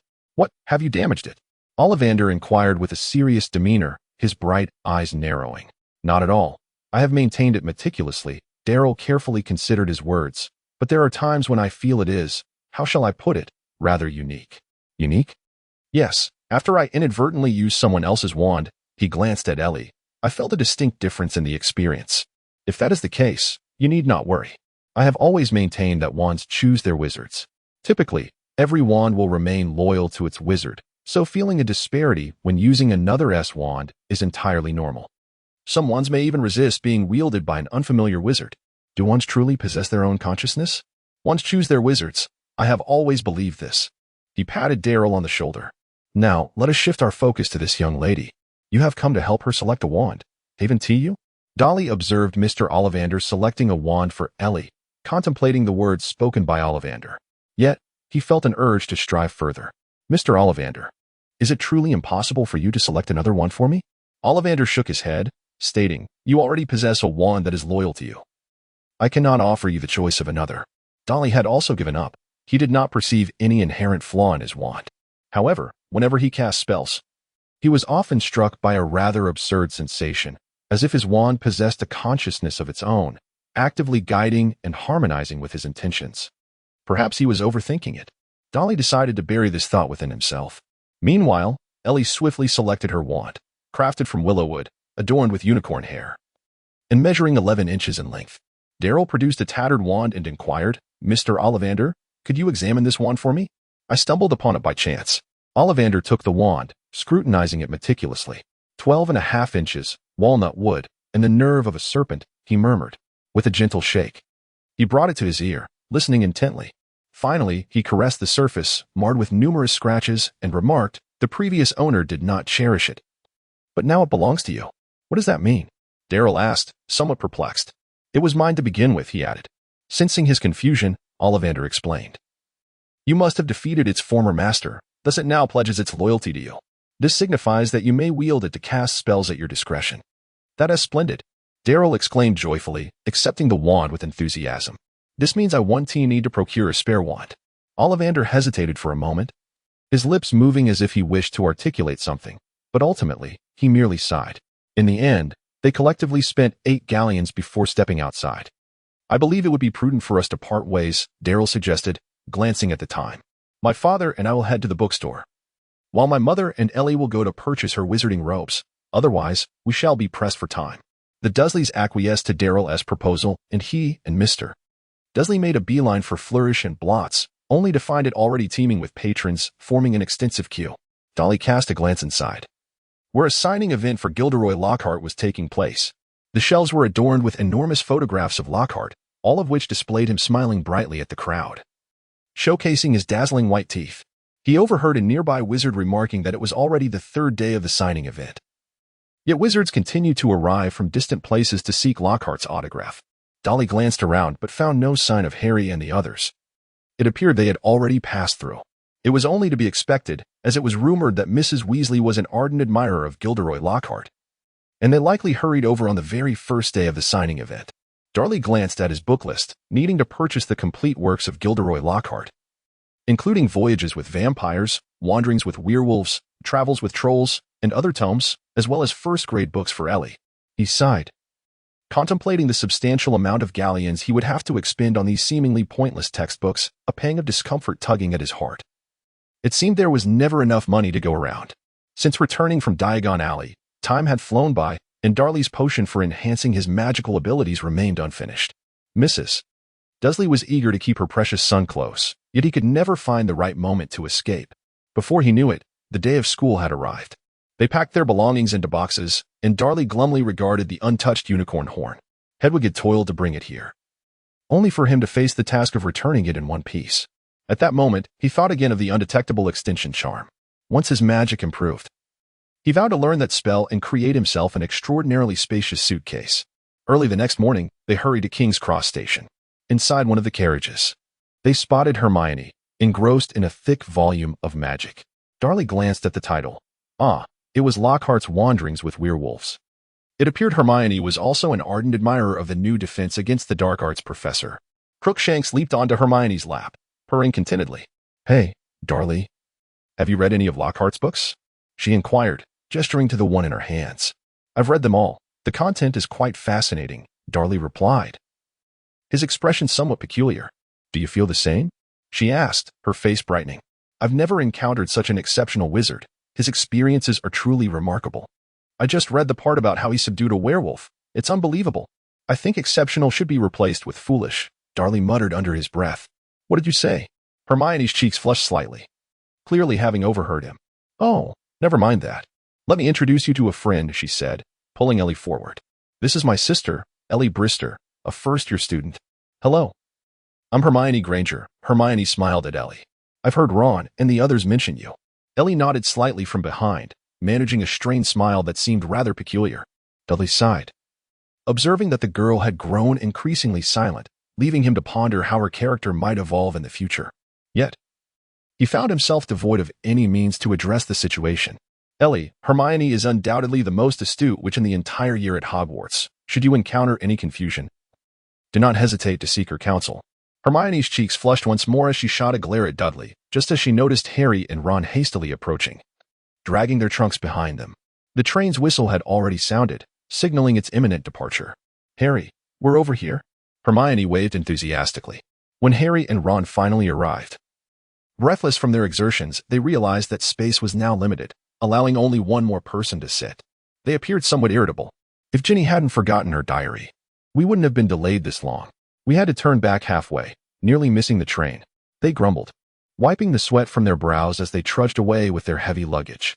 Dudley's expression grew serious. The mention of Ginny's diary struck a sensitive chord within him. Perhaps Ginny had already begun writing in it, while Tom Riddle, like a trusted older brother, was attempting to ensnare her. Nevertheless, it was prudent to seek confirmation. "Hermione," Dudley inquired casually, "did anything noteworthy occur when you visited Diagon Alley to purchase books?" Hermione closed her book, Wandering with Werewolves. "Let me think. Oh, right. When Harry used Floo powder, he ended up in Nocturne Alley, where he encountered Malfoy and his father. According to Harry, they were engaged in some dubious dealings. If it weren't for Hagrid's timely arrival, Harry might have found it quite difficult to escape, as most of the wizards there were rather unsavory characters." "And did you encounter them again afterward?" "You mean Malfoy?" "Yes, we ran into him and his father at Flourish and Blots. Ron nearly got into a fight with him. But in the end, Mr. Weasley ended up in a scuffle with his father." Indeed, Dudley mused, they had crossed paths with Lucius Malfoy once more. This essentially confirmed that Voldemort's diary was indeed in Ginny's possession. A subtle smile graced Dudley's lips as he contemplated a rather simple solution to the matter at hand, one that might also yield some personal advantage. Subsequently, he shifted his focus away from the issue and began to recount to Ellie the tales of the 4 houses of Hogwarts. "If you have a particular house in mind, you can express your preference to the Sorting Hat. It will take your opinion into consideration." "Is that truly the case?" Hermione exclaimed. Her eyes widened in astonishment at this newfound revelation. "Indeed, you can even converse with it," Dudley replied. "However, I believe that any house would suffice in the end. The only distinction lies in the atmosphere of study." "I beg to differ. It is not merely a minor difference," Hermione interjected. "As far as I know, in Slytherin House, exclusion and bullying are quite prevalent. and they tend to unconsciously categorize wizards into various tiers. Darryl observed Hermione continuing to enlighten him about the demerits of Slytherin House, and he could only gesture dismissively, saying, "Very well, Ellie, should you indeed find yourself in Slytherin and encounter any bullying, do not hesitate to inform me. I shall ensure that they regret such actions." Upon hearing Darryl's words, Ellie chuckled softly, the atmosphere becoming less tense. Hermione shot him a disapproving glance, for at Hogwarts, the regulations strictly prohibited students from engaging in unauthorized dueling with magic. Dudley shrugged his shoulders, remarking that he thought his cousin had already grown accustomed to flouting school regulations. He added that he was merely educating them on how to treat their classmates appropriately. Even though it was already September, the weather remained quite warm, and they had purchased various flavors of ice cream from a small cart on the train. This suddenly evoked fond memories of the popsicles he had relished in his childhood, affordable and singular in flavor, yet he seldom indulged in them. As time passed, the compartment fell into a tranquil silence, the light outside gradually dimming, transforming the view into a pitch-black forest. First year students, come this way," Hagrid bellowed, holding a lantern aloft amidst the throng at the cramped station. "Hey, Dudley, Hermione, how are you?" Hagrid greeted them with a warm smile. "Quite well, Hagrid. This is my sister, Ellie, a newcomer," Dudley replied loudly, giving Ellie a reassuring pat on the shoulder. "Go on, Ellie. You'll soon discover that Hagrid is a splendid person." They then joined the stream of passengers, boarding the carriage drawn by the night bus on their way to school. In the great hall, countless candles floated in midair, casting a luminous glow upon the golden plates and goblets adorning the 4 long tables. The ceiling sparkled with stars, said to be enchanted to eternally mirror the sky beyond. Dolly gazed towards the teacher's table, where at its center sat Professor Dumbledore, his silver beard and crescent-shaped spectacles gleaming in the candlelight. A few seats further, Dolly spotted Gilderoy Lockhart, clad in a flowing robe of aquamarine, engaging in animated conversation with Professor Snape beside him, exuding an air of vitality. Oblivious to the fact that Professor Snape's countenance had darkened to a shade reminiscent of a tarnished cauldron, Dudley was already prepared to observe a moment of silence for 3 minutes. Henceforth, Severus Snape would show no mercy. After a prolonged wait, they finally beheld the first-year students timidly filing into the great hall, with Ellie and Ginny standing side by side.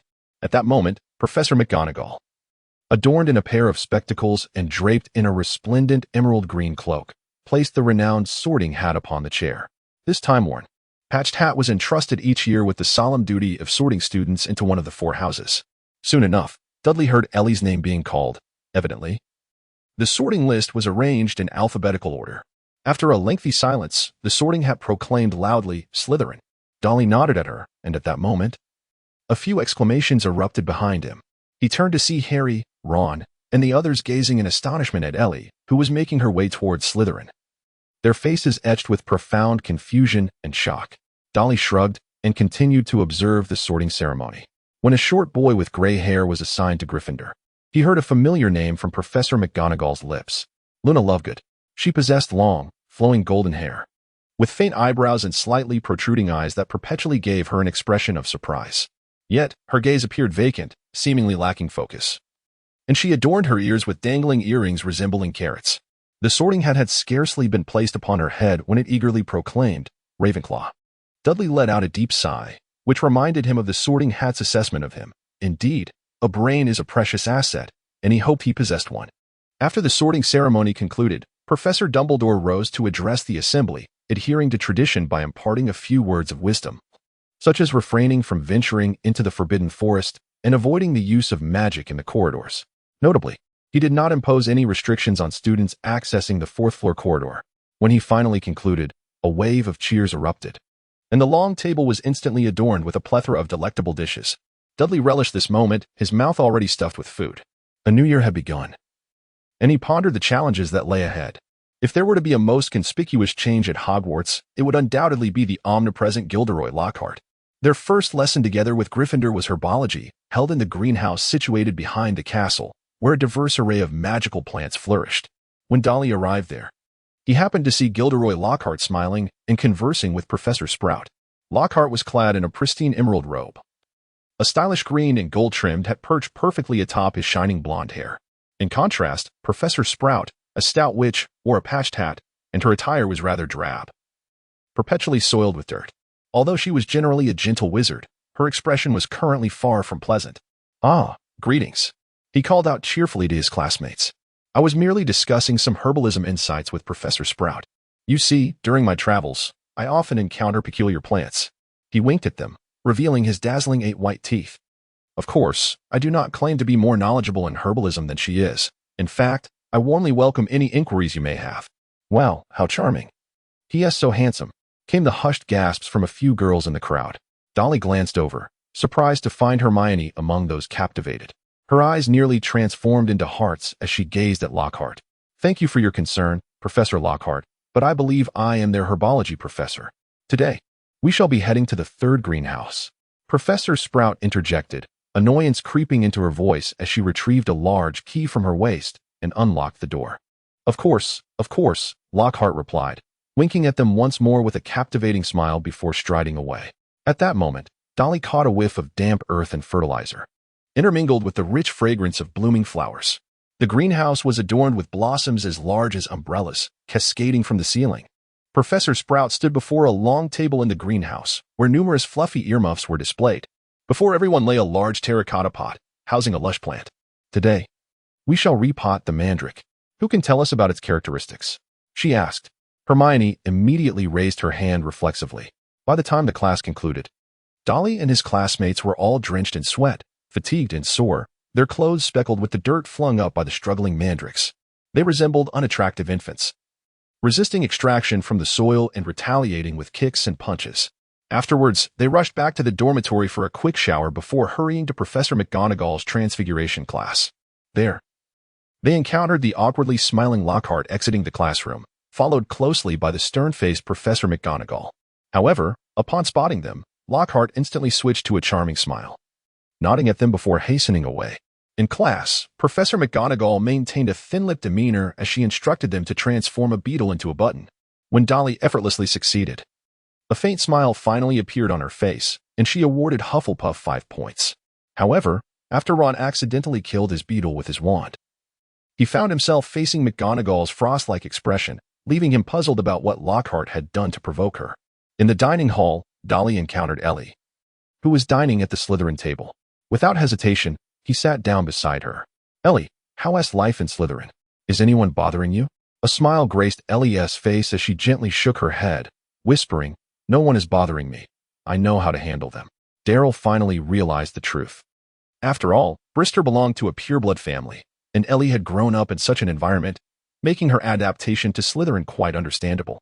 "Well, should you encounter any issues, feel free to seek me out," Daryl said, casting a glance at Malfoy, who was observing them from a distance. He offered a friendly smile. In response, Malfoy immediately lowered his gaze, prompting Daryl to ponder the nature of the boy. During the afternoon's charms class, Professor Flitwick patiently addressed the myriad questions Daryl had accumulated over the past few months, for he had yet to confront a challenge that could truly perplex him. That evening, in the room of requirement, Daryl stood before a well-equipped platform, replete with various apparatus necessary for potion making. He was in the midst of pouring finely ground unicorn horn powder into a gently simmering potion. Upon completion, Daryl traced a specific pattern with his wand. Uttering an unusual incantation, and wisps of silver smoke began to rise and swirl in the air. The vibrant crimson liquid in the cauldron surged, merging with a striking silver hue, transforming toward an unknown destiny. As time passed, beads of sweat trickled down Daryl's forehead, and his wand hand trembled slightly, as if bearing immense pressure. Several times he nearly faltered, yet fortuitously he persevered until the end. At last, the lengthy incantation concluded, and Daryl collapsed into the chair behind him, gazing wearily at the potion and the cauldron. The final traces of silver were devoured, and the once vivid crimson had morphed into a profound shade of dark gold. Dolly exhaled a breath of relief, his face illuminated with excitement as he gazed into the cauldron, where a dark golden potion emitted a captivating fragrance, suggesting a successful concoction. He carefully bottled the potion into a prepared vial and, weary from his exertions, departed from the room of requirement. In his current state, it was hardly advisable to consume such a potent elixir, especially one valued at nearly 1,000 galleons, which was far from innocuous despite its appearance. The following morning, they had a defense against the dark arts class. Just the previous afternoon, the disastrous events of Gryffindor's class had already spread among the students. Dozens of Cornish pixies had wreaked havoc, dismantling the entire classroom. And it was rumored that Neville had been caught and hung from the ceiling, bringing down a chandelier in the process, while Ron suffered bites to his ears. As the students entered the classroom, they collectively breathed a sigh of relief upon noticing that Gilderoy Lockhart had not brought cages for magical creatures. However, when confronted with the reality of these creatures, they realized they were woefully unprepared. Professor Lockhart, seemingly unaffected by the previous day's chaos, maintained his charming smile. Adorned in a flowing aquamarine robe that ensured his brilliant white teeth were visible from every angle. Once all the students were settled, he cleared his throat. And the cacophony gradually subsided. "I see you have all acquired my complete works. Splendid," he exclaimed, casually picking up a textbook from a student in the front row, where his own image winked from the cover. Gilderoy Lockhart, 3rd Class Order of Merlin, honorary member of the Society for the Protection of Magical Creatures, and 5-time winner of Witch Weekly's Most Charming Smile Award. However, I shall not rely on mere smiles to banish the banshee, you see. He attempted to share a joke, anticipating laughter, but only a few girls offered faint smiles in response. "Let us begin with a small quiz. Nothing to fear, merely a gauge of your reading comprehension," he announced, distributing the papers before returning to the podium. "You have 30 minutes. Let us commence." Dudley gazed at the paper in his hands. 1. What is Gilderoy Lockhart's favorite color? 2. What are Gilderoy Lockhart's secret aspirations? 3. In your opinion, what is Gilderoy Lockhart's greatest achievement thus far? Dudley furrowed his brow. He had long since realized that Gilderoy Lockhart was unreliable. These papers were entirely filled with detailed inquiries regarding Gilderoy Lockhart, spanning a full 3 large sheets of parchment. Dudley has completely abandoned all hope in him, and the subsequent lesson unfolded precisely as he had anticipated. Perhaps it was due to the previous lesson on the Cornish pixies. Or it might have been that scarcely anyone could answer all of his challenging questions correctly. This time, Gilderoy Lockhart learned from his past mistakes. For the entirety of the next class, he recited passages from his novel, and when he reached particularly thrilling moments, he would pull students into the spotlight to act alongside him, such as portraying a foolish troll. Dudley was engrossed in his magical notes, too apathetic to expend energy on his surroundings. After the afternoon classes concluded and he had dined in the cafeteria, he vanished into the throng of students. Clutching the potion for enhancing magical capabilities in his pocket, he felt an eager anticipation, unaware that a few followers were trailing behind him. Upon turning a corner, seizing the opportunity when the corridor was deserted, he cast the disillusionment charm, instantly disappearing from sight. At that moment, Harry and his companions emerged from behind, gazing curiously at the empty corridor. "Where's Dudley?" Harry pondered aloud. Ron, frowning as he surveyed the deserted passage, suddenly exclaimed, "Do you remember Dudley once claiming he could become invisible?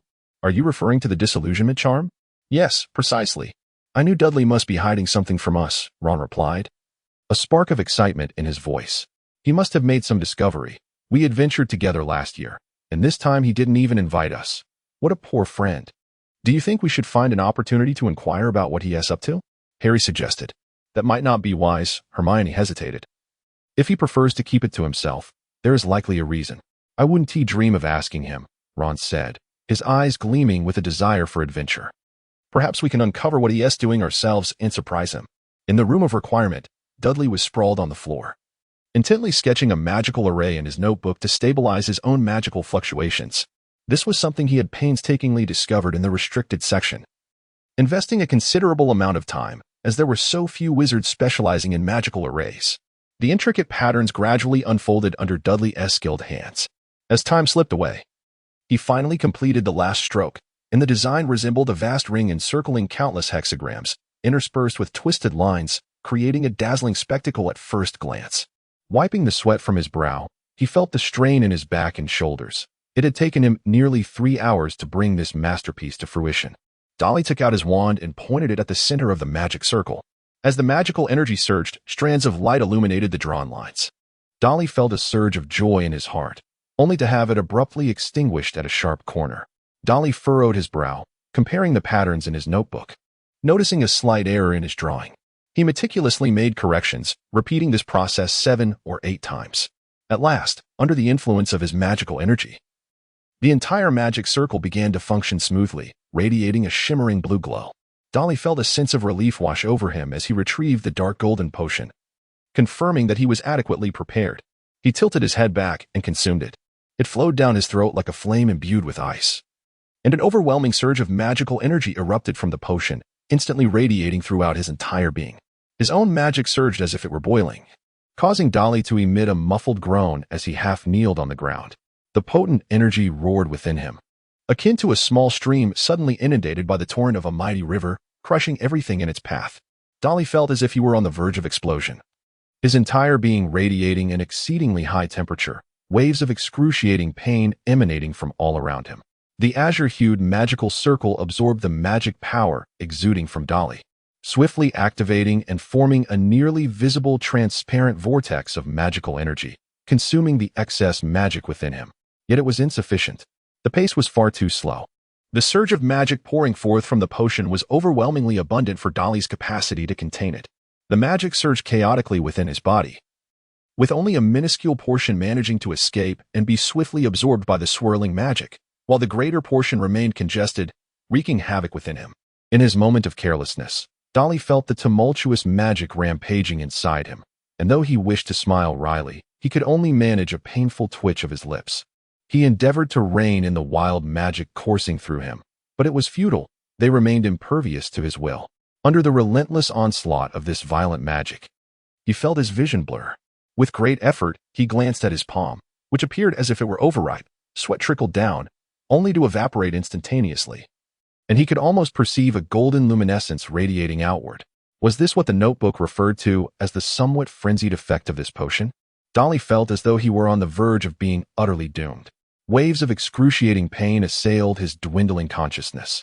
Clenching his teeth, Dudley resolved that if he were to lose consciousness here, it would truly be the end. Dudley vaguely perceived the presence of a small chubby figure beside him. Surely, I am not hallucinating. There is no one beside me. Dudley strained to open his eyes, gazing at the figure that materialized beside him. Upon recognizing the familiar apparition, he suddenly realized, could that be me? Am I dead? He shook his head, feeling the excruciating pain coursing through his body. No, that is not the case. I am still alive. How amusing. I thought I had merely experienced an out-of-body experience. Dudley squinted, observing with a sense of something amiss. It dawned upon him that it was indeed he, yet not entirely. So, you have not vanished after all, Dudley murmured, suppressing the excruciating pain surging within him. A voice, laced with resentment, echoed, if you do not perish, how could I? What is the meaning of your presence now? Am I destined to die? Dudley inquired, gazing at the figure of the former Dudley beside him. He cleared his throat, suddenly feeling a strange calmness, as if fear had lost its grip. The figure did not respond to Dudley's question but retorted, is the essence flowing through me now the very reason I have become akin to Harry? Indeed. You seem considerably more astute than before, do you not? Dudley replied, enduring the agonizing torment that threatened to render him unconscious. He felt on the brink of collapse. I shall not surrender. I must survive, he exclaimed impulsively, as a brilliant flash surged into his being. In an instant, Dudley sensed the chaotic magic within him finding a newfound direction. Am I inadvertently empowering the adversary? Dudley pondered, yet a subtle sigh of relief escaped him. At least, things were not as dire as they once seemed. Dudley's countenance darkened as he sensed the surge of magic coursing through his body, an endless flow of arcane energy seemingly manifesting without restraint. The extent of his magical expenditure was far less than he had anticipated. At this rate, the potency of this potion was exceedingly overwhelming. He noticed the rotation of the magical circle beside him was slowing, indicating that this rudimentary enchantment was nearing its limit. What should he do? Panic surged within him as he realized that if he could not devise a solution soon, it might very well be the end. In that moment, his gaze fell upon the purple-wood wand in his hand, recalling a fleeting glimmer of violet light that had flickered moments before. Perhaps there remained one last method worth attempting. He pressed the wand's tip against his chest, urging it to reveal its hidden marvels. Initially, there was no response, and beads of cold sweat began to form on Dudley's forehead. Had he miscalculated? Yet gradually, he began to perceive a subtle influx of magic streaming from his chest into the wand, vanishing in an instant. Dudley furrowed his brow, sensing that it might truly be feasible, although the pace was exceedingly slow. Since the end of the last term, he had perceived that his wand exhibited peculiarities. Yet, despite his efforts, he could not pinpoint the source of the anomaly. Perhaps this time, he could uncover a clue. Gradually, an increasing surge of magical energy flowed into the wand, accelerating in intensity and Dudley finally breathed a sigh of relief. There was hope. He gazed at the wand in his hand, which shimmered with resplendent violet light, revealing secrets of which he was previously unaware. The immense magical energy found an outlet, alleviating the sharp pangs in his body significantly. After an indeterminate period, Dudley sensed that the magical energy emanating from the potion was finally waning. Dudley removed the wand from his chest and immediately collapsed onto the ground, utterly exhausted, as the magical array around him had long ceased to function. He was so fatigued that he could scarcely muster the strength to move a single finger. Indeed, his recklessness was palpable, reflecting on the recent events. He had not anticipated the ferocity of the potion's effects. Upon further contemplation, Dudley surmised that this elixir was perhaps not intended for young wizards at all, but rather should be reserved for adulthood, when one's magical prowess had stabilized, allowing for a more controlled enhancement of power. At that juncture, he might have had a better grasp on its effects. Nevertheless, as he felt the torrent of magic coursing through him, a smile crept onto his lips. The gains from this experience were truly substantial. Surviving such an ordeal, Dudley felt an exhilarating surge of satisfaction in his heart. Moreover, he pondered the spectral form he had encountered, realizing there were indeed remarkable revelations to uncover. Dudley's soul did not dissipate into oblivion with his traversal. Rather, it seems to have taken refuge in some hidden corner, reminiscent of the connection between Harry and Voldemort, albeit with subtle differences. It appears that a method must be devised to address this matter specifically. Dudley gazed at his purple wooden wand, which had returned to its original form, showing no trace of the peculiar ability it had displayed when it actively absorbed magical energy. I have yet to encounter a wand capable of such a feat. Dudley scrutinized the wand in his hand and scoffed softly. Although some wands indeed possess their own unique enchantments, this particular effect was unprecedented. Nevertheless, having narrowly escaped peril this time, he resolved to find a solution in the future. Dudley concealed this matter deep within his heart and slowly rose from the ground, still feeling some stinging pain in various parts of his body. He gazed at the shattered magic circle on the floor, a lingering sense of dread enveloping him. Despite repeatedly admonishing himself to exercise caution, he suddenly realized that he remained an utter novice on the path of magic. The countless magical experiments yet to come loomed ahead, and any minor oversight could yield unforeseen and dire consequences. Darryl ultimately issued himself a warning, glancing back momentarily before dragging his weary body outside. Now, it was time to rest. The following morning, within the Hufflepuff dormitory, Justin awakened to find that the typically early-rising Darryl was still asleep, a rather unusual occurrence. "Hey, Darryl, aren't you going to class?" "What class? Whose class?" Darryl mumbled from his bed, still groggy. "Professor Lockhart's Defense Against the Dark Arts class." "Oh, that one. You all go ahead. I'll be there shortly," Darryl replied, turning over and covering himself with the blankets. Justin stared at Darryl in astonishment. This was truly out of character for him. "So, yeah, I'm not attending class at all this morning?" Ron, holding a pudding, exclaimed as he sat beside Darryl in disbelief. Dudley rubbed the areas of his body that still ached faintly and picked up a piece of pumpkin pie, saying it was merely a matter of oversleeping. Harry hesitated for a moment, but could not restrain his curiosity and inquired, "Dudley, what were you up to yesterday?" Upon hearing this, Ron, seated nearby, began to frantically signal him with his eyes. Dudley squinted at them and remarked, "What else is there to do but read in the dormitory?" Upon hearing Dudley's words, Ron displayed an expression of knowing confirmation. He suspected that Dudley harbored secrets he would not readily divulge. At that moment, having finished their lunch, they stepped outside, where a mass of dark clouds loomed overhead, signaling an imminent rain. Just as they emerged, Harry suddenly exclaimed, "It's Gilderoy Lockhart. We must hurry." Gilderoy Lockhart strode towards them from the opposite corridor, clad in a pale lavender robe. "What are you afraid of?" "You haven't skipped his class," Dudley said, somewhat perplexed. Harry hurriedly pulled them along to a different direction, not stopping until Lockhart was out of sight. "The last person I wish to encounter right now is Gilderoy Lockhart," Harry stated. "Indeed, and Colin Creevey too," Ron added with a mischievous grin. "Colin Creevey?" Dudley mused, his memory stirred by the name. "Oh, that kid." Harry pointed to a small boy in the distance with gray hair and a camera hanging around his neck. The boy was peering in their direction and, upon noticing Harry pointing at him, excitedly waved and approached. "Oh, never mind, let's get going," Harry muttered. "P.S. Harry S. ardent fan. He wanted to take Harry S. picture yesterday and insisted on getting an autograph," Ron explained.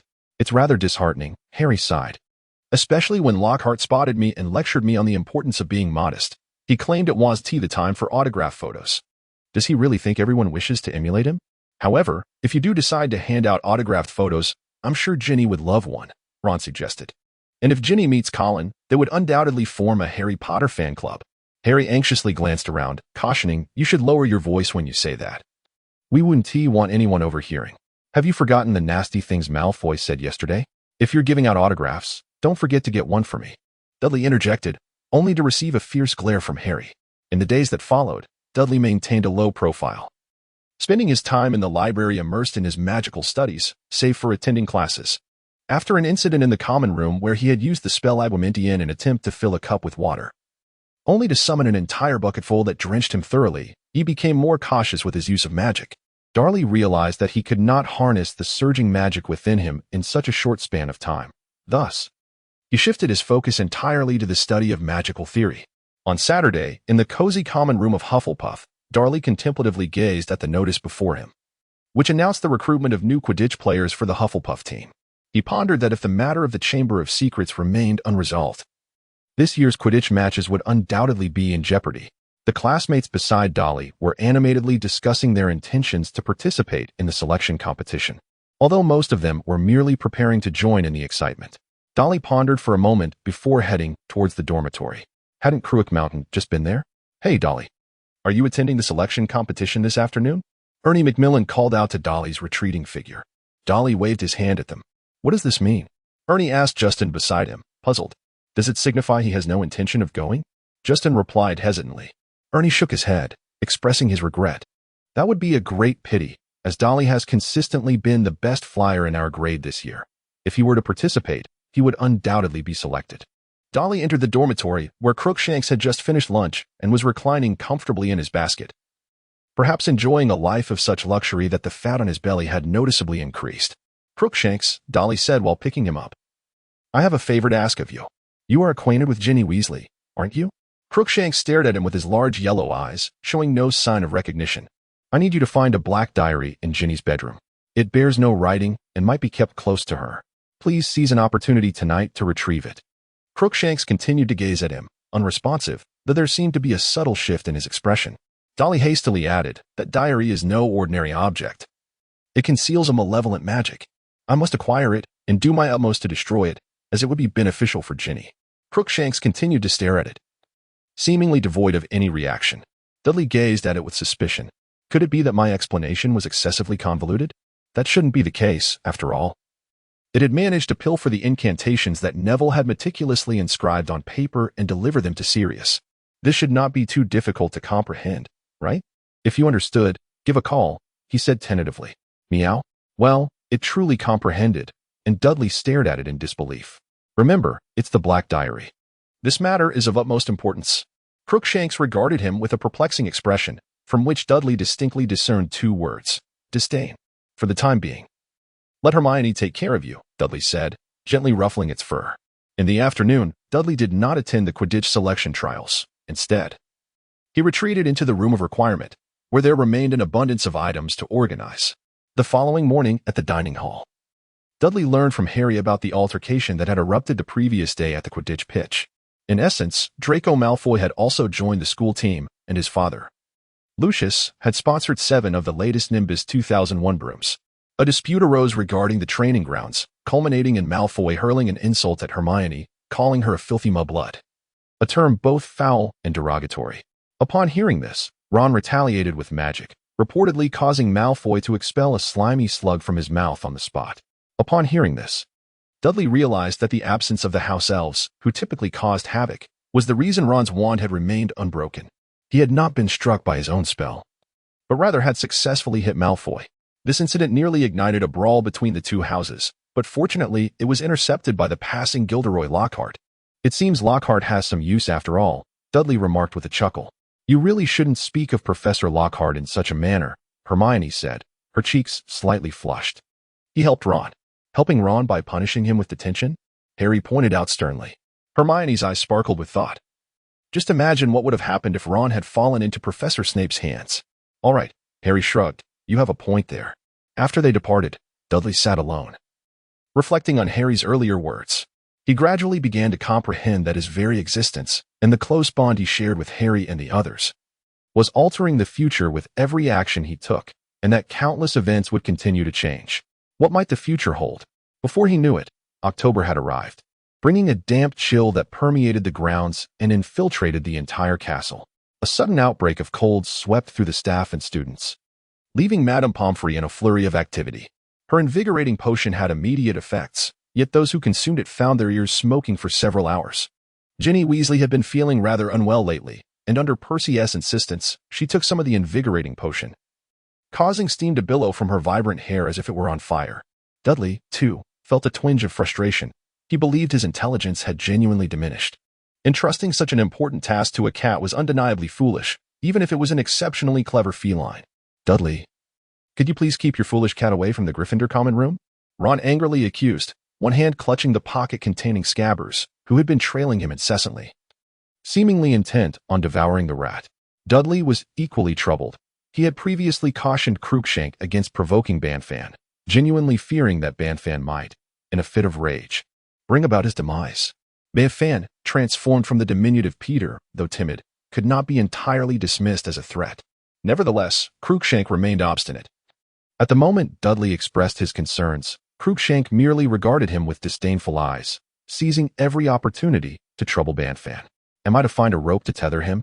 Dudley lamented, acknowledging that Cruikshank had his own ideas and was not inclined to heed his counsel.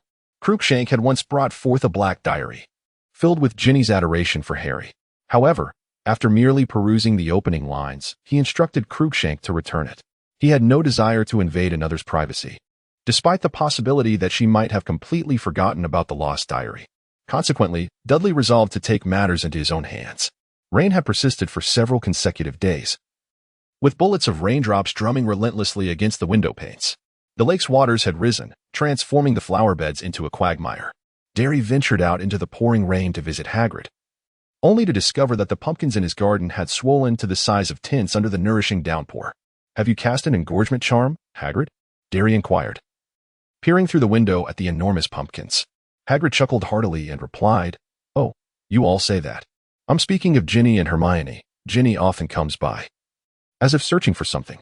However, I believe she hopes to encounter Harry here. Dudley let out a chuckle, as Ginny was not intending to encounter Harry here. He suddenly inquired, Hagrid, do you have any live roosters? Roosters? Hagrid furrowed his brow and sighed. I don't know what happened, but it seems they caught some sort of plague. Most of them have perished. Is there any left? Dudley asked hastily. Only one remains. Hagrid indicated towards the chicken coop outside, but there are several hens. May I go take a look? Dudley inquired. Of course, but don't get your hopes up. I've already asked the professors, and they couldn't determine the cause either. Hagrid assumed Dudley was interested in treating the ailing birds. They stood before the coop, and Dudley gazed at the vibrant and vigorous rooster before him, its brilliant comb appearing as if it were ablaze. He pointed to the rooster and remarked, It hardly looks sick. Indeed, Hagrid replied with concern, yet they have inexplicably died. Darely withdrew his wand, asking if it could produce a sound. It's quite simple, Hagrid shrugged, bending down, his massive frame shielding the view. Soon, a resounding crow of a rooster echoed from within. Darely gently flicked his wand and murmured, Echo retrace. The tip of the wand illuminated briefly before extinguishing, and Darely nodded in satisfaction at the spectacle. Just then, a cold breeze swept through, accompanied by raindrops, prompting Darely to shrink his neck and remark, All right, Hagrid, let us return. It is far too chilly here. Hagrid cast a puzzled glance at him, unsure of his intentions. The last great rooster lingered in Darely's mind. He believed Ginny would seize any opportunity to act, surely intent on eliminating all the roosters first for safety. He contemplated perhaps waiting here for a while. On their way back, Darely encountered Harry, who was hastening towards the castle, looking utterly disheveled, soaked to the skin and covered in mud. It was Oliverwood. Harry trudged along, each step a struggle, his glasses obscured by rainwater. Yet, even in the downpour, his enthusiasm for regular Quidditch practices remained undeterred. Dolly withdrew his wand and tapped Harry's glasses, proclaiming, waterproof and moisture-resistant. To Harry's astonishment, he realized he could see the path clearly now. This spell was truly effective. Perhaps you could teach me when you have a moment. Darryl responded affirmatively as they entered the castle, leaving behind a muddy trail. However, the situation was rather dire. Fred and George had been closely monitoring the activities of Slytherin, Soaring on the latest model of the Nimbus 2001, their speed rivaling that of a jet, rendering them mere indistinct green blurs. Yet, there was little to be done. Moreover, one ought to reflect, Darrell reminded, that during your first year, you wielded the state-of-the-art Nimbus 2000. Your opponents then likely felt a similar sense of trepidation as you do now, so it would be wise to empathize and take it in stride. Dudley patted him on the shoulder and turned to walk towards the Hufflepuff common room. Harry remained stationary, observing Dudley's departing figure, contemplating the words he had just spoken. He realized, to his astonishment, that he had never considered such thoughts before. He muttered to himself and ascended the staircase towards the corridor above. At that moment, he spotted a pensive ghost standing by the window, nearly headless Nick, gazing melancholically outside. Meanwhile, Dudley, on the verge of entering the common room, suddenly realized that his intention to stake out the giant rooster was utterly absurd. No one could predict when Ginny would make her move, and this would demand an immense amount of his energy with no guarantee of success. He recalled when the first attack had occurred and pondered that waiting idly might prove more fruitful. Dudley harbored a lingering sense that his intelligence required enhancement. Halloween had arrived, and his peers at school were busily preparing for the festivities. The castle had been adorned as it once was, decorated with live bats, while Hagrid's immense pumpkins had been intricately carved into jack-o'-lanterns, large enough to accommodate 3 people within. Whispers circulated that Dumbledore had even arranged for a skeleton dance troupe to entertain the guests. However, Dudley felt that he would miss out on this spectacle. For today he was determined to capture the cunning rabbit that had collided with a wooden post. Harry and Ron shared his sentiments. They had invited Dudley to join them for nearly headless Nick's death day party, but he had unequivocally declined. At that moment, they were making their way to the basement classroom. Having just traversed the festively decorated Great Hall, illuminated by flickering candlelight, their faces reflecting a sense of nostalgia and reluctance. Meanwhile, Dudley had concealed himself, quietly lurking in the shadows of a corner on the first floor, gazing down a long corridor towards the lavatory across the way. That was the domain of Myrtle, and a large puddle had formed outside the door. He did not fixate on the opposite side at all times, for such behavior was perilous. The basilisk was a fearsome magical creature, an eye-catching serpent of brilliant green, measuring up to 50 feet in length. Not only did it possess fangs capable of delivering fatal venom, but it also bore a pair of lethal eyes. Any individual or creature that met the basilisk's gaze would perish instantly. Dolly's eyes drooped, keenly attuned to the slightest sounds around him. The relentless patter of rain outside continued unabated, and from afar, the echoes of laughter from the grand hall could still be heard. Yet none of it shattered the tranquility of the corridor. Uncertain of how long he had been waiting, Dolly suddenly caught a faint sound from across the way. He held his breath and quickly glanced upward, aware that such a move was perilous, yet he felt compelled to ascertain the situation. It was Mrs. Lorelei's cat, Ferk's feline, which had leapt onto the torch rack on the wall to traverse the corridor. At that moment, Dolly's body tensed with the cat's appearance. The snake could not be far behind. However, he refrained from raising his head, for the true danger had arrived, and it would be foolish to even steal a glance at the movements across the way. He heard the sound of the washroom door creaking open. Myrtle was not inside, as she was attending Nick's memorial gathering in the basement classroom, leaving only one possibility. He subtly recoiled, aware that behind him lay the staircase, an escape route available at any moment. The wait seemed interminable as Dolly endured the sounds of something scraping against the wall from the opposite side. He squinted at the ground before him, where a distant greenish glow reflected faintly. In the corner of his eye, he spotted several small spiders hastily scuttling away. At this moment, Dolly contemplated how to intercept Ginny and seize the opportunity to snatch the diary from her grasp. He required that diary, and he felt an unwavering confidence in himself.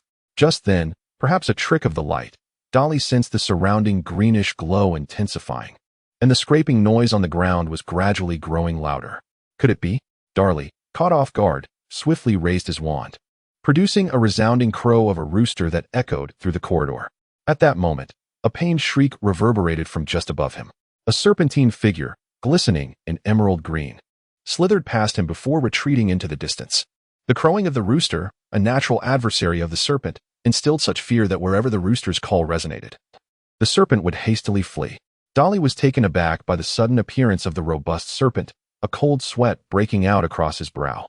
His heart raced violently, and his eardrums throbbed with a relentless roar. He had not anticipated the snake creature's keen sensitivity and cunning, silently slithering into his proximity. Summoning his courage, He lifted his gaze just in time to witness a segment of the serpent's tail vanish into the lavatory door, closely followed by a petite figure clad in a wizard's robe, who deftly shut the door behind them. A sign emblazoned with the word malfunction swayed above, seemingly denying entry to others. A flurry of hurried footsteps echoed, prompting Dudley to dash towards the lavatory door. He could not allow this opportunity to slip away. It was evident that Tom Riddle was exerting control over Ginny, and she must have his diary in her possession. He resolved to take a gamble. As he pushed the door open, he glimpsed a series of inscriptions smeared between the two nearby windows, glimmering faintly in the flickering light. The Chamber of Secrets had been opened. Beware of the enemy of the air. As Dudley entered, Harry and his two companions rushed over, panting heavily. The voice is gone, Harry exclaimed. It was just here. Harry, are you referring to the crowing of a rooster? Ron hesitantly remarked, wiping the sweat from his brow. What rooster? What are you talking about? Harry replied, astonished. I heard a voice moving within the walls, claiming it smelled blood and was preparing to kill. Ron and Hermione stared at him in confusion. But we only heard the rooster crowing. There was nothing else. At that moment, Hermione suddenly gasped, pointing towards the far end of the corridor. Look. Before them, something glimmered, and as they approached cautiously, they discovered the very markings that Dudley had just seen smeared on the wall. Moreover, Mrs. Norris lay there, her tail draped over the torch bracket, her body rigid as a plank, her eyes wide and unblinking. As for Dudley, after he dashed into the restroom, he discovered that the basilisk had already slithered into a vast pipe, its last segment of tail vanishing swiftly, clearly terrified. Meanwhile, Ginny was toying with a delicate wand, her face adorned with an odd expression as she gazed at the intruding Dudley, with the very pipe through which the basilisk had passed looming behind her. Daryl's heart sank. Tom Riddle was still exerting control over Ginny, and he could compel her to leap at any moment. It seems you were well prepared, knowing the basilisk's weakness, he inquired curiously. Though it was Ginny's voice that spoke, albeit in a tone entirely different. You are not Ginny. Who are you really? Daryl said, pointing his wand at Tom without the slightest hint of courtesy. Why do you have control over Ginny? Me? Tom chuckled. I am Ginny's closest friend, and she willingly trusts me. I hardly believe anyone would relish being controlled, engaging in actions of which they have no knowledge, Daryl retorted with a sneer. What are you so afraid of? He suddenly asked. Are you worried that I might make her jump? Dudley was taken aback, uncertain how the other had discerned his thoughts, and he became increasingly vigilant, observing every movement across from him. I have already stated that I am a friend of Ginny, he spoke warmly. How could I possibly harm her? Turning around, a hissing sound escaped his lips as the pipe swiftly diminished in size, ultimately transforming into a diminutive faucet. Time is too short, he sighed, pivoting back to appraise Dudley. Do you understand why I am willing to meet with you? Your current predicament is perilous, and perhaps you have yet to realize the gravity of the situation. Dudley gazed at him in astonishment. After all, this was merely a fragment of a soul. Could he truly discern something profound? It appeared you had already begun to grasp certain issues. The soul is the most exquisite essence in existence. Leaning against the wash basin, he smiled and remarked, My time is fleeting. Only I can save you. I hope we have the chance to meet again. With that, Ginny's head gradually lowered, and she succumbed to unconsciousness. Dudley pondered over Tom's earlier remarks, his thoughts tangled in complexity. It was evident that Tom's words were not mere folly. He was acutely aware of his own shortcomings, particularly in an area he was wholly unfamiliar with. The realm of the soul remained an enigma, one that he felt unworthy to explore, let alone resolve his own dilemmas.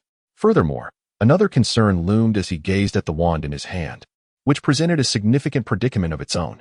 Dudley retrieved the black diary from Ginny's pocket, his expression a tapestry of conflicting emotions. He had not anticipated an encounter with the youthful Voldemort. His original intention was to acquire the diary and attempt to engage in discourse, hoping to glean some advantage from him, for his mind was teeming with arcane knowledge. Even if that failed, he could always devise a way to present it to Professor Dumbledore, allowing him to resolve the matter. However, he now found himself wavering on whether to initiate communication at all.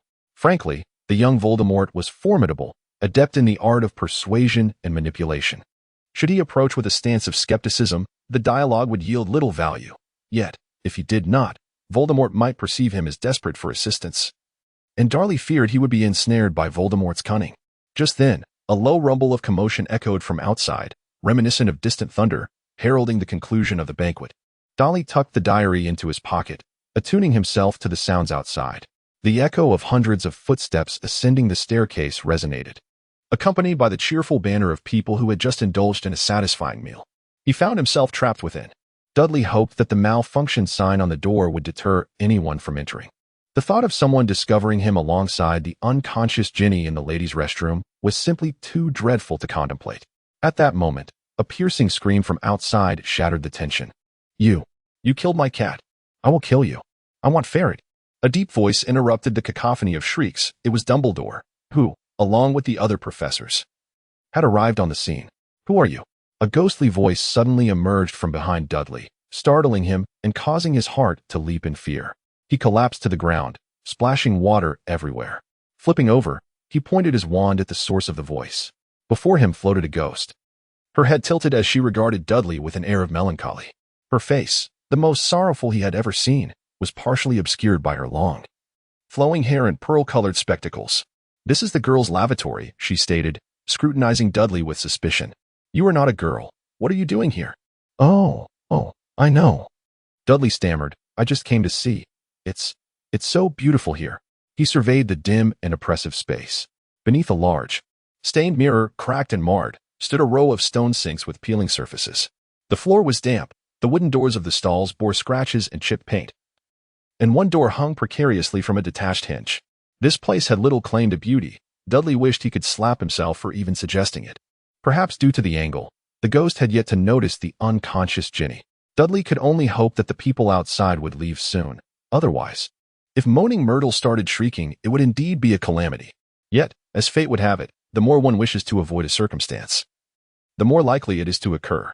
Perhaps unable to resist, Dudley stole a glance toward the unconscious girl, while Myrtle, fixated on his every move, followed his gaze. A thunderous scream erupted from her lips, silencing the corridor outside. Then, Myrtle erupted into a fit of giggles.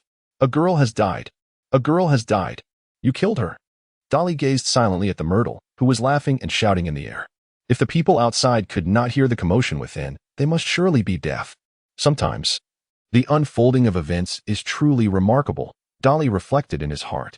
Then, he lowered his voice and said, Hey, Myrtle, she is not dead. She has merely fainted. Dolly shook his head, dismissing the erratic Myrtle. He tapped his wand against his forehead, and then his form vanished into the air like a chameleon. The disillusionment charm, though he had no confidence in deceiving the ghost or Professor Dumbledore, at least spared him from the piercing gaze of hundreds of eyes. Upon hearing Darley's words, Myrtle's laughter gradually faded. She gazed vacantly at Darley, who was retreating into the corner. How could it be? How could she still be alive?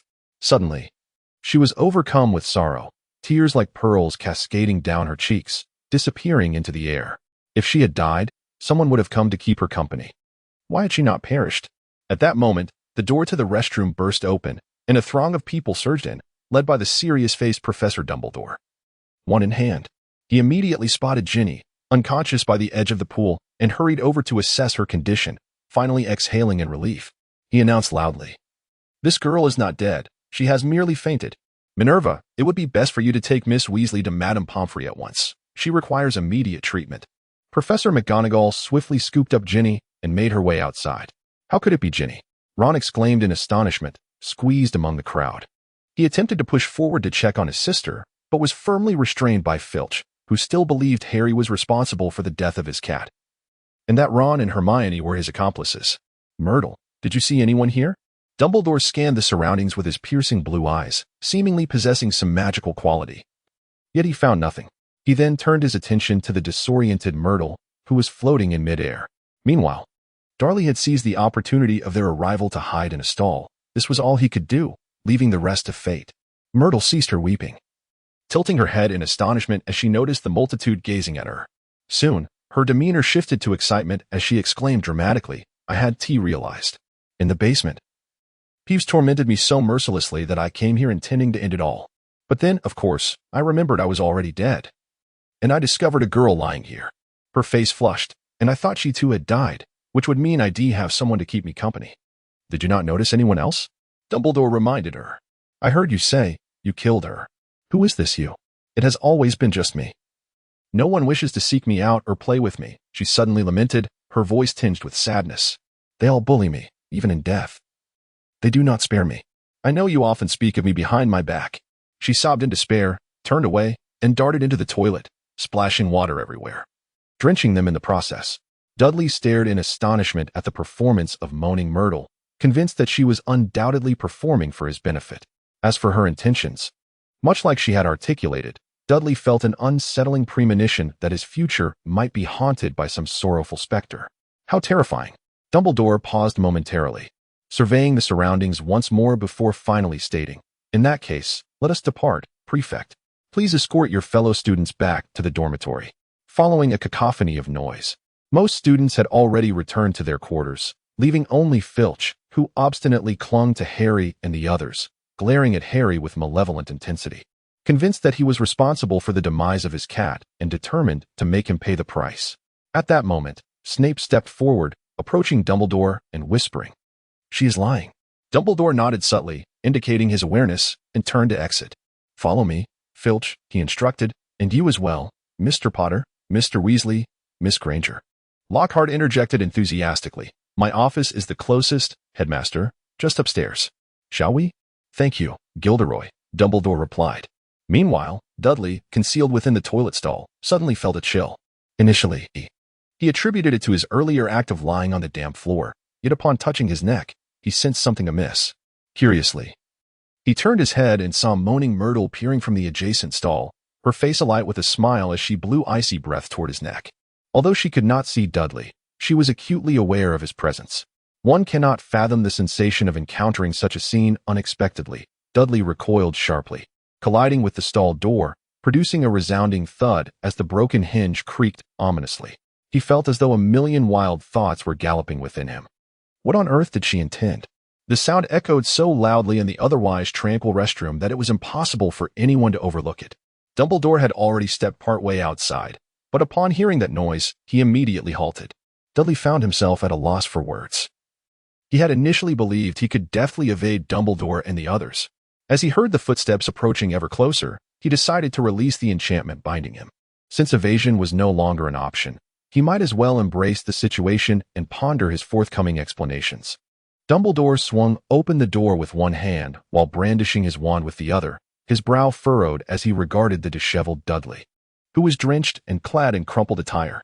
Meanwhile, the troublemaking Myrtle had already scuttled back into the toilet at the very moment Dumbledore opened the door. "Good evening, Headmaster."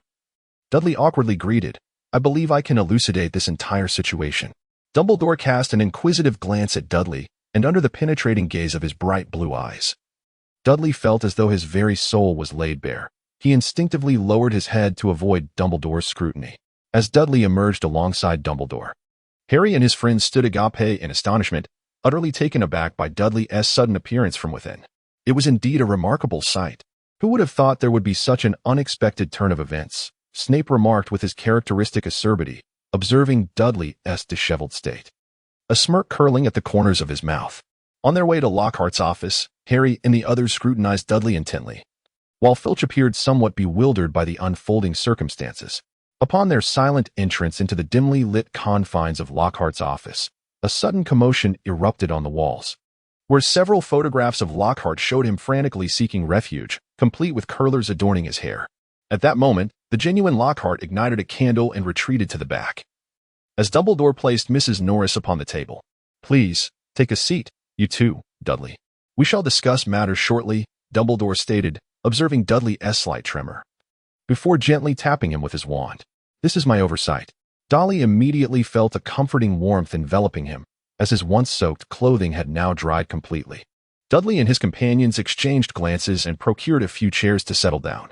Initially, Harry harbored concerns about being misunderstood by the professors, uncertain of how to articulate his defense. However, it seemed he had shifted away from the eye of the storm. The room was enveloped in a peculiar atmosphere, and as Dumbledore examined Mrs. Norris, the only sound apart from Filch's occasional soft sob was Gilderoy Lockhart's incessant prattling about his myriad encounters. "This cat is not dead," Dumbledore interjected. "It has merely been petrified, though the specifics of how this occurred elude me." "Oh, I concur," Lockhart replied, yet no one paid heed to him. "My cat. She is not dead?" Filch ceased his weeping, gazing at Mrs. Norris upon the table. "Then there is hope." Dumbledore assured him, "Madam Sprout recently acquired some mandrakes. I believe once they mature, I shall possess a potion capable of restoring her to life." "I shall concoct it," Lockhart insisted. "I have brewed it at least 100 times, I could prepare the Mandrake Revival Potion in my sleep. Excuse me, Snape coldly interjected. I believe I am the potions master of this institution. Following a moment of awkward silence, Dumbledore addressed the group, turning to Dudley and his friends. Now that the matter of the cat is settled, let us discuss the issue concerning Ginny. Harry, Ron, and Hermione eagerly recounted their attendance at nearly Headless Nick's death day party. Though Harry omitted the horrifying sounds he had overheard, Dumbledore accepted their narrative, and ultimately, they all turned their gazes towards Dudley. While they did not believe that Ginny had been incapacitated by Dudley, it was evident that he, having concealed himself in that restroom, must possess some knowledge regarding the matter, especially in light of the suspicious markings upon the walls. Dumbledore remained silent for a moment. Having been discovered, there was little advantage in playing mind games before him. During the journey, he had already made his decision. At that moment, Professor McGonagall also entered, bringing news of Ginny's safety, which elicited a great sigh of relief from Ron. Dudley cleared his throat, revealing that the inscriptions were penned by Ginny. His words struck them with astonishment. Ron attempted to speak, yet was restrained by Hermione. However, I cannot be certain that it was indeed Ginny. I suspect it is more likely that she is under the influence of some dark force, Dudley continued, entirely oblivious to the gravity of his revelations. Moreover, the Chamber of Secrets has undeniably been opened. I witnessed it with my own eyes. If what I saw was indeed the chamber, I saw Ginny writing something on the wall from a distance in the corridor, accompanied by a long, nearly invisible green serpent, approximately 40 to 50 feet in length. Harry and the others gasped in shock, and Dumbledore's gaze turned steely. If Dudley was not lying, then the students of the school were in grave peril. Derry continued, saying, later, I heard a flurry of hurried footsteps approaching, presumably belonging to Harry and his companions. The enormous serpent stirred at the sound, darting swiftly into the lavatory, with Ginny following closely behind. In that moment, I made a rather audacious decision, before the others arrived. I too dashed inside. Mr. Dudley, if what you say is true, your actions are exceedingly reckless, Professor McGonagall reproached from the side, still unconvinced by Derry's account. Who could believe that a serpent measuring 40 to 50 feet could roam the castle unnoticed? Darley smiled at Professor McGonagall. Regardless of the circumstances, Ginny was Ron's beloved sister, and he simply could not walk away. Mr. Dudley, could you provide an accurate description of the serpent? Dumbledore interjected suddenly.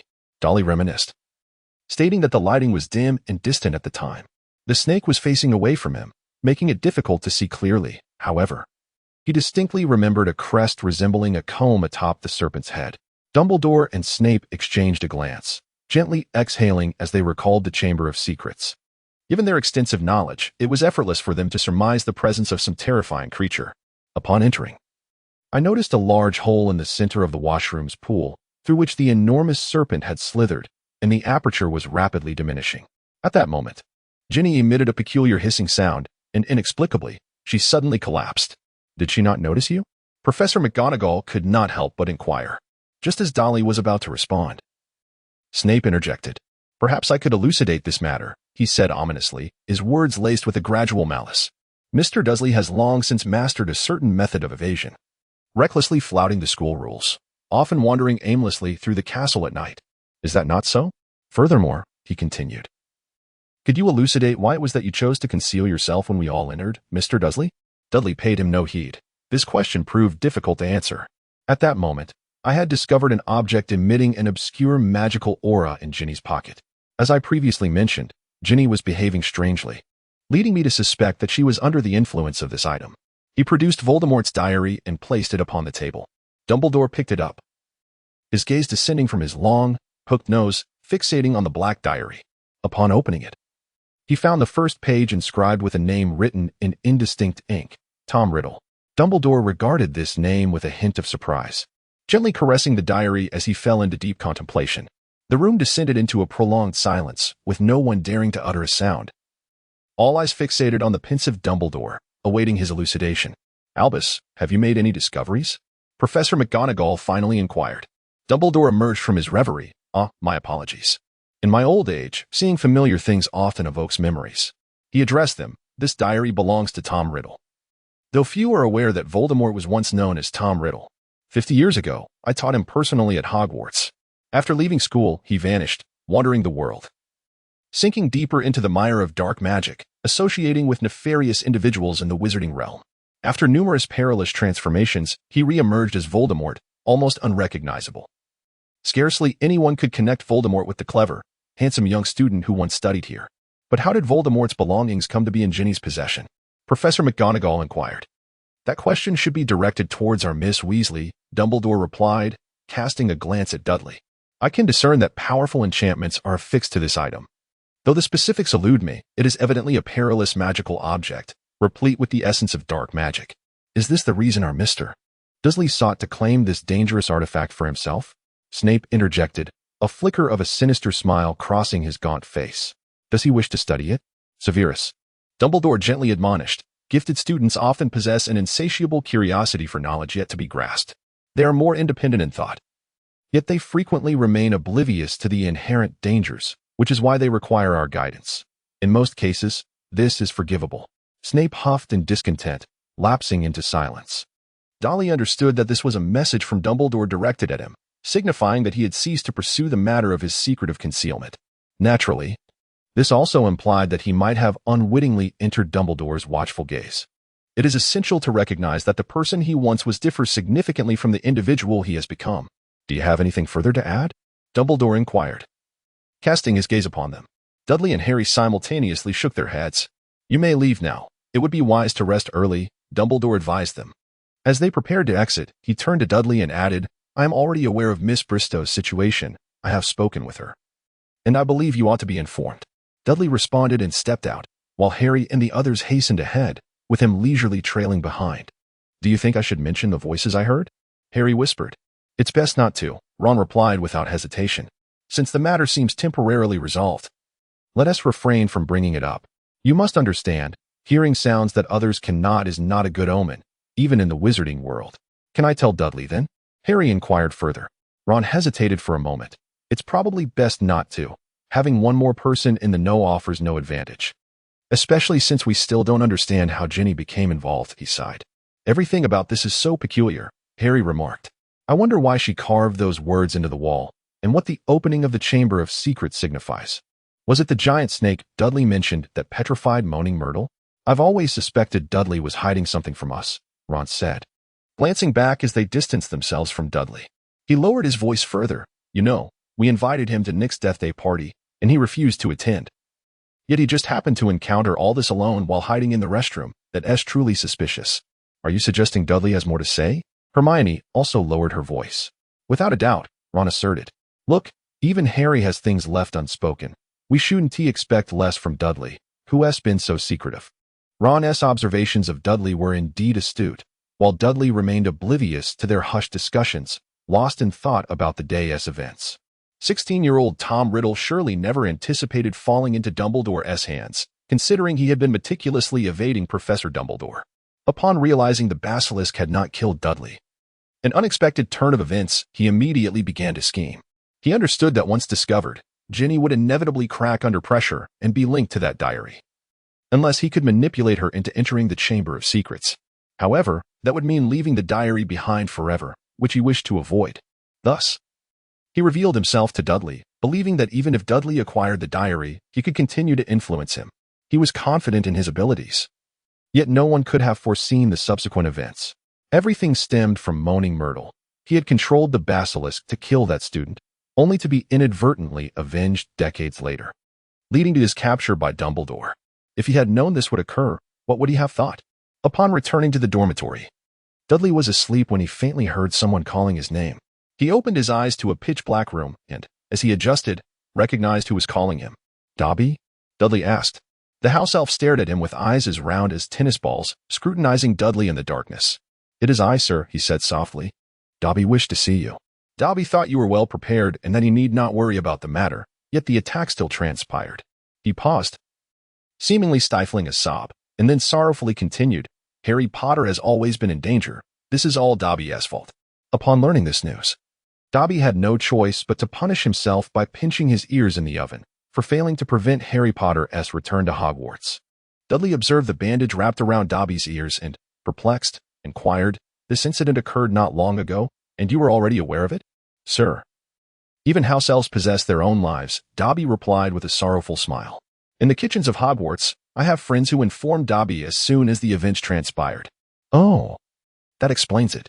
Dobby, listen to me. The matter has been resolved. Professor Dumbledore, no, no, sir. Dobby fervently shook his head, his large ears flapping, interrupting Dudley's words. Dobby can no longer place his trust in what you say, sir. Dobby must protect Harry Potter in his own way. He must return home, if you are willing. It would be best for you to leave as well. Dudley had more to say, yet all he heard was Dobby bidding farewell, goodbye, sir. Shortly thereafter, a faint explosion echoed, and Dobby had vanished. As Dudley reflected upon Dobby's words, a sense of foreboding washed over him, suggesting that Harry was once again destined for misfortune. The following day, when Ginny awoke, she discovered through inquiry that she retained no memories of the events that had transpired. Not a single recollection of that time lingered in her mind. Upon learning that the diary she frequently used was an object imbued with dark magic, she was horrified.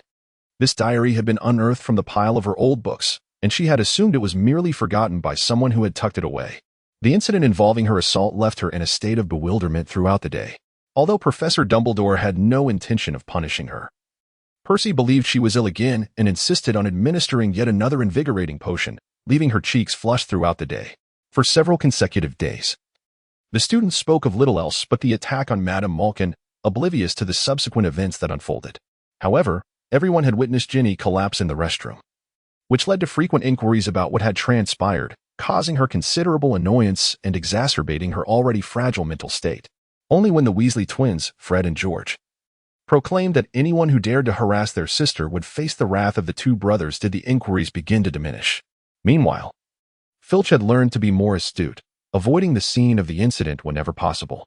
He had indeed heard of the serpent lurking a considerable distance away and doubted his ability to confront it. Nevertheless, this did not deter him from venting his frustrations regarding his petrified cat upon the students. He often concealed himself in the corridors, suddenly pouncing on unsuspecting students, concocting various excuses to punish them for perceived transgressions, such as their breathing being too loud or their expressions too jovial. For several days, Dudley managed to be unusually compliant, refraining from venturing out at night and adhering to a regular sleep schedule. He had no desire to provoke other sensitive nerves at such a precarious time. However, the true focal point of the invisible storm among the students was none other than Harry. The consensus among them was that Harry was the heir responsible for opening the Chamber of Secrets, employing some nefarious means to orchestrate the recent attacks. Consequently, some young wizards without magical lineage would flee at the mere sight of him, fearing they might be the next targets. This was particularly true for Justin Finch Fletchley, Dudley's dormitory mate, who harbored an intense dread of Harry. As a result of Harry's presence, Justin had ceased all communication with Dudley, resembling a frightened bird, startled by even the slightest mention of Harry. Days later, the complete legend of the Chamber of Secrets finally circulated, as recounted by Professor Binns in class.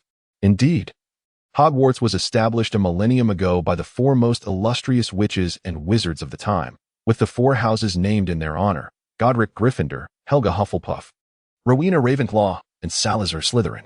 In the initial years, the founders collaborated harmoniously, scouring the land for young individuals exhibiting magical potential to nurture within the castle's walls. However, as time progressed, rifts began to emerge among them, with the divide between Slytherin and the others growing increasingly pronounced. Slytherin advocated for a more discerning selection process for Hogwarts students, believing that magical education should be reserved solely for those from pureblood families. He was loath to accept wizards from Muggle backgrounds, deeming them unreliable. After some time, a fierce argument erupted between Slytherin and Gryffindor over this issue, culminating in Slytherin's departure from the school. Yet, these stark facts were overshadowed by a peculiar legend surrounding the Chamber of Secrets, which suggested that Slytherin had constructed a hidden chamber within the castle, unbeknownst to the other founders. According to this tale, Slytherin sealed the chamber upon his departure, ensuring that no one could access it until his true heir arrived at the school. Only that heir could unlock the chamber and unleash its terrifying contents, purging the school of all those unworthy of studying magic. Although Professor Binns repeatedly insisted that this was mere nonsense, it was evident that the students were far more inclined to believe in such legends. Darryl was well aware of the existence of the hidden chamber and the terrifying entity it housed. However, he scoffed at certain aspects of the legend surrounding it.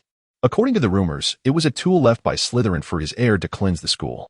Clearly, if one were to comprehend the true nature of the creature within, such assertions would be utterly unfounded. How many lives could a basilisk truly claim?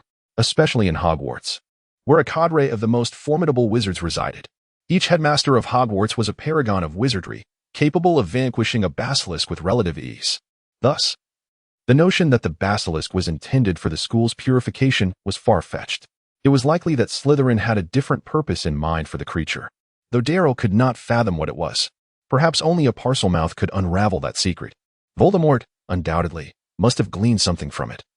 Yet he chose to adhere to the narrative, utilizing the basilisk as a tool to instill fear and eliminate Muggle students. This choice was almost devoid of meaning, and only someone of Voldemort's inherently malevolent nature could derive any semblance of pleasure from it. On Saturday, the first Quidditch match of the term was upon them, Gryffindor versus Slytherin. The jubilant atmosphere alleviated the rumors and panic circulating within the castle, as everything seemed to revert to its former state. Enthusiastic discussions erupted regarding who would prevail. Slytherin soared on the finest broomsticks money could buy, while Harry had already proven his prowess in previous matches. Capturing the Golden Snitch would yield 150 points, a critical factor for victory. As the clock approached 11, the entire school made its way to the Quidditch pitch, the air thick and humid, punctuated by distant rumbles of thunder. When the Quidditch players from both teams took to the field, they were met with resounding cheers. Madam Hooch, the referee, instructed Flint and Wood to shake hands, their glares filled with unspoken threats as they gripped each other's hands tightly. The match commenced with fervor. Slytherin exhibited incredible speed, while Gryffindor's players were largely equipped with outdated clean sweep sevens, lagging at least 2 tiers behind their opponents. This disparity rendered them incapable of seizing the initiative, trailing helplessly as Slytherin scored rapidly. High above in the leaden sky, Harry soared higher than all the other players, squinting as he scanned for the elusive Golden Snitch. Malfoy darted around him like an arrow, taunting him in a display of broomstick prowess. Harry had no time to respond, and at that moment, a heavy bludger hurtled towards him. He narrowly evaded it, feeling the rush of air as it zipped past his head. "Close call, Harry," George called out, whizzing past him with his bat, striking the bludger hard towards Dean Thomas. Yet, mid-flight, the bludger veered back and charged at Harry again. He had to accelerate to avoid it, but the bludger seemed fixated on him, circling relentlessly. Fred and George had to hover near Harry, safeguarding him from the potential devastation of the rogue ball. Gryffindor was trailing, Slytherin leading 60-0. If Harry did not capture the Golden Snitch soon, the gap would only widen. Fortunately, rain began to fall, and Wood's rigorous training regimen in all-weather conditions began to pay off. The pampered Slytherin players struggled to adapt. Their scoring rate diminished. However, Harry's situation did not improve.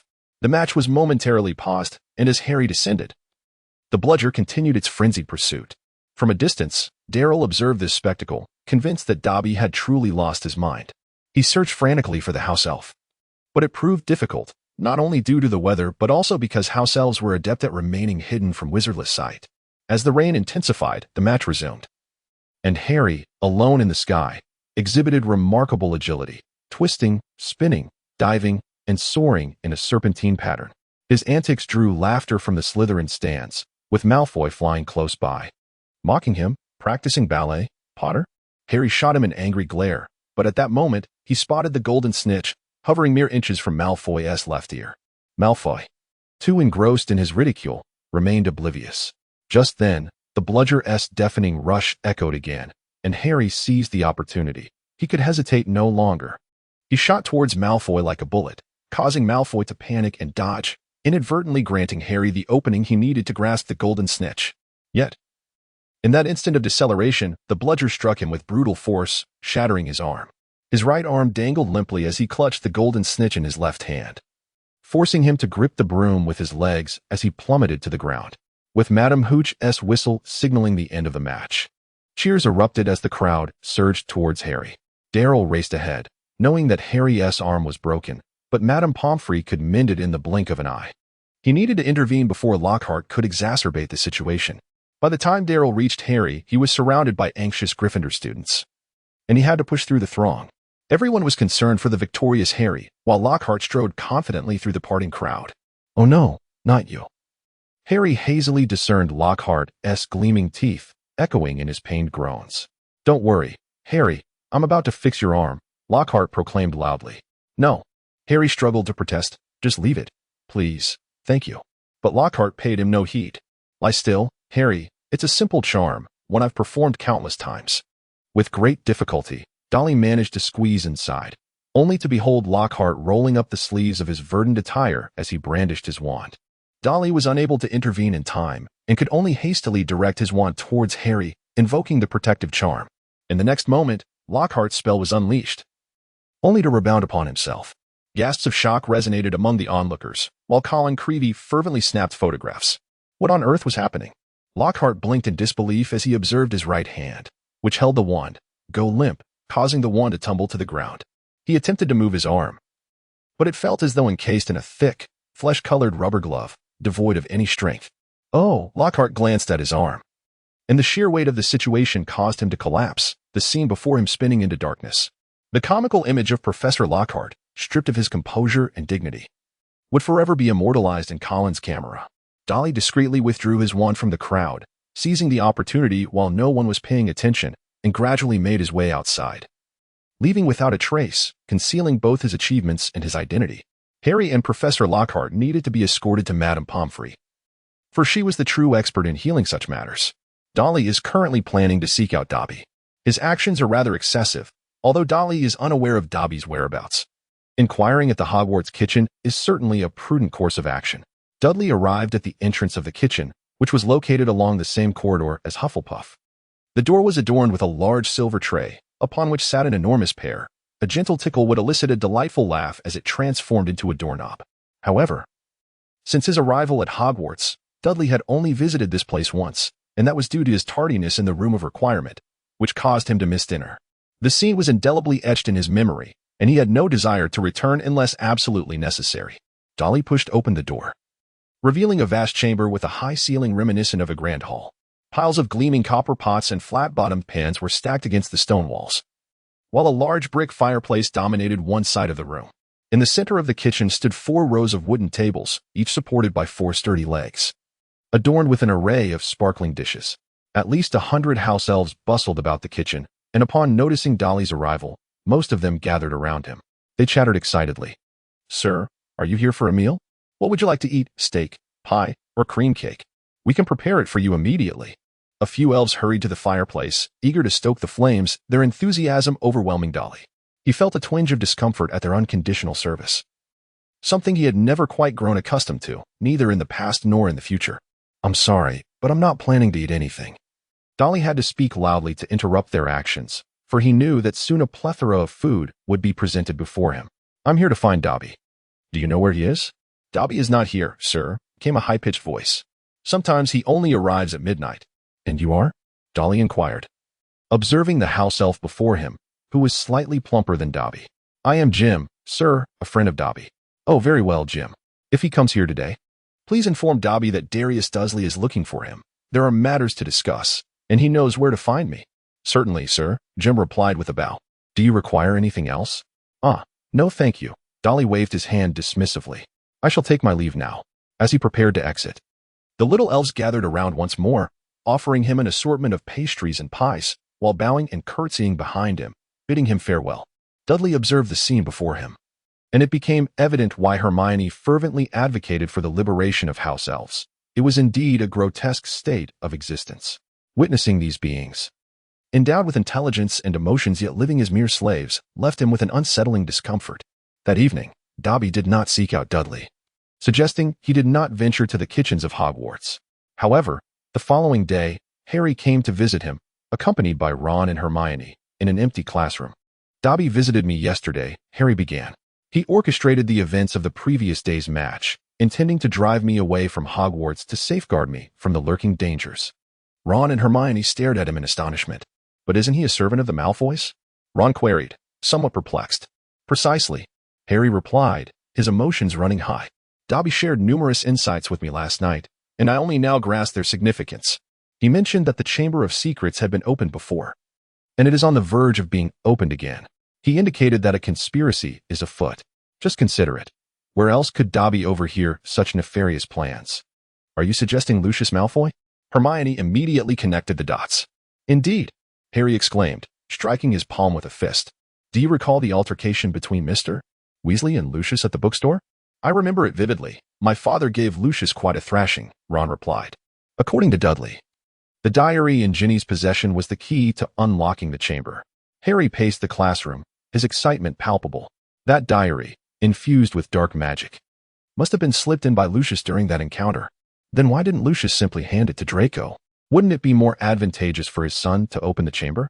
Ron posed a valid question. Considering the diary is steeped in dark magic, it undoubtedly harbors significant risks. Does it not? Hermione interjected swiftly. Exactly, Harry affirmed. This entire scheme has Lucius's fingerprints all over it. No wonder Draco was so smug following the attacks. He must be aware of the situation. Should we inform Professor Dumbledore about this?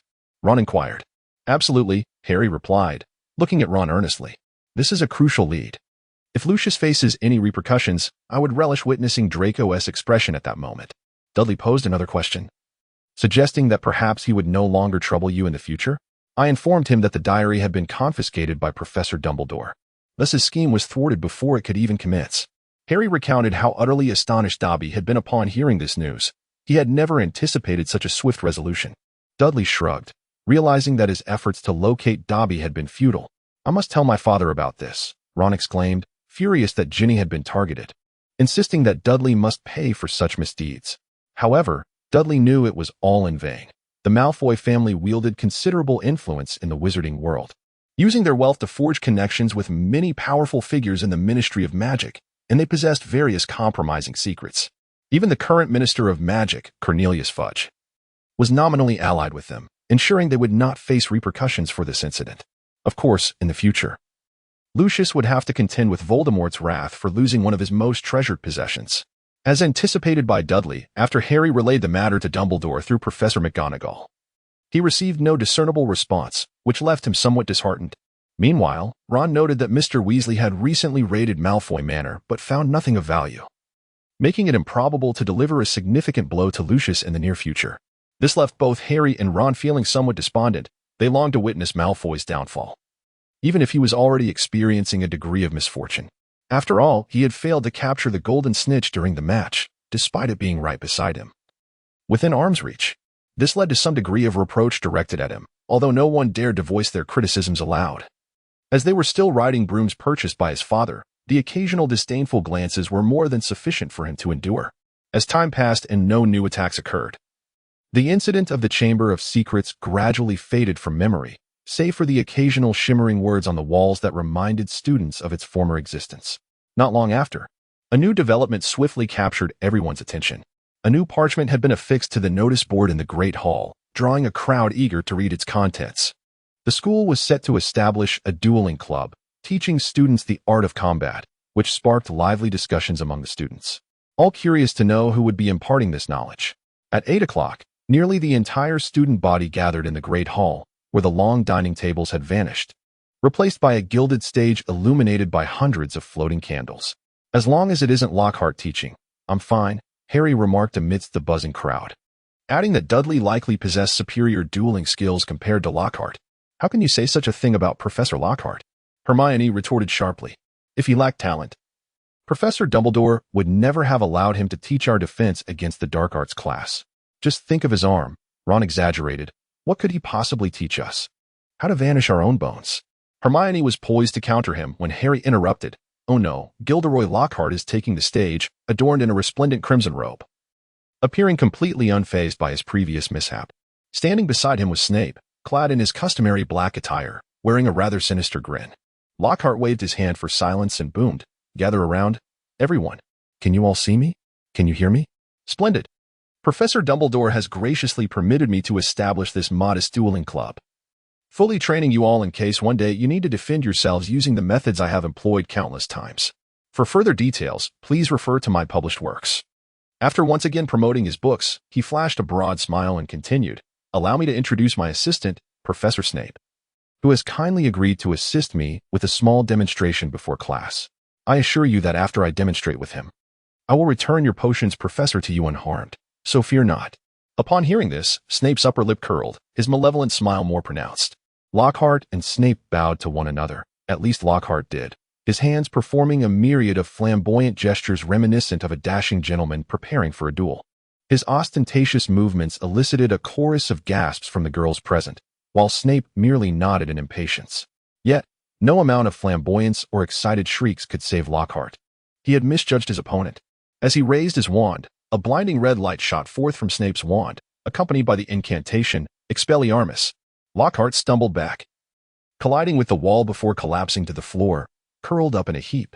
Once he managed to regain his footing, his hat had fallen off, leaving his wavy hair standing on end. I believe everyone witnessed that. He wobbled back onto the stage. That was the disarming charm. As you can see, I lost my wand. Thank you, Miss Brown, he said, taking back his wand. He didn't just lose his wand, Ron interjected, he was sent flying. Indeed, Professor Snape. What a brilliant choice it was to teach them that spell. However, I must say, your intent to use it was quite apparent. Had I wished to stop you, it would have been effortless. I think it would be beneficial for them to witness it. Snape's expression darkened with menace, and Lockhart, sensing the tension, quickly added, the demonstration ends here. Now I will come among you to pair you up. Professor Snape, if you would be so kind to assist me. He wove through the crowd, pairing students, but Snape went directly to Harry and Ron, smirking. The dream team should be broken up. I think, Weasley, you can partner with Finnegan, and as for you, Potter. Harry instinctively moved closer to Hermione. I don't think so, Snape replied, his icy smile unwavering. Malfoy, come here. Let us see the prowess of the illustrious Harry Potter. And you, Miss Granger, may pair with Miss Millicent. Raise your wands and be prepared, Lockhart bellowed. We will begin on the count of 3, using only Expelliarmus, understood? I do not wish for any accidents. As Lockhart recited the 3 numbers and declared the duel to commence, chaos erupted instantaneously. His voice was drowned out by the clamor, and though many muttered spells of disarmament, their wands unleashed an array of unpredictable enchantments. A cloud of green mist enveloped the hall, causing Neville and Justin to collapse. Breathless, Millicent trapped Hermione's head under her arm, their wands strewn on the floor, while Miss Fawcett's arm bled profusely. Lockhart leaped about the crowd, shouting ineffectually. In a state of panic, he positioned himself at the center of the stage, declaring, I believe it is best to demonstrate how to counteract hostile magic. However, upon glancing at Snape, whose dark eyes gleamed with a cold light, he quickly averted his gaze. Could we have a pair volunteer for a demonstration? How about Longbottom and Finnegan? They appear to be the most composed duo. That is not a wise suggestion, Professor Lockhart. Snape glided to the center stage like a great bat.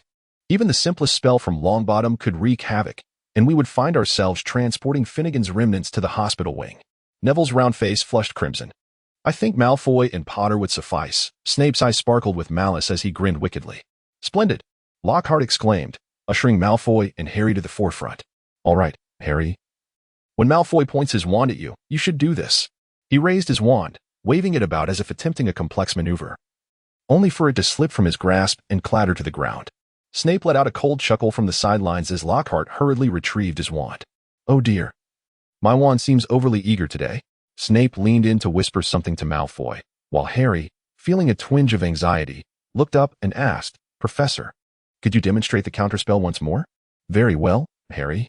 Once the duel begins, simply follow my earlier instructions. Lockhart cheerfully patted Harry's shoulder. What? Drop my wand? But Lockhart paid no heed to his protest. Harry found himself yearning for Dudley. He was certain his cousin would know how to assist him, possessing a repertoire of spells.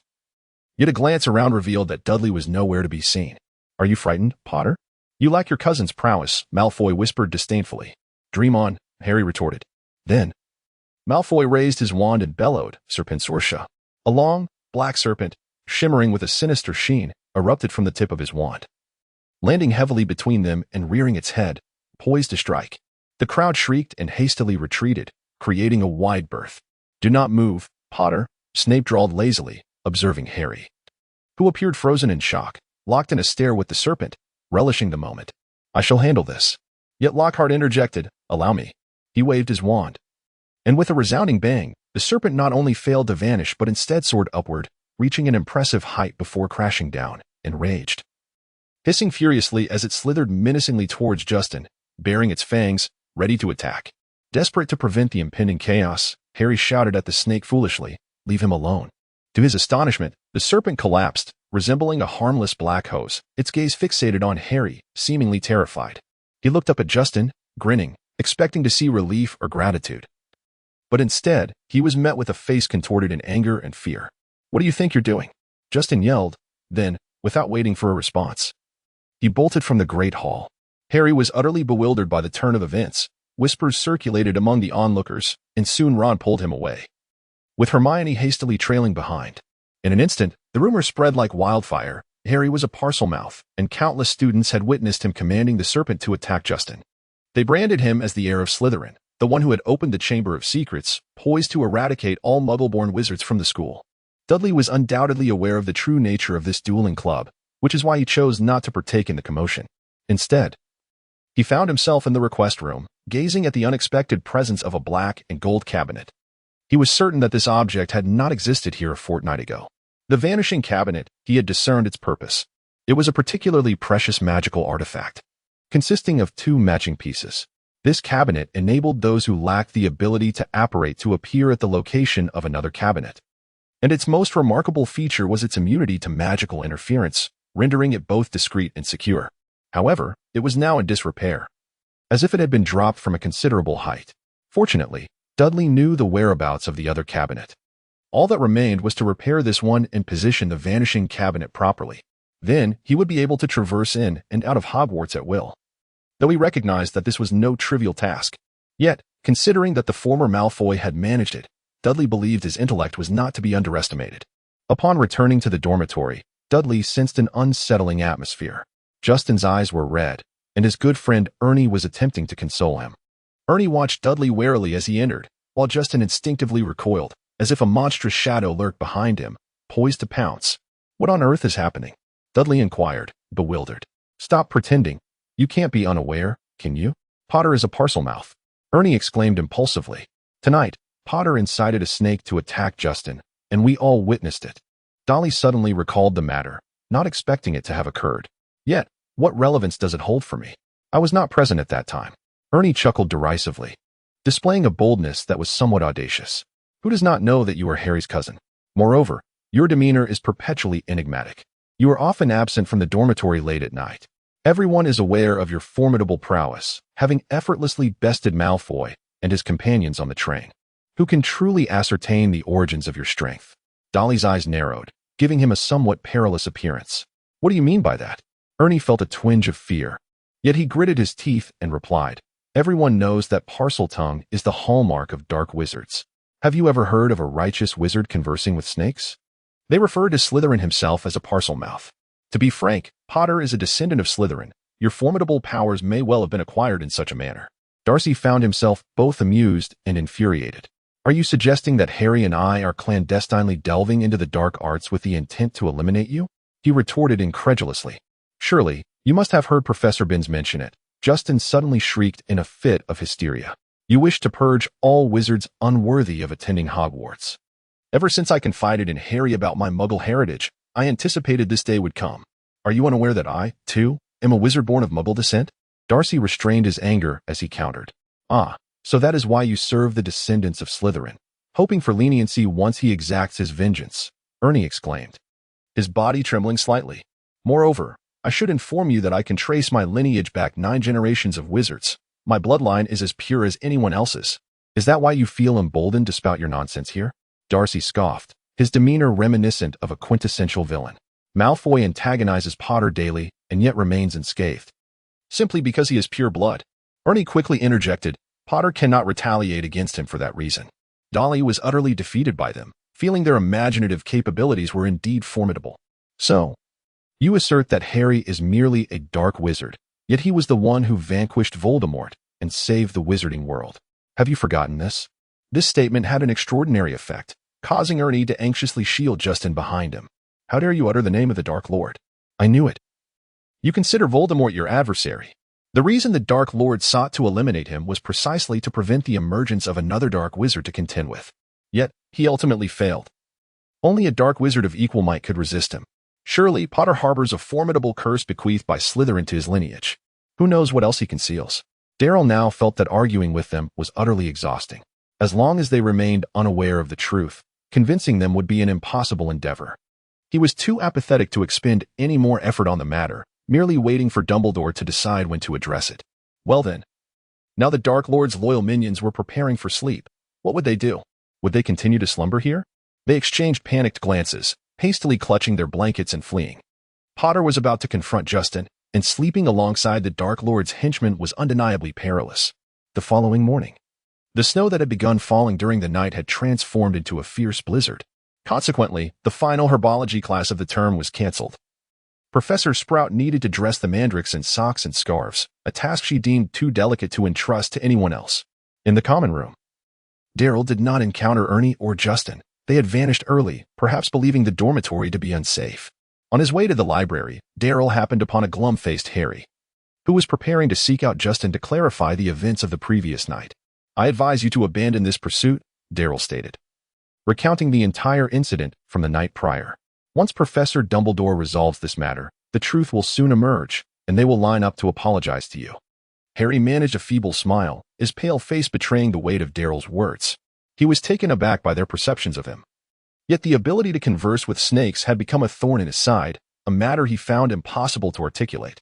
Dumbledore was aware of the whole truth, and Harry was eager for the headmaster to act swiftly to restore his innocence. The sky outside was completely shrouded in thick, gray snowflakes, rendering the castle significantly gloomier than usual. "So, you're not planning to return home for Christmas this year?" Daryl inquired suddenly, as a gust of wind swept through the loose window, accompanied by snowflakes sharp as blades. "Ron, Hermione, and I have already decided not to go back," Harry replied. "Neither did I intend to leave," Daryl admitted, sensing that Dumbledore might take advantage of the Christmas break to resolve the Chamber of Secrets, especially now that they had a Parseltongue to assist. "Eily isn't planning to return either. I actually think it's a good thing. The castle is safer, after all." Harry's attention shifted. He felt a kinship with the girl who shared his plight. "Are you saying there are still wizards out there seeking trouble with Eily?" "That is uncertain," Daryl replied, his tone laced with concern. He recalled the organization known as the Raven's Claw and wondered why they would relent. And what of Dumbledore? Did he possess knowledge that eluded others? There was little that could remain concealed from the wizarding world's most astute headmaster. The term finally concluded in an atmosphere of peculiar tension, and everyone eagerly boarded the Hogwarts Express. Although no new attacks had occurred, many believed Harry was merely lying low, perhaps conspiring with the toothy servant lurking in the Chamber of Secrets. It seemed that Ernie's theories had circulated among the Hufflepuffs, leading to Daryl's isolation, though he was indifferent. It was disheartening to see everyone quickly avoid him, as if he were a pariah. Now, Daryl had boarded the Hogwarts Express back to London. Perhaps due to this, he found himself enjoying the privileges of a solitary compartment. The moment any student caught sight of him, they would hastily retreat, even those unfamiliar with him, who would quickly turn away in panic, as if fearing his notice. Just as the train was about to depart, someone finally pulled open the compartment door. "May I sit here?" a dazed voice inquired. Dolly had yet to respond when she took a seat opposite him. Without the need for an introduction, Dolly immediately recognized the young lady Luna Lovegood. She possessed a cascade of long hair interwoven with shades of golden brown, and her eyebrows were remarkably light in hue. Adorning her neck was a necklace crafted from corks of butterbeer, while her ears were embellished with peculiar carrot-shaped earrings. Darcy looked at her with great interest. This girl was indeed impressive. However, she clearly had no desire to engage in conversation with him. As soon as she sat down, she raised a magazine high above her face, the title of which was singing in dissonance. "Aren't you afraid of me?" Darcy inquired, addressing the magazine. The layout on the cover was utterly chaotic, with some words requiring an upside-down glance to decipher. Luna's eyes emerged from above the magazine, their hue equally pale, seemingly shimmering with a silvery glow. "I do not know who you are. Why should I be afraid of you?" she replied. "Oh. Do you not care about the rumors circulating in school? Harry Potter is a descendant of Slytherin," Darcy chuckled. "I am Harry Potter's cousin, and of course, I am also the chief henchman of this future terrifying dark wizard."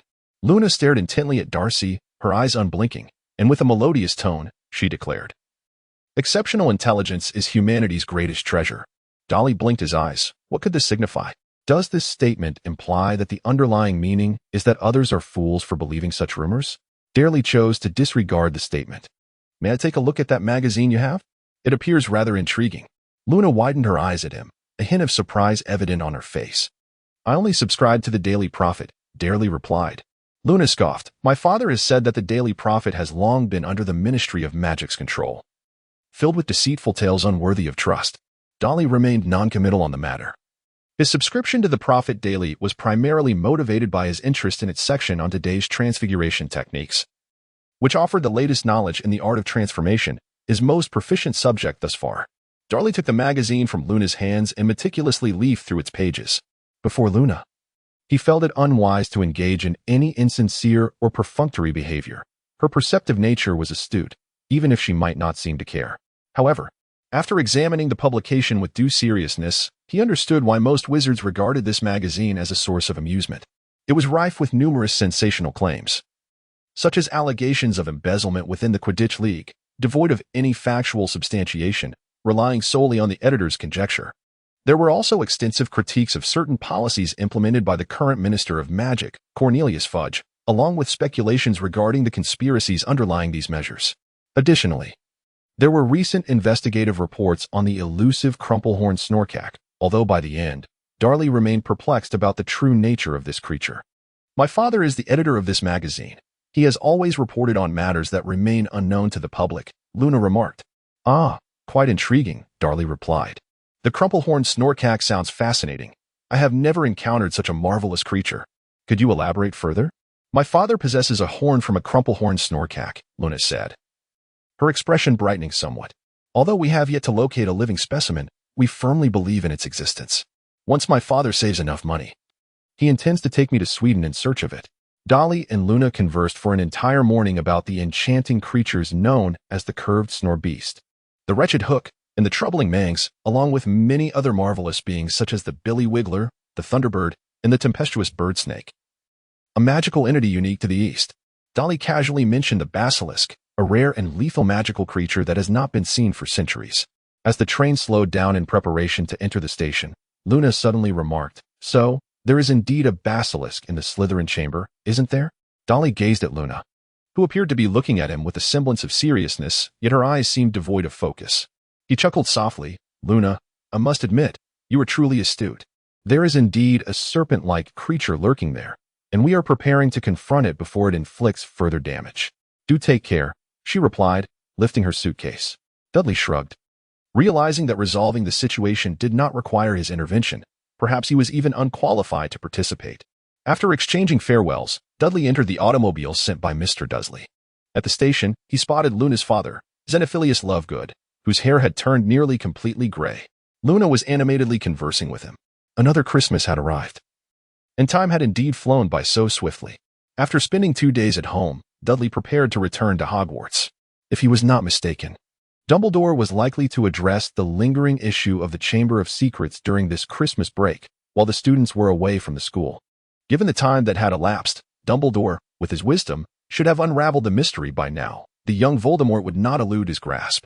Moreover, with a ready source of Parseltongue at hand, all external conditions were in place, and there was no reason to allow the basilisk to continue its reign of terror. Snowflakes continued to fall gracefully from the sky as Dudley, bundled in warm clothing, emerged from the Three Broomsticks fireplace. He had just used flow powder to travel from the Leaky Cauldron in London. Even though Christmas had just passed, the pub was bustling with patrons, most of whom were inebriated and bleary-eyed. Many homeless wizards preferred to linger in crowded places to drink, for solitude has always been one of humanity's greatest adversaries.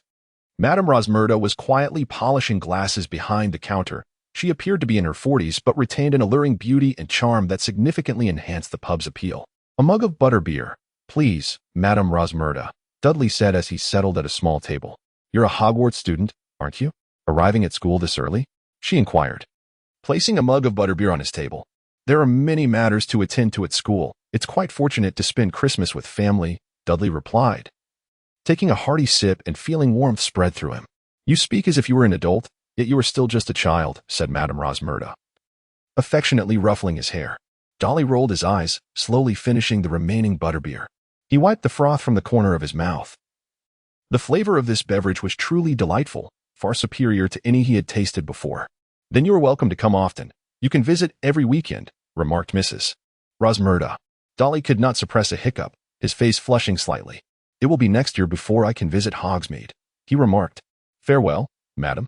He pushed the door open, and a gust of cold wind, mingled with snowflakes, swept inside, prompting a few inebriated wizards to grumble in displeasure. Dudley chuckled softly as he braved the biting wind and snow on his way to school. He wondered whether Professor Dumbledore would permit him to partake in this anticipated endeavor. Witnessing the professor's prowess firsthand would certainly justify the effort he exerted to rush from home. At the entrance of Hogwarts, Dudley stood shivering.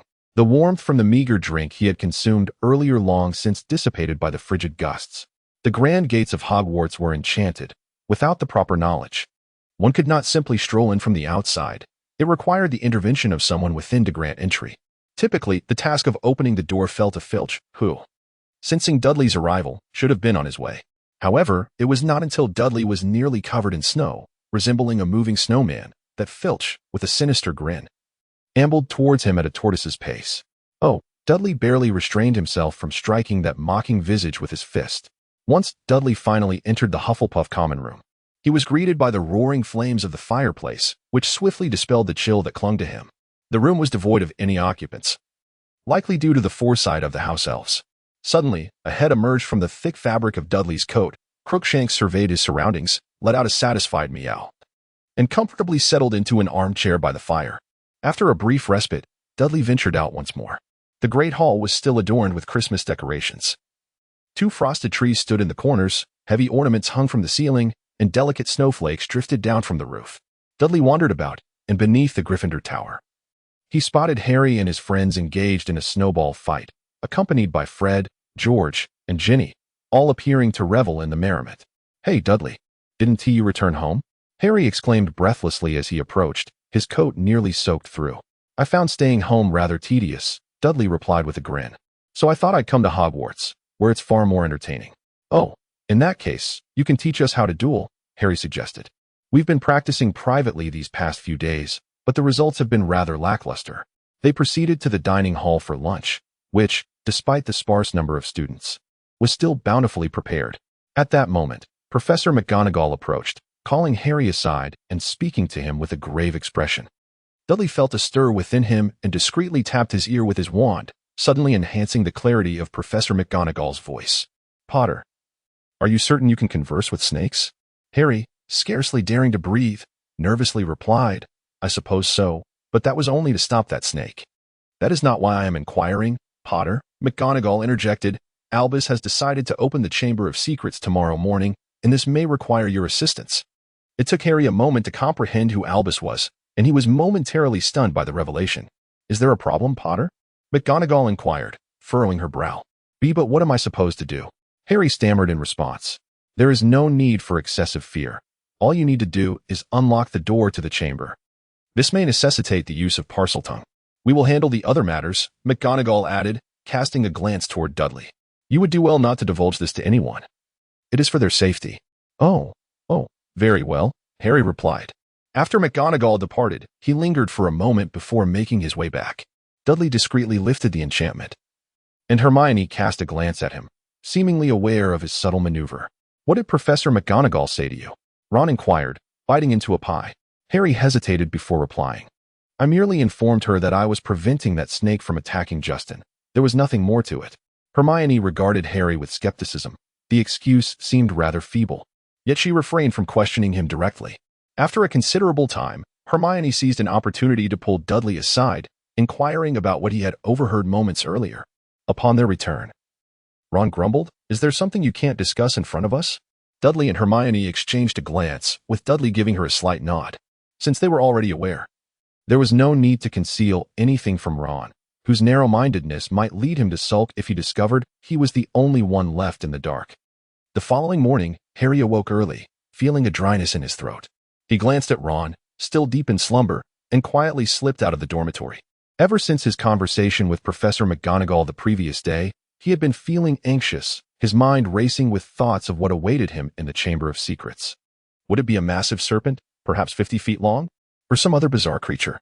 He sensed that he had fallen asleep quite late. "Are you planning to leave us behind?" A voice came from a nearby armchair by the fireplace, startling the already tense Harry. "Hermione?" Harry exclaimed as he saw her rise from behind the armchair. "What are you doing here?" "And me too," Dudley chimed in, standing from another armchair. "I overheard your conversation with Professor McGonagall yesterday. To be honest, I am quite curious about the fabled Chamber of Secrets. But there could be dangers within," Harry exclaimed urgently. "With Professor Dumbledore present, what dangers could we possibly encounter?" The voice from behind surprised Harry again. He turned to see Ron, wide-eyed. "You knew about this too?" "You actually intended to keep this from us," Ron chided, giving Harry a hearty slap on the shoulder. "How could you not tell us about something so significant?" "Let's discuss it on the way," Dudley urged. "We should keep the professors waiting." Outside Moaning Myrtle's lavatory, Professors Dumbledore and McGonagall were already waiting, along with Snape and Filch.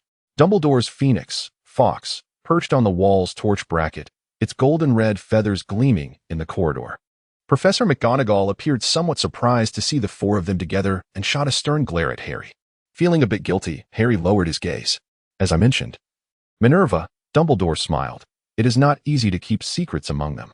Children, I do not oppose your accompanying us, Dumbledore said, a serious expression crossing his face. But you must promise to stay behind us at all times, regardless of what occurs. If you ask me, aside from Potter, the rest are merely burdens and should not be allowed to descend. Snape glowered at them. Enough, Severus. I believe it is beneficial for our outstanding students to gain some experience, Dumbledore replied, pushing open the lavatory door and stepping inside. Snape let out a disdainful huff before following him in.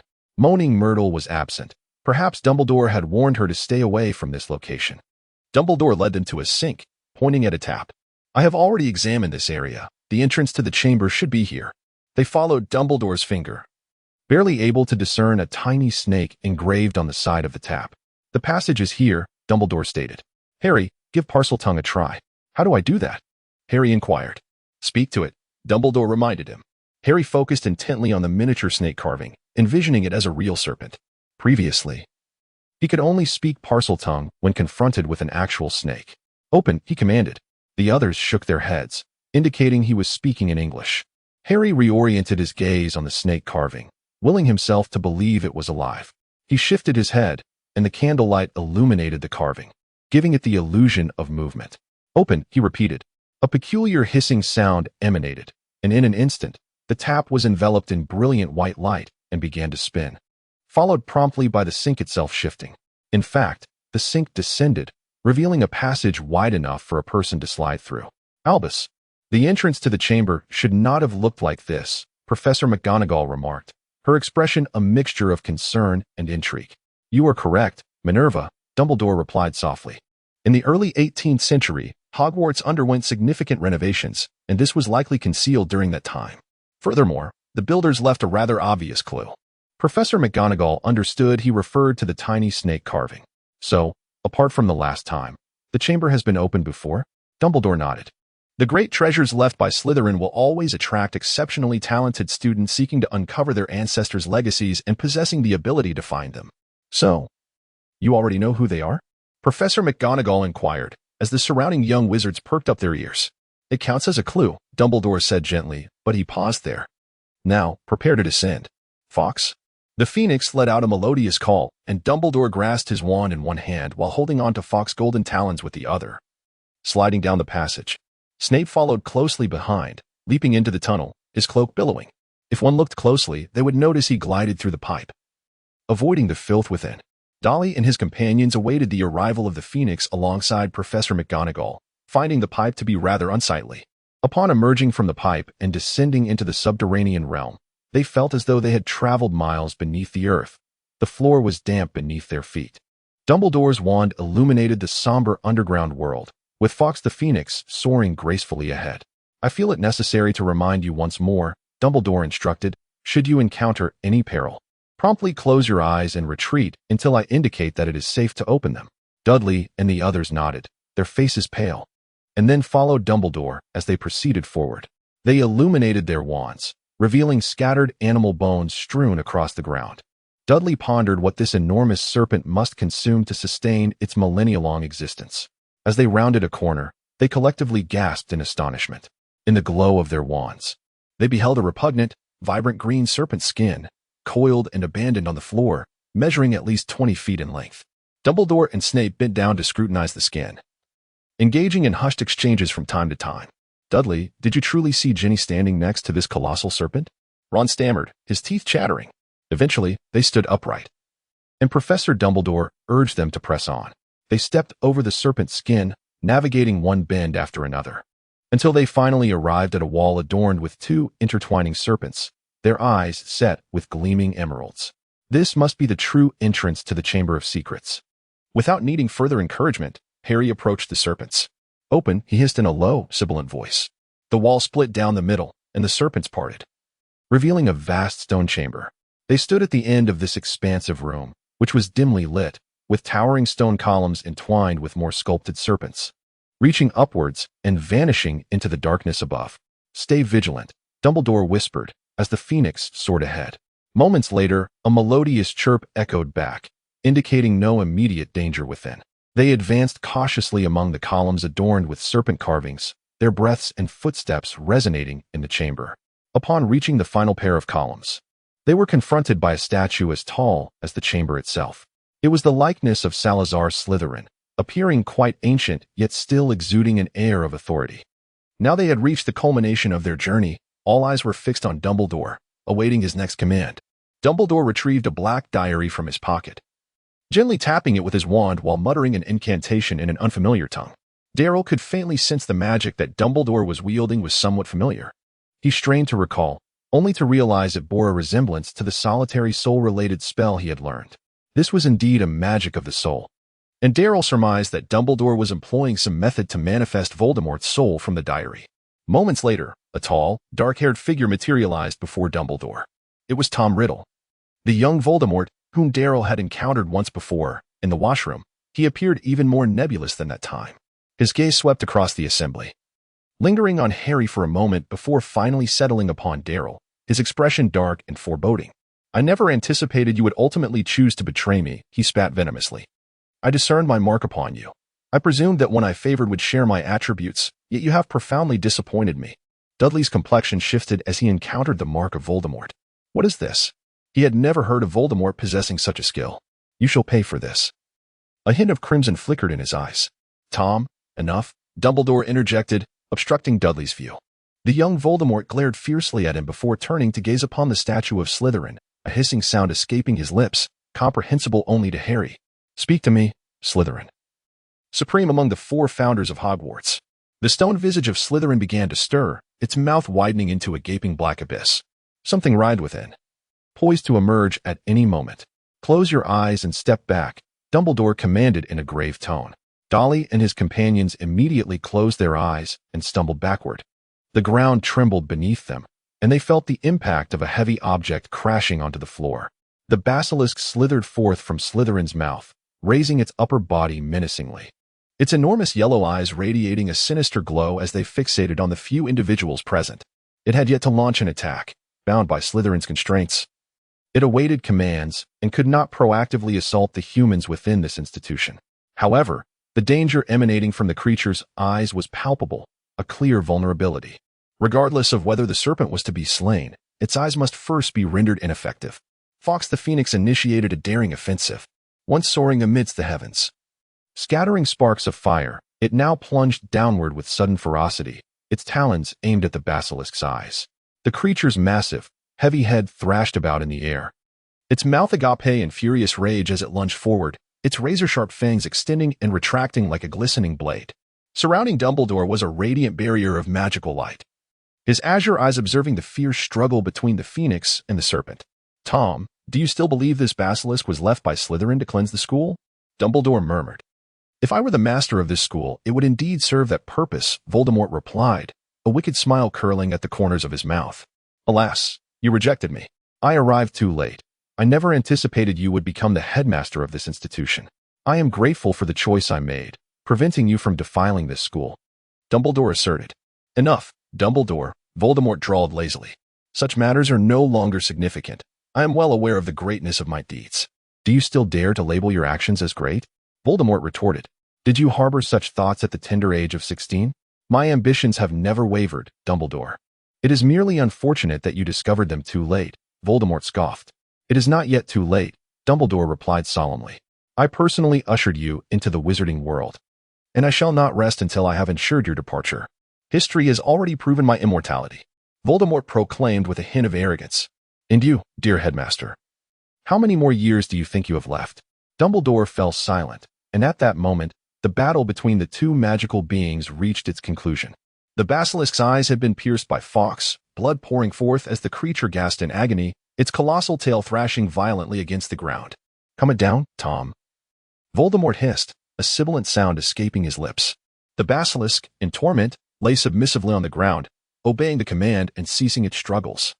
Dahlia and the others had retreated far enough that only when the commotion subsided did they slowly approach under Professor McGonagall's guidance. "I have long been perplexed," whispered Dumbledore, "by the means of your creation. although I have always believed you to be the most astute of students. I never anticipated you would master such dark magic at this tender age. Do you truly expect me to divulge this to you?" Voldemort replied with an insidious grin, casting his gaze upon the serpent lying lifeless on the ground. While Slytherin was indeed formidable, he too could not escape death.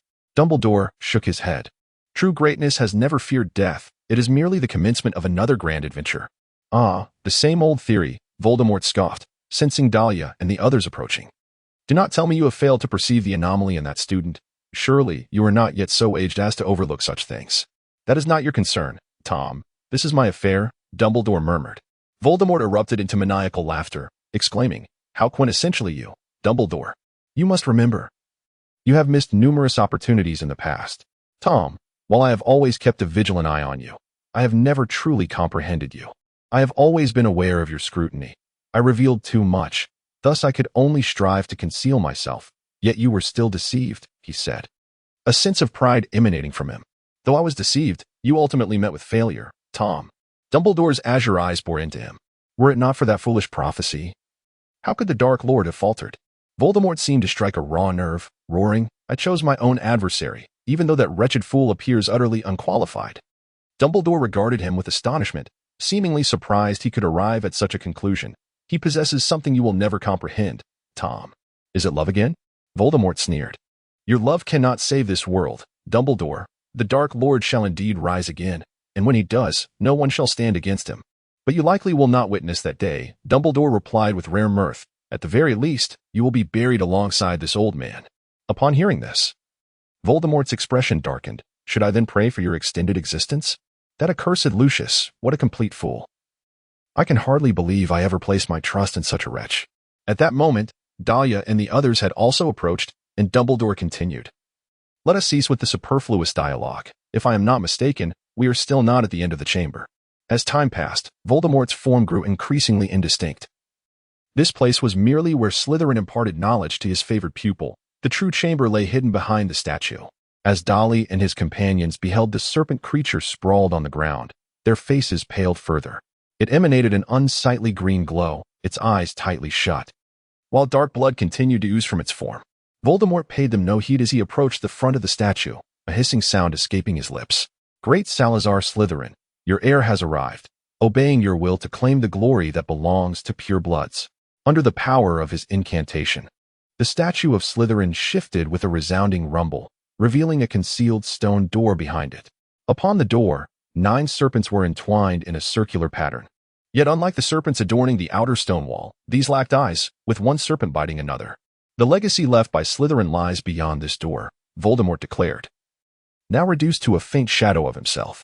"When I first arrived here, I was exhilarated, believing that I alone could reach this place as Slytherin's sole heir.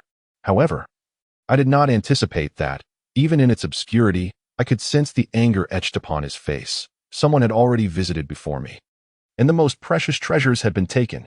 "The most precious treasures?" The group pondered Voldemort's words, speculating on what could warrant such significance from him. He glided to the stone door, his hissing voice resonating. "Open," he commanded. One by one, the 9 entwined serpents released their grip, gradually revealing an opening in the stone door, wide enough for an adult to pass through.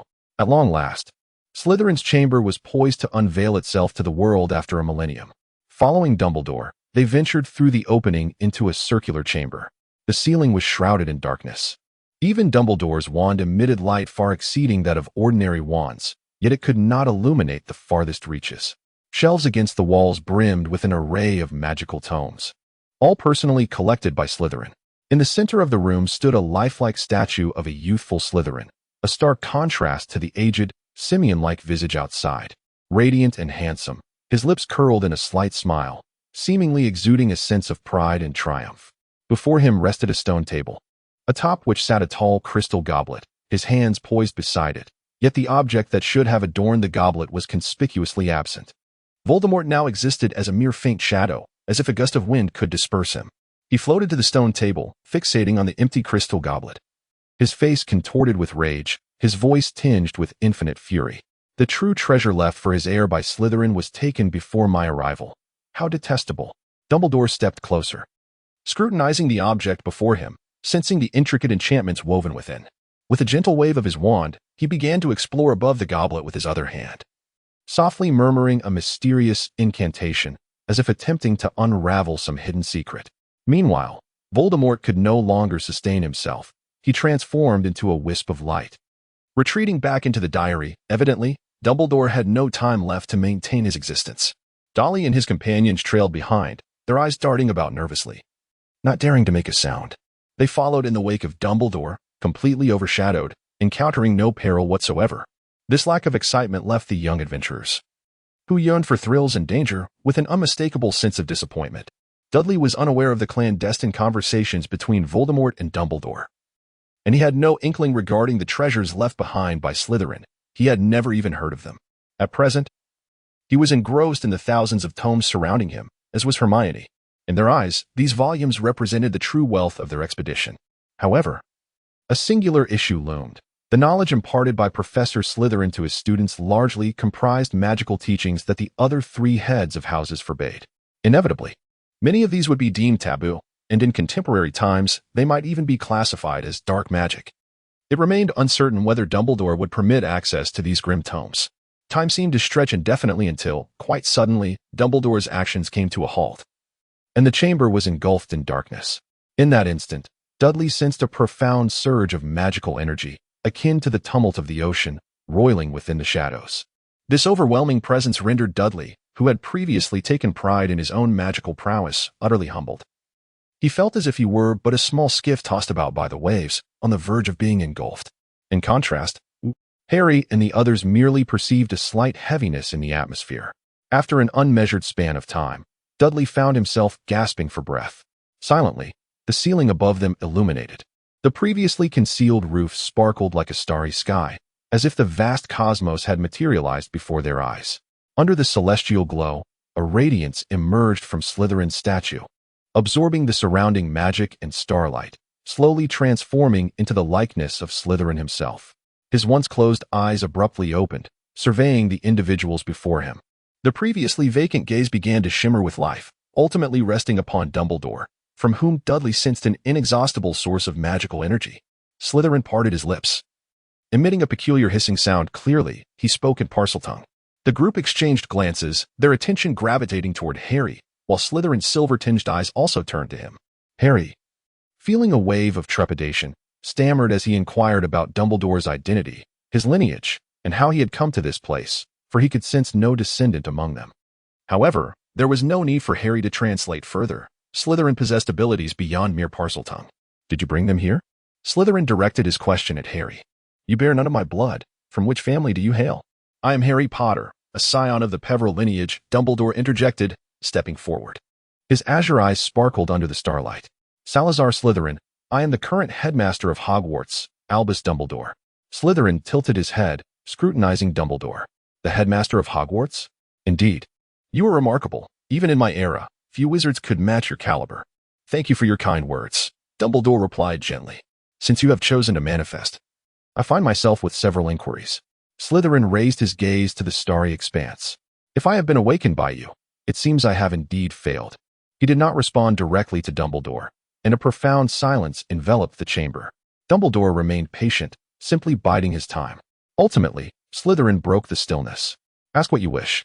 Though time is fleeting, I too have a question for you. Is the method of creating Horcruxes what you sought to learn from me? Slytherin cast a surprised glance at him, taken aback by the inquiry.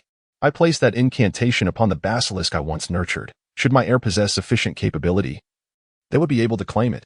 Dumbledore's expression hardened, yet he refrained from probing further on that topic, steering the discussion toward other matters. Meanwhile, Dudley and the others found themselves engulfed in a cacophony, the buzzing noise drowning out all else, as Dumbledore employed some means to shield their conversation from their ears. Dudley and his companions were suddenly engulfed by a profound emptiness, having anticipated the revelation of more secrets, only to be taken aback by Professor Dumbledore's actions. It was not until a considerable time had passed that the cacophony in their ears began to abate. Subsequently, they could hear Slytherin, filled with a palpable sense of menace, exclaiming, I never imagined that among my descendants there would arise a dark wizard. If I possessed the power I once had, I would personally see to his demise. While many dark wizards had emerged from Slytherin House, it was said that Slytherin himself relished the hunt for dark wizards, adopting an unwavering stance of extermination against them. This inclination intensified after his departure from Hogwarts. During his resurgence in that era, he had virtually eradicated the dark wizards across Europe. Finally, Slytherin lamented, a millennium has passed. And yet it feels as if it transpired only yesterday. He then cast a glance at his statue, his eyes sweeping across the stone table, and chuckled softly. Has it already been taken? It appears that among my descendants, there is indeed an extraordinary wizard. Dudley and the others were quite eager for Slytherin to disclose the nature of the objects he had concealed here and their purpose. His cryptic manner of speaking was utterly exasperating. However, it was evident that Slytherin had no intention of revealing anything to anyone, not even to Dumbledore, it seemed. I must take my leave, Slytherin remarked, casting a glance at the aged Dumbledore. I entrust to you my descendant, who has strayed onto a dark path. Deal with him as you see fit. When we meet again, I shall personally inquire about your progress. His tone suggested that vanquishing Voldemort was a matter of triviality. Dumbledore nodded, and at that moment, the surrounding starlight appeared to dim slightly. Slytherin's final gaze rested upon Dudley and his companions. A wave of anxiety washed over Dudley. Ever since he had unwittingly caught Voldemort's attention in the washroom during their last encounter, he had become acutely aware of his circumstances. Although it was evident from that incident that Dumbledore's attitude towards him appeared somewhat permissive, he still dared not let his guard down. Darryl remained uncertain about what Voldemort had discerned about him during their last encounter. Now, it seemed that Voldemort was oblivious to the agreement he had reached with Dumbledore. If he had confided in Dumbledore regarding his issues, how would Dumbledore respond? Suddenly, a figure from a millennium ago, Slytherin, had emerged. And his demeanor bore a striking resemblance to Voldemort's. Perhaps this similarity would render his secrets more susceptible to discovery. And it was not unfathomable that he might unearth something significant. With this thought, Darryl felt a wave of irritation. He had not anticipated that the potion he had consumed would lead to such complications. His sole intention had been to enhance his magical prowess.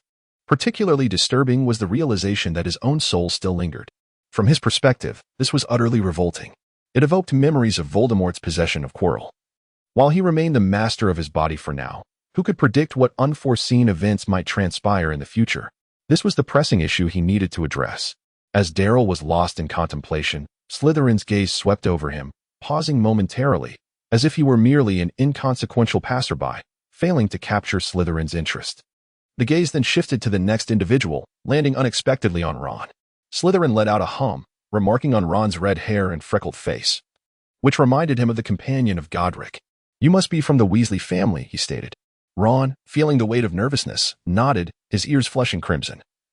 Astonished that Slytherin recognized his ancestor. Are you also in Gryffindor? Slytherin inquired. Oh, yes, Ron stammered, his face now flushed with embarrassment, uncertain of how to respond. Slytherin inclined his head slightly, acknowledging, the Sorting Hat has done well. Although I do not agree with the educational philosophies of the three. It must be said that Rowena's creation has served its purpose. Dumbledore smiled, expressing his personal satisfaction with Hogwarts. Slytherin appeared to smile in return, the corners of his mouth lifting gently as he gazed back at the dimly lit starry sky, softly articulating, I can hardly contain my anticipation. Farewell, Slytherin. Dumbledore offered a slight nod of respect. In an instant, the previously dull sky erupted with brilliance, causing Darryl and the others to shut their eyes against the blinding starlight. When they reopened their eyes, Slytherin had vanished, and Dumbledore's wand shimmered with light in the darkness. It felt as though they had merely awakened from a dream, leaving behind an eerie sense of unreality. Each of them seemed to harbor a multitude of questions, yet they were at a loss as to what to ask. At that moment, a faint cracking sound resonated, drawing their attention upward. The statue of Slytherin was gradually becoming adorned with cracks, having fulfilled its purpose just moments before. Their journey through the Chamber of Secrets was nearing its conclusion. Dumbledore addressed them, casting his gaze around the chamber filled with bookshelves. Of course, there is one more matter. He retrieved a small pouch from his waist, adorned with what appeared to be a depiction of a goat. Opening the pouch, he waved his wand, and thousands of books began to soar from the shelves, lining up to enter his bag. Dudley and his companions gazed in awe at the magnificent spectacle before them, their mouths agape. After a brief interval, Dumbledore finally managed to stow everything into his pocket, which appeared to be an endless abyss, capable of accommodating an infinite array of items. Ultimately, under Dumbledore's guidance, they emerged from the hidden chamber once more. Outside, the basilisk remained docile, lying there with its damaged eyes tightly shut. Albus, what about this serpent? Professor McGonagall inquired. Dumbledore seemed somewhat fatigued, a reminder that he was no longer in his youth. He stood still for a moment, closing his eyes to rest, before finally responding, "Let us return. Severus will handle this matter." They exchanged a glance at Snape. The thought of this potion's master possibly dissecting the creature was rather daunting. Under Snape's brooding gaze, Dudley and the others promptly averted their eyes, silently trailing behind Dumbledore as they retraced their steps. The tension and exhilarating thrill they had felt earlier had dissipated, leaving only a faint sense of weariness in its wake. No wonder many individuals often opted to confront their dilemmas independently, Dudley mused. The sense of accomplishment derived from overcoming challenges through one's own efforts was leagues apart from the experience of merely following another's lead. Moreover, Dudley contemplated that it seemed as though providing Dumbledore with a few clues could lead to a swift resolution. Yet, would the future truly unfold with such simplicity? Dudley remained unaware, lacking the capacity to undertake any actions. The future was in flux, yet certain matters remained immutable. On the return journey, no one mentioned the hidden chamber again. They all seemed eager to retreat and indulge in a well-deserved rest. Outside, the blizzard continued to howl fiercely.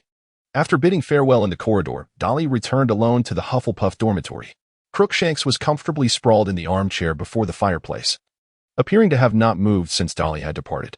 Dudley cradled it in his arms, seated on a chair, gently rocking like an elderly man. There were myriad matters that demanded contemplative silence. In this warm ambience, all was tranquil, with only the crackling of the flames and the occasional comforting snores of Crookshanks permeating the air. After a considerable time, Dudley emerged from his reverie. Thus, he mused, "The foremost necessity is to possess a body of my own. This is the most prudent course of action. Crookshanks," he lifted it before his face, "tell me, if I were to change my appearance, would you still recognize me?" Crookshanks extended its tongue and licked his nose, eliciting a fit of giggles from him. For there is always a way to resolve matters, particularly in the realm of wizards. When the other students returned to school after the Christmas holiday, they were utterly astounded by the spectacle before them. Within the grand hall of Hogwarts, a colossal creature lay displayed, glaring menacingly at every passerby, despite being lifeless. Its body shimmered with emerald scales, a fearsome serpent's head, and a length of 50 feet, all bearing testimony to the terror of this magical beast. Beneath its coiling form, a throng of young wizards had gathered, just back from their holiday.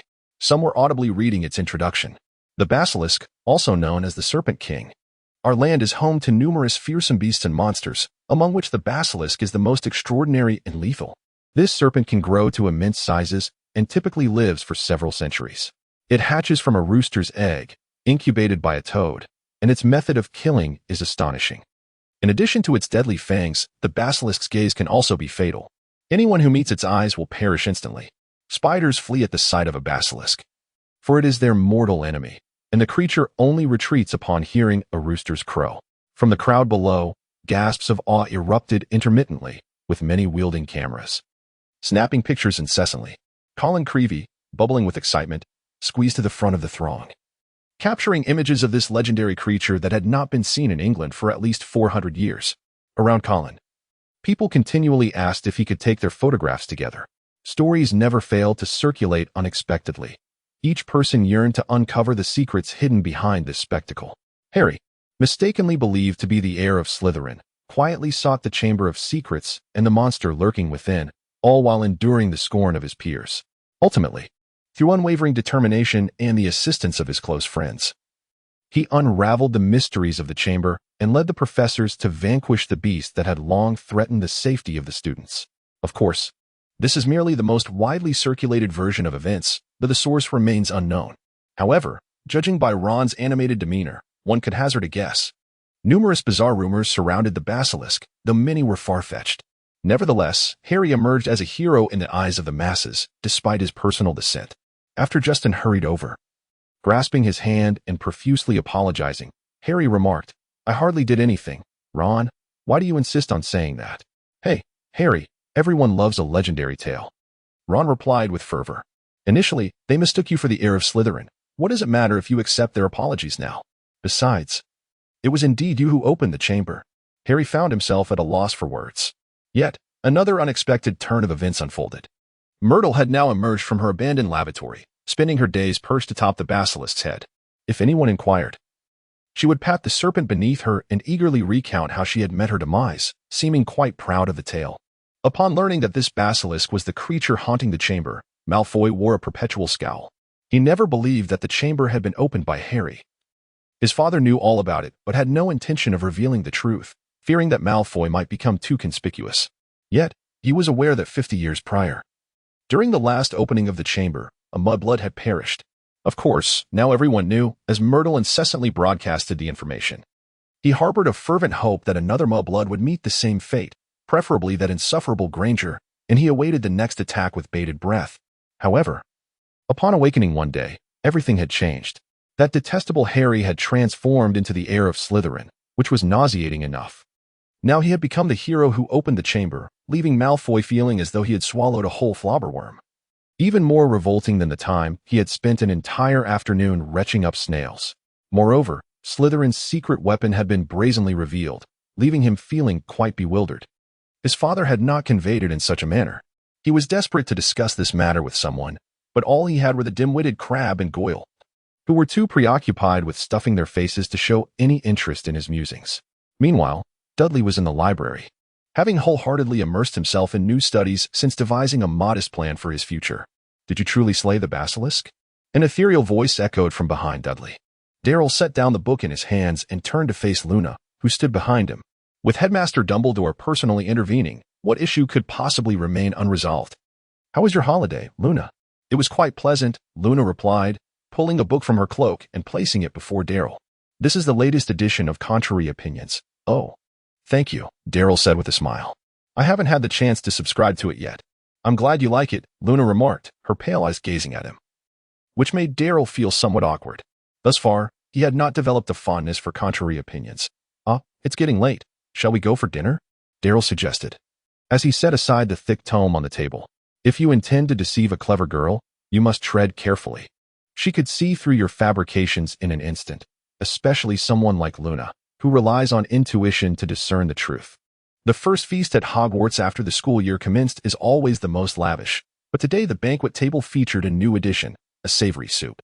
Each young wizard had a bowl of creamy broth before them, wafting an enticing aroma. However, for Darryl, who possessed considerable experience in dealing with wildlife, this bowl of soup felt strangely familiar. Suddenly, a wildly outrageous conjecture sprang into Dolly's mind. Could it be that those domesticated little sprites had resorted to stewing the basilisk? Although the basilisk's flesh, deemed largely insignificant, held little monetary value, it still retained formidable magical potency. However, in England, it seems unlikely that such a culinary practice would be customary. Dolly observed the two individuals beside him, who, after partaking in the rich soup, displayed expressions of sheer delight, evidently enraptured by the experience. Just moments ago, Ernie and Justin had solemnly conducted a self-reflection before him, acknowledging their misjudgment and doubting their fellow classmates. Dolly resolutely forgave his two close friends, for it seemed that Justin was on the verge of tears. This fellow was rather overly sentimental. How had this aspect gone unnoticed before? Dolly regarded the two with a peculiar gaze, suddenly feeling a chill run down his spine. Could it be? He hastily took a sip of the rich broth to steady his nerves, and in an instant, a warm current enveloped his entire being. A familiar sensation that revitalized his spirit. What had initially been mere speculation now seemed almost certain. He could distinctly sense the latent magic coursing through him. Flowing gently within his body, this intoxicating feeling was something he had not experienced in a long time. The last time he had felt such enchantment was during his first encounter with the wand, when he had truly comprehended the allure of that sensation. Dolly sighed in resignation. And it was no wonder they opted for such a course of action. It was beyond description. That evening, as Dolly lay fast asleep, Dobby once again entered his chamber. Dolly guided him into the communal lounge, where he observed that both his ears and hands were tightly wrapped in thick bandages. "Sir, you did not deceive Dobby. You truly accomplished it." Dobby gazed at him with his large, glistening eyes, his voice brimming with reverence for Dolly. "This is not my doing," Dolly replied, sniffing slightly. He gestured towards the bandages adorning Dobby. "What has happened to you?" The master was exceedingly angry. His plan had failed, and he severely punished Dobby. Dobby's voice fell, his tennis ball-sized eyes suddenly brimming with tears. Moreover, Dobby was compelled to continue punishing himself, placing his ears in the oven or pinching his own fingers. Suddenly, a pang of guilt washed over Dolly. Dobby could have seized this opportunity to attain freedom, and it was my fault. "Dobby, I shall find a way to rescue you," he vowed. Dobby widened his eyes and, with a quavering voice filled with sorrow, lamented, "What fault does the master bear?" Dobby is but a slave in the household. They are exceedingly cautious and have never provided Dobby with clothing. I shall never attain freedom. Rest assured, I will devise a means for your liberation, Dolly resolutely declared. Some matters must indeed be addressed. Master, master. Dobby suddenly burst into tears, resembling a wretched doll, as tears streamed down his elongated nose. Dolly scratched his head, gazing at the inconsolable Dobby, whose wailing threatened to disturb the slumbering souls around them. Dobby, please cease your tears and return for now. Take care of yourself. I shall devise a solution promptly. With a series of sobs, Dobby bowed deeply before him and, with a sudden pop, vanished from his sight. Dudley sighed, contemplating the elusive nature of perfection in this world. Achieving it is far from an easy endeavor, and one can only strive to do their best. In the days that followed, Hogwarts returned to its former tranquility. The Chamber of Secrets had not stirred significant turmoil, for due to Dudley's minor action. The incident resulted merely in the petrification of a single cat. Furthermore, as Madame Sprout noted, the Mandricks had recently become capricious or reticent, indicating their departure from childhood. Lady Dolores was nearing her salvation. At present, however, Dudley found himself burdened with new concerns. For instance, galleons? He had to remind himself that he still owed Harry a substantial sum, and his forthcoming endeavors would require considerable financial support. Dolly pondered incessantly over what unique qualities he possessed. However, to his dismay, after considerable effort, he concluded that he was, in fact, quite ordinary. He lacked any exceptional talent in potion making, and the notion of creating his own magical elixirs for profit was merely a fanciful dream. Furthermore, he found himself devoid of any ingenious ideas that could swiftly amass him a fortune. Dolly earnestly examined his current self. Apart from his extraordinary magical prowess and his innate talent for transformation, it appeared that there was nothing particularly remarkable about him. Thus, the only means at his disposal seemed to be his relatively modest, yet formidable strength. Dolly let out a deep sigh, feeling a twinge of anguish over his own intellect. Despite having traversed through time, he found himself in such a dismal predicament. Dolly meandered slowly down the corridor, with winter now a distant memory. As the sun once again bathed Hogwarts in its warm embrace, he observed several small spiders scuttling hurriedly past him along the wall, making their way outside. Ever since the basilisk specimen had been placed in the hall, this phenomenon had persisted for quite some time. If this continued, it seemed likely that not a single spider would remain within the castle, though it was worth noting that no one particularly missed their presence. Dolly gazed with keen interest at the spider scuttling away along its silken thread. Perhaps the key to making money lay within these very spiders. Dolly believed he had conceived a brilliant idea, and his steps grew lighter. Though danger might loom, it presented an opportunity to hone his practical skills. However, it was not yet the optimal time for hunting. Winter was just beginning to wane, and the creatures remained at their most ferocious. Moreover, he needed to prepare thoroughly for such an endeavor. In the defense against the dark arts class, Dolly observed Lockhart reciting his autobiography with theatrical flair. Suddenly realizing a grave predicament, Lockhart had narrowly escaped a fate worse than death. If he were not expelled from Hogwarts, would he not remain there indefinitely? The thought darkened Dolly's countenance. Firstly, he wished to avoid a catastrophic disruption of the narrative, and secondly, he preferred the genuinely talented Remus Lupin over the blustering charlatan Lockhart as the new professor for the course. Regardless of the circumstances, Dolly felt it was his duty to ensure Lockhart's departure before the semester's conclusion. Relying solely on the uncertain efficacy of Voldemort's curse, the outcome was entirely unpredictable. As days passed, Dolly redirected his focus towards the study of transfiguration. Acknowledging his innate talent in this discipline, he deemed it prudent to invest further effort. With Professor McGonagall's guidance, his progress accelerated remarkably, and he became increasingly adept at various transfiguration techniques while delving into more advanced knowledge. Professor McGonagall openly declared Dolly to be the most gifted student she had taught in many years, without exception. If one were to highlight a significant achievement in transfiguration, it would undoubtedly be the Animagus transformation. Harry's father, James Potter, had dedicated 3 years to mastering this transformation, ultimately succeeding in his 5th year, allowing him to transform into a stag, earning him the nickname Prongs. Dolly does not harbor the illusion of mastering this profound magic instantaneously, however. He is resolute in his intention to make a concerted effort. The transformation into an Animagus demands an immense reservoir of magical energy, a prerequisite he has already fulfilled. There is no necessity for him to await the gradual accumulation of power. Rather, his immediate focus must be on comprehending the dense tome of theoretical knowledge. a task that is by no means trivial. He has no intention of embarking on this journey of self-study and solitude, for Professor McGonagall herself is an animagus, capable of transforming into a tabby cat. Given this, he is free to seek her counsel without reservation. There is no reason to toil in isolation and risk becoming an unauthorized animagus. As Dudley diligently immersed himself in the study of this magic, he aimed to thoroughly comprehend it through his own efforts in order to spare Professor McGonagall from any sudden astonishment. Quietly, the 14th of February arrived, a date that bore little significance for most. Early in the morning, the great hall was adorned with vibrant pink flowers blooming on every wall, while heart-shaped confetti cascaded incessantly from the azure ceiling. At the head table, Lockhart donned a strikingly bright pink robe that harmonized with the decorations, his face radiating a warm and enthusiastic smile, contrasted by the stern expressions of the professors seated beside him. Suddenly, Dudley realized that Lockhart was not entirely devoid of merit. This fellow was, in fact, quite adept at self-sabotage, and it was truly remarkable that he continued to bounce around so energetically. Lockhart had orchestrated a small surprise, and it was not merely to celebrate Valentine's Day. 12 diminutive dwarfs, their faces clouded with gloom, adorned with golden wings and bearing harps, had been summoned to act as the cherubs delivering Valentine's cards. To be frank, they must be the most grotesque cherubs in existence, as he recommended Professor Snape as a mentor for concocting love potions. One could discern from Snape's expression that anyone daring enough to seek his counsel would likely be compelled to ingest poison instead. Throughout the day, these little dwarfs incessantly burst into their classrooms, delivering Valentine's cards, driving the professors nearly to the brink of exasperation. In the corridor, Dudley observed Harry being detained by a particularly surly dwarf, who had come bearing a Valentine's gift for him.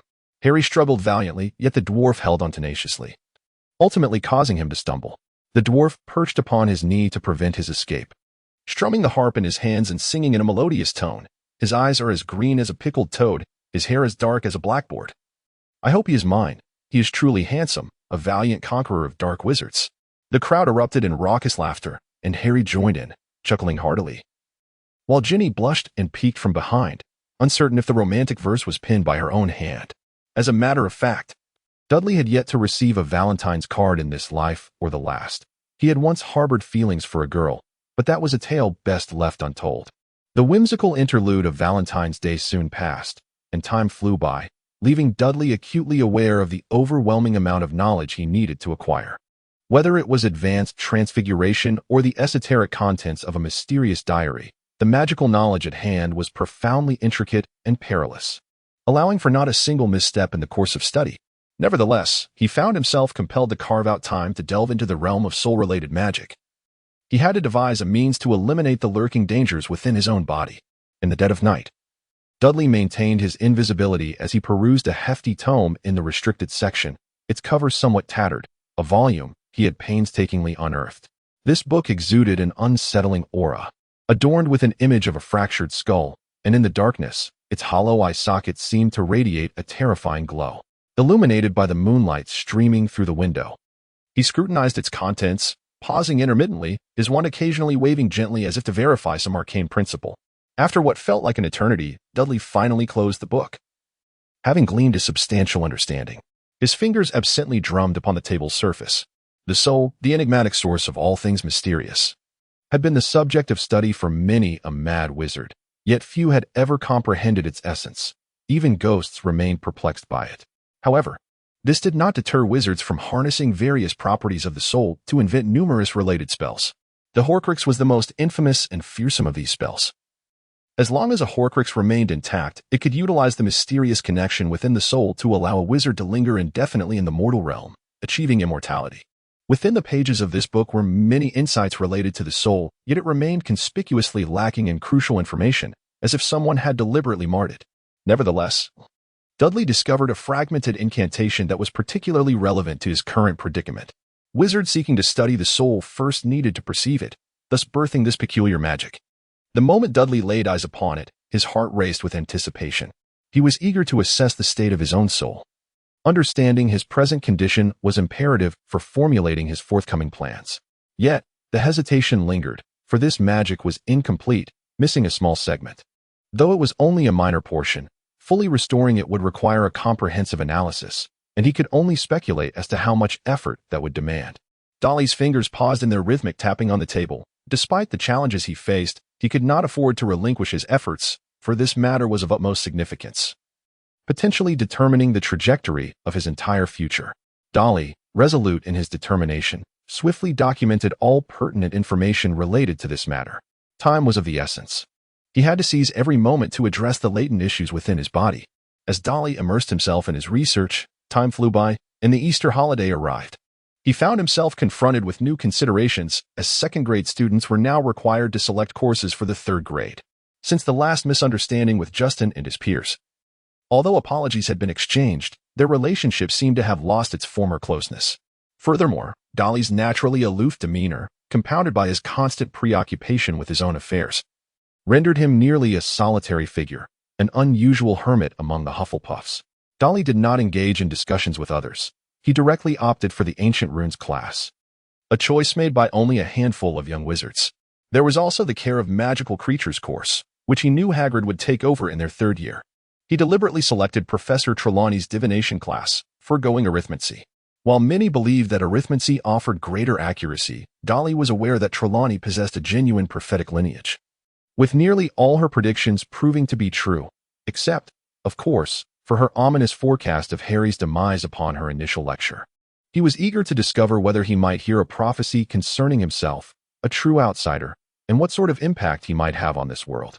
Hermione had chosen every available course, even opting for the Muggle Studies class, as she found the exploration of Muggles from a wizard's perspective quite intriguing.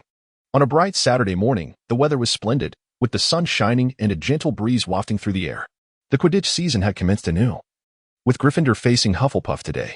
Gryffindor was in exceptional form, donning their scarlet robes as they engaged in warm-up flights on the Quidditch pitch, eliciting cheers from the crowd. Meanwhile, the Hufflepuff players, clad in pale yellow robes, huddled together, taking advantage of the final moments to strategize. It was a rare day of respite. Dolly sat relaxed in the stands, accompanied by Ellie, who had her eyes gently closed, seemingly resting, her delicate features etched with fatigue.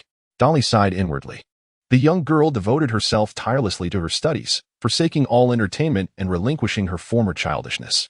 Her fervor for the pursuit of magic surpassed even Dolly's own. Yet he found himself powerless to dissuade her.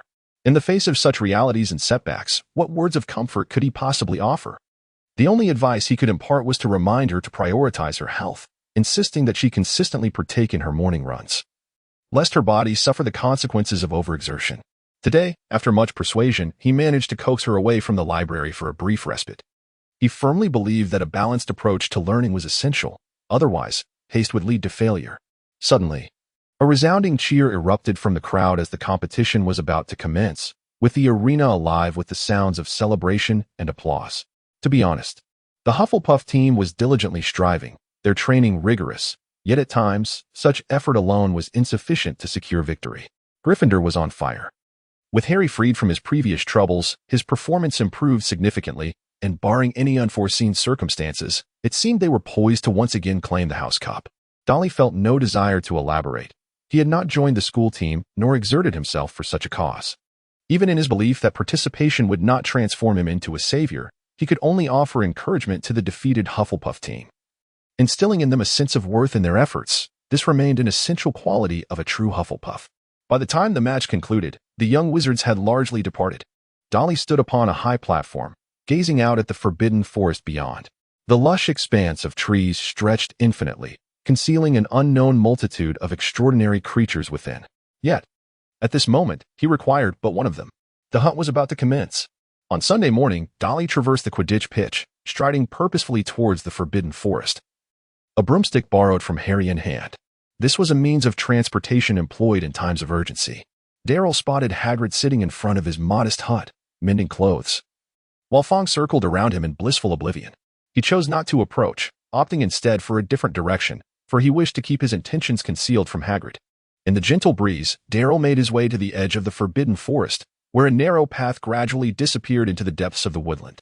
Dolly had never ventured deep into the forbidden forest, yet according to Harry, the experience was truly dreadful. He took a deep breath, tightened his backpack, and resolved to give it a try regardless. However, he did not intend to delve too far. A mere stroll along the outskirts of the forbidden forest would suffice. Dolly cast an illusion spell upon himself, and his figure instantly vanished within the dense thicket. Even the midday sun struggled to penetrate the lush forest. Ancient trees, having flourished for centuries, obscured the entire sky, rendering the forbidden forest particularly profound and shadowy. Darrell cautiously surveyed his surroundings, for he had ventured here with a singular purpose: to hunt the eight-eyed giant spider.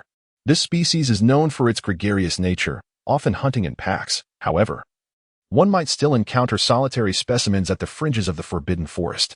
Their eyes and venom are exceedingly valuable components for potion making, with a single pint of their venom fetching no less than 100 galleons in the market. If fortune favored him, Darrell believed he could soon amass a considerable sum of galleons, allowing him not only to repay his debt to Harry but also to fund his forthcoming experiments. Within the ancient confines of the forbidden forest, Darrell advanced silently, wand in hand. He remained vigilant, ever aware of the canopy above.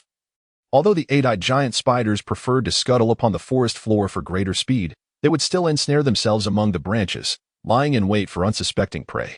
After what felt like an eternity, he passed over a moss-covered stump and heard the gentle murmur of flowing water, indicating the proximity of a stream. He sensed he had ventured deep enough into the woods, as the trees around him grew increasingly dense, yet he had yet to encounter the quarry he sought. Dudley had resolved to cease his forward march and began to explore his surroundings. At that moment, through the entangled branches of an ancient oak, he beheld a clearing ahead. Before the clearing sparkled a river, glistening in the sunlight. A creature of immaculate whiteness was there, lowering its head to drink from the water, its entire form seemingly aglow, resembling a lustrous pearl. He felt he had never encountered such a breathtaking being. Atop its head spiraled a pristine horn, its body entirely snow-white, complemented by a pair of deep blue eyes. Indeed, standing before him was a unicorn. Dudley involuntarily drew closer, and the branch beneath his feet suddenly cracked under the pressure. The unicorn, alert, raised its head and gazed at the approaching Dudley. For just moments ago, his illusion spell had dissipated. Dudley has studied this creature and discovered that its temperament is not as delightful as its appearance suggests. Rather, it is quite irritable. However, as long as one does not provoke them, they will not approach the wizard unbidden. Dudley came to a halt, casting a glance at the exquisite creature and offering a faint smile to convey that he posed no threat, gradually retreating backwards. These unicorns were treasures of Hagrid's, and he had no intention of disturbing them. However, in the next moment, an astonishing event unfolded. The unicorn not only remained but instead dashed towards him with remarkable speed, akin to a flash of lightning. What a jest! Dudley inwardly roared, for he certainly did not believe that his charm had reached a level where a unicorn would willingly approach him, though he could not fully comprehend the situation. There was no doubt that this unicorn harbored ulterior motives. Dudley swiftly raised his wand, his magical energy surging rapidly. Obstacles loomed ahead. An invisible barrier stood before the unicorn, and Dudley hoped to at least impede its speed, but the outcome left him disheartened. The unicorn's horn emanated a soft, ethereal glow, accompanied by a faint tearing sound. In an instant, his barrier spell was shattered. The unicorn's once deep blue eyes began to subtly shift towards a crimson hue, its velocity growing increasingly frantic. Dudley muttered under his breath, perplexed by the unicorn's inexplicable frenzy. Yet, he could neither engage nor retaliate, leaving him with no choice but to continuously retreat. The wand in Dudley's hand unleashed a series of magical spells, causing the surrounding flora to spring to life, as if animated by an unseen force, swirling in the air and relentlessly ensnaring the frenzied unicorn.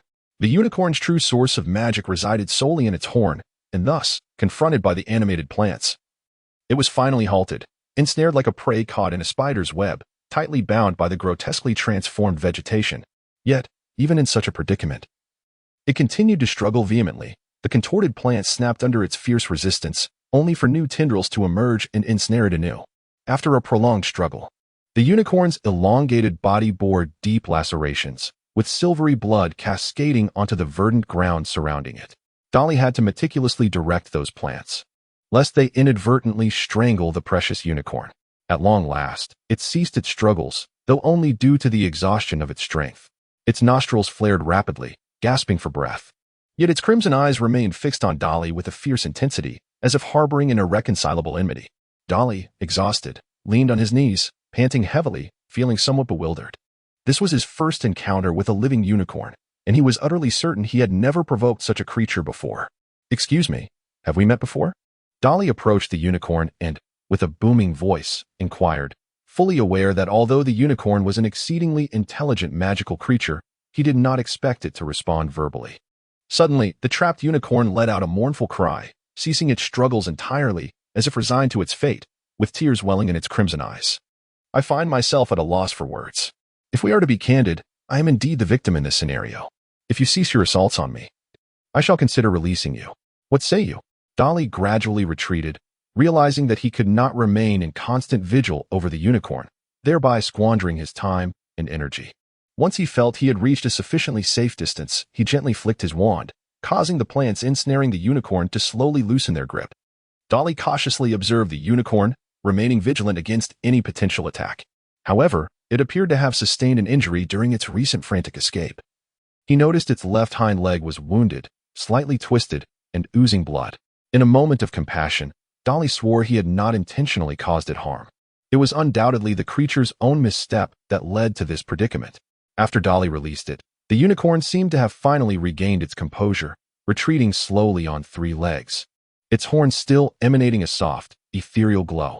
Dudley let out a breath of relief. It seemed that this neurotic unicorn was finally abandoning its intention to assault him. However, Dudley noticed that it abruptly halted, its crimson eyes fixated intently upon him. Dudley's heart tightened. Could it possibly still launch an attack despite its dire condition? Yet, he was mistaken. The unicorn was likely not focused on him at all. A resounding series of clicks echoed, accompanied by a fierce rush of wind from behind.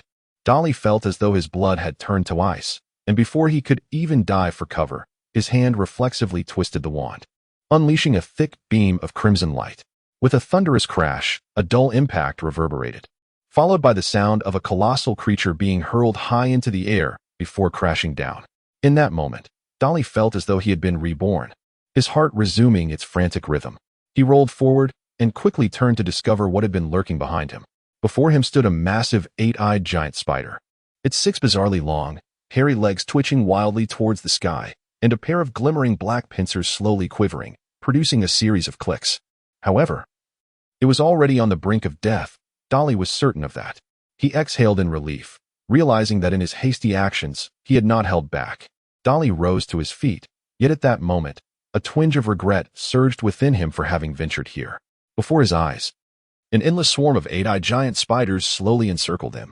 He could scarcely fathom such a scene. Around him, the spiders formed an impenetrable fortress, a towering wall of copper and iron.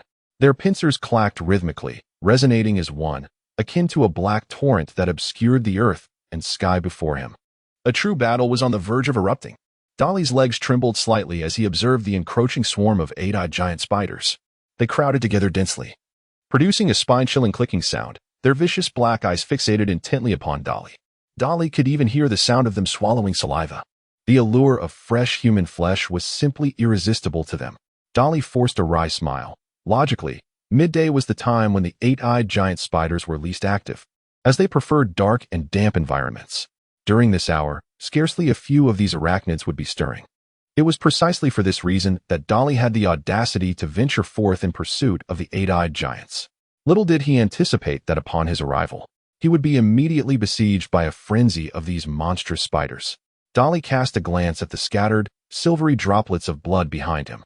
The blood of a unicorn possesses an intense and unique magical potency, not only captivating wizards but also exerting an unimaginable allure on other magical creatures, making it plausible that these entities were drawn in by its irresistible charm.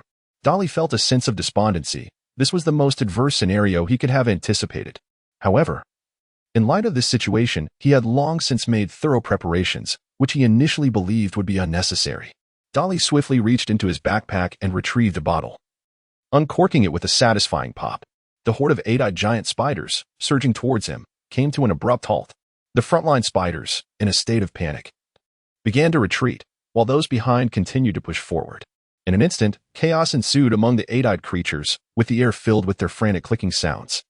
Amidst this turmoil, it was impossible to ascertain how many spiders were trampled beneath, instantly pierced by countless sharp legs. This was a secret weapon that Dudley had procured from the kitchens of Hogwarts, containing a portion of the basilisk's blood and flesh. Dudley endeavored to diffuse the scent belonging to the serpent monster, while the tumult caused by the colossal spiders continued unabated. To these 8-eyed behemoths, the serpent creature represented terror and death, akin to the dread that Voldemort instilled in ordinary wizards. Dudley exhaled softly, wiping the cold sweat from his forehead. Confronted by the multitude of ferocious eight-eyed giant spiders, it would be disingenuous to claim he felt no fear. It was a primal instinct. Under the looming threat of the serpent-like creature, the eight-eyed spiders retreated in a frenzy, swiftly vanishing from his sight. Success. A faint smile graced the corners of Dudley's mouth. However, upon encountering the pervasive stench of putrefaction that filled the air, he retched slightly, nearly succumbing to the urge to vomit. The ground around him was carpeted with the lifeless bodies of the eight-eyed giant spiders, a grim testament to the chaos that ensued during their frantic retreat moments ago. Dudley gazed mournfully at the remnants strewn across the ground. These were once gleaming gallons, now largely reduced to repulsive refuse. The hope of harvesting their venom had evaporated. Yet many of the eight-eyed giant spiders still possessed intact eyes. As a financially struggling young sorcerer, Dudley pondered whether to embark on the grim task of collection. But the sight of the spiders' corpses was overwhelmingly grotesque. Their greenish blood and flesh mingled with tufts of black fur and an array of bizarre innards, creating a nightmarish tableau that instilled profound psychological distress. Just then, Dudley's expression darkened further, not due to the grotesque remains, but because of something in the distance. Something had captured his attention. It was the eight-eyed giant spiders. Contrary to Dudley's expectations, they had not scuttled away to a safe distance. Through the thickly layered trees, Dudley could still perceive their terrifying silhouettes flickering in the distance, and it appeared that they were drawing ever closer. Dudley's expression darkened. As he felt he had overlooked a crucial detail, there was a fatal flaw in his plan. These eight-eyed giant spiders, bred by wizards, were far from mere simple organisms. Beneath their ferocious demeanor lay an unmistakable intelligence. Especially under Hagrid's care over the years, they were not as foolish as swine, but rather capable of rudimentary reasoning. What if they were aware that the basilisk had already perished? Dudley suddenly contemplated the dire consequences and could not help but take a deep breath. Although the serpent was the mortal enemy of the spider, it seemed that a defeated adversary was no longer as terrifying. Dudley tightly grasped the wand in his hand. It seemed that the moment for relaxation had not yet arrived. Engaging in combat with such ferocious eight-eyed giant spiders appeared almost insurmountable. Yet escaping their clutches now presented the most opportune moment. However, Dudley hesitated as he cast a glance at the injured unicorn sprawled behind him. Just moments ago, the unicorn had been in a frenzy, but now it lay there, emitting soft whimpers of distress. It appeared that its leg injury was far more severe than Dudley had initially anticipated. If he were to abandon it, the unicorn would surely meet its demise. Harry's broomstick could not possibly bear the weight of this heavy creature. Gradually, the clicking sounds of the spiders began to resonate once more, growing increasingly louder with each passing moment. Dudley's heart sank as he observed a group of enormous eight-eyed giant spiders advancing slowly towards him, led by a particularly massive specimen. Their proximity was rapidly diminishing. Dudley resolutely decided that fleeing was not in his character.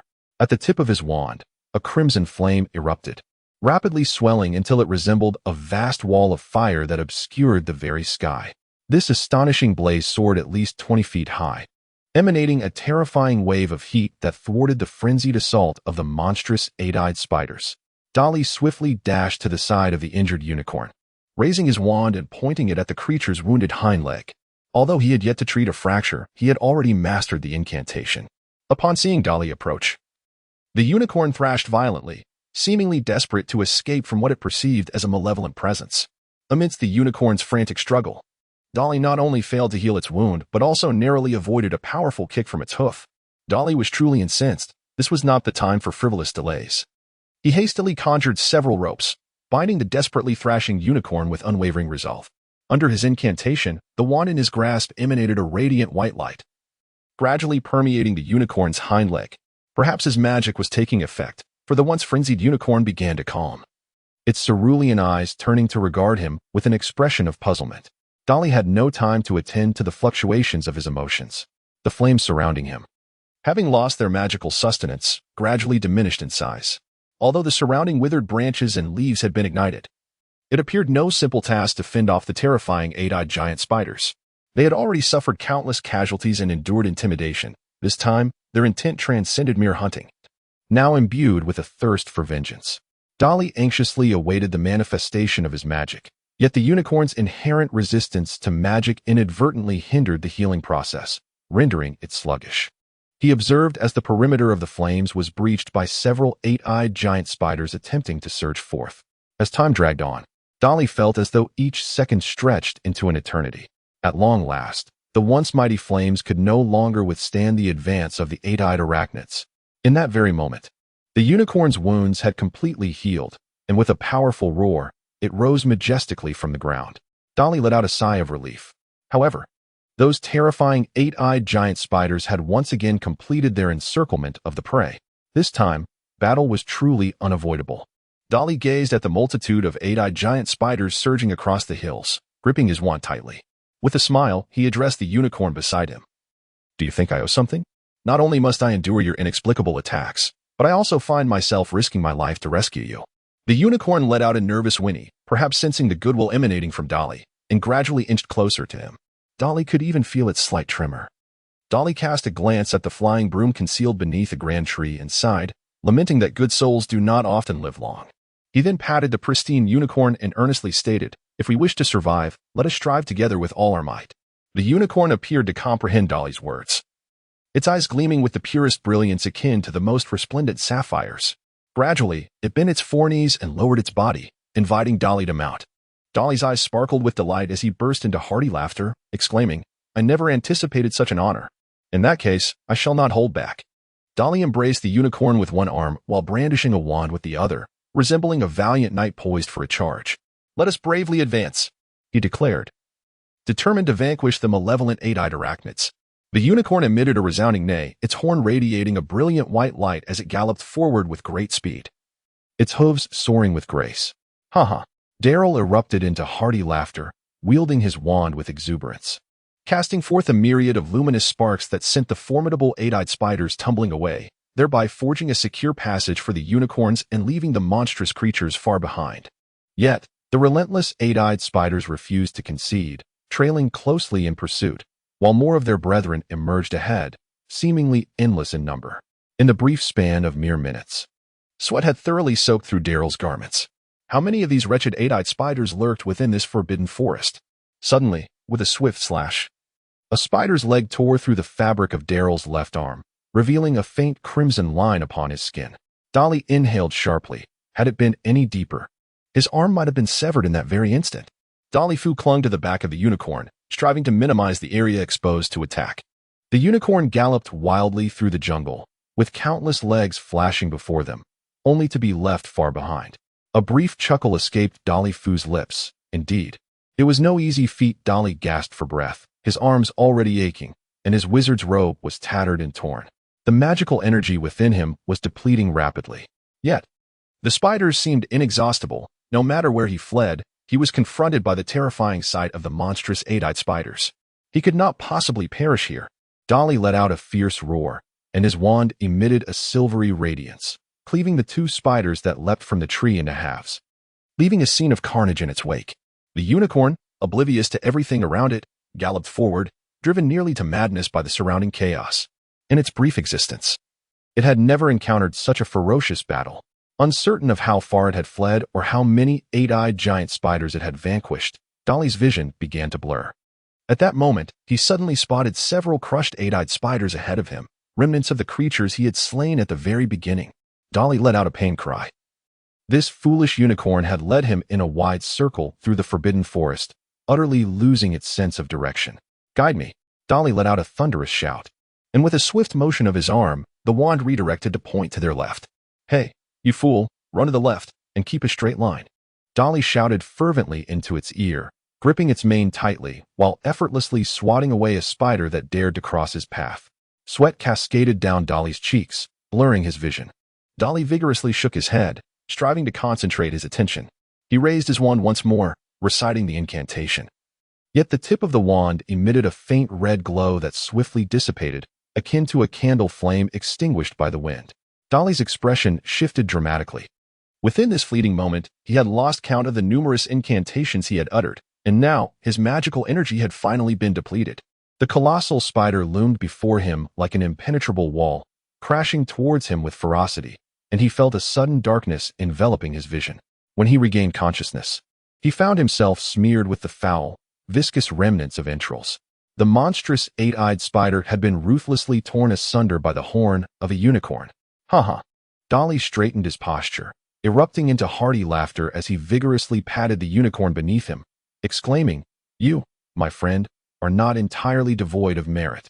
The surrounding woods gradually thinned, revealing the grassy expanse beyond the forbidden forest. Dudley turned his head to gaze at the relentlessly pursuing eight-eyed giant spider, which was emitting an enraged clicking sound. Dudley waved his hand at them. "Dear eight-eyed giant spiders, no need to see me off any longer. I have arrived home. Until we meet again next time." Ha.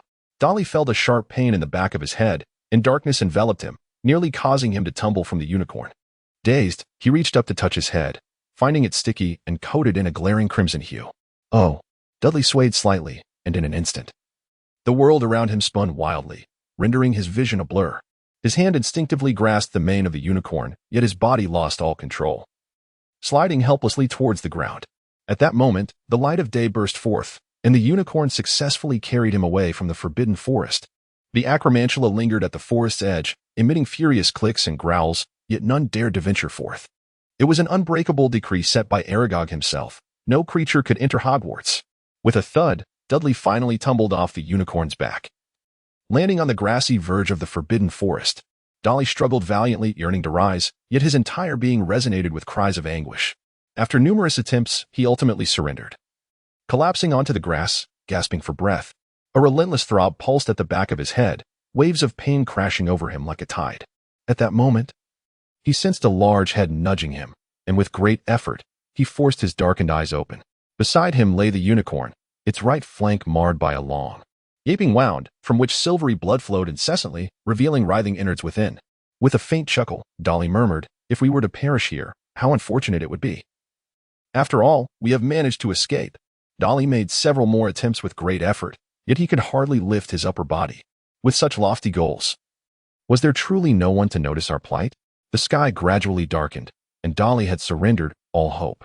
He could hear the unicorn beside him growing weaker, its mournful cries fading into silence. It was on the brink of collapse. Not only was the unicorn suffering, but Dudley also realized that he was nearing his own limit. Feeling the chill of his body intensifying. Perhaps I am about to meet my end? How absurd it is to perish in such a manner. Dudley struggled to open his eyes as the fiery sky blazed with beautiful twilight hues. Is there still any lingering regret? Dudley pondered, lost in thought. So, this is the end then. Dudley gently closed his eyes. In that final moment, a strand of pale golden hair fell before him. Yet, he had already lost consciousness. Dudley realized that everything had come to an end, and he subsequently sank into darkness, completely losing consciousness. After what felt like an eternity in a haze, Dudley suddenly seemed to hear the clicking sound of the eight-eyed giant spider once more. He attempted to summon his magic, yet could not locate his wand. Just as anxiety began to overwhelm him, he unexpectedly spotted the unicorn extending its head towards him once again. Dudley was taken aback. Had this fellow not perished? It was at that moment that Dudley suddenly realized, had I not also met my demise? Dudley blinked fervently, a gentle ray of light streaming into his vision. He realized he was reclining on a hospital bed within the confines of his school, while a nearby table emitted a subtle, rhythmic clicking sound. Dudley shook his head gently, lifting his gaze to the side. The ward was dimly lit, illuminated only by a solitary lamp on the wall. Two slender fingers danced playfully across the table's surface, their owner leaning over the desk, her long, light golden hair cascading down, glimmering softly in the glow of the light. "Luna," Dudley softly called out, only to realize that his throat was so parched that he could scarcely produce a sound. Luna turned her head and, upon seeing that Dudley had awakened, broke into a joyful smile, exclaiming, "Dudley, you have finally awoken." Dudley opened his mouth, yet no sound emerged. Ultimately, he could only gesture towards his throat and gently shake his head, indicating that he was unable to speak at that moment. After Dudley took several sips of the water Luna had brought him, he felt as though he had truly come back to life. He touched the back of his head, where the wound had completely healed. He then pinched his arms and legs, discovering they were still intact, which brought him a sense of relief. Dudley noticed Luna gazing at him with an odd expression, and he awkwardly smiled. "Luna, did you save us?" Luna placed her cup on the table. "I was at the edge of the forbidden forest when I saw you and a unicorn lying there, covered in all sorts of peculiar substances. I thought you both were dead." Dudley reflects with a sense of trepidation. Had it not been for Luna's fortunate discovery of him, he would have undoubtedly faced dire consequences this time. Dudley curiously inquired, What business do you have wandering near the forbidden forest? Someone has hidden my textbook there. And they informed me to search for my belongings, Luna replied nonchalantly, as if the person being bullied was not her at all. A surge of anger suddenly welled up within Dudley, prompting him to clench his fists. He then spoke with a calm demeanor. Have you found it? Not yet. Luna replied nonchalantly. Let's search again tomorrow. Oh, Dudley murmured. I'll assist you then. Luna softly acknowledged his offer, and the room fell into a tranquil silence. What has become of the unicorn I was with? Dudley inquired, breaking the stillness.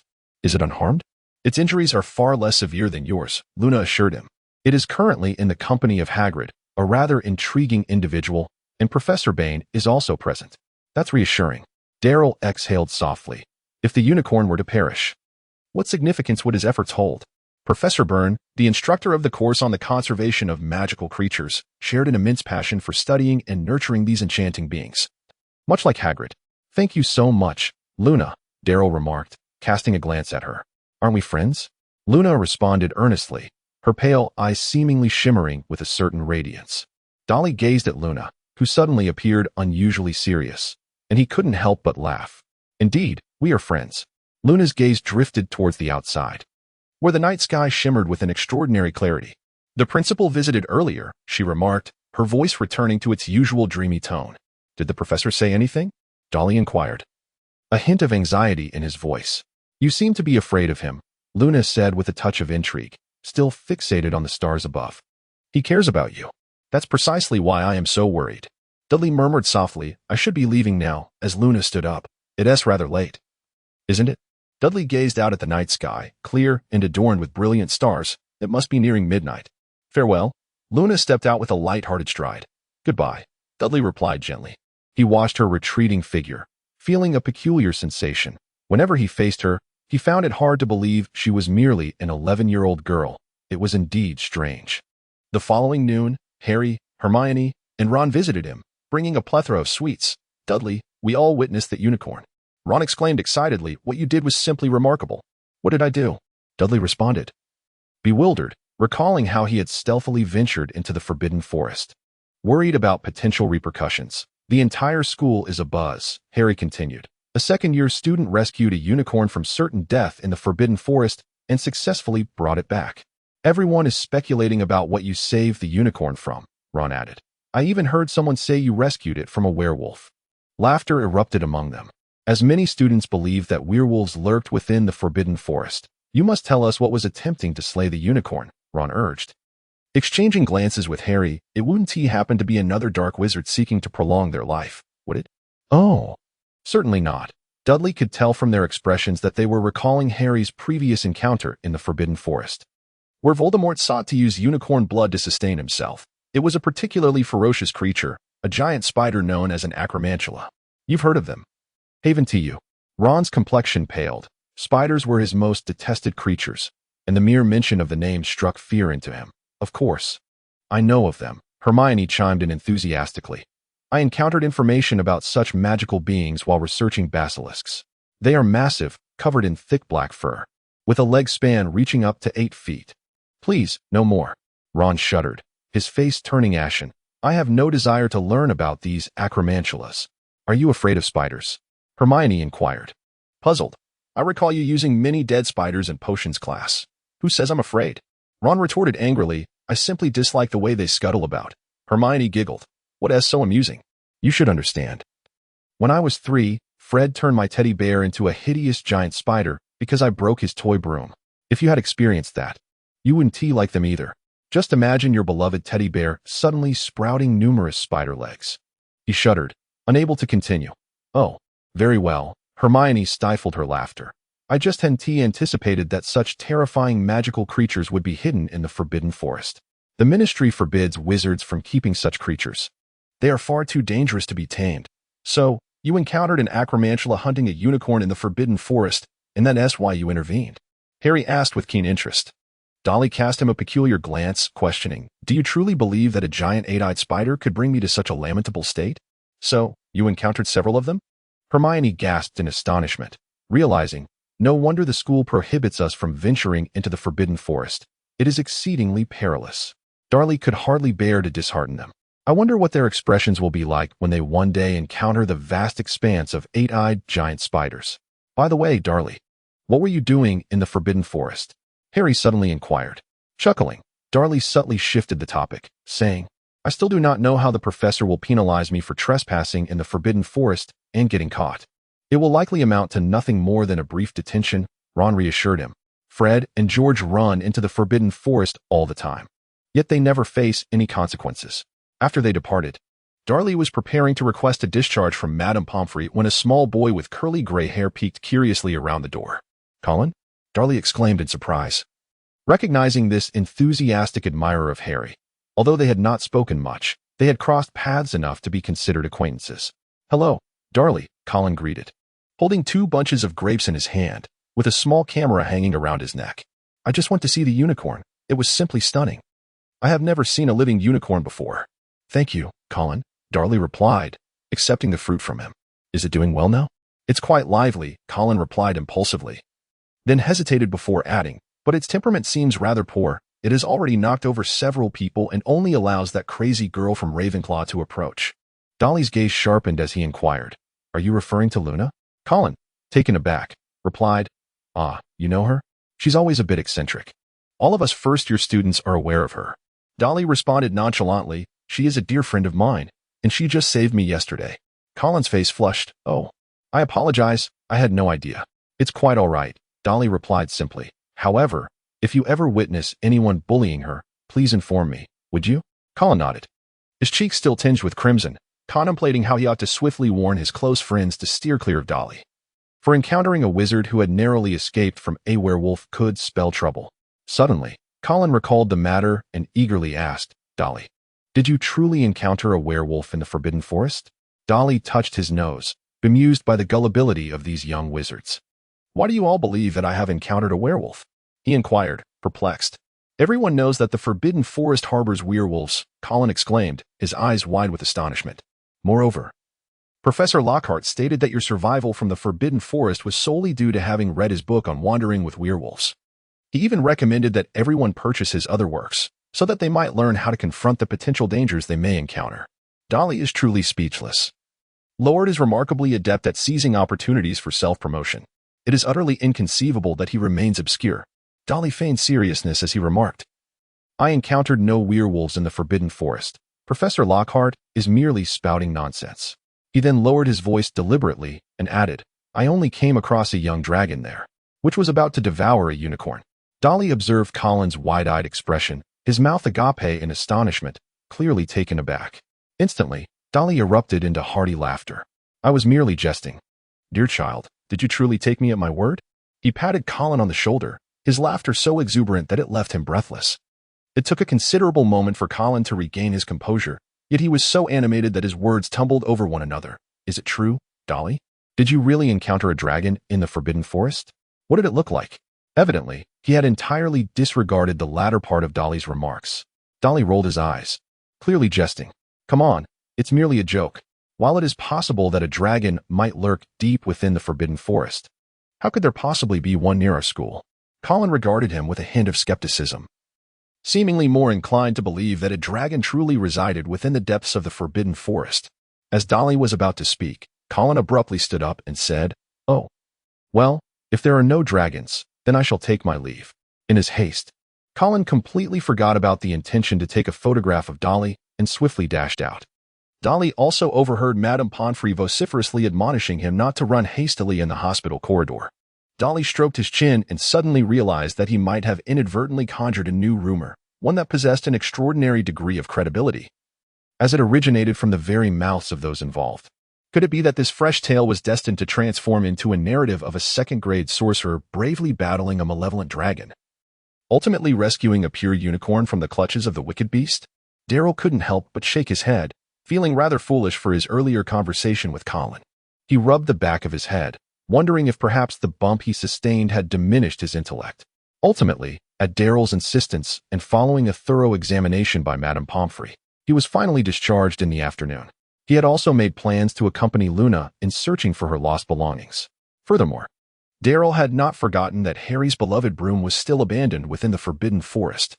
Dudley could only hope that it had not fallen victim to the destruction wrought by those spiders. Otherwise, this time his plan would not only fail to yield any profit, but would also require him to invest a substantial sum of gallons.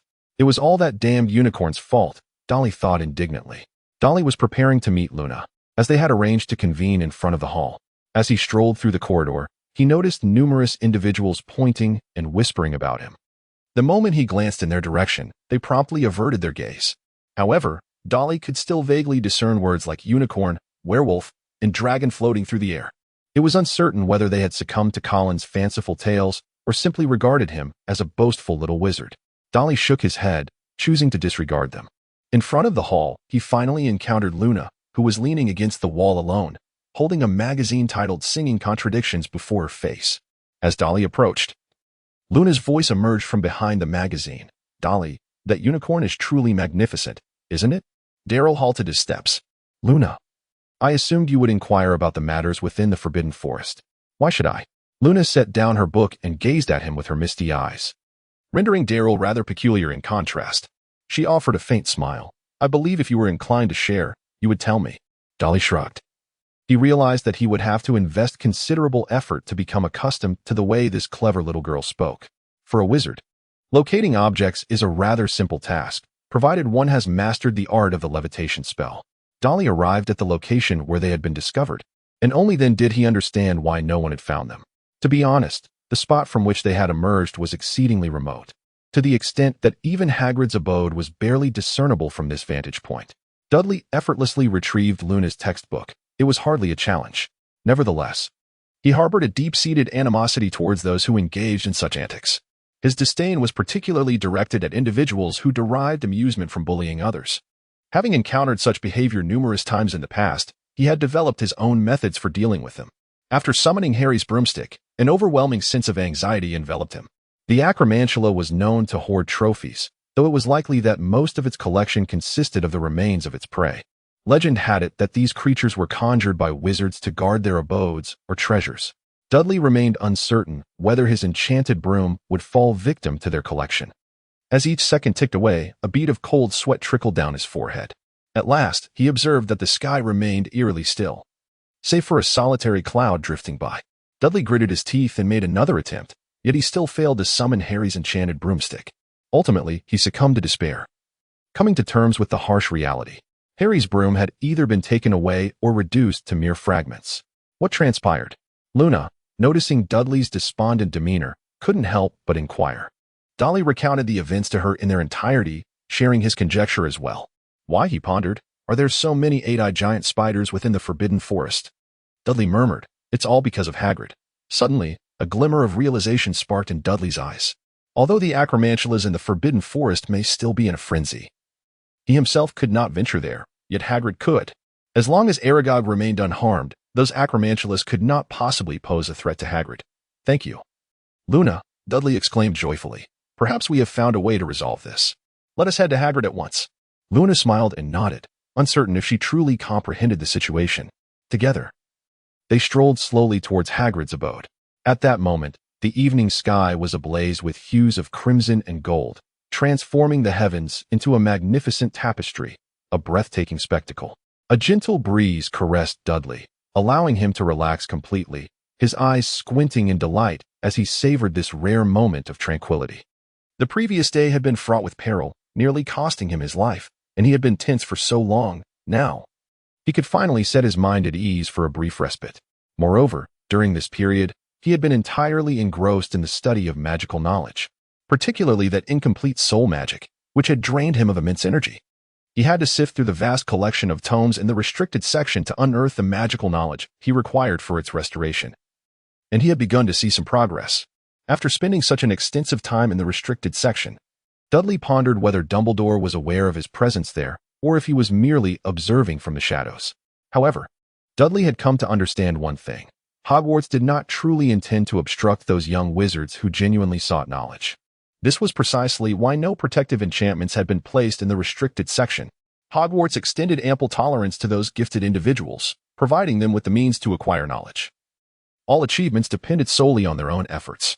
Dudley believed that if Harry could allocate more time to the study of magic, He might not have to rely solely on the formidable Expelliarmus in his future endeavors.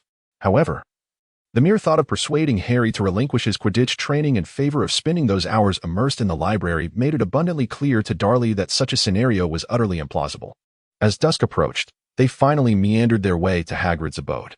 There, before Hagrid's dwelling, lay a unicorn, its belly adorned with a bandage. Dudley was just about to greet it when the unicorn suddenly stood up, grinning widely as it galloped over. Dudley's heart warmed, for his efforts to rescue it from the Forbidden Forest were not in vain. Just as Dudley was about to reach out to it, he suddenly saw the unicorn lower its head and swiftly push Dudley away from Luna's side. Dudley gazed in bewilderment at the unicorn, which was facing away from him and displaying an unusually affectionate demeanor towards Luna. He remained oblivious to the unfolding events. The unicorn's tail flicked playfully, sending a cloud of dust into Dudley's face. Dudley spat a few times, his frustration mounting. Just as he contemplated delivering a firm kick, Hagrid emerged from the house. "Hello, Dudley, how are your injuries healing?" Hagrid's large hand affectionately patted Dudley on the back, his strength nearly causing Dudley to lose his balance. "When I first saw you, I nearly had a heart attack.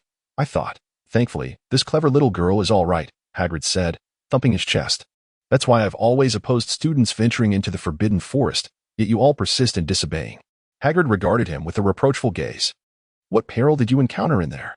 "Hagrid, I was just about to tell you." Dudley scratched his head. "I encountered a acromantula. They attacked me and a unicorn, and I barely managed to escape." "Impossible!" Hagrid exclaimed, his eyes widening as he shook his head vehemently.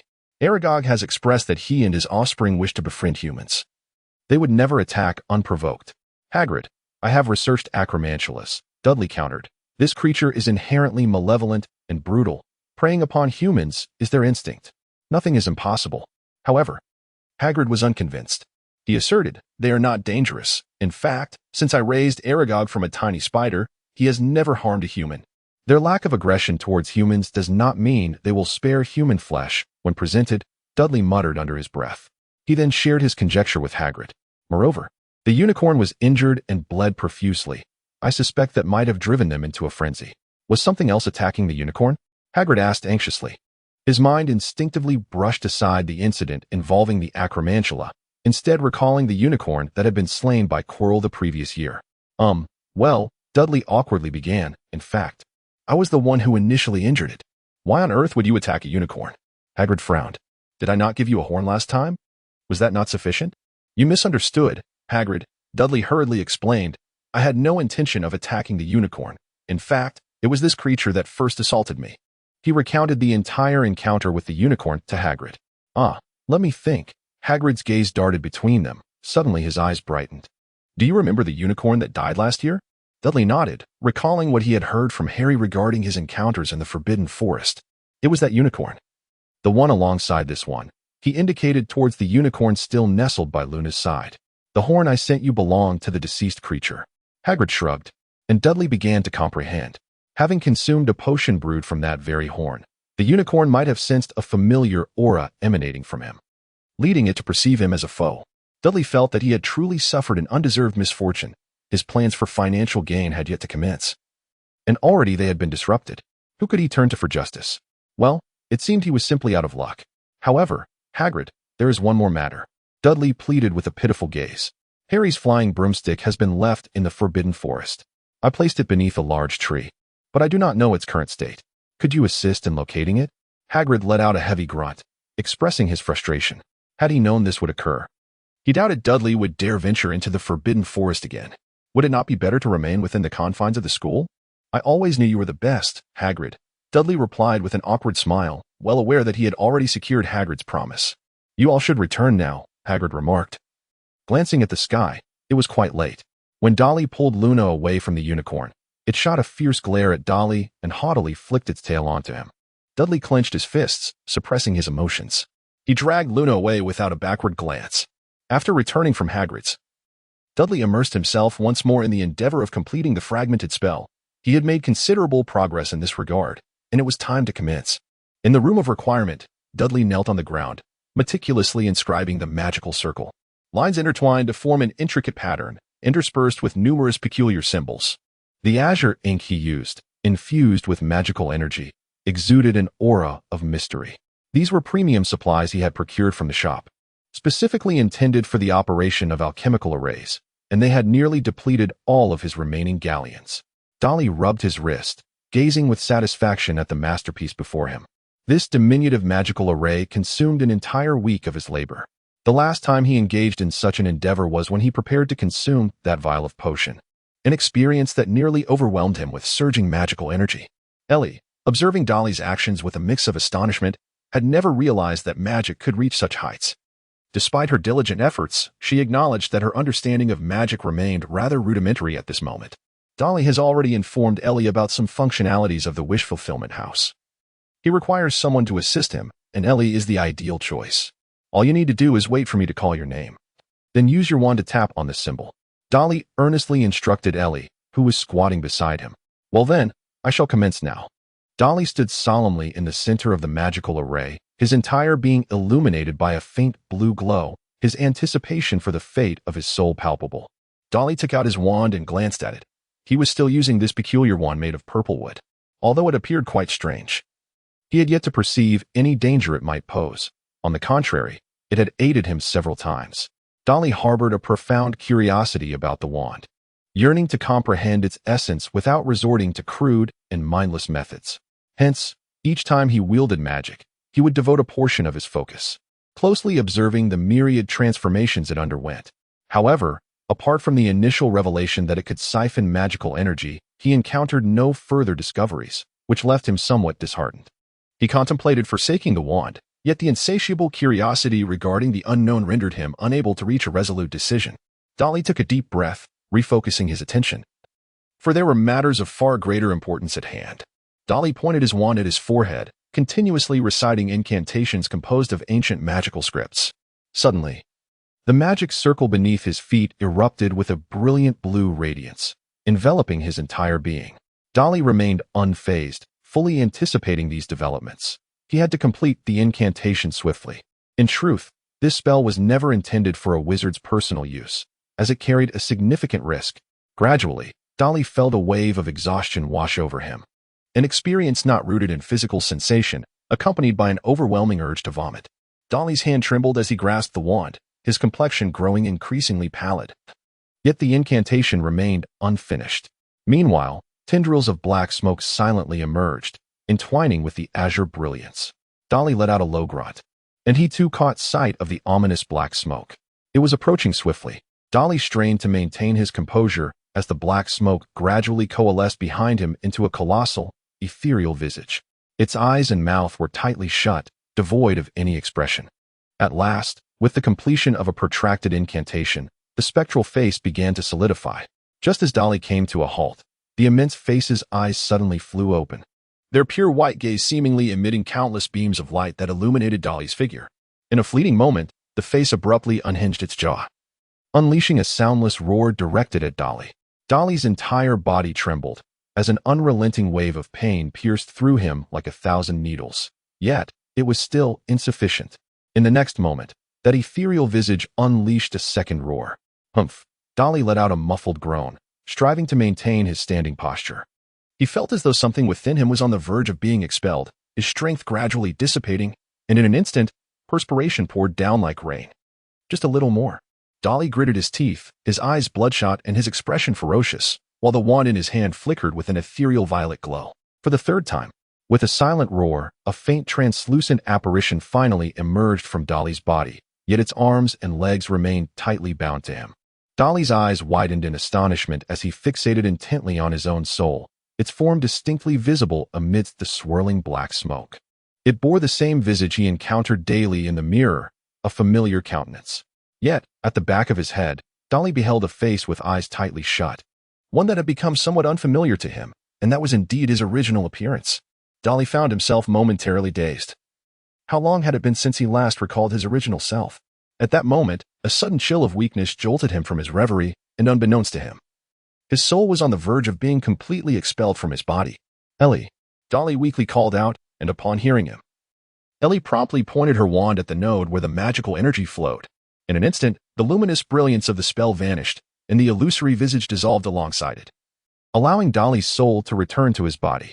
With a thud, Dudley collapsed softly onto the floor, His chest heaved violently as he gasped for breath, and the wand in his hand reverted to its original form. What on earth could this possibly mean? Dudley pondered the visage of his own soul, realizing that though the two essences had ostensibly fused, the amalgamation was far from complete. Perhaps it was precisely this that permitted the original Dudley to retain a semblance of awareness, preventing him from being entirely engulfed. This posed a significant dilemma, Dudley mused, a throbbing headache clouding his thoughts. He had initially believed that Dudley's spirit merely lingered in some hidden recess of his body, and that extracting it would suffice. If he were to choose but one to survive, he would undoubtedly know the course of action to take. However, the situation now appeared to be infinitely more complicated. The notion of separating what was nearly a complete soul was daunting. He was aware of but one method, a method that was undeniably sinister and perilous. Ellie approached him, her expression fraught with concern as she gazed at Dudley, who lay on the ground. "Are you all right?" she murmured softly. Dudley shook his head, and only after regaining a modicum of strength did he manage to sit up from the ground. He resembled a severely debilitated patient, his body frail and weak. He consumed a piece of chocolate that Ellie had offered, but its effect was minimal. What he truly required was rest. After a considerable while, Dudley gradually rose to his feet, tucked his wand into his pocket, and, with Ellie's assistance, departed from the room of requirement. Dudley buried those thoughts deep within, realizing that, regardless of the circumstances, he was currently incapable of resolving this issue and required time for personal growth. In the days that followed, Dudley finally found the opportunity to truly relax. He could recline beneath the trees by the lake, basking in the sun and feeling the gentle breeze, or accompany Luna in caring for the unicorn, acting solely according to his whims. This newfound state of leisure astonished Harry and Ron. In their eyes, Dudley had always been the epitome of busyness, much like Hermione. However, he was far more enigmatic, vanishing from sight intermittently without ever disclosing his whereabouts. Yet, this tranquil existence would not endure for long.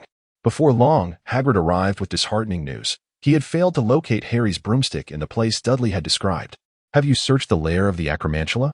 They are known to collect trophies," Dudley inquired eagerly. "I have already inquired with Aragog, and he has not seen any broomsticks." Hagrid replied, his brow furrowed in confusion. "He also questioned me about your sudden intrusion into their territory and the significant number of his offspring you had slain." Dudley's nose was almost twisted with indignation. While I must admit that I harbored such thoughts, I had yet to put them into action.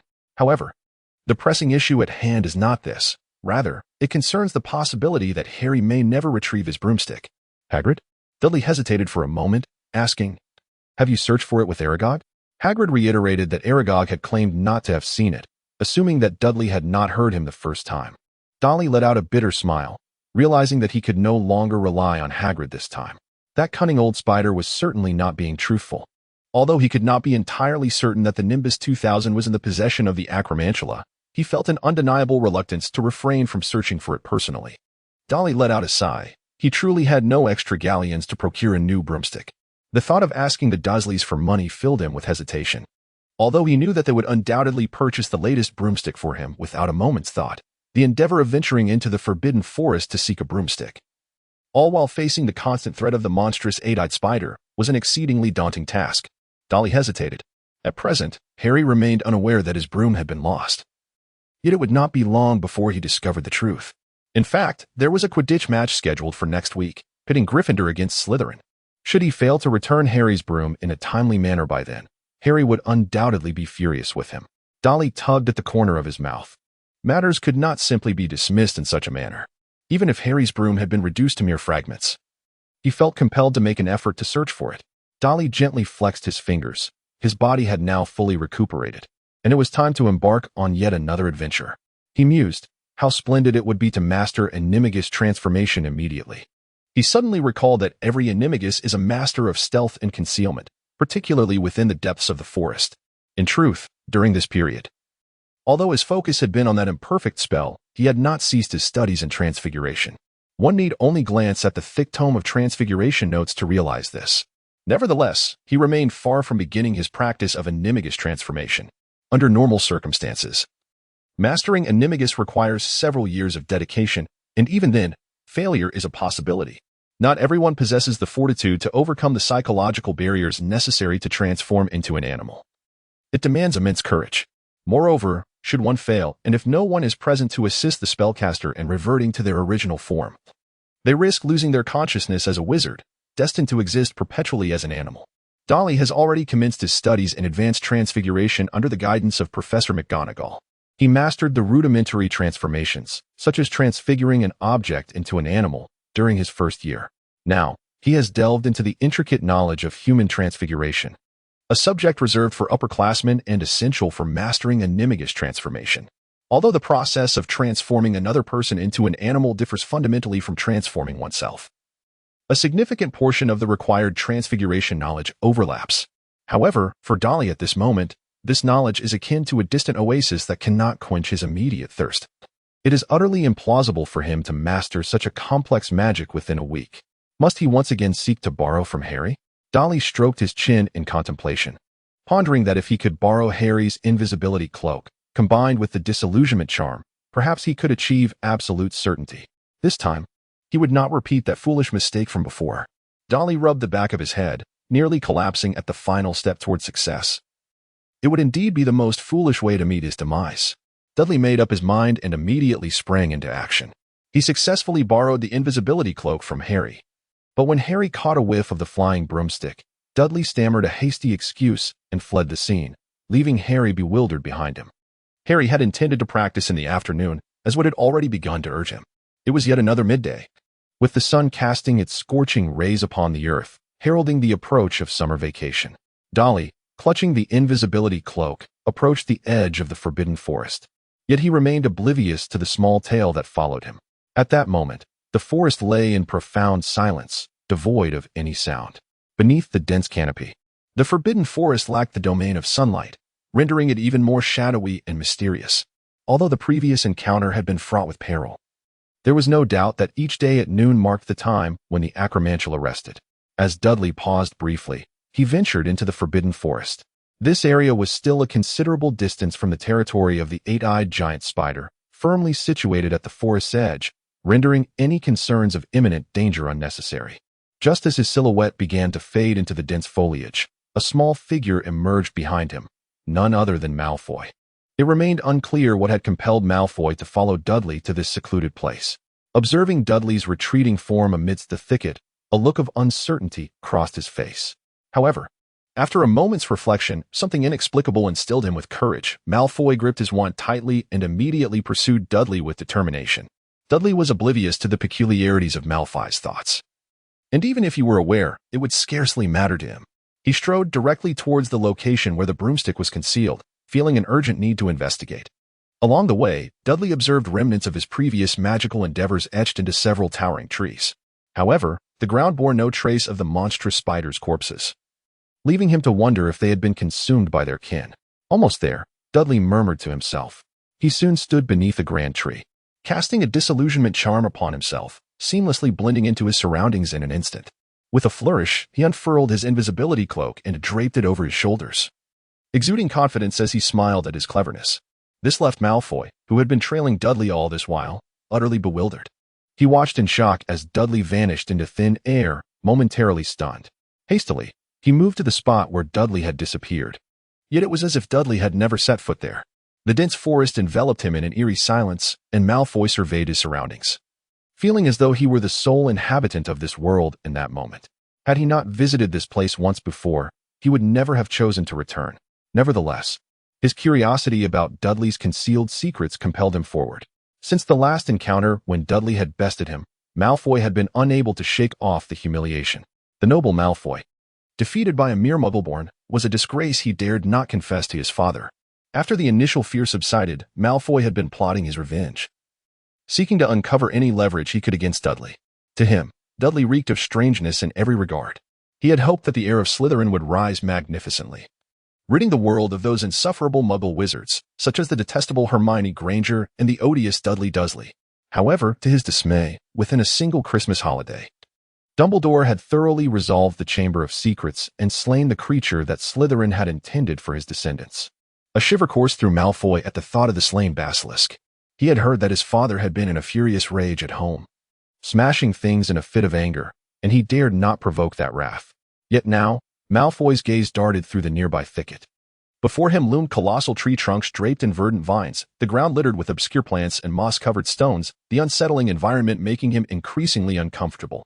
Regret washed over Malfoy. He felt his impulsiveness had led him astray, and perhaps he should have brought Crabbe and Goyle along. The thought irritated him further, as he recognized the two oafs were only of use due to their obedient nature, lacking any real utility.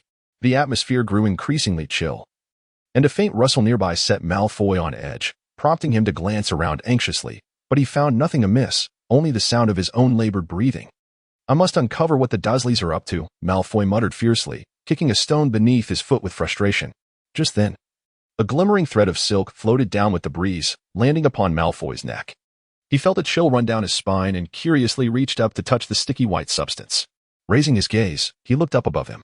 In the next moment, a blood-curdling scream echoed through the forbidden forest. Dudley turned back in confusion, as if he had heard a piercing scream. He then shrugged and chuckled, deeming himself somewhat paranoid. After all, it was improbable that anyone else would be present in the forbidden forest at this hour. Dudley tightened the invisible cloak around him, growing increasingly cautious. He certainly did not wish to be discovered by the eight-eyed giant spider once more. Dudley arrived at the location where the flying broom had been hidden last time, only to find that the corpse of the eight-eyed giant spider had also vanished without a trace. He meticulously examined the hollow of the tree, yet discovered no remnants of the destroyed broom. Dudley let out a sigh of relief. There remained a glimmer of hope. The flying broomstick had likely been taken away. He glanced around and effortlessly spotted a small spider scuttling across the ground. If he followed the spider, it would surely lead him to the desired destination. Dudley followed the ever-increasing number of spiders as they ventured deeper into the forest. He had long strayed from the path, and the way became increasingly arduous, choked with drooping branches and thorns. After traversing for at least another half-hour, Dudley could no longer suppress his labored breathing and noticed that the ground seemed to slope downward, while the trees began to thin out, gradually taking on an unhealthy gray hue. Could he be nearing his destination? Dudley mused silently, suddenly halting in his tracks. He beheld a massive white spider web stretched across a great tree, upon which rested a moderately sized eight-eyed giant spider, its 8 obsidian eyes slowly rotating. Dudley cautiously took a step forward, yet the eight-eyed giant spider exhibited no reaction, which allowed him to breathe a sigh of relief. If such a minor movement could be detected, then the prowess of the eight-eyed giant spider was indeed formidable. He maneuvered around the vigilant spider and continued onward. But the scenery ahead grew increasingly bizarre. Each towering tree was draped in a multitude of spider webs, yet oddly, most of these webs were devoid of occupants.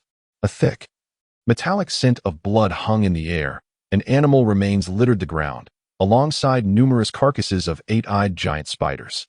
Dudley vowed that he was not the one who had slain these deceased eight-eyed giant spiders. Dudley gazed in bewilderment at the scene before him, struggling to comprehend the unfolding events. Yet, he found no reason to be daunted. Having arrived at this juncture, retreat was not an option, especially since he harbored considerable confidence in the invisibility cloak draped around him. As he descended the steep slope, Dudley eventually reached the precipice of a valley. The trees within had been entirely cleared, revealing the bare, rugged rocks beneath. At the very center of the valley lay a damp, expansive web, intricately woven and connected to a shadowy lair. If his assumptions were correct, Aragog was likely concealed within. Adjacent to this was a smaller spider's web, laden with the remains of the eight-eyed giant spider's prey, various animal carcasses, among which Dudley discerned several centaur corpses. Dudley also observed some peculiar large cocoons, within which it was uncertain what living creatures were ensconced, some of them quivering violently. Dudley did not descend the slope. Instead, he raised his wand and quietly uttered an incantation. The broomstick soared into the air. A cacophony of sounds erupted as Dudley's gaze sharpened, and a lengthy white cocoon began to tremble violently under the influence of magic.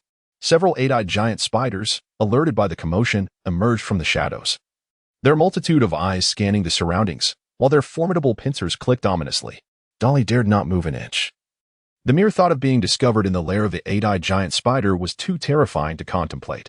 After a brief interval, the eight-eyed giant spiders, having detected nothing amiss, gradually retreated into the shadows. Dudley gradually approached the edge of the vast net, his eyes wide with astonishment as he beheld the quivering white cocoon, a reward effortlessly obtained. He cast a glance at the adjacent lair, unfathomably deep and shrouded in darkness, from which an incessant chill emanated into the air. Dudley shook his head, then gently waved his wand over it, causing the white cocoon to, from which Harry's broomstick tumbled forth. Dudley swiftly extended his hand to catch it, preventing it from crashing to the ground and creating a noise. Even at this moment, Dudley still found it somewhat incredulous that he had acquired it so effortlessly. What then? Was the purpose of Aragog deceiving Hagrid? Dudley glanced around keenly, yet he did not observe the stealthy approach of the eight-eyed giant spider. He found it perplexing to fathom the intentions of such creatures. However, having secured the enchanted broomstick, Dudley had no time to linger. He removed the invisibility cloak draped over him and mounted the broom, propelling himself skyward with a vigorous push. At that moment, Dudley spotted a small group of eight-eyed giant spiders drawing closer to the valley, without the obstruction of trees. He could see clearly that this contingent comprised 7 or 8 of the creatures, with the leader clutching a Hogwarts robe-clad young wizard in its pincers, none other than Malfoy, who had been captured while trailing Dudley. Damn, what on earth is that fool up to? Dudley felt a sudden shock. How could Malfoy, who should have been safely ensconced within the castle, have fallen prey to the Acromantulas? As Dudley remained preoccupied with the captured Malfoy, a sharp whistling sound pierced the air beside him. An arrow zipped past his ear, and he immediately felt a searing pain on his face, where a thin line of blood began to emerge.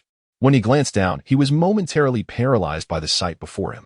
Hundreds of Acromantulas were frantically scurrying towards the valley floor, their dark forms clustering together in the sparse underbrush, resembling a shadow that threatened to engulf the very earth, sending shivers down Dudley's spine.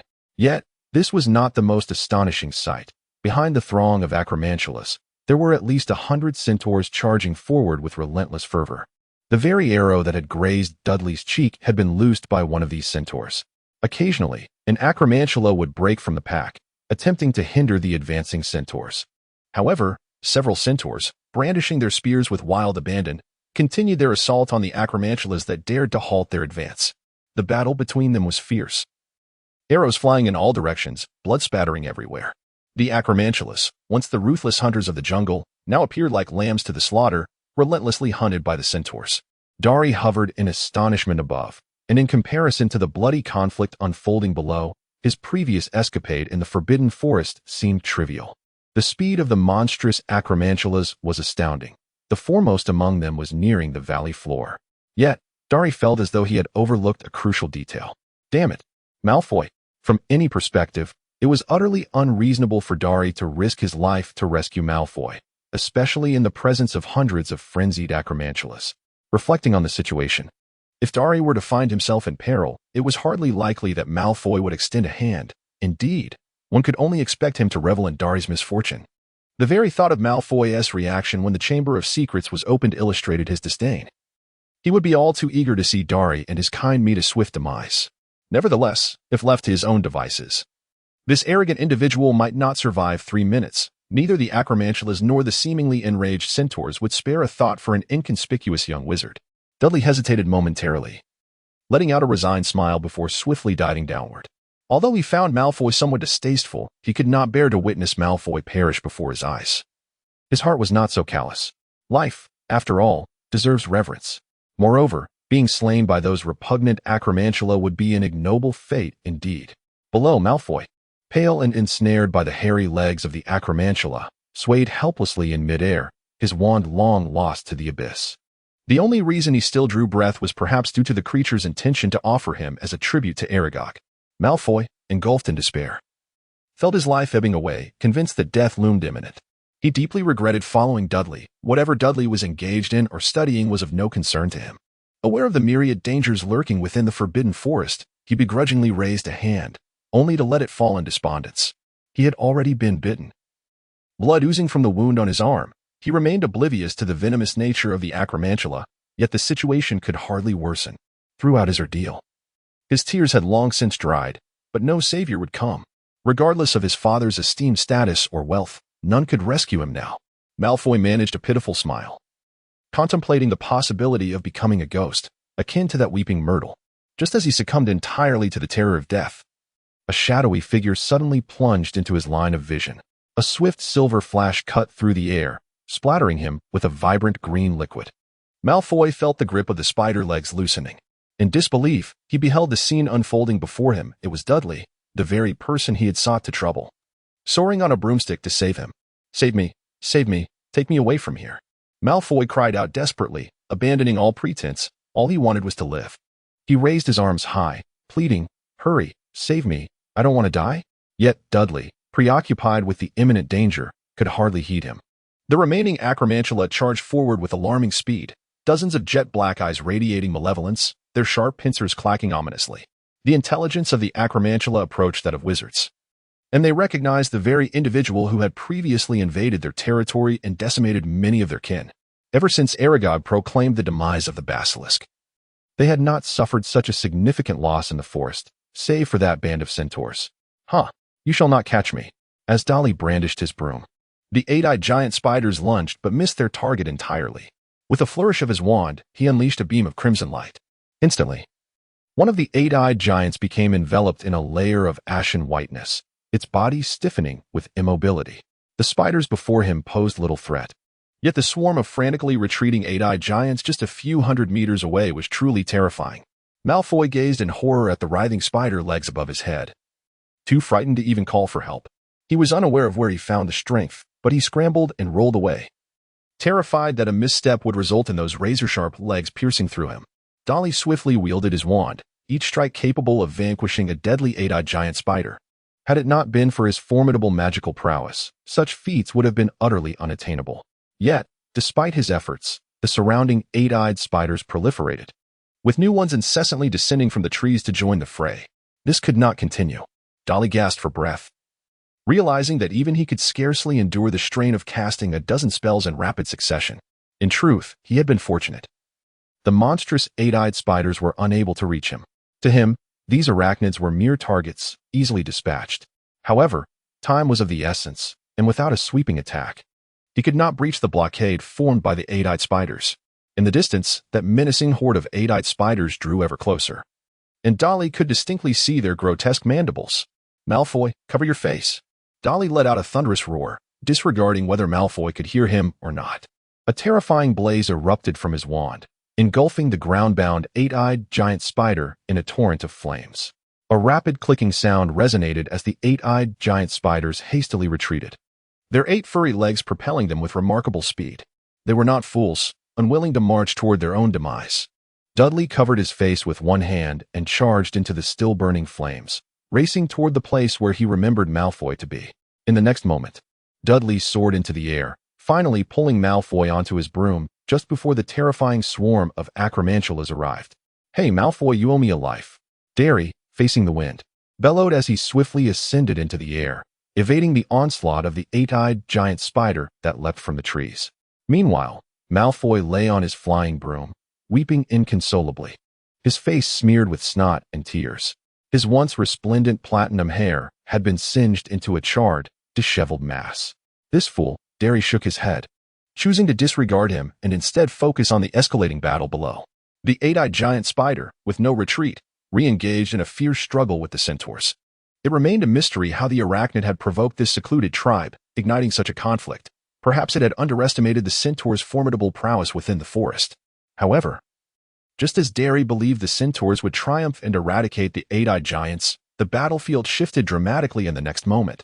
From the depths of the concealed lair beneath the massive web, several exceptionally large eight-eyed spiders suddenly emerged, their size nearly double that of their counterparts outside. Aragog's elite. Or perhaps this was a trap that had long been laid. Dudley gazed in astonishment at the seemingly endless swarm of eight-eyed giant spiders emerging behind them. Their numbers far exceeded what he had ever imagined. Dudley suddenly realized that he had just walked a narrow line between life and death. Reflecting on the recent events, he felt a chill run down his spine as he recalled brandishing his flying broom right beneath the very eyes of those eight-eyed giant spiders. Had those creatures charged at him in that moment, the consequences would have been utterly unimaginable. Dudley's gaze fell upon the centaurs, who remained oblivious to the impending doom as they valiantly battled the eight-eyed giant spiders. Although these centaurs held the upper hand for the moment, their fate was sealed the instant the relentless tide of eight-eyed spiders joined the fray. At this moment, Malfoy hung limply from his broom, softly lamenting, his face already bearing the ominous hues of bruising. This was dire. Dudley, struck by a sudden realization, had been so engrossed in watching their fierce battle that he completely overlooked the fact that Malfoy had already been bitten by the monstrous eight-eyed spider. Time was of the essence, and he could not afford to linger any longer. Cursing under his breath, Dudley felt an urge to depart immediately. However, he could not bring himself to witness the demise of these centaurs. Indeed, the most arduous task in this world is to be a good person. Even though he had no desire to embody the archetype of a purely virtuous individual, Daryl soared towards the centaurs, accompanied by Malfoy. While skillfully evading the arrows whizzing through the air, a true testament to his flying prowess, his wand emitted a stream of golden flames, raining down upon the cluster of spiders below, relishing the opportunity to create a bit of chaos amidst the turmoil. As Daryl surged forward, the centaurs had already taken note of the approaching wizard, with some of the more belligerent among them raising their bows and aiming at him. The majority of the centaurs harbored a rather unfavorable impression of wizards, deeming them untrustworthy and preferring to distance themselves, willingly aligning themselves with the realm of beasts. Daryl observed their vigilant gazes, hovering momentarily in mid-air, when a sudden thought struck him. He pointed his wand at his throat and proclaimed in a thunderous voice, "I am a student of Hogwarts. Numerous acromantulas are emerging from the lair in the valley. It is likely a trap. I advise you to retreat promptly." With that, Daryl soared away towards the castle without a backward glance. He had done all he could. Whether the centaurs believed him was no longer his concern. Though he had narrowly avoided being embroiled in the battle within the Forbidden Forest, the mission was accomplished, and he successfully obtained the broomstick. Now he could finally breathe a sigh of relief. The howling wind whipped past Daryl as he squinted down at the Forbidden Forest below. Despite having visited this place twice before, he had traversed scarcely a fraction of it, merely skirting the edges, gazing at the seemingly endless expanse of forest. Filled with towering ancient trees, one could not help but marvel at the grandeur of nature, pondering the wondrous secrets it harbored. Perhaps even now, a fierce battle raged within its depths. Who would know if not for the fortunate timing of his arrival? The Forbidden Forest would undoubtedly beckon him again. As Daryl reflected on the recent skirmish, Hogwarts Castle loomed closer. Upon reaching the entrance hall, he had just assisted the nearly unconscious Malfoy off his broom when he encountered Harry and his companions. They stared in astonishment at the once arrogant Malfoy, now slumped against Daryl like a puddle of mud. His wizarding robes were tattered and smeared with a kaleidoscope of substances, and his platinum hair was singed and blackened. A flurry of scenarios depicting Malfoy's humiliation raced through their minds. "Hey, Daryl, did you give Malfoy a good thrashing?" Ron exclaimed gleefully. "You wouldn't believe it. This fool wandered into the Forbidden Forest and was captured by those acromantulas," Daryl replied, frustration evident in his voice. "I nearly didn't make it back. Malfoy, that coward, dared to enter the Forbidden Forest?" Harry remarked in disbelief, recalling how Malfoy had been terrified to the point of losing control during their last venture into the woods. "Who knows?" Daryl shot Malfoy a disdainful glance. "Let us lend a hand and get him to Madame Pomfrey." Harry regarded Malfoy with evident disgust, noticing the unidentifiable goo clinging to him. "What is that stuff on him?" Harry asked, unable to contain his curiosity. "Oh, just some innards of acromantulas," Daryl said nonchalantly. "Hurry up, this lad is about to collapse." Upon hearing this, Ron, who had been scrutinizing Malfoy closely, quickly covered his mouth and retreated. Although the venom of the acromantula was not instantly lethal, it had been too long since the bite, and the potential for lingering effects remained unknown. Despite Harry's disdain for Malfoy, he could not stand idly by and watch him perish. Ignoring the stares and whispers from the younger wizards they passed, they hastened towards the hospital wing. Hermione needed to inform the professors in the staff room about the incident, especially since a student had been attacked, and they deserved to know the details. Soon, as more witnesses shared the scene, news spread throughout the school that Malfoy had been assaulted, and that it had occurred alongside the second-year wizard who had saved the unicorn. This sparked a heightened interest among the students regarding the Forbidden Forest, with growing curiosity about the nature of their encounter. Not long after their arrival at the hospital, a grim-faced Snape strode in, his cloak billowing behind him. Hermione hurriedly followed, silently signaling to Daryl that only Professor Snape had remained in the staff room. "What on earth happened?" Snape inquired darkly. "Malfoy was bitten by an acromantula, and the venom has spread throughout his body," Daryl replied, bracing himself. "It's a dire situation, but he won't die yet." Suppressing his fury, Snape retorted, "What have you done this time, Mr. Dudley?" "I saved Malfoy's life in the Forbidden Forest," Daryl answered flatly. Snape let out a derisive laugh, as if he had heard the most ludicrous joke. "If you had done nothing, how would Malfoy have come under attack by the acromantulas? What do you think, Dudley?" "I truly do not know, Professor," Daryl defended. "I am unaware of why Malfoy was in the Forbidden Forest." "Let me hazard a guess," Snape replied, his eyes glinting with malice. "You, harboring a grudge against Malfoy, lured him into the Forbidden Forest, intending to let the acromantulas punish him, or perhaps even kill him." Dolly's countenance darkened. Professor, if you wish to ascertain the truth, you may wait until Malfoy awakens and inquire directly, rather than fabricating tales here. Fabricating tales? Snape's lips curled into a perilous arc. Then can you enlighten me as to why you chose to venture into the Forbidden Forest instead of remaining within the castle? Under Snape's watchful gaze, Dudley felt an immense pressure. I was merely curious about the Forbidden Forest, he stammered. Ah, curiosity, Snape interrupted coldly. The illustrious Dudley pays no heed to the rules of the school. Have you thoroughly explored the castle and are now ready to meander into the Forbidden Forest? Dudley gazed silently at Snape, realizing that attempting to reason with him was utterly futile, especially given that he had indeed violated school regulations first. However, Snape showed no inclination to relent. Did you not also exploit Mr. Malfoy's curiosity, deliberately luring him into the Forbidden Forest? He inquired. Professor, I have already stated that I merely happened upon him, Dudley replied with a hint of impatience. As for why Malfoy is there, you would be better off asking him directly. Dudley could not fathom why Snape remained fixated on this particular matter. Could it be that he was reminded of his own past experiences? Once, Sirius had exploited Snape's attention towards their little group, luring him into the Shrieking Shack during the time when Lupin transformed into a werewolf, intending to use the frenzied Lupin to eliminate Snape. However, in the end, Harry's father, James, perhaps out of fear or a sudden pang of conscience, rushed in to rescue Snape, which only served to deepen the animosity between the two parties. After Dudley uttered these words, the atmosphere in the corridor became palpably tense. Hermione, Harry, and Ron were so frightened that they scarcely dared to breathe. They had not anticipated Dudley would dare to confront Snape, as he had always shown great respect towards the professors, even towards Snape. I have long suspected that you would never utter a single truth in my presence, Snape remarked coldly. But you should be aware that I possess countless methods to extract your confessions.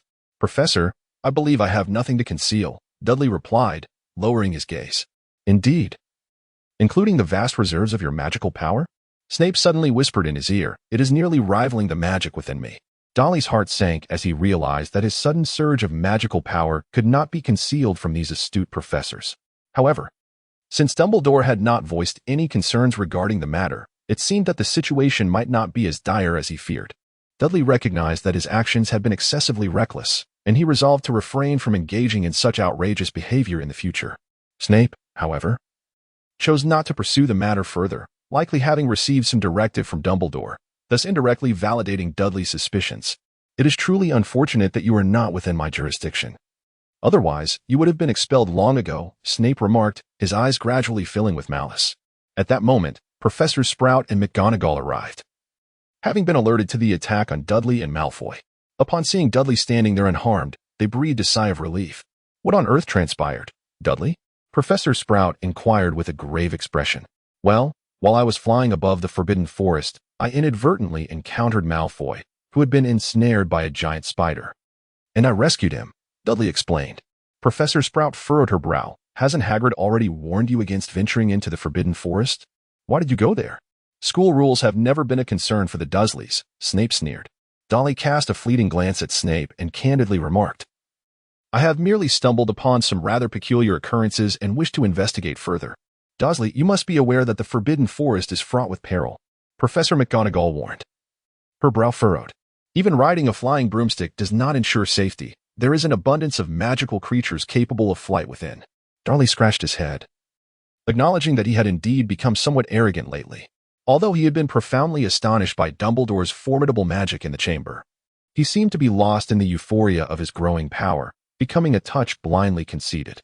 Unbeknownst to him, he had begun to disregard the lurking dangers, forgetting that a single misstep could spell his doom. Understood, Professor. I shall be more cautious from now on, Dudley murmured. You mentioned that peculiar events have transpired in the Forbidden Forest. What are they? Professor Sprout inquired. Oh. Initially, I merely observed that the acromantula in the Forbidden Forest had grown exceedingly agitated. I had previously suffered a misfortune due to this, so after recovering, I felt compelled to investigate what was occurring within, Dudley recounted, maintaining his composure as he spun his tale. Subsequently, Dudley vividly depicted the fierce battle he had witnessed from the air. Professors Sprout and McGonagall exchanged glances, their eyes betraying a hint of astonishment. They were somewhat ignorant of the happenings in the Forbidden Forest, as it was Hagrid's domain. They had never realized how tumultuous their neighbor's abode had become. Perhaps due to this conflict, the Forbidden Forest has turned exceedingly perilous, far beyond its former state. I believe it would be prudent for students to steer clear of it for the time being. If you recall the school rules, the Forbidden Forest has always been off-limits to students, Professor Snape remarked with a sneer. Very well, let us put this matter to rest, Professor Sprout declared. Dudley, in light of your recent actions, I must impose a punishment upon you. And you must assure me that you will refrain from venturing into the Forbidden Forest alone in the future, or else, all right, Professor, I truly want to go again. Dudley replied obediently. Beside him, Snape glared fiercely, seemingly deeming Professor Sprout's punishment far too lenient. At that moment, Madame Pomfrey emerged from the infirmary, having just attended to Malfoy. You lot may return now, and remember, do not cause any more trouble, Professor McGonagall admonished, casting a stern glance at the trio nearby. Do we really come across as troublemakers in Professor McGonagall's eyes? Ron exaggeratedly lamented on their way back. You might want to reflect. We have certainly breached our fair share of school regulations, Dudley pointed out. The group erupted into laughter at Dudley's remark. What sort of punishment do you think Professor Sprout will administer? Harry queried. Perhaps I'll be tasked with organizing the plants in the greenhouse, Dudley shrugged. She never imposes overly harsh penalties on us. That's fortunate, Ron sighed, recalling the time he had been severely chastised by Snape for using the slug-vomiting charm on Malfoy. However, I must admit, I am rather delighted to see Malfoy in such dire straits. I wonder if he'll continue to be so arrogant after this, Harry said, unable to suppress his grin. Hermione, however, seemed more intrigued by the news of the Centaurs and Acromantula. What do you suppose prompted them to engage in such fierce combat? That, I cannot say. We must inquire with Hagrid, Dudley replied. He then retrieved the invisibility cloak from his robes. Here's your invisibility cloak. It has proven to be quite useful, along with your firebolt. Harry, noticing the firebolt in Ron's hands, observed that its tail had singed in several places, though fortunately, its twigs had escaped unscathed. He recalled Malfoy's singed hair and quipped, Hey, Dudley, you didn't fly into the flames while riding your broomstick, did you? Dudley recounted the events of his rescue of Malfoy, ultimately concluding that Malfoy was exceedingly foolish, utterly inept. Harry and the others erupted into laughter at Dudley's remark, as Malfoy was indeed quite detestable. They subsequently agreed to visit Hagrid, eager to inquire about the occurrences in the Forbidden Forest, which piqued their curiosity. Once Dudley had bathed, the group made their way towards Hagrid's quaint hut, basking in the glow of the setting sun. Hagrid was seated on a bench outside, softly playing a short flute. Hello there, he greeted with a smile. Care for some tea? Yes, please, Dudley replied. What brings you here today? Hagrid welcomed them inside, setting several chipped teacups before them. I wish to inquire about the happenings in the Forbidden Forest, Dudley remarked, lifting his cup to sip. It seems the Acromantula and the Centaurs are engaged in some conflict? Oh, you mean that situation? Hagrid set down the teapot. To be honest, I'm not entirely sure what's going on. It appears that since Christmas, Aragog and his offspring have become quite agitated, expanding their range within the forest. Who is Aragog? Ron inquired. Aragog is the leader of those Acromantula. Hagrid replied with a smile. I began caring for him when he was just an egg. Some events transpired, and I ultimately released him into the Forbidden Forest, even finding him a mate. Harry and Ron exchanged astonished glances, realizing that the Acromantula that had previously attacked Dudley was, in fact, raised by Hagrid. However, this revelation was hardly surprising, as Hagrid had a penchant for such fearsome creatures. That is incredibly dangerous, Hagrid, Hermione admonished, shaking her head. Those Acromantula could attack the students at any moment. They won't, Hagrid responded nonchalantly. Aragog has assured me that his offspring will never set foot in the school. Dudley covertly rolled his eyes. In truth, during the ultimate battle, these terrifying dark creatures aligned themselves with Voldemort. Thus, Dudley directed his attention towards them, feeling no remorse in slaying these spiders. Hermione expressed to Hagrid numerous concerns regarding the peril posed by the Acromantula, yet Hagrid hummed an unfamiliar tune, seemingly indifferent to her warnings. Ultimately, she conceded, realizing that she would never alter his perspective. Dudley inquired further about the Centaurs from Hagrid, but the latter possessed scant knowledge on the subject. This was primarily due to the Centaurs' reclusive nature and their tendency to speak in riddles, resulting in Hagrid's limited interactions with them. Consequently, Dudley recounted the fierce battle he witnessed in the skies between the giant eight-eyed spider and the Centaurs. What did you say? Hagrid exclaimed, rising abruptly and nearly toppling the table before him. Ron's robes were drenched by the spilled tea, yet Hagrid paid him no heed. You mean to say there were nearly 100 Centaurs there, and they even fought at Aragog's lair? Dudley nodded, perplexed by Hagrid's sudden agitation. This was troubling. I must hasten to see what is amiss. Hagrid hurriedly seized the stone bough that hung upon the wall, his face etched with concern. You ought to have informed me sooner. If my conjecture is correct, it could very well be that nearly all the centaurs within the tribe are involved. Regardless, I must venture there immediately. With that, he led Yaya in a hurried dash toward the forbidden forest. As Dudley and the others watched Hagrid vanish into the forest, they found themselves momentarily at a loss for words, ultimately meandering towards the castle. Dudley, is it truly accurate that there are as many acromantulas in the forbidden forest as you claim? Harry inquired.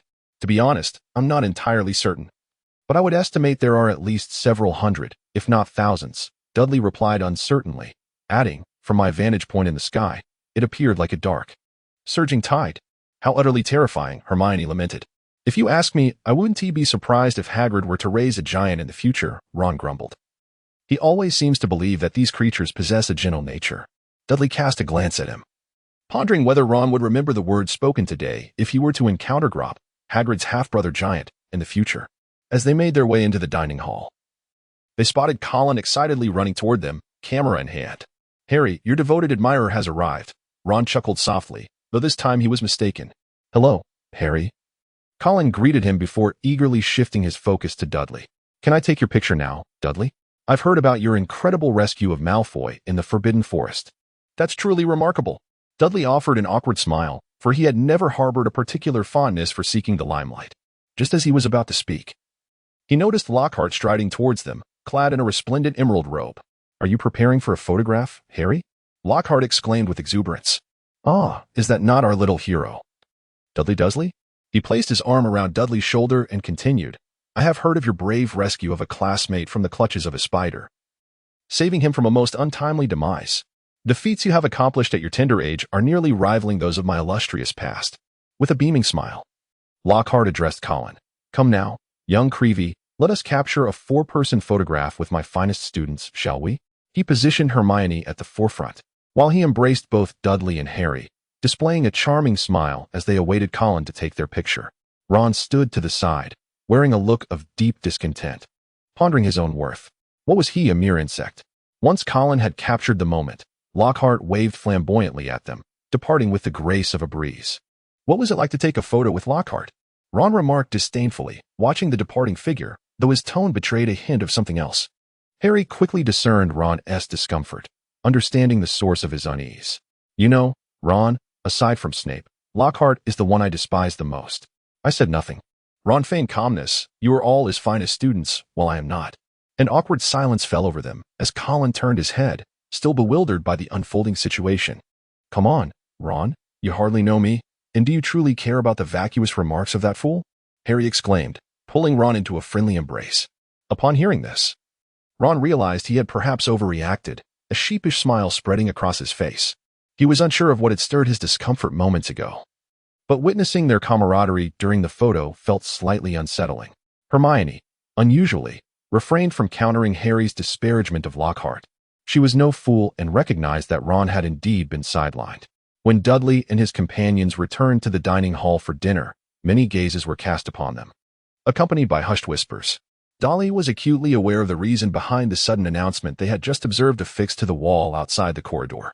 The notice explicitly stated that, for the foreseeable future, no student was permitted to approach the Forbidden Forest for any reason whatsoever.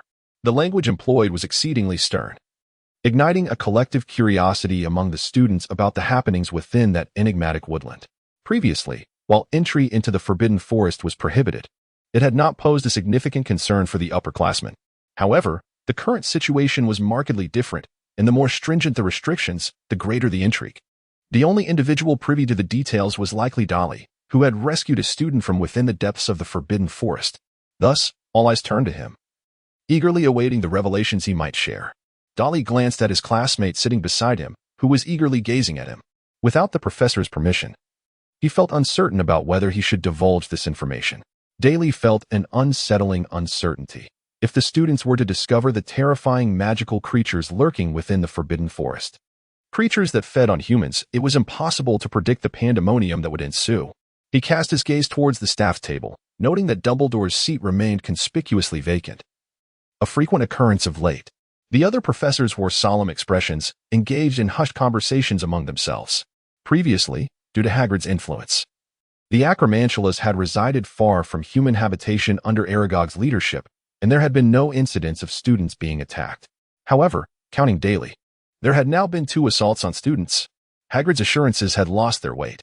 In fact, on the very night when Daly encountered the attack, Dumbledore had already consulted Hagrid regarding the Acromantulas. Yet, Hagrid insisted it was an unfortunate accident, promising Dumbledore that such an occurrence would never happen again. Trusting Hagrid, Dumbledore had entrusted the matter entirely to him, a situation well known among the professors. The outcome was disheartening. Within a mere fortnight, another dreadful incident had transpired. Had Daly been privy to the truth behind it all, he would have gazed at them with wide, innocent eyes, exclaiming, "Is it all my fault? I merely wish to earn a little money." In reality, Daly had yet to realize that the most troubling matters might not reside within the Forbidden Forest. As speculation ran rampant among the gathered individuals, the doors to the great hall swung open with a resounding bang. Lucius Malfoy stood there, brimming with fury, feeling more enraged than he had ever known. His precious son, the heir of the Malfoy lineage, had nearly perished at Hogwarts. To him, it was an utter farce. Yet, upon seeing Draco in the hospital wing, he was nearly consumed by rage. Draco was bound in bandages, his face pale, with remnants of burn marks. Lying lifelessly on the hospital bed, devoid of consciousness, he needed to act swiftly to quell the wrath of the Malfoy family. Lucius disregarded the gazes of the onlooking students, his eyes coldly scanning the staff table in search of Dumbledore, but he was nowhere to be found. "Where's Dumbledore?" Lucius barked, his fingers tightening around his wand. Draco had nearly been killed, and he demanded an explanation. "Lucius, calm yourself." Professor McGonagall interjected loudly, "As far as I know, Malfoy is no longer in mortal danger.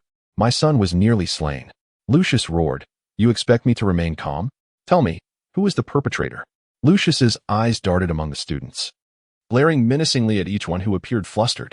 He remained oblivious to the fact that it was the Acromantula from the Forbidden Forest that had attacked Draco. He still believed it was a student from the school who had committed the act. At that moment, he noticed many students casting furtive glances at Daly, and a surge of rage obliterated his remaining rationality. Lucius swiftly raised his wand. A blinding red light shot toward Daly in an instant, catching everyone off guard as they had not anticipated such an outburst. Dudley stared in bewilderment at Lucius as he raised his wand towards him. Although he had yet to comprehend the situation, it did not prevent him from realizing that he was under attack. Armor of protection. Daryl's response was remarkably swift, as a transparent magical barrier enveloped him in an instant. The crimson spell was deflected, striking Justin, who sat beside him. His head jerked uncontrollably backward before he slumped to the ground, rendered unconscious. Lucius, witnessing his spell being thwarted, was taken aback. Yet his conviction that Daryl was the assailant of Draco intensified. After all, how could he react so rapidly if he were not anticipating an attack from him? Lucius believed he had discerned the truth, and in a fit of rage, he pressed on with his assault, unleashing a silver beam that shot forth like an arrow. Daryl, having anticipated the strike, swiftly evaded it. However, the silver projectile erupted into a gaping hole in the table, sending splintered wood flying and striking nearby students. The startled students, momentarily frozen by the unexpected fray, soon sprang into action, scurrying about like headless chickens in a desperate bid to escape. Yet Daryl had no intention of remaining passive. He was engulfed in fury. Anyone in his position would feel the same. Defiantly raising his wand, he retaliated with an array of spells he had learned but never previously employed.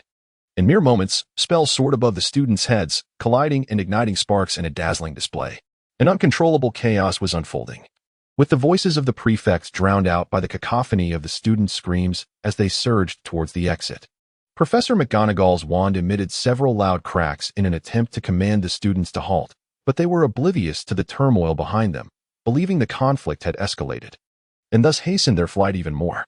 Dudley now found himself in a predicament, witnessing the students' panic. He longed to cease the confrontation, fearing he might inadvertently harm them. However, the situation was beyond his control. Lucius Malfoy had no intention of sparing him. With a darkened expression, he unleashed his magic upon Dudley, his frustration mounting at his inability to swiftly subdue him. Dudley strained to maintain his composure. Lucius was no mere novice wizard to be easily subdued. On the contrary, his prowess was far from the feeble portrayal in the original narrative. His spells exerted immense pressure on Dudley. However, the The professors would never allow such reckless aggression to persist unchallenged. As the students around them began to flee, Severus Snape soared into the air.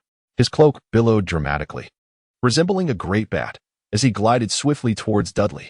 His wand emitted a blinding red light that struck Lucius with astonishing precision. Lucius's wand flew high into the air, and he staggered back, nearly losing his footing from the force of the spell. Subsequently, Snape conjured a rope from thin air, binding Lucius tightly like a dumpling. "Silence, you fools. Cease at once. The area is secure." Snape's grim voice reverberated throughout the grand hall, perhaps due to Snape's long-standing authority. The panicked crowd gradually quieted upon hearing his command. They turned to observe the scene behind them, their faces still bearing traces of fear. As two dining tables lay shattered from the earlier chaos, Darcy felt his heart racing, a sensation far more exhilarating than the act of exterminating a spider. He noticed Lucius glaring at him with malevolence, showing no remorse for his earlier sudden assault. At that moment, Professor McGonagall stepped forward, her voice resonating with authority. "Heads of houses, gather an immediate count of our students. Any injured must be swiftly transported to the infirmary. Hurry." She then approached Lucius Malfoy, her eyes blazing with fury. "Look at the fine example you've set, Lucius. As a governor of Hogwarts, you brazenly assault students on school grounds. When Dumbledore returns, what will he say?" Lucius, still seething with unvented rage, retorted defiantly, "I shall not spare anyone who harms Draco. The honor of the Malfoy name is inviolable." "Indeed," McGonagall stammered, visibly shaken with indignation. "Is this your justification for attacking students?" She observed several younger students, oblivious to their surroundings, being carried off by their peers towards the infirmary. "Ah, I was just about to intervene." Lockhart suddenly leapt in front of Lucius, brandishing his wand with bravado. "Were it not for the protection of the students, I could have vanquished you in the blink of an eye." Lucius regarded Lockhart with incredulity, unable to fathom his intentions. "Mr. Malfoy, I believe you are somewhat mistaken," Darcy interjected, finally grasping why Lucius had targeted him. "It was not I who harmed Draco, rather, I saved his life." "What did you say?" Lucius was convinced he had misheard. "You saved Draco?" Preposterous. Upon learning the full account of events, the previously arrogant Lucius fell into a stunned silence. "Indeed, I rescued Draco from the jaws of an acromantula," Darcy stated. "The spells he used were all taught to him by me, as I documented in my book," Lockhart proclaimed, though no one paid him heed. The surrounding young wizards were taken aback by Darcy's revelation. They had been unaware that the Forbidden Forest harbored such terrifying magical creatures beyond werewolves and dragons. Some younger students, unfamiliar with the acromantula, inquired about the nature of this spider. Upon discovering it was a massive creature over 10 feet in length, they collectively gasped in horror. How utterly terrifying. Lucius then attempted to struggle against his bindings, but the ropes held firm. "Release me, Snape," he demanded. Snape replied darkly, "I believe it is in your best interest to remain restrained." Lucius's lip twitched. "I assure you, I shall not act again." Yet no professor was inclined to assist him, for his earlier assault on students was utterly reprehensible. "Master?" At that moment, a sharp voice pierced the tension. Dobby, the house elf, timidly stood at the doorway, his body swathed in bandages, gazing in astonishment at the bound Lucius. "The mistress instructed me," he began, only to be abruptly interrupted by Lucius. "Dobby, you have arrived just in time. Quickly, free me from these accursed ropes." Bound by his loyalty, the house elf gently snapped his fingers, and the ropes enveloping Lucius dissipated into a cloud of black smoke. Lucius, stretching his limbs and clearing his throat, resumed his usual imperious demeanor as if he had never been restrained. "Well, I must admit, I was mistaken earlier, and I owe you an apology," he directed towards Dudley. "You hail from a non-magical family, I presume?" "I do, and what of it?" Dudley replied, eager to discern Lucius's ulterior motives. "Remarkable," Lucius remarked dryly, accepting his wand from the obedient Dobby, simultaneously delivering a sharp kick to the elf to vent his pent-up frustration. Dobby yelped in pain, his head drooping in sorrow as he retreated behind Lucius. "You saved Draco's life. The Malfoy family shall not neglect you," Lucius said languidly, retrieving a handkerchief from his pocket to polish his wand, its silver snakehead ornament gleaming under the light. "I permit you to make one request, within reason." "That would be?" Dudley inquired. "Oh, Dudley," Lucius continued, "in light of my earlier blunder, I must offer some recompense, especially concerning the injured students." He spoke smoothly, bowing slightly to Professor McGonagall. "Humph. You may address this matter upon Dumbledore's return," McGonagall retorted sarcastically. Lucius, emboldened by his current circumstances, found himself increasingly intrigued by the young wizard before him. "Mr. Dudley, do you have something to say?" A faint smile adorned his face. Impressed by Dudley's formidable prowess at such a tender age, "Am I truly allowed to make a reasonable request?" Dudley asked with a squinting smile, seemingly unfazed by the earlier skirmish. "Absolutely," Lucius proclaimed, tucking his wand into his cane and tidying his disheveled hair. "The Malfoy family is not one to renege on promises." "Very well," Dudley smirked, causing Lucius's heart to skip a beat, sensing impending trouble. "I want him," Dudley declared, pointing at Dobby, who was cowering behind Lucius. "That house elf." Lucius's grip on his cane tightened, his countenance darkening as he replied coolly, "You are being greedy, boy. Do you truly value your son's life less than that of an insignificant servant?" Dudley, grinning, retorted, "It seems you care more for a mere servant than your own flesh and blood." Lucius's eyes widened in disbelief, yet Dudley stood firm, testing Lucius's resolve against public humiliation. The onlooking young wizards began murmuring among themselves, awaiting Lucius Malfoy's decision. Lucius appeared to swallow a foul fly, his face twitching slightly. "You are impressive. I shall remember you." Lucius gritted through clenched teeth, his gray eyes seething with rage as they fixed upon Dudley.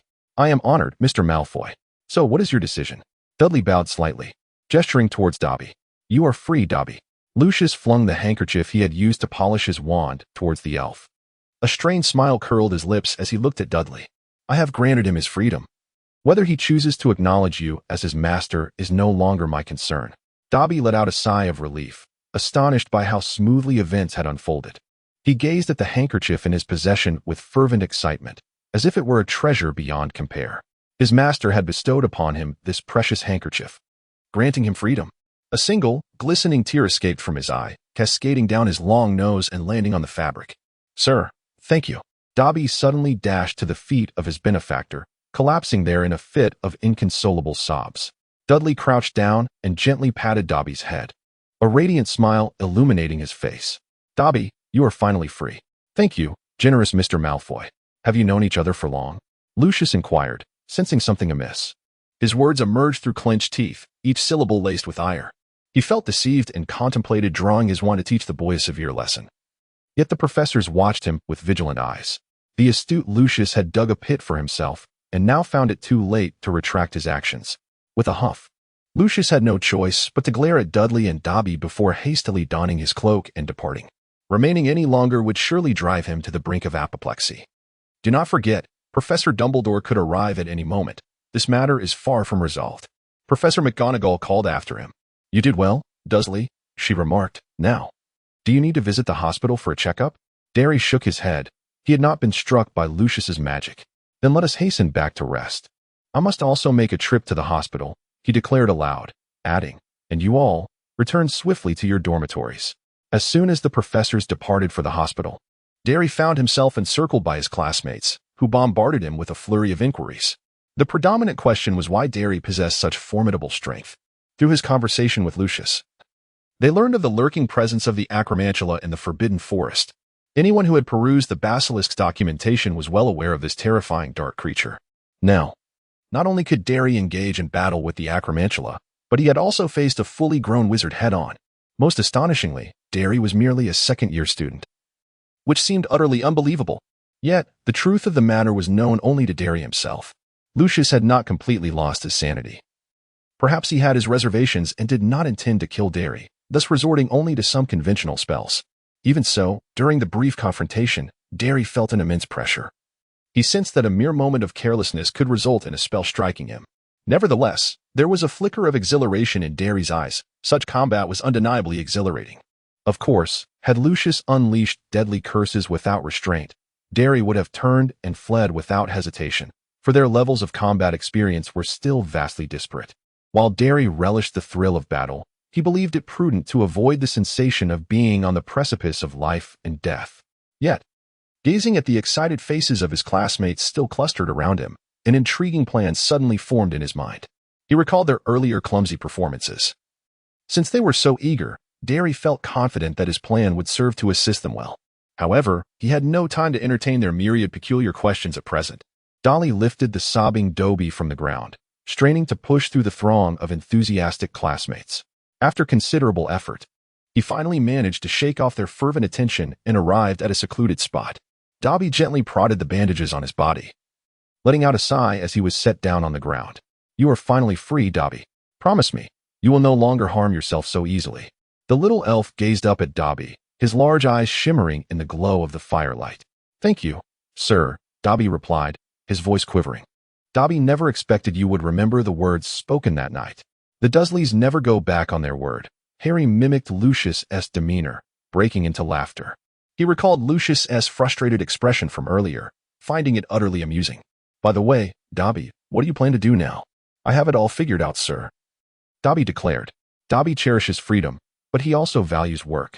Dobby needs a job to earn a wage to sustain himself. His gaze momentarily dimmed, but he quickly raised his tiny fist, exclaiming, "Though it won't be easy, Dobby will strive for it." He appeared resolute, fully prepared to confront the challenges ahead. It is worth noting that in this era, it is exceedingly difficult for house elves to secure paid employment. The consensus in the wizarding world is that house elves are free servants. "Keep it up, Dobby," Harry encouraged. "If you fail, come to Hogwarts. You know our headmaster is a remarkable man. Perhaps he will offer you a position." Dobby nodded, and a radiant smile suddenly illuminated his tear-streaked face. "Farewell, sir. You are greater than anyone Dobby has ever encountered." Dolly waved his hand at him, and the next moment, with a resounding bang, Dobby vanished into thin air. Dolly exhaled softly, relieved that the matter had finally been resolved to perfection, had it not? By the following day, the school appeared to have returned to its usual tranquility. Dudley heard that Malfoy had awakened this morning, however. Those who visited him remarked that his once magnificent golden locks had been completely shorn. It can only be said that Dudley's final act of arson was rather excessive, inadvertently singeing Malfoy in the process. In a fleeting moment, Dudley cast aside thoughts of Malfoy as he made his way to the classroom, only to serendipitously encounter Hagrid. The giant seemed to have just emerged from the Forbidden Forest, his visage marked by exhaustion, with disheveled hair that bore remnants of foliage. "Hagrid, what is the situation in the Forbidden Forest?" Dudley inquired urgently. "Oh, it is quite dire," Hagrid replied with a note of concern, his hand unconsciously patting Dudley's shoulder, making him feel as though he were being incessantly struck by a hefty wooden mallet. "I have just returned from there. Aragog and his kin are unharmed. Yet the centaurs have suffered significant losses," Hagrid sighed. Dolly sighed, realizing that the centaurs had not heeded his counsel to withdraw in a timely manner. "Hagrid, have you discerned the reason behind their sudden hostility?" Dolly inquired. Upon hearing this, a look of perplexity crossed Hagrid's face. "To be honest, I am equally bewildered. This is unprecedented. It seems as if Aragog's offspring have suddenly resolved to seize dominion over the entire Forbidden Forest. Their behavior has been notably restless of late." Dudley found himself perplexed by the thoughts of these creatures. Did they truly aspire to establish a kingdom of spiders beside Hogwarts? Such an endeavor was utterly implausible. Did they presume that with the demise of the basilisk, no one could rein them in? "Could you not also deter Aragog?" Dudley inquired, aware that Aragog was quite obedient to Hagrid. Aragog had stated that he could not prevent his offspring from expanding their lineage. Yet he assured me that his descendants would not trouble Hogwarts. Dolly let out a scoff. "You actually believe such words, Hagrid?" "Of course." Hagrid looked at him with surprise and replied, "I am merely concerned about the other creatures in the forest. If this continues, the entire woodland will descend into chaos." Dudley was indeed taken aback by Hagrid's words, finding himself equally perplexed by Hagrid's reasoning. "Hagrid, you must understand. They have just attacked Malfoy," Dudley reminded him. "Oh, I was just about to mention that," Hagrid hastily replied. "Aragog was unaware of this incident. It was merely an unfortunate accident. He has already reprimanded them sternly and forbade them from attacking any young wizards who enter the Forbidden Forest." Dudley had grown rather large, and judging by his demeanor, Hagrid was completely convinced by the deceptive tales spun by those dark creatures. It is crucial to note that had Dudley not fortuitously encountered Malfoy, he would indeed have been devoured by those monstrous eight-eyed spiders, and no one would have ever known who was responsible. "I am now on my way to inform Dumbledore of this matter, fervently hoping he might persuade Aragog, thereby sparing some creatures from a tragic fate." Subsequently, he departed with a heavy gait, likely having not slept a wink throughout the night. Dolly believed that Hagrid was being rather naïve. This matter would not be so easily resolved. Setting aside the validity of Aragog's assurances, he was acutely aware of the nature of those Acromantula after Aragog's demise. They readily forged an alliance with Voldemort, participating in the assault on Hogwarts and resulting in the deaths of numerous students within the school. Dudley believed that these dark creatures were unworthy of existence in the vicinity of Hogwarts. Furthermore, by observing Lucius's demeanor, it was evident that he would never allow these abhorrent monsters that harmed the Malfoys to go unpunished. Dudley shrugged. If his plan were to succeed, it would indeed contribute to the school in some manner. In the defense against the dark arts class, Lockhart commenced yet another tedious display of his teaching antics. Dudley rested his head upon the table, still ruminating over the plan he had conceived the previous day. In truth, Dudley's initial intention for venturing into the Forbidden Forest was to earn money, repay his debts, and hone his practical skills. Although he would never admit that financial gain was his primary motive, he was acutely aware that the wizarding world was far from the tranquil facade it presented. It was fraught with countless dangers lurking at every turn. Whenever he contemplated his first Christmas in this realm, Dudley felt a profound sense of peril enveloping him. Moreover, the presence of Voldemort, that grotesque, immortal being with a fractured soul, loomed large in his thoughts. He did not harbor any illusions that after provoking such a foe, he would be spared. In moments of impending danger, the only reliable ally was oneself. Yet, when he recalled his confrontation with Lucius and the students who could only scatter in panic, Dudley felt a wave of embarrassment wash over him. They were woefully inadequate, tarnishing the reputation of Hogwarts as an esteemed institution. While he did not expect these underage wizards to be saviors, he believed they should at least possess a modicum of self-preservation skills. To be candid, these concerns were not directly his responsibility, but he understood that the future of Hogwarts would undoubtedly be fraught with turmoil. Dudley constantly pondered that when danger loomed, they might at least become a bit stronger, thereby sparing more lives. Every vibrant life, whether noble or humble, deserves respect.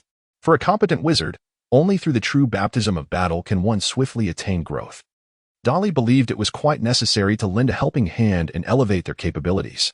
The eight-eyed giant spiders presented an excellent opportunity for them to hone their skills. For these fledgling wizards, who could barely muster a single ironclad charm, Dudley was convinced that providing them with a formidable adversary would undoubtedly spur their growth.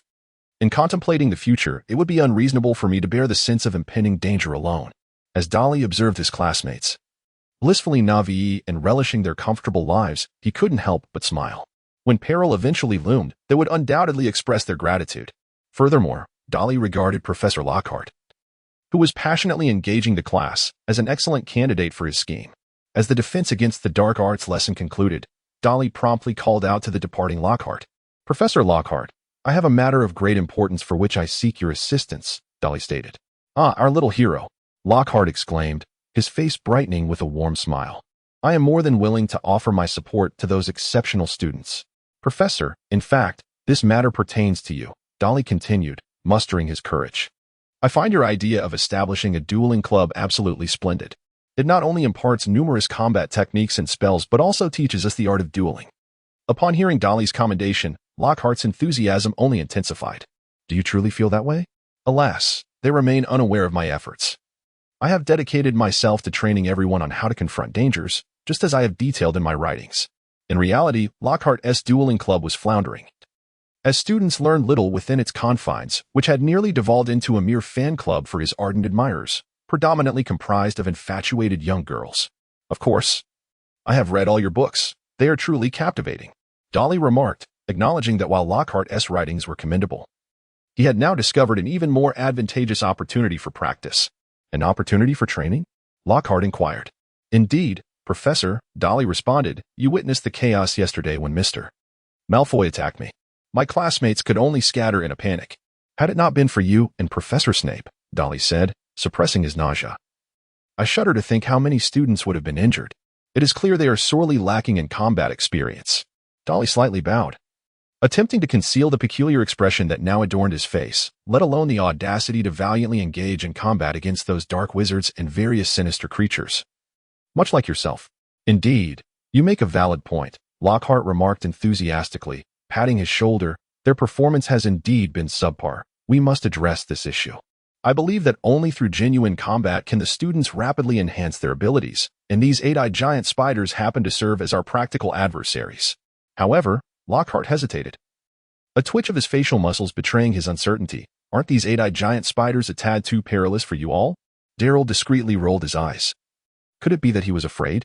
In truth, the eight-eyed giant spiders were not particularly formidable. It was merely their overwhelming numbers that posed a threat. We could initially organize the students on the periphery of the Forbidden Forest, targeting those solitary eight-eyed giant spiders to gain experience. As long as we exercise caution, we can avoid any unforeseen mishaps. Moreover, Professor, Darryl seized the moment to assert. Consider this. If you were to propose the plan of using the eight-eyed giant spiders as training subjects, how much admiration would you garner once everyone genuinely enhances their abilities? Other professors would undoubtedly regard you with newfound respect. At that moment, this suggestion struck a chord with Lockhart, who was always keen on anything that could bring him attention. Oh, this plan sounds quite appealing. A smile crept across Lockhart's face. I shall give this matter considerable thought, Mr. Dudley. Darryl observed the silhouette of Lockhart receding into the distance and exhaled in relief, believing that matters were now settled. In the ensuing days, Lockhart remained conspicuously silent, prompting Darryl to ponder whether he had indeed forgotten the matter at hand, or if his persuasive efforts had faltered. Furthermore, another development arose. Malfoy had lain in the infirmary for an entire week before finally being discharged. His arm was still swathed in bandages, and a large hat obscured his hair, which now bore a rather disheveled appearance, reminiscent of a dog-esque chew. Mrs. Pomfrey's skills evidently required further refinement. Nevertheless, Malfoy undeniably exhibited a transformation. He no longer strutted about the school with the haughty demeanor he once possessed, as if he owned the place. Instead, he had adopted a more subdued demeanor, often found quietly engrossed in books, lending him an air of newfound composure and rendering him less disagreeable. Yet, Darryl remained perplexed about Lockhart's intentions. It was not until Friday afternoon, while passing the staff lounge, that he stumbled upon a heated argument, which illuminated the unfolding events. I utterly refuse to consent to this, Hagrid bellowed, his thunderous voice causing the very door to tremble. Aragog and his offspring wished to befriend wizards. You cannot proceed with this. However, his arguments had long since lost their credibility. I do believe the students require some form of physical exertion, Professor McGonagall remarked coolly. Yet, is it not rather premature to thrust them into direct confrontation with such perilous dark creatures? This presents an excellent opportunity. Lockhart interjected eagerly. The Acromantula has posed a threat to the safety of the school. It must be addressed. Why not involve the students in the endeavor? Provided we, as educators, exercise due diligence, their safety shall be assured. Moreover, Lockhart continued with a note of pride, my esteemed friend, Lucius Malfoy, is willing to contribute a sum of galleons for the procurement of magical materials derived from the Acromantula, thereby significantly enhancing the students' enthusiasm. At that moment, Darryl was jolted by Hagrid's furious roar. How dare you? Followed by a tremendous crash, accompanied by the sound of overturned furniture and a cacophony of Lockhart's anguished screams. Dudley couldn't help but chuckle at the sight of Lockhart being struck by Hagrid. The scene was so delightful that Dudley regretted missing such an exhilarating moment. Hearing the commotion from within, he quickly feigned a demeanor as if he had just arrived. In the next moment, Lockhart burst out, clutching his nose. His hair was disheveled, and his violet wizarding robe had been torn to shreds. Shortly thereafter, Hagrid stormed out in a fit of rage, passing by Dudley as though he were entirely invisible. Dolly felt a twinge of guilt, yet the necessity to vanquish the eight-eyed giant spider remained paramount. On that splendid Saturday morning, with brilliant sunshine and a refreshing breeze, the weather was perfect for a Quidditch match. Slytherin had lost their Seeker and had to enlist Terence Higgs to replace Malfoy. Higgs had been Slytherin's Seeker the previous year, but Malfoy had usurped his position due to his father, Lucius, providing the entire Slytherin team with Nimbus 2001 brooms. However, now a new opportunity had arisen for him. Poor lad, he clearly had not yet acclimatized to the broom he now wielded. In the very first minute of the match, Higgs, astride Malfoy's broom, hurtled towards the stands like a bullet, marking his debut for the year. Gryffindor afforded Slytherin little chance, even as they soared like a green shadow. While Higgs fumbled in his attempts to master his new broom, Harry, amidst a chorus of cheers, triumphantly raised the golden snitch high above his head. The weather in May was particularly delightful, with azure skies, fluffy clouds, and gentle sunlight. The long-anticipated campaign to hunt the eight-eyed giant spider, fervently championed by Lockhart, has finally commenced. A newly inscribed parchment now adorns the bulletin board in the hall, captivating the attention of nearly the entire school. It meticulously details the nature of this dark creature, its current status within the Forbidden Forest, and the threat it poses to the students. Thus, in an effort to eradicate their overwhelming numbers, while simultaneously enhancing the combat experience and skills of the students, Professor Lockhart has called upon them to participate in the hunt for the eight-eyed giant spider. This endeavor will also serve as a principal focus of the forthcoming defense against the dark arts lessons. Moreover, for each eight-eyed giant spider slain, students may present its magical materials, such as venom and eyes, in exchange for a reward in galleons. At the conclusion of the announcement, a thoughtful reminder, adorned in pink, cautions young witches and wizards that failure to partake in the combat training will result in their defense against the dark arts grades being deemed unsatisfactory. Dudley stood astounded, gazing at the final announcement, astounded by the cunning maneuver orchestrated by Lord. In an instant, the eight-eyed giant spider became the talk of the castle. Whenever Dudley traversed the corridors, unfamiliar students would approach him, inquiring about information regarding the eight-eyed giant spider. The library's collection of books on the subject had been entirely borrowed, with the latest requests extending even to the end of the semester. Although this event was somewhat compulsory, the enthusiasm it ignited was truly unimaginable. Genuine combat invariably serves to awaken a person's fervor and passion.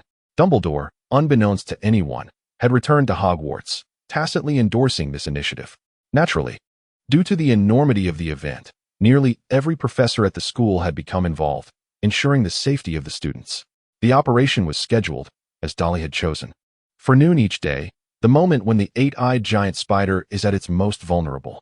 The Forbidden Forest teems with these creatures, and merely venturing slightly deeper reveals their attempts to conceal themselves. Darcy surmised that Hagrid had undoubtedly warned Aragog, for the monstrous acromantulas retreated deep into the Forbidden Forest at the mere sight of humans, entirely devoid of the brazen arrogance they had exhibited when confronting him alone. However, as carnivorous creatures, they were compelled to emerge daily in search of prey, thus affording the young wizards an opportunity to capture them. The students of Hogwarts were organized into various groups based on age and house, under the guidance of their professors, to apprehend the solitary acromantulas. When Lockhart first beheld an acromantula, he suddenly realized that he had indeed proposed a foolish idea. These spiders, resembling grotesque draft horses, brandished their 8 slender, hairy legs and menacingly opened and closed their sharp pincers, all serving as a testament to the terror these creatures instilled. Lockhart lamented his predicament, pondering whether it would not have been far better to remain in the classroom, reading from his own writings and boasting of his illustrious achievements, rather than venturing out to slay these seemingly charming spiders. Trembling with trepidation, he nonetheless forced a pallid smile and proclaimed, "Ah, how fortunate we are to have found one so swiftly. Observe how I shall deal with it." He raised his wand, poised to cast a spell upon the creature, only to have the acromantula turn and flee, vanishing instantaneously into the thicket. "Huh, did you see that?" Lockhart boasted. "It fled at the sight of me." A profound silence enveloped the students behind him until one finally mustered the courage to speak. "But Professor, we are here to capture it." Upon hearing this, Darcy nearly spewed forth the meal he had just consumed. He had not genuinely contemplated what Lockhart would do if faced with an acromantula. Lockhart's once commendable magical prowess had dulled over the years of disuse, rendering him nearly incapable of recovery. His only remaining skill was the memory charm he had perfected. Yet, as Lockhart stood before Darcy, flustered and frantic, Darcy found no humor left in the situation. "Very well, Professor. Are you suggesting that while you teach, I should assist in subduing the acromantula?" In that brief moment, the flustered Lockhart regained his composure. He cleared his throat and remarked, "Dudley, this is an opportunity most would covet. Imagine the admiration of your peers when you serve as Gilderoy Lockhart's assistant. Thus, in the days that followed, Darcy proudly assumed the role of Lockhart's dedicated teaching assistant. For him, controlling an acromantula was not a daunting task. It was a splendid chance to showcase his abilities. To the younger wizards, the once dreaded acromantulas became akin to playthings, easily subdued under Darcy's command. Subsequently, the students were rotated to cast spells upon the creatures, experimenting with various incantations they had seldom had the chance to practice, thereby enhancing their combat experience against the acromantulas. Even the most timid students, who initially trembled at the sight of the spiders, gradually overcame their fears and became accustomed to battling the acromantulas. Of course, poor Ron remained a significant concern, as his psychological fears proved difficult to conquer. When faced alone with an acromantula, he could barely steady his wand, preoccupied solely with hastily concluding the encounter. This was but an isolated case. In a remarkably short time, this unprecedented hands-on experience became the student's favored lesson. Unsurprisingly, Hagrid was the most dissatisfied with this affair. He spent his days toting his crossbow, accompanied by Fong, driving away any acromantulas he encountered or preemptively warning them, forcing them deeper into the forbidden forest. This created considerable obstacles for their capturing endeavors, until one day a centaur unexpectedly appeared before them.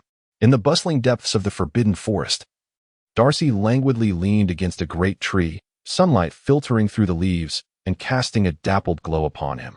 Dudley intermittently unleashed a beam of crimson light, compelling the fleeing eight-eyed giant spider back into the encirclement of the crowd. Ron gazed enviously at Dudley, who effortlessly commanded the monstrous creature. Although he could never quite fathom what Dudley typically engaged in, his displayed prowess was undeniably profound. Gilderoy Lockhart stood amidst the throng, incessantly instructing Harry on how to effectively confront the eight-eyed giant spider. However, Harry paid him no heed. He first employed the petrifying spell to slow the creature's advance, and then adeptly struck the spider's leg with a shattering spell, earning resounding applause from the onlookers. At that moment, Dudley suddenly noticed a disturbance deep within the forbidden forest as something began to move toward their direction. Dudley swiftly petrified the battered eight-eyed giant spider and raised his wand towards that direction. At that moment, a figure emerged from behind a grand tree, specifically a centaur. He possessed flowing, light golden hair and striking blue eyes that captivated the beholder. His torso seamlessly merged with the sleek, light brown equine body, exuding an air of mystery and aloofness. As the leaves rustled softly, 3 more centaurs followed him, each armed with bows and arrows, bearing wounds, and watching Dudley and his companions with vigilant eyes. "Firenze?" Harry exclaimed in sudden delight. It was then that Dudley realized who this remarkably handsome centaur was. During their first year, it was Firenze who rescued Harry from Quirrell's clutches in the Forbidden Forest. "It is Harry Potter," Firenze said as he slowly approached, prompting Dudley to lower his wand. However, the 3 centaurs behind him did not entirely relinquish their bows. They remained distrustful of wizards. "Good afternoon," Firenze greeted, directing his gaze towards the only teacher present. "I come seeking your assistance." Upon hearing these words, the centaurs behind him uneasily pawed the ground. For the proud centaurs, seeking help from human wizards was indeed a disgrace. "Firenze," one of the dark-haired, dark-skinned, rugged centaurs suddenly erupted in anger, "you must understand. We are merely here to offer them aid, not to beg for charity." "Bane, if we are to seek assistance, you should set aside your haughty demeanor," Firenze calmly replied. "You ought to know that we cannot endure much longer." Bane shot a furious glare, his pride forbidding him from yielding easily. Ultimately, he turned away in resignation, gazing in another direction. Gilderoy Lockhart approached Firenze with exuberance, bowing gracefully.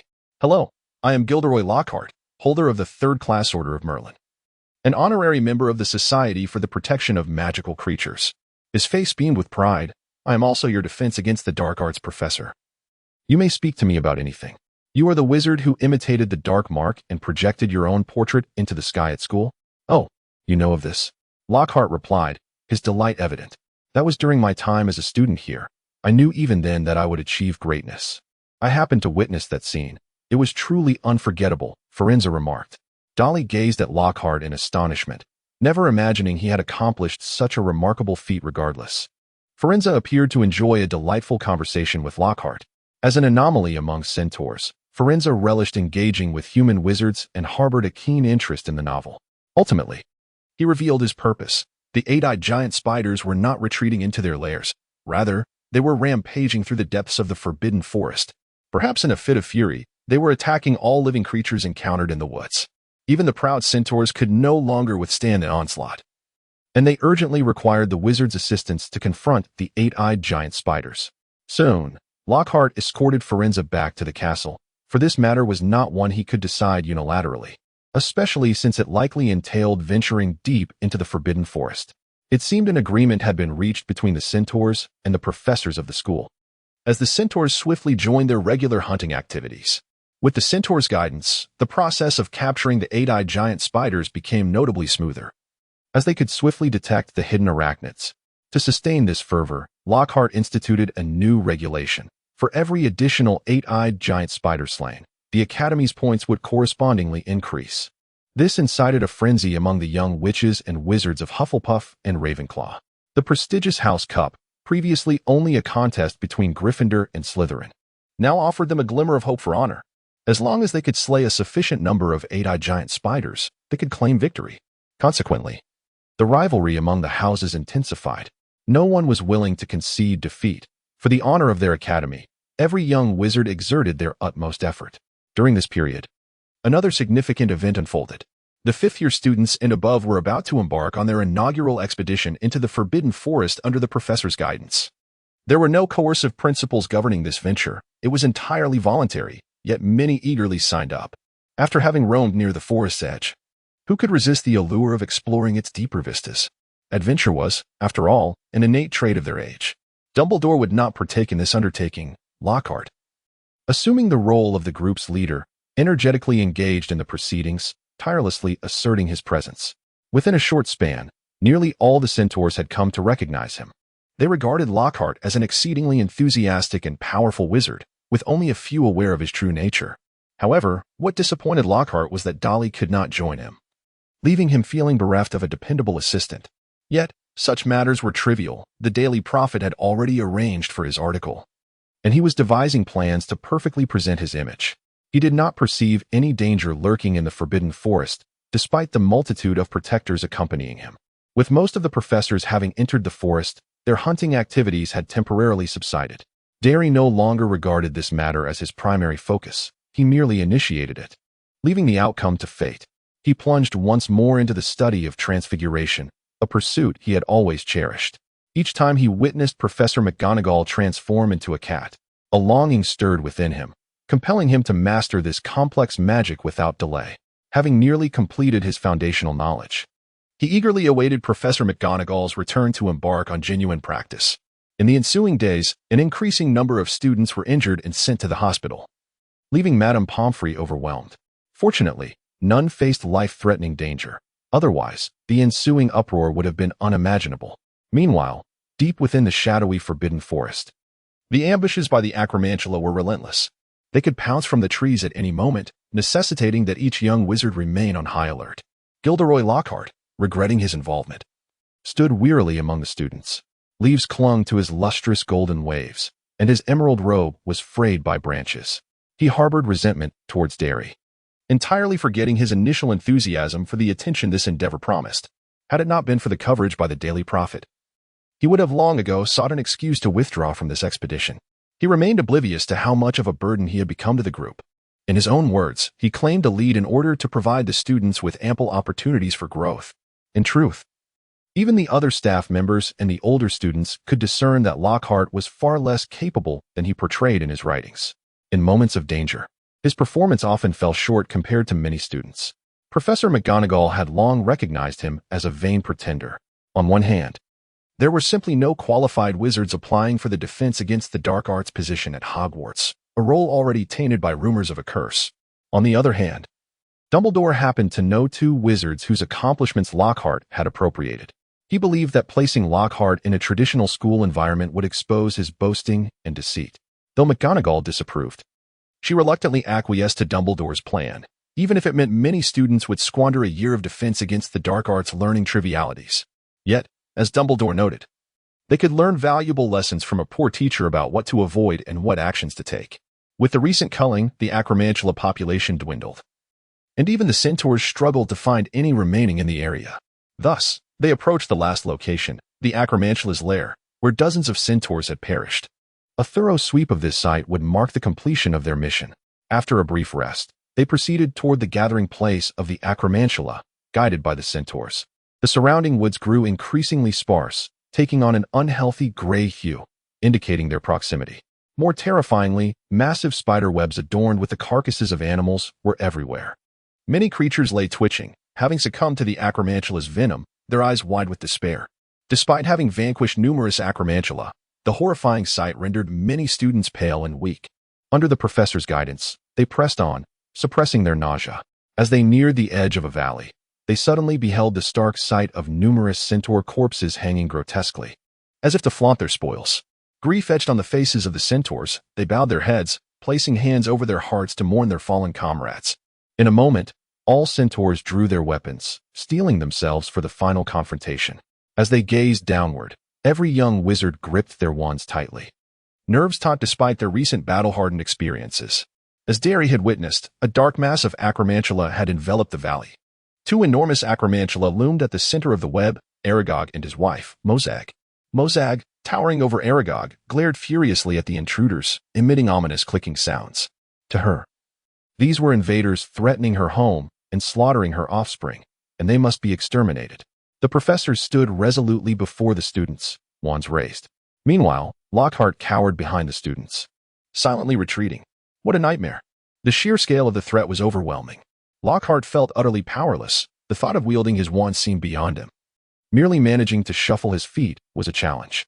He had sought fame, not a death duel with terrifying creatures. In the next moment, a rain of arrows descended, heralding the onset of battle. Countless acromantulas surged forward, pincers poised. Professor McGonagall's wand erupted with brilliant golden flames, engulfing their foes. The fire-making spell was the most effective means against the acromantula. The other professors employed their own formidable magic, unleashing their powers with abandon.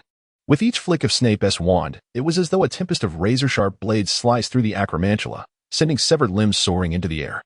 As McGonagall cast spells, she simultaneously imparted magical techniques to the students behind her, never losing sight of the expedition's primary objective. Eliminating the acromantula was secondary. The primary goal was to hone the students' combat abilities. Her agreement to Lockhart's involvement stemmed from the disappointment in their reactions during that fateful night.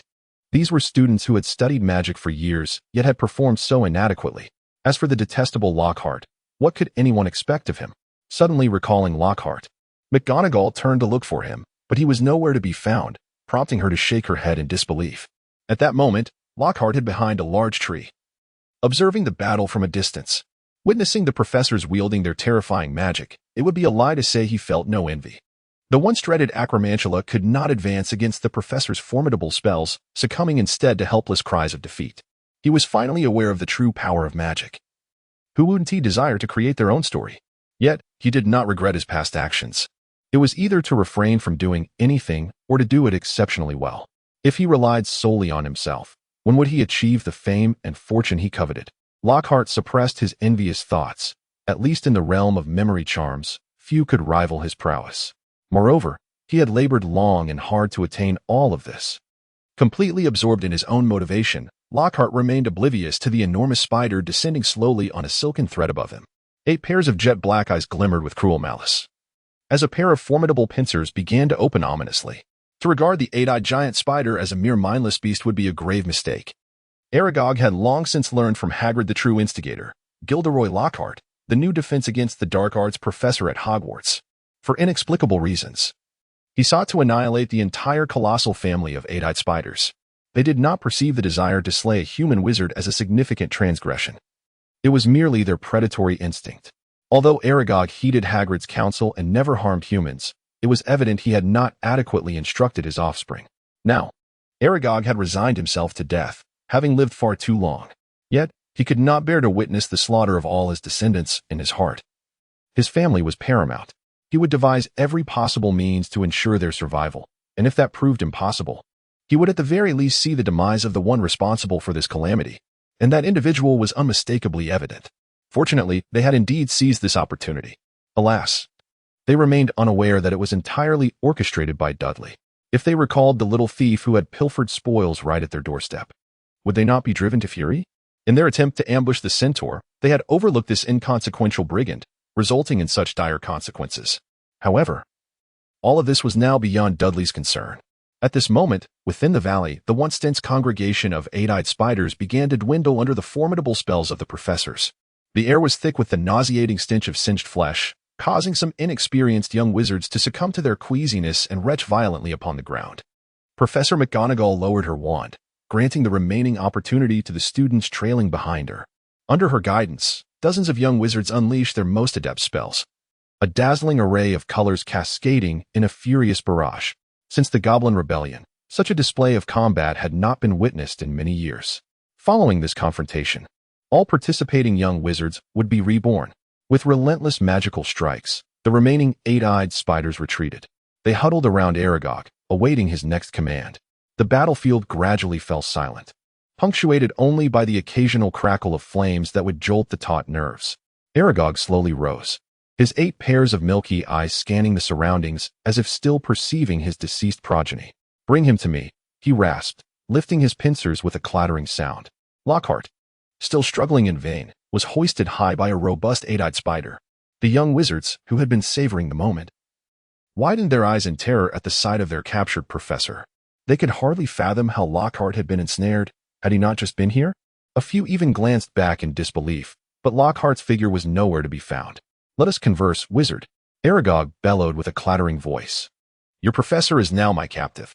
You have a choice. Spare my offspring and allow him to live, or let him perish alongside us." "Help me," Lockhart whimpered in despair, trembling and appearing both pitiful and wretched.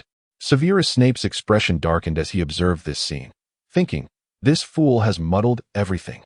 Professor McGonagall's lips pressed thinly together, concealing her inner fury. Though she loathed Lockhart's incompetence, she could not stand idly by while he faced death. These eight-eyed spiders had become mortal enemies of humanity. Allowing them to escape would surely bring untold suffering to countless others. Suddenly, an arrow shot through the air, embedding itself deep into the earth before Aragog. It was Hagrid, brandishing his stone bow, his face etched with sorrow as he witnessed the unfolding drama. The previously subdued eight-eyed spiders erupted into a cacophony of clattering, their legs thrumming against the ground, poised to pounce upon Hagrid. "Hagrid," Aragog seethed, brandishing his pincers. "Do you seek to slay me as well? Release him. Let Lockhart go." Hagrid's hand trembled as he knocked another arrow. "Who will spare me and my offspring?" croaked the old spider. Hagrid's beard quivered. "I will plead with Dumbledore for your mercy." "Enough, Hagrid." Aragog's voice was suddenly laden with exhaustion. "I am grateful for your past deeds, but if my children perish, what purpose does my existence hold?" "No," Hagrid howled, akin to a wounded beast, powerless to alter the grim tableau. "Kill him, children." Aragog's mate, Mozag, uttered cruelly, her 16 small black eyes fixed intently on Hagrid.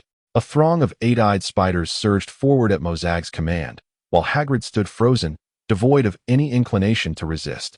"Stop," Aragog hissed. "Do not harm Hagrid. Without him, I would have perished long ago." "Your heart is too soft, Aragog," Mozag retorted ominously. "They are merely prey. Were it not for you, our kin would have flourished throughout the forest." Aragog fell silent, and the eight-eyed spiders that had previously heeded his command began to stir restlessly once more. They were eager to kill, whether their prey or themselves. At that moment, Lockhart felt the pincers clamping down tighter upon him. He cried out in terror, "Quick, save me. They mean to slay me." His face, once handsome, was now a mask of snot and tears, revealing his frail and cowardly nature before all. Snape snorted derisively. "I expected Hagrid to devise some solution. How naive. Allow me to intervene." No sooner had he spoken than he stepped forward, his figure vanishing into thin air. When he reappeared, he floated beside Lockhart, his black cloak billowing in the air. With a flick of his wand, he struck down at the pincers, ensnaring Lockhart like a sword. In an instant, before anyone could react, the tightening pincers severed at their base, seizing Lockhart with one hand. Snape spun him in midair before vanishing once more. The next moment, Snape re-emerged amidst the crowd, casually tossing Lockhart to the ground. "Wow!" A gasp erupted from the crowd, astonished by the display. The young wizards, who fancied themselves seasoned, could hardly contain their chatter, utterly dazzled by the seamless elegance of the preceding scene. "Very well. Let us expedite the resolution of the matter at hand," Snape declared with evident impatience. Were it not for Professor McGonagall's endorsement of Lockhart's scheme, he would not be here tending to a group of students as if he were their caretaker. In the hushed library, Dudley gnawed on his quill, lost in reverie as he stared at an enormous, ancient tome. The illustrations depicted the transformation of a person into an animal. Just then, a cacophony erupted from outside, with exclamations such as "They have returned," echoing through the air. Numerous students dashed through the corridor in a flurry. The irate Madame Pants stormed toward the exit, resolutely refusing to allow anyone to disrupt the tranquility of the library. A surge of realization washed over Derry. Could it be that the senior students led by Professor McGonagall had returned? He closed the spellbook in his hands and strolled leisurely outside, his attention no longer fixated on the eight-eyed giant spider. In the clearing before the Great Hall, dozens of senior students, freshly emerged from the Forbidden Forest, donned tattered wizarding robes, yet they stood resolute, akin to soldiers returning from the battlefield, gazing defiantly at the onlooking younger wizards. They acutely felt the transformation within themselves. Those who have borne witness to blood and fire inevitably distinguish themselves from those still sheltered like delicate blooms in a greenhouse. By the time Derry approached, the gravely injured Professor Lockhart had already been taken to the hospital wing. Derry, Hermione, squeezed among the crowd, spotted him and quickly beckoned Harry and Ron to join her at his side. "Let us go see Hagrid," Hermione suggested with concern. "What has happened?" Derry inquired. "Hagrid's acromantula, Aragog, has died," Hermione whispered softly, "along with his entire family." Dolly paused for a moment and remarked, "Isn't this something we anticipated? We have been engaged in this endeavor all along." However, Hagrid was present at that moment, and Harry couldn't help but interject, "I heard them say that in the end." Hagrid wept over Aragog's lifeless body like a child, refusing to let anyone console him. After all, he had shared nearly 50 years with it, hadn't he? Ron sighed and said, "Though I am not fond of spiders, I can empathize with him. I cannot even fathom how I would feel when Fong departs." Dudley believed that Ron ought to feel fortunate, having been observed by an adult for so many years. Everything he did was scrutinized by the diminutive figure. The thought of this was utterly terrifying. Remarkably, Ron did not develop any psychological afflictions afterwards, indicating a formidable resilience within him. "I believe he needs us now," Hermione said earnestly. "Hagrid must be enduring his most challenging moments, and as his closest friends, we should be by his side." Harry and Ron gazed at Dudley, awaiting his decision. "Why are you all looking at me?" Dudley replied helplessly, "I never said I wouldn't go. But it's likely that Hagrid is still deep within the Forbidden Forest. Then we shall wait for him at his home," Hermione declared resolutely. "I want him to see us the moment he arrives." Unable to withstand Hermione's insistence, Dudley traversed through the bustling crowd, joining them on their way to Hagrid's quaint little hut. Upon their arrival, they found that Hagrid had yet to return. With only Fong barking loudly behind the door in response to their presence, they pushed the door open, and Fong joyfully bounded towards them, circling around in excitement. "Have you ascertained what transpired within the Forbidden Forest?" Dudley inquired as he settled into a chair. Hermione recounted everything she had heard, eventually mentioning Gilderoy Lockhart. Professor Lockhart had been attacked by the monstrous acromantula, and it was rumored that his condition was dire, suffering not just physically, but also mentally. Hermione's fingers intertwined anxiously. She appeared eager to visit Lockhart in the hospital wing, yet she felt it more prudent to remain there, aware of who truly needed assistance. The mention of this topic cast a somber mood, as Dudley was well aware of Lockhart's dubious reputation, and both Harry and Ron harbored less than favorable opinions of him. Dudley shook his head, dismissing those chaotic thoughts from his mind. According to Hermione, Lockhart was in quite a predicament this time, and it remained uncertain whether things would change in the future. Just as he was preparing to read a little longer, Dudley suddenly caught sight of Hagrid's towering figure emerging at the edge of the Forbidden Forest through the window. "Hagrid's here," he exclaimed. However, his expression shifted to one of bewilderment as he noticed the two colossal creatures being dragged behind Hagrid, and he realized that Hagrid had brought something along. The four of them rushed out of Hagrid's hut and beheld the sight of Hagrid hunched over, dragging behind him the lifeless bodies of two enormous spiders. Aragog and his wife, Mozag. Ron, upon witnessing this horrifying scene, instinctively took several steps back in terror. Hagrid's eyes were red and swollen, and he intermittently let out loud sobs. As dusk gradually descended, a dim, melancholic light enveloped the surroundings. When they stood before Hagrid, it seemed as though he had only just noticed them. In astonishment, he exclaimed, You are here?" Hermione gently replied, "Hagrid, we understand that you are heartbroken. We wish to be with you to face this together." Hagrid cried out and sank to his knees, pulling the four of them into his embrace, weeping uncontrollably. "Aragog is gone," he stammered. "You have no idea how special he was." Dudley sighed internally, gently patting Hagrid's arm in a gesture of comfort. "Thank you," Hagrid continued. "It truly means the world that you are here. You will undoubtedly be touched." Just as Dudley felt as though he might be suffocated, Hagrid finally released them. He wiped his eyes and said, "I want to give him a dignified farewell. I cannot bear the thought of him being cremated. Where do you wish to bury him?" "Hagrid, in the woods?" Hermione inquired. "Behind the pumpkin patch, I suppose," Hagrid choked out.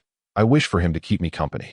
He turned to gaze at Aragog's lifeless body, sorrowfully murmuring, "I raised him from an egg. He was so small when he hatched, no larger than a pug. In the blink of an eye, alas." Hagrid stood there, lost in the memories he shared with Aragog. "Could you do me a favor?" Hagrid suddenly asked. "Dig him a grave alongside his wife." In the end, Dudley and the others helped Hagrid dig a grave that measured at least 20 feet deep beside the pumpkin patch. The sky had completely darkened, with the moon casting a faint glow through the branches. "Let us commence the funeral," Hagrid said in a tremulous voice. Tears streamed down his wrinkled cheeks as he gazed at Aragog lying before him, seemingly striving to imprint the sight of him in his memory one last time. He stepped forward, lifted Aragog, and with a mighty shout, hurled him into the prepared grave, the body striking the bottom with a dreadful crunch. Hagrid swayed slightly, nearly losing his balance. He then tossed Mosag's remains into the grave as well, as if expending the last of his strength, collapsing to the ground. They had never witnessed such frailty in Hagrid before. Dudley sighed once more and waved his wand, causing a large mound of earth to rise and settle heavily upon the lifeless spider, forming a smooth hill. "So be it," Dudley murmured, "though I feel remorse. Such is fate." After considerable effort, the three of them managed to assist the dazed Hagrid, who sat vacantly on the ground, and pulled him into the house. Inside, an eerie silence enveloped the space. Fong lay quietly in his basket, gazing at his despondent master. After what felt like an eternity, Hagrid, resembling a statue, wiped his eyes and hoarsely spoke. "It is quite late. You should all head back. Can you manage alone?" Hermione inquired with concern. Hagrid, weary, shut his eyes and waved them off, saying, "I'm too exhausted today. I wish to rest." Dudley exchanged glances with his companions before rising to their feet. After a hushed farewell, they quietly made their way outside. "I truly hope Hagrid can recover soon," Hermione murmured from the doorway. "Fear not, for he is the ever-optimistic Hagrid," Harry replied with unwavering confidence. "Perhaps by the time we visit him tomorrow, he will be well again." At that moment, a prolonged howl resonated from the depths of the forbidden forest. Ron shivered and glanced apprehensively at the dark expanse of the woods, urging, "We should hasten our return." They then slipped into the shadows of the night, making their way back to the castle. Once they had distanced themselves, Hagrid, who had been with his eyes closed, suddenly opened them. He carefully retrieved an egg the size of his fist from his pocket, scrutinizing it intently. After confirming its intactness, he delicately placed it in his cabinet. "Aragog, I shall fulfill your final wish," Hagrid murmured, tears glistening in the corners of his wrinkled eyes.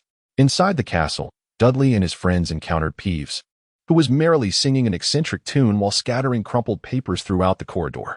After evading the poltergeist, Dudley gazed into the dimly lit great hall and suggested, "Shall we head to the kitchen for a bite? You must be quite hungry." "I believe students should not venture into the kitchen," Hermione stated decisively, only to be interrupted by a loud growl from her stomach, betraying her hunger. Her face flushed crimson, mortified by the embarrassment. The Dursleys were not foolish enough to inquire about the source of the sound they had just heard. They feigned ignorance. "Fred and George frequently venture in there to procure delectable treats," Ron remarked, "yet they have never divulged the way to me." "It is quite simple," Dudley responded. "The kitchen is located right next to our dormitory. I can escort you there." Dudley led them to the front of the fruit painting, gently scratching the vibrant green pear with his index finger. The pear began to wriggle, chuckling softly, and suddenly transformed into a large green handle. Dudley grasped the handle and pulled open the door, revealing a spacious room with a lofty ceiling. "So it was this simple," Ron exclaimed in astonishment. "I had the impression from George and Fred that entering the kitchen would entail a series of arduous trials." Dudley led them through 4 long tables towards the kitchen beyond. "Are these tables for our meals?" Harry inquired, observing the tables that bore a striking resemblance to those in the Great Hall. "Certainly not," Dudley replied with a glance. They placed the food on these tables and then magically transported to the corresponding tables above, quite a convenient method. "Dobby?" Hermione suddenly exclaimed, as if she had spotted a house elf resembling Dobby gazing at them from afar. "You must be mistaken, Hermione," Dudley chuckled. "Dobby shouldn't be here. It must be other house elves." At that moment, 5 or 6 house elves hurried over. Behind them, more house elves bowed or curtsied in their direction. "Gentlemen and ladies," they said excitedly, bending low, "what would you like to eat? We can prepare it for you immediately." "Anything?" Ron's eyes sparkled with excitement. "Absolutely, sir. You may order anything," the house elf squeaked. "Oh, splendid. I would like 2 steaks, 3 chicken legs," Ron rubbed his hands together, "and perhaps a pie, and I think a slice of cake would suffice." Dudley rolled his eyes at Ron, interrupting him, and addressed the house elf. "I've been starving all afternoon." Ron watched the departing house elf. "Can you really deny me a piece of cake? Having something to eat is already a blessing," Dudley replied as he settled into a chair.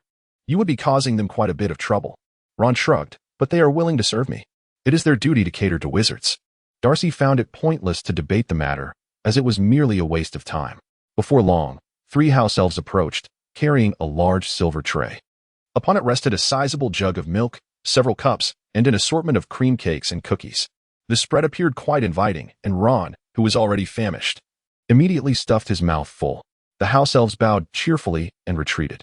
Hermione, seemingly lost in thought moments before, now furrowed her brow as she gazed at the abundant food. I never knew Hogwarts had house elves, Hermione remarked.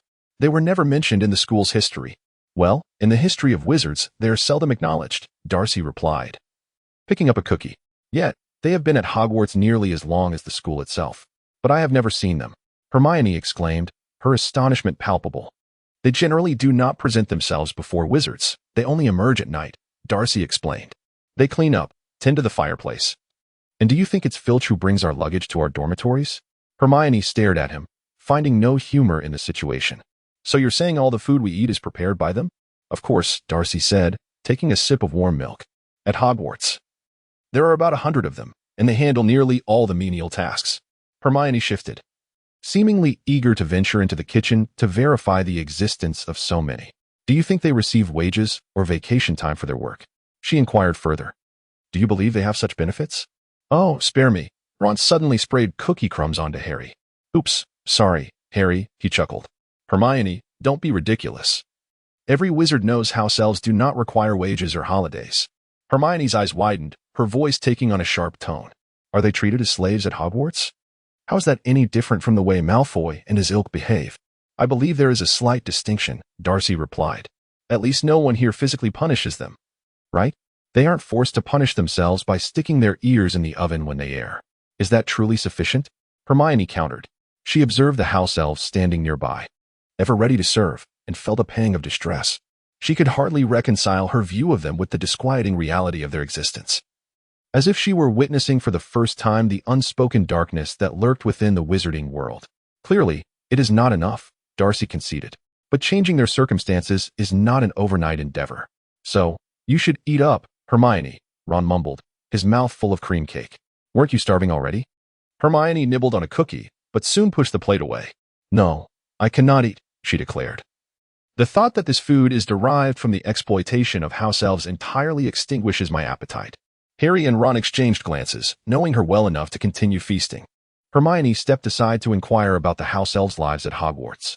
So, aside from sleeping, you work continuously? Hermione's voice rose, sounding akin to an agitated hen. Dudley approached Hermione's side and noticed the house elf cowering in fear. What's wrong? He inquired.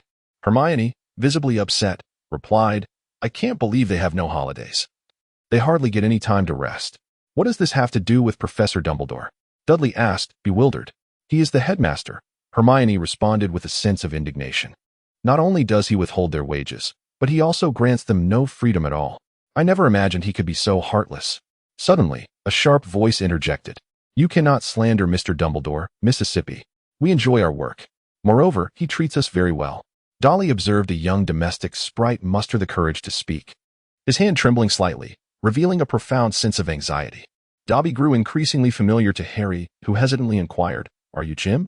Indeed, sir, the house elf replied, his excitement palpable as he gazed at Harry. I never anticipated you would remember me. Of course, I recall you are a dear friend of Dobby's, Harry responded. Yes, sir. Jim said hesitantly, I have heard that you granted Dobby his freedom, and I am truly delighted for him. However, sir, if you happen to encounter him, could you perhaps persuade him?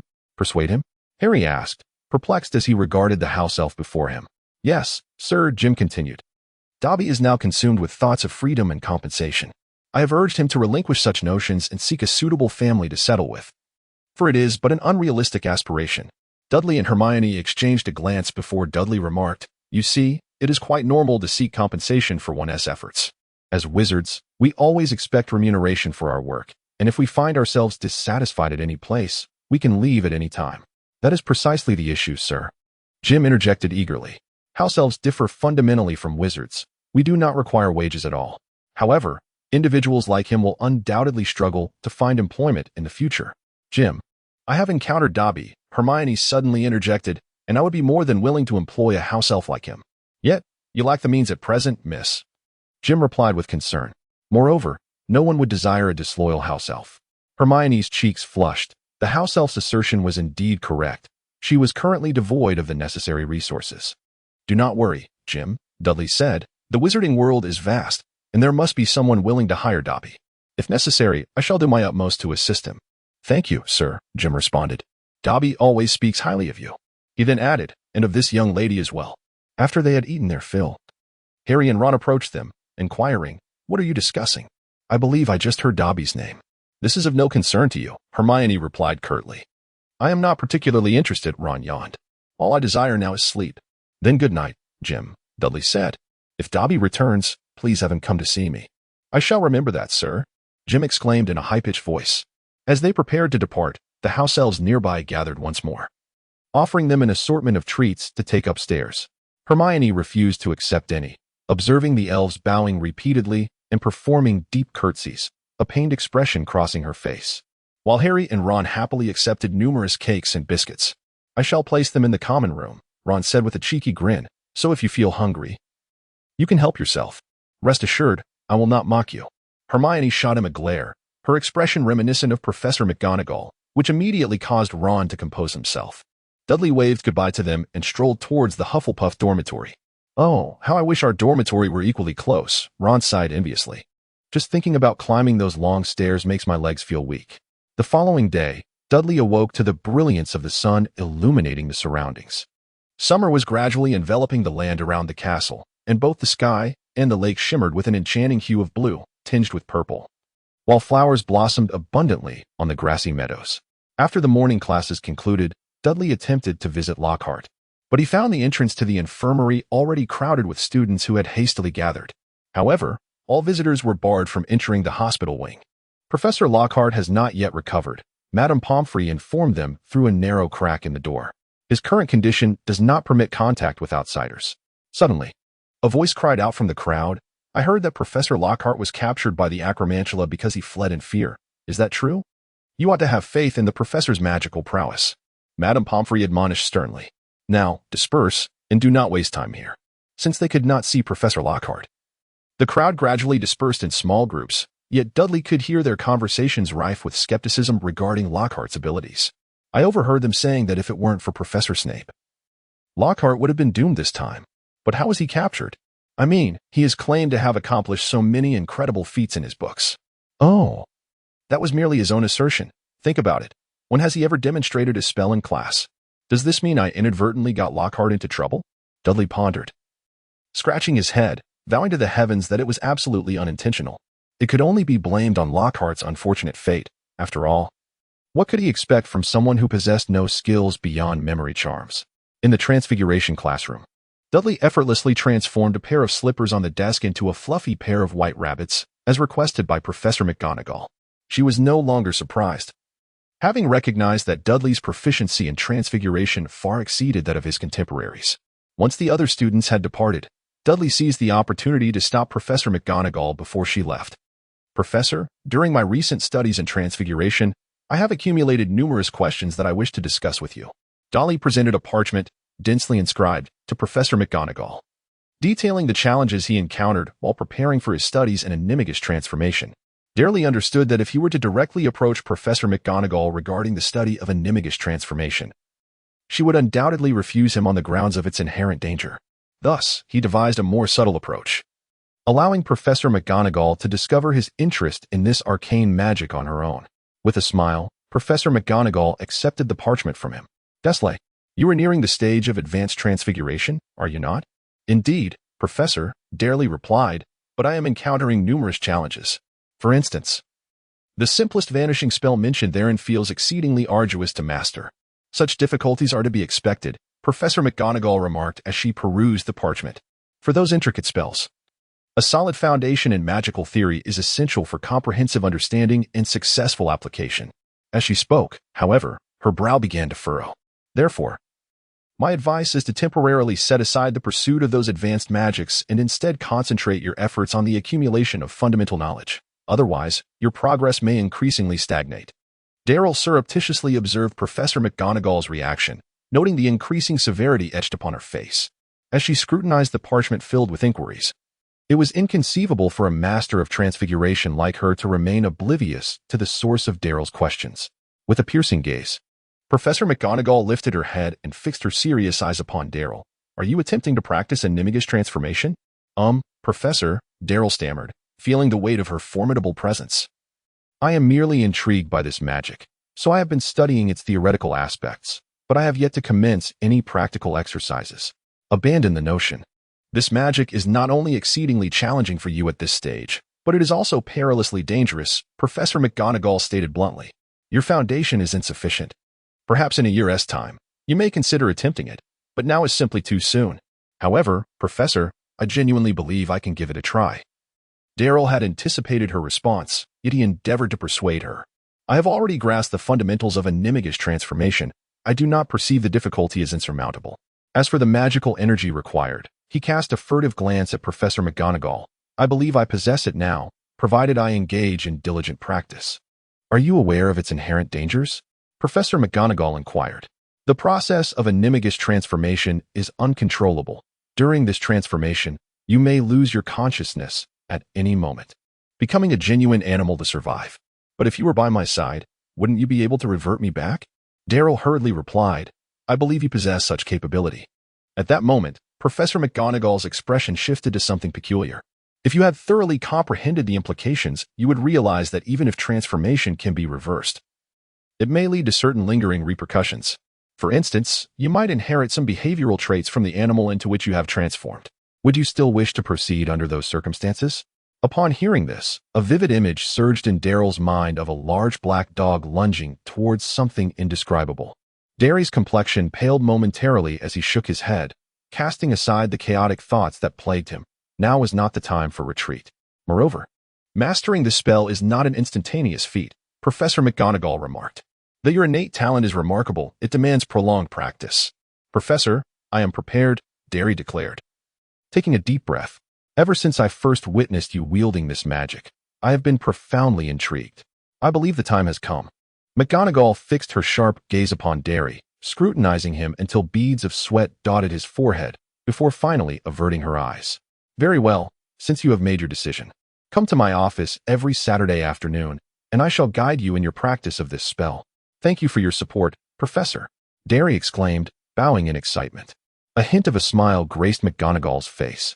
I am not unfamiliar with the tenacity of exceptional students like you. If I were to decline, you would undoubtedly practice in secret, and should any danger arise. McGonagall's voice trailed off with a huff, prompting an awkward chuckle from Darry. He could not deny that sentiment, yet the opportunity to learn this spell sooner rather than later was a cherished aspiration fulfilled. With satisfactory answers in mind, Darry exited the classroom in high spirits. Truth be told, he lacked the audacity to practice clandestinely. The grim fates of predecessors who had failed to transform lingered vividly in his memory during his research at the library. He would not invite trouble upon himself. The more profound the magic, the more prudently one must tread in its study. Yet, McGonagall's initial assertion rang true. Darry recognized that his foundation in magical theory was still woefully inadequate. He had once perceived Hermione's method of learning as flawed, believing that her approach of hastily absorbing vast amounts of magical knowledge was less effective than focusing intently on 2 or 3 areas of study. The advantage of such a method lay in the rapid enhancement of one's capabilities. However, who could have foreseen that he would soon taste the bitter fruits of his own learning style? Basic magic proved manageable, but in the realm of advanced arcana, every previously unencountered theory would severely impede his learning pace. To delay studying until necessity arose was an utter waste of time. Of course, it was not too late to amend his ways. Darry felt he had acquired a certain degree of self-preservation skills. If he were to master the Nimigish transformation, he would generally encounter little peril. If he could not prevail, he could always flee. However, the thought of the challenges awaiting him in the coming year sent a pang of distress through his mind. The volume of material to be learned was overwhelming, and time was indeed a scarce resource. In the dimly lit library, illuminated only by the moonlight, Darry diligently perused a tome on defensive and deterrent spells authored by Catullus Spangle. The text presented principles and methodologies for conjuring a Patronus. At present, he could not find a professor willing to instruct him in the Patronus charm, and the necessity of self-study felt rather disheartening at times. The Patronus, renowned as one of the most complex and formidable defensive spells, serves to summon a silvery, animal-shaped guardian. It takes on a definitive form only upon the successful completion of the incantation. As a pure, protective manifestation of joy and hope, it stands as the singular spell effective against dementors. Should one encounter a lethifold, the Patronus could similarly shield them from its assault. Yet, the majority of witches and wizards struggle to summon a Patronus, as it is often regarded as a hallmark of potent magical ability. More frequently, practitioners may conjure a non-corporeal Patronus, appearing as a wisp of silvery mist or vapor. Such an incorporeal Patronus does not qualify as a true guardian, offering only limited protection compared to a tangible Patronus with a defined animal form. The Patronus charm is among the oldest spells, appearing in numerous early magical texts. For centuries, it has been closely associated with wizards who fought for noble causes, leading those capable of successfully summoning a corporeal Patronus to be frequently recommended for positions within the Wisingamot and the Ministry of Magic. The magical community broadly believes that only those with pure hearts can conjure a Patronus. A notorious example is the dark wizard Lethifold, who, while attempting to cast the Patronus charm, experienced a backlash, resulting in maggots erupting from his wand that swiftly consumed him. This fate is not uncommon for many dark wizards who attempt the spell. However, this notion is fundamentally flawed. In reality, a select few morally ambiguous witches and wizards can successfully wield the Patronus charm, provided they genuinely believe their actions will bring them necessary and authentic happiness. As long as the caster is sincere with themselves, they can invoke a mature Patronus. To successfully cast the Patronus charm, the caster must concentrate on their happiest memory. The more intense the joy associated with that memory, the more powerful the spell. Simultaneously, they must trace a circle with their wand to gather energy for the incantation, after which they simply need to utter Expecto Patronum, and the Patronus will emerge from the tip of their wand. Daryl grasped the magic tome in his hands, gently closing his eyes to reflect upon the content he had just perused.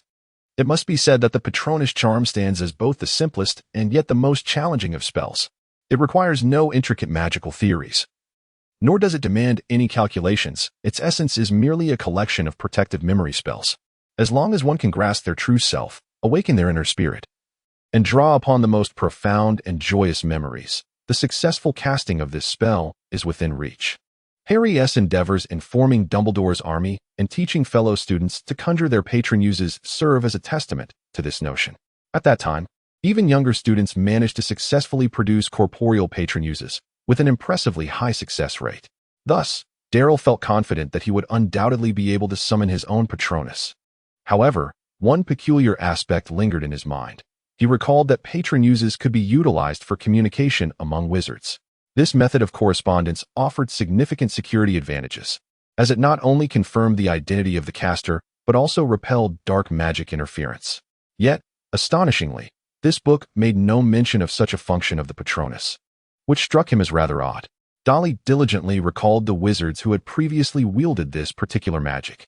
Professor McGonagall, during the Battle of Hogwarts, had summoned 3 patron uses simultaneously to communicate with the other heads of houses. Kingsley Shacklebolt had utilized it to convey the news of the Ministry of Magic's collapse, as well as Severus Snape. Suddenly, Dudley pondered, could it be that only the members of the Phoenix Society employ such a method? Darlington was instantly intrigued. It was highly probable that this magic was conjured by Dumbledore himself, for such formidable capabilities would surely warrant documentation. Dudley believes that once he successfully utilizes the guardian spirit, he can also endeavor to conduct some research on it. Dudley drew forth his wand and began to contemplate the matters that brought him joy. It is worth noting that his eagerness to master the Patronus charm stemmed from another reason as well. Although no conclusive evidence exists to suggest a direct correlation between the form of a Patronus and that of an animagus, thus far, both Professor McGonagall and Harry Potter's father, James Potter, shared identical forms in their respective patron uses and animagus transformations. Additionally, while Remus Lupin's Patronus remained concealed, Dudley was aware that it was indeed that of a werewolf, which piqued his curiosity about what form he might take after undergoing the animagus transformation. He felt that with adequate mental preparation, he might achieve transformation more swiftly, thereby saving a considerable amount of time. Dudley concentrated his mind with utmost effort, striving to recall the overwhelming joy he felt when he first laid eyes on that letter from Hogwarts. Subsequently, he deftly maneuvered his wand, tracing a slow circle in the air, softly uttering, Expecto Patronum. Dudley could distinctly sense his magical energy flowing into his wand, eagerly anticipating what might be a moment of witnessing brilliance. In the next instant, a formidable creature might emerge, majestic and awe-inspiring, or perhaps nothing at all. Dudley stared intently at the utterly unresponsive wand, shaking it in vain, yet it yielded not the slightest reaction. The spellbook sprawled across the table was suddenly lifted by the breeze, as if even the gentle wind mocked his plight. What, then, does this signify? Dudley fell silent, although he did not believe he could successfully summon a complete guardian spirit on his first attempt. The absence of even a wisp of silver vapor now left him feeling utterly humiliated. Calm down, calm down. Dudley took a deep breath. Could it be that his memories were not joyous enough? He endeavored once more to recall the moment he mounted the flying broomstick. When he beheld the boundless expanse of the sky and experienced that profound sense of freedom. Come forth, guardian spirit. Dudley's gaze was fixated intently upon his wand. Yet disappointment washed over him as the anticipated silvery mist failed to materialize. However, Dudley firmly believed that he was not mistaken as he invoked the guardian spell. The shaft of his wand emanated a faint hue of purple light. Dudley furrowed his brow, for he had never heard of the Patronus charm emitting a violet glow. He fixated intently on the wand in his hand and invoked the Patronus charm once more. Without a doubt, that purple light reappeared. It resembled a ribbon of violet silk, encircling the wand before vanishing in an instant, leaving no trace behind. Thus, one must ponder, is the peculiarity still inherent within this wand? Dudley has grown increasingly fascinated by the wand in his possession. Thus far, it has exhibited several peculiarities that set it apart from ordinary wands. Ollivander once stated that this wand was custom-made and was meant to belong to its original master. However, it has now chosen a new owner, Dudley. The wizarding world is rife with traps, much like Riddle's diary, which now lies in Dumbledore's hands. No one can predict which magical artifact harbors a terrifying curse, poised to consume its wielder at any moment. If it were merely a matter of caution, Dudley would have long since abandoned the use of this wand. Yet, he persists in wielding it, driven by a significant concern. He vividly recalls the first time he sensed the magic within him. It was after he grasped this wand made of purple wood. Prior to that moment, after receiving his acceptance letter to Hogwarts, he had endeavored to perform some magic to demonstrate his wizarding abilities. Alas, he could not even pop a balloon. However, upon taking hold of the wand, the elusive magic that had once seemed intangible became vividly apparent to his senses. In that instant, he truly crossed the threshold into the wizarding realm. It is this very awareness that has enabled him to learn spells with remarkable speed. How else could he have mastered so many spells in just 2 years? Yet, he harbors a tinge of anxiety whenever he has attempted to refrain from using the wand. His magical perception gradually diminishes. The current circumstances serve as a poignant reminder that, although the wand is remarkably responsive, its extraordinary nature cannot be easily overlooked. Perhaps it is a matter of greed, Dudley mused. However, given the tangible benefits, he is reluctant to forfeit the opportunity for rapid growth due to unfounded fears. Darrow resolved to experiment with another wand next time. The confiscated old witch's wand lay dormant in the trunk within his dormitory. Perhaps it would serve to better ascertain whether this particular wand was indeed the source of the mischief, for it harbored a